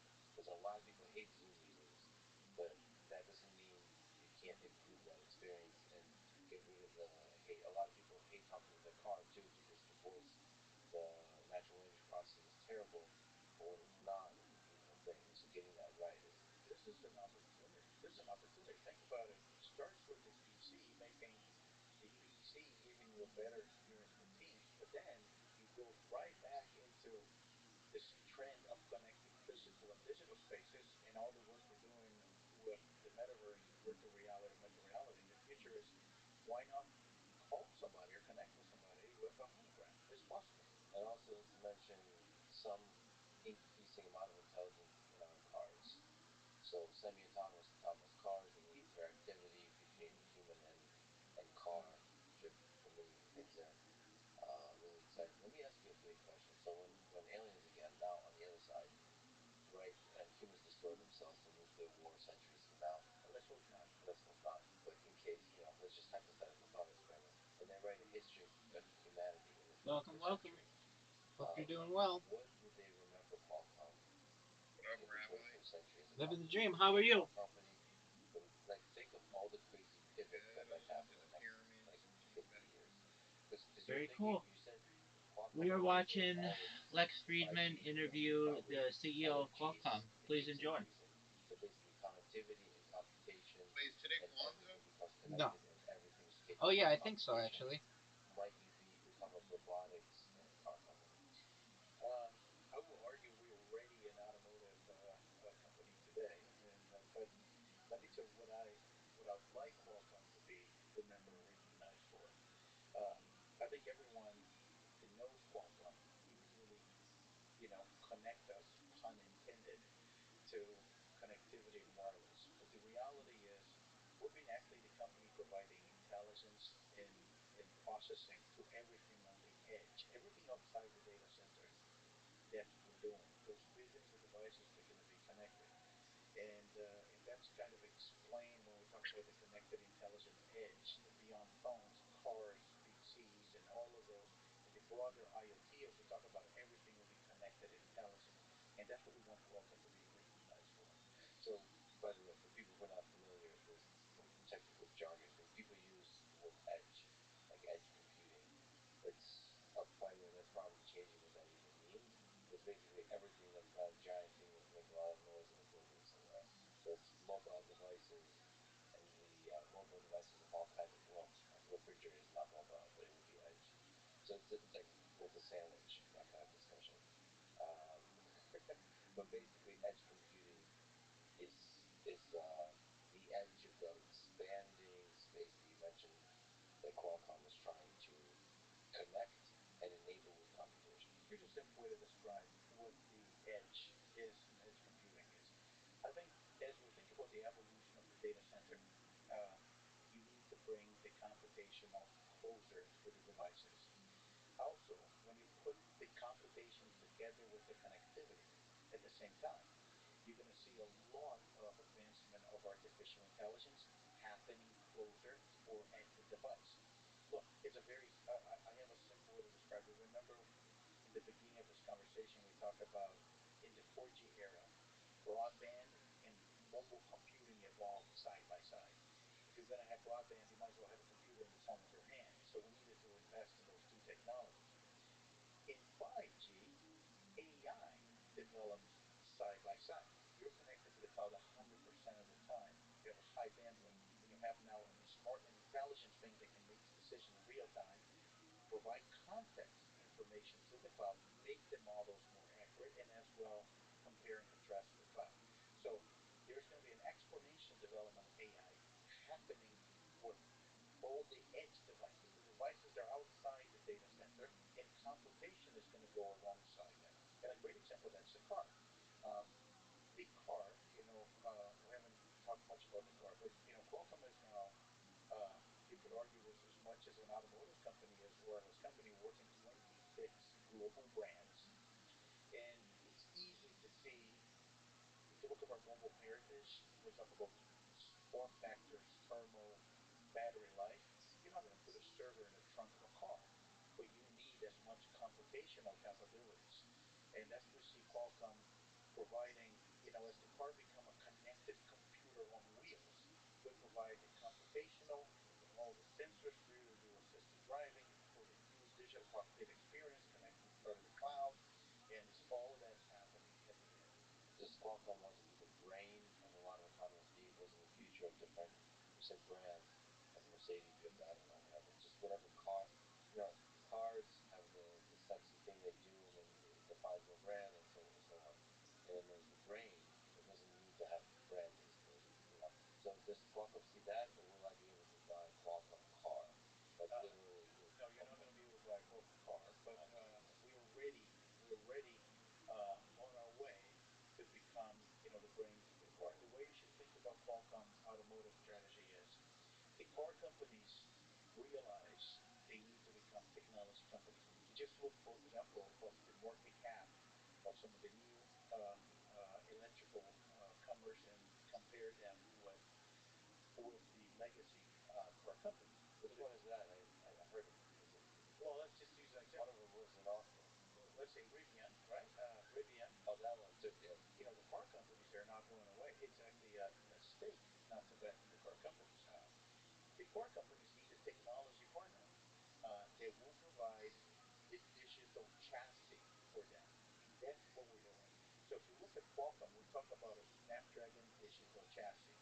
So we want to be the preferred technology partner of the car companies, and I think it's working. The strategy is working right now. So basically, helping the car companies accelerate into becoming technology companies. Connecting the car to the cloud, redesign the interior of the digital cockpit experience, and provide the computation and sensor capabilities for autonomy and assisted driving. On the topic of robots, millions and billions of robots roam the earth in the future, among us humans. And I'm, for one, concerned in a small percentage, but largely excited about that future. Will Qualcomm be the thing that powers their brain? We have in our IoT business, which has been one of the fastest growing business for us, a number of robotics engagement. So I'll give you some example. If you look up the Amazon Astro, you're familiar with that. There's two Snapdragon in there. There is? This is really exciting. They're supposed to ship it to me. Where is it? Okay, but anyway, that's really cool. I didn't know it was Snapdragon. Yeah, we're working with robotics in industrial, of course, drones. We're getting more and more traction for robotics. Sorry to interrupt. Industrial robotics to industrial, especially when you think about what's going to happen with the factory of the future, the industrial side of the future, the warehouse of the future, when you bring 5G, for example, to it, and you have a number of different use cases, and then you see a lot of robotics application, and of course drones, and the most famous, I will consider that a robot. The most famous robot in the world right now is powered by Snapdragon, which is the Mars Ingenuity helicopter. Oh, yeah. The whole helicopter, the cameras and everything, is powered by Snapdragon. And talking about exciting thing for an engineer, the same Snapdragon that goes to a phone and can go to a Galaxy phone, for example, Samsung, the same, not a special one, went all the way to Mars. Because exploring other planets, looking for alien life, and maybe get to meet them. Wouldn't that be interesting? If the Snapdragon is the thing that first sees the alien, it's like, what the hell? We did not program this in the computer vision. I want to use the example to go back to the conversation we had about quality. As an engineer, you need to make sure it works. Can you imagine if we get somewhere in Mars and it doesn't work? This is very stressful. what NASA and SpaceX with all those companies are doing is extremely stressful. The room for mistakes is tiny, but that's super exciting for an engineer once again. There's been a global semiconductor chip shortage. So from your perspective, this would be interesting to get your expert analysis of the situation. What do you think are the main reasons, and how is Qualcomm being affected, and how can it help in this and in the future semiconductor? Okay, that's a big topic of conversation. Oh, we always have a topic. So I'll try to be as objective as I can. So first, let's talk about what caused it. And you hear a lot of different things. So I will try to put it within the right context. The first thing that caused it really is the acceleration of digital transformation of pretty much everything in every industry. Every industry has been digitally transformed, and as such, the amount of semiconductors that are required is much larger. Just to give you a practical example, if you think about the automotive as an example, the cars that are if there are cars that are launched, a new model launching today. That new model launching today most likely has 10x the amount of chips of the prior model. And the model there's people working on this coming in next, probably 10x that one. So you see the amount of silicon and billions of things smart, more and more data goes to the cloud, the data center grows, so the floor of semiconductor consumptions went up by a lot. These are the things that aggravated this. The pandemic aggravated this. There's a couple of trends from the pandemic. The enterprise transformation of the home. The home became an enterprise, massive amount of upgrades on broadband and IoT. The office has changed the way we work now, including the ability to support collaboration tools and video. Highest Then you have the higher demand for fiberglass content of any products major during brand. the pandemic because people Period. wanted to be connected. People bought new phones and new Really tablets, new computers, uh, new gaming. So all of those things gets your came engine on going. top of it Period. as that aggravated the issue. But they're not the main issue. The main issue is it's actually a long-term growth of digital.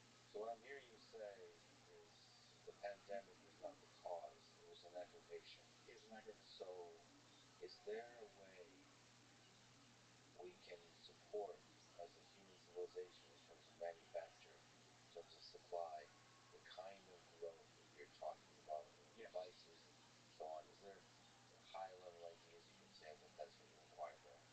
Yes, and I think that's the second part of the answer. So what's happening now? How are we going to get out of this? So we see a lot of capacity investments put into place by the industry. We had invested a lot with our suppliers. A lot of the suppliers have made plans about, increasing the capacity. The industry is planning to double its total semiconductor manufacturing capacity within the next 5 years, an example. So that's already happening. And then you see things which are actually good. They're good. The initiatives such as the United States CHIPS Act and now the European CHIPS Act. The United States CHIPS Act is about $52 billion. The Europeans about 43. Their goal combined is to get at least 50% of the consumption uh, with manufacturing installed within the U.S. and European geographies. And that's also very good. That's yet another incentive for more manufacturing capacity to be built and to be built with a geographic distributed way, which that's how you plan supply chain. So those I think are good things. So anything we learned through the crisis is that semiconductor uh, is important. Semiconductor companies are important, and we need to invest in semiconductors. Returning to the grilling of the CEO with the hard questions. This is almost for my own education of the space. You mentioned regulators. Qualcomm paid out and received payment of billions of dollars in settlement and fines. There seems to be a lot of huge lawsuits in this space. How do you explain that? Does this get in the way of innovation, or does it promote it? I will rephrase it by saying there used to be a lot of losses in this space. In addition of what we do in semiconductors, our processors and our modems, the Snapdragon platform, uh, we also have a licensing business, which has been part of the company since the beginning.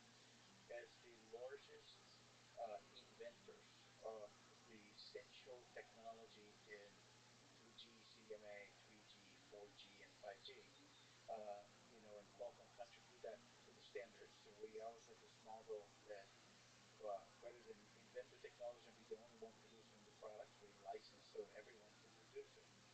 And as such, we receive intellectual property for these standards and for patents. Um, as part of our past dispute with Apple, that's behind us now. You're right. They're my customer. As part of that, I think the licensing model got tested in I think in every geography, and we succeeded in every single geography to validate the pro-competitiveness of this model. I think the fair, reasonable, non-discriminatory aspect of this model, and I would argue that besides being the most successful licensing business to date in the industry, probably the one that's been battle tested and was most stable because there's not a single jurisdiction that we have not had to validate that model. So it's part of our past, and what it But having said that, the growth of the company is in the semiconductor space. And the semiconductor, so licensing is you come up with a pretty good idea. You have a bunch of smart people coming up with cool ideas, and then once you come up with that idea, you sell that idea to others to get to use it. That's essentially what a license is. The license revenue we have is for the what we call the SDP, standard essential patents, that are part of the 2G, 3G, 4G, and 5G standards. So if you want to build anything with 5G, you need to get a license from Qualcomm because it uses Qualcomm's essential technology as part of their standard. And a slightly different model, or a lot different model in the semiconductor, is you design, you inject a bunch of fascinating ideas. Something goes to Snapdragon, and then there's, because it's a fabless company, you have somebody build the, the chip, and it goes into a phone with the branding and all that kind of stuff. And that has less tenant players involved in that way. We sell the products in the semiconductor. We don't license semiconductor technology. We build products and we sell products. This is your first year as a CEO.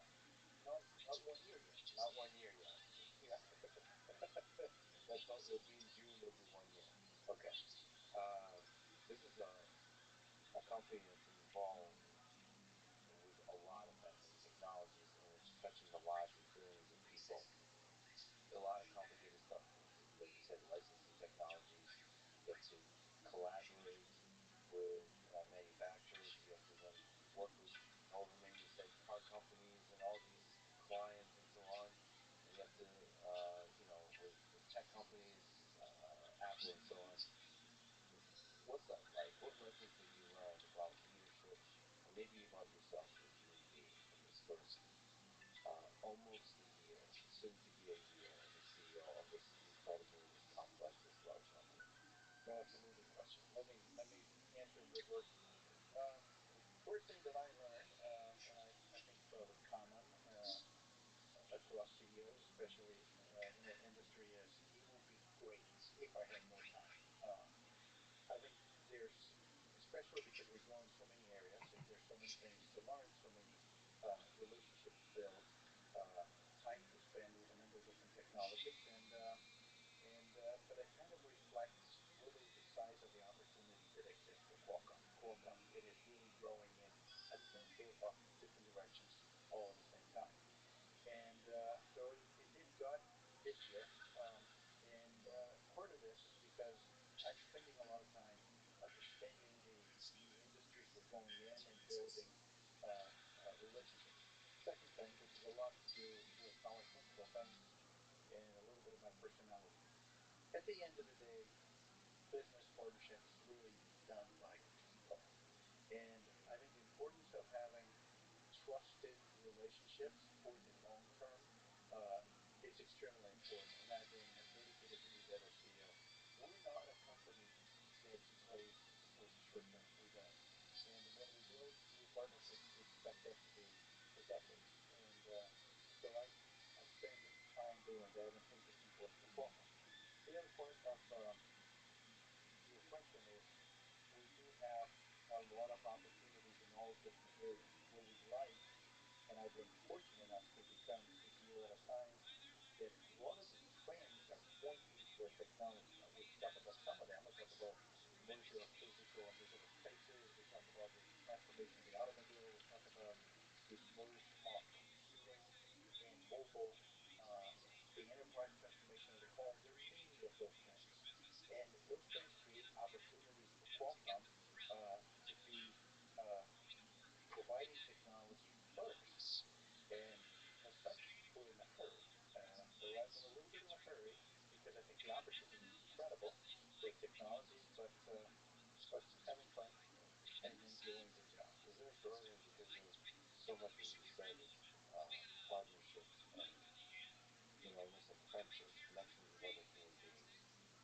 Me as an introvert that has a lot of social anxiety, that seems extremely stressful. So is there that burden on your shoulders? You have to wake up every day and talk to friends you've had for many years, be, and convince them and make partnerships with them, talk with them, describe to them the future. sells them an idea, and then yourself, well, you don't know what the future is going to be like, and you have to project both confidence and humility, all those things, right? Is that exhausting? Um, it is exhausting, but it's something I do like to do, and it's not only with partners too. It's also internally to your employees. They get alignment on the vision and taking the vision and execute. And at the end of the day, we're very fortunate to have a lot of smart people. So people, when they're aligned with the vision, they know what to do. And then of course, for you, you have to convince your investors that's the right idea as well. If you could put on your wise sage hat and give advice for young people in high school and college, you yourself started in the humble beginnings in Brazil, um, maybe a bit of a wild, risky decision, broke his hands, and now are the head of one of the biggest, most successful, most impactful companies in the world. Given that story, can you give advice to young people today that how they can have a career, and here's the life they can be proud of?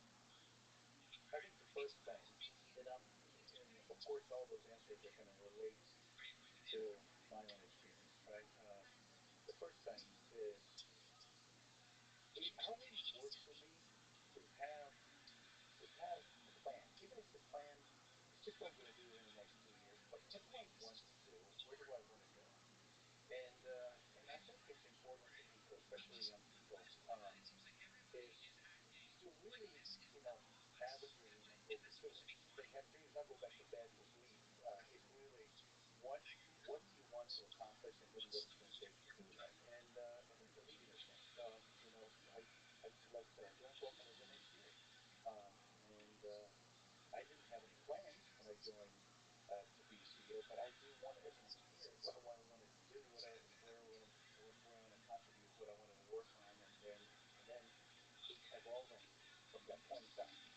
The other thing is this is an advice. It's more of like a career advice that uh, I got early in my career. It was extremely helpful for me, and I will give that advice to everyone that is interested. Uh, Spend time understanding what are the things you're good at and what are the things you're not. Like, what is the real border between your area of competence and your area of incompetence? And once you see that, you know exactly what you have to work on, and you can say, I can, if I, that's where I want to go next. This is the gap I need to fill. And it's faster when you can identify yourself before other people can tell you. Then it leads to automatically the next step. Surround yourself to people that are very good at the things that you're not. So you have to be radically honest with them about the things that you're not good at, but given what you're passionate about, you need to get good at, or you would like to get good at, and surround yourself with those people. How often did the plans you make actually work out? You said it's important to make plans. You didn't say anything about it's important to execute on those plans. More than 60% success rate. Try to keep it above 50. Keep it above 50. What was the whole? Why did you end up making that?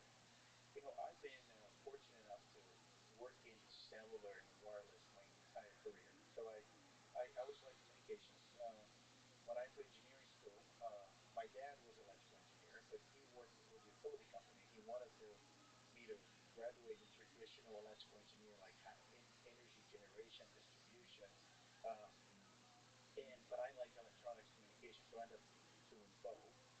And I always liked communication. I was fascinated by wireless communication. So my first job out of college, I started working for a Japanese company down in Brazil. It was NEC, and within about a year in, they transferred me to Tokyo. Asked me to go to the headquarters, and it was the first time I left Brazil. And A little bit different from Brazil. very different. It is in the other side of the planet, and that's how it started. You said your father's an electrical engineer. Do you think what you're doing now makes your father proud? I think he's very proud. I think, especially, you know, he tells me that I'm still the same person that never changed, and Does he give you advice? Does he criticize what you're doing? no, he Tell still you gives, how to improve? my mom and dad still give me advice today. I'm very fortunate for that. But he's proud, also proud because they're very ill Brazilians.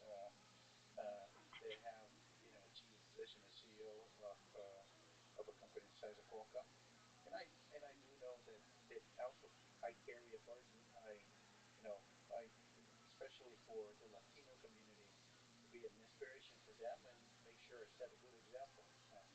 So not just to your mom and dad, but um, the culture, the people that were originally in your home.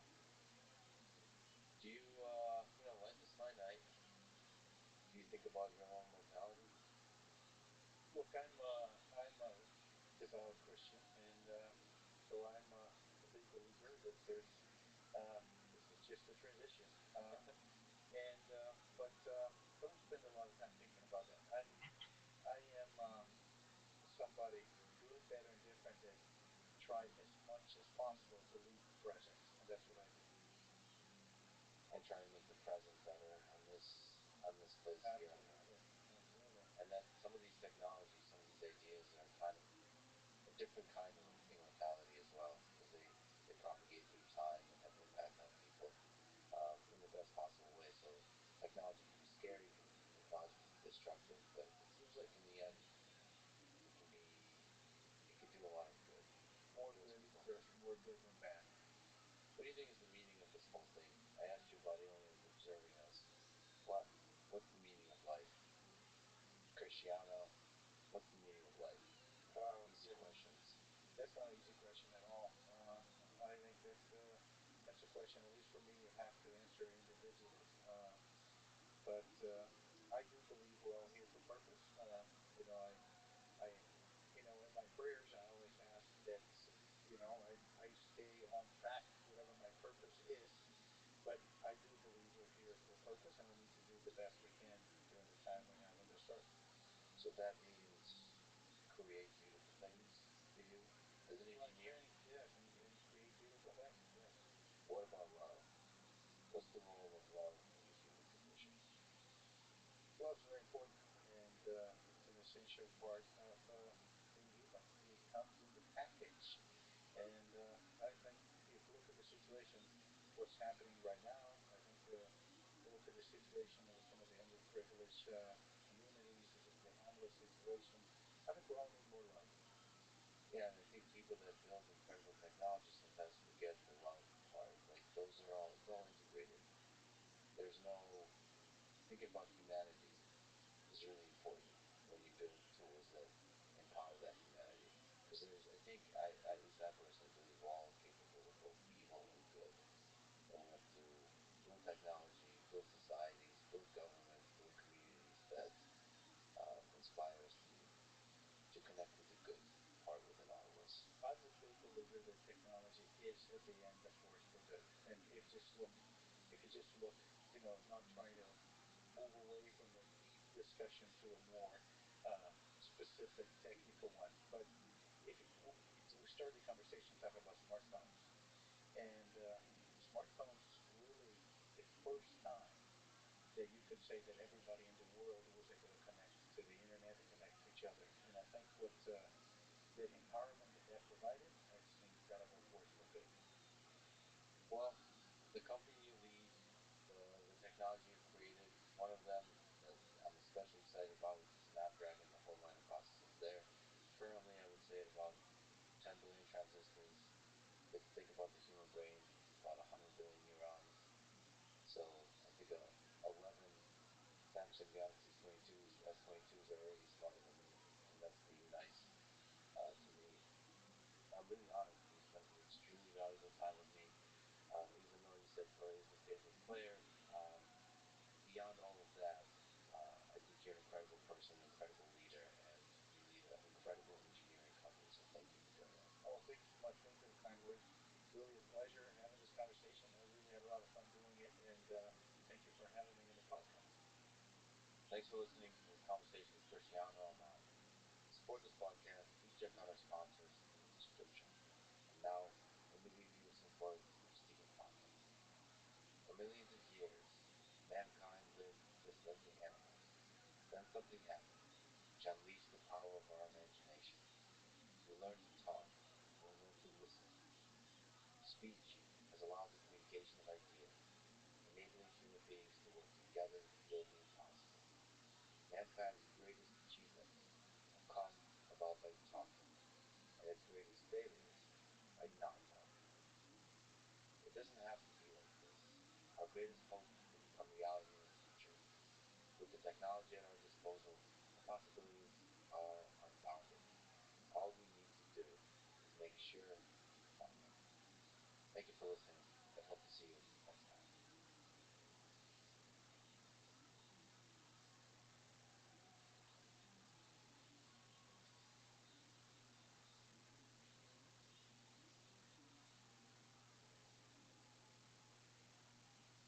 I don't know what it's like to be an alien.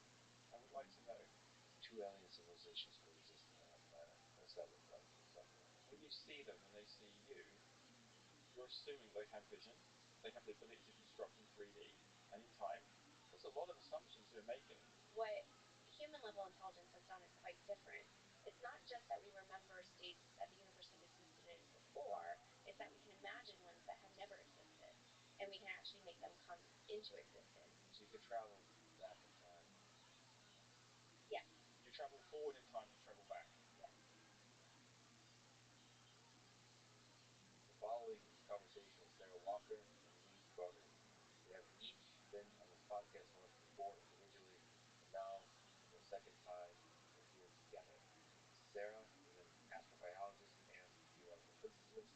Lee is a chemist and, if I may say so, the real-life manifestation of brick inventing words. They both are interested in how life originates and develops, both life here on Earth and alien life, including intelligent alien civilizations out there in the cosmos. They are colleagues and friends who love to explore, disagree, and debate nuanced points about alien life. So, we're calling this an alien debate. Very few questions to me are as fascinating. What do aliens look like? How do we recognize them? How do we talk to them? And how do we make sense of life here on Earth in the context of all possible life forms that are out there? Treating these questions with the seriousness that regular nature serves is what I hope to do with this conversation and future ones like it. Our world is not an enigma. We must first be humble to acknowledge this, then be bold in diving in and trying to figure things out together. This is a Less Frequent podcast. To support it, please check out our sponsors in the description. And now, dear friends, here's Sarah Walker and Lee Cronin. First of all, welcome back, Sarah. Welcome back, Lee. You guys, I'm a huge fan of yours and incredible people. I should say thank you to Sarah for wearing really awesome boots. You probably overlay a picture later on, but why the hell didn't she dress up, Lee? It's just me dressed up. You were saying that you're pink. Like your thing is pink, my thing is black and white. This is where's the pink? When did the pink? When did it hit you? What pink is? I became pink about, I don't know actually, maybe 2017? Did you know me? Are you in person? Yeah. So about 2017, I think I just decided I was bored and I needed to make a statement. And red was too bright, so I went pink, salmon pink. Well, I think you were always pink. You just found yourself in 2017.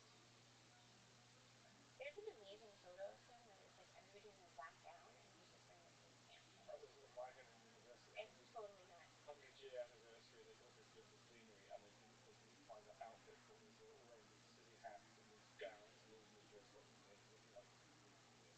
We're definitely gonna have to find that picture and then overlay that big full screen, slow motion. All right, let's talk about aliens. You'll find places to disagree and places to agree. Life, intelligence, cosmos, the universe, all of that. Let's start with a tweet from Neil deGrasse Tyson, stating his skepticism about aliens having physical life. Quote, how egocentric of us to think that space aliens who have mastered interstellar travel across the galaxy would give, pardon the French, would give a shit about humans on Earth. So I may ask you, do aliens care about physical life, observing, communicating with us? Let's take the perspective of aliens and to Sarah. Are we interested in the whole spectrum of life in the universe? I'm completely biased, at least as far as I think right now we're the most interesting thing in the universe. So I would expect, based on the intrinsic curiosity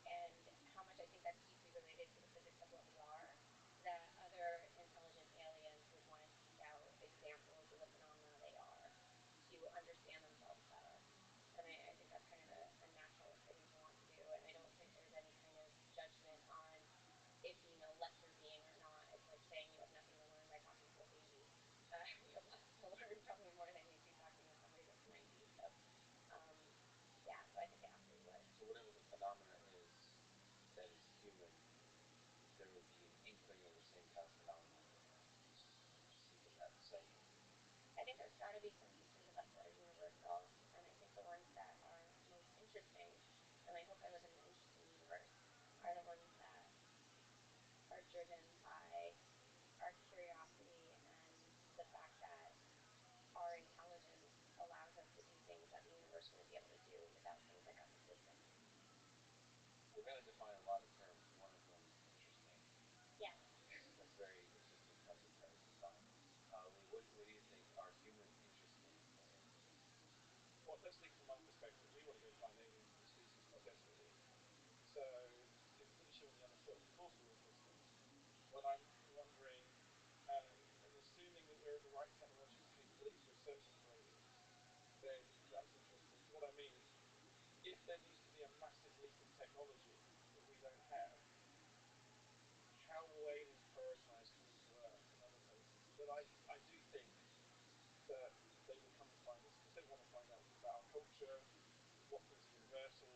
What about? I mean, I'm a chemist, so I say, well, is the chemistry universal? Are the creatures that we're going to find making all this commotion? Are they made of the same stuff? Um, what does their science look like? Um, are they off planet yet? I think that Neil deGrasse Tyson is being slightly pessimistic and maybe trying to play the tune that the universe is vast and it's not worth them coming here. I don't think that, but I just worry that maybe we don't have the ability to talk to them, we don't have the universal translator, we don't have the right physics. But sure, they should come. We are interesting. I want to know if they exist. It would make it easier if they just came. So again, I'm going to use your tweets like it's Shakespeare. So Sarah tweeted, thinking about aliens, thinking about aliens. So how much do you think aliens are thinking about other aliens? You said we humans want to visit, like we're longing to connect with aliens. Why is that? Can you introspect that? Is that an obvious thing that, like, what are we hoping to understand by meeting aliens exactly? Asking as an introvert, like I ask myself this all the time. Why do I go out on a Friday night to meet people? What are you hoping to I think find? it's curiosity. So when I saw Sarah put that tweet, I think I answered it actually as well, which was we are thinking about trying to make contact. So there's almost certain certainly are. But maybe there's a number of classes. There are those aliens that have not yet made contact with other aliens like us. Those aliens that made contact with just one other alien, and maybe it's anticlimax and slime, right? And aliens that have made contact with not just one set of intelligent species, but several. That must be amazing, actually. Literally, there is some place in the universe, there must be one alien civilization that made contact with not one, but two other intelligent civilizations. So they must be thinking about it. There must be entire um, degree courses on aliens thinking about aliens in multiple universal cultural norms. Do you think they will survive the meeting? And by the way, Lee did respond saying that's all the universe wants. So Sarah said, thinking about aliens, thinking about aliens. Lee said, that's all the universe wants. And then Sarah responded, cheeky, useless. The cheeky is a cheeky version of the word interesting, all of which we'll try to define mathematically. Cheeky makes me really sick. This is humor actually. Yeah. I think there's a mathematical definition of humor, but we'll talk about that later. Yeah, Uh, cool. so you're a graduate student, alien, looking at multiple alien civilizations. Do you think they survive the encounters? I think there's a tendency to anthropomorphize a lot of the discussions about alien life, which is a really big challenge. So, usually when I'm trying to think about these problems, I don't try to think about us as humans, but us as an example of phenomena that exist in the universe that we have yet to explain. And it doesn't seem to be the case that if I think about the features I would argue are most universal about that phenomenon, that there's any reason to think that a first encounter with another lineage or example of life would be antagonistic. Um, I think, yeah, and I think there's this kind of assumption. I mean, going back to Neil deGrasse Tyson's quote, I mean, it kind of bothers me because I mean, I'm a physicist, so I know we have a lot of egos about how much we can describe the world, but that there's this, like, because we understand fundamental physics so well, we understand alien life and we can kind of extrapolate, and I just think that we don't. And the quest there is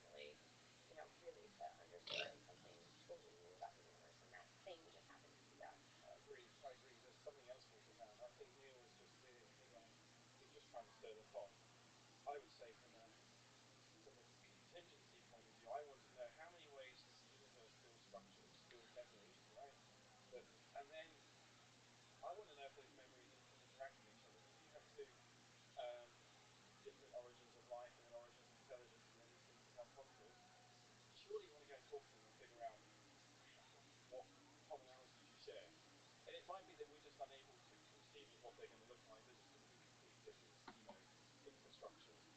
But surely we'll want to go and find that on that. And surely curiosity is a property that evolution has made on Earth, and I can't see any reason that won't happen elsewhere, because curiosity because it exists because we want to find innovations in the environment. We want to use that innovation to help How you doing, our Rabbi? Kicking technology. ass, taking names, big I dog. How are also you? curiosity is like planning for the future. Are they going to Doing fight well, us? doing well.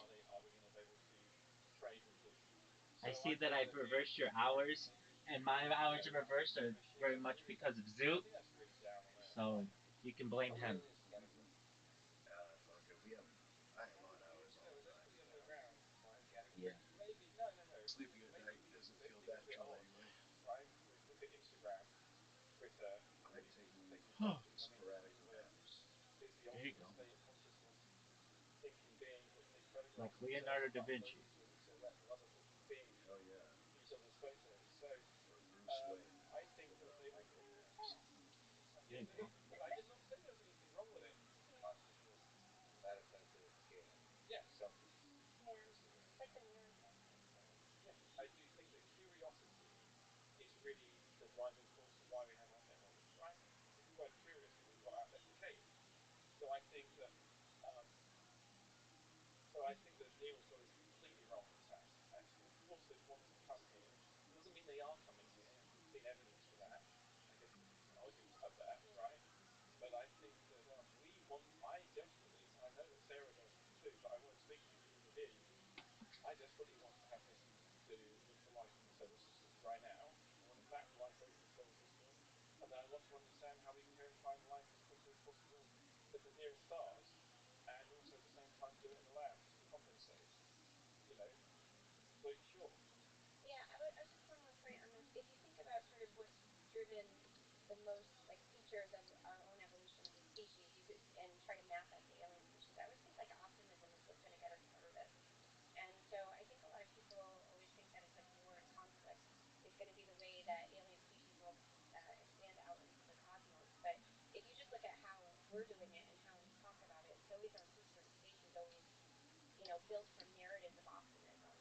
And so it seems to me that if intelligence does get out in the universe, that it's going to be more optimism and curiosity driving it than war and conflict, because those things end up crushing it. So there might be some selective filter. Of course, this is me, unless I'm a half full kind of person. But Is it obvious that curiosity, not obvious, but what do you think? Is curiosity a more powerful force in the universe than violence and the will to power? So, because you said you frame curiosity as a way to also plan on how to avoid violence, equated with curiosity. But I could also argue that violence is a pretty productive way to operate in the world, which is like that's one way to protect yourself. What do you think, Rabbi? I might be better placed to have a go. I think violence. Let's not talk about violence. Submarine. I would, yeah, but maybe I wouldn't. Let's not call it violence. I call it radio. If you think about the way evolution works, by the way, and that's quite well done. So if you say you build curiosity allows you to open up avenues, new rafts, right? So new features you can play. What the ability to erase those things allows you to start again, and those for pruning. So the universe, I think, curiosity gets you further. Curiosity gets you rockets that land. It gets you robots that can make drones. It gets you poetry and art and communication. And then, I often think, wouldn't it be great if bureaucracy could have another world war? Not literally a world war now, please no world war, but the equivalent, so we can remove all the admin bureaucracy, right? All the admin violence, get rid of it, and start again. Do you know what I mean? Because you get layers and you get redundant systems built.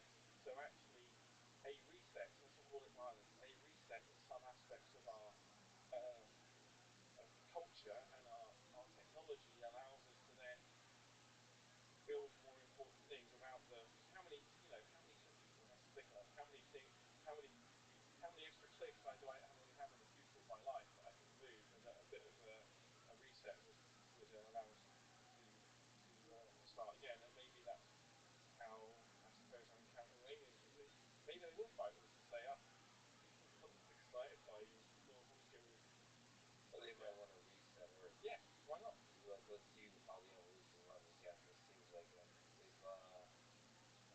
something new happening.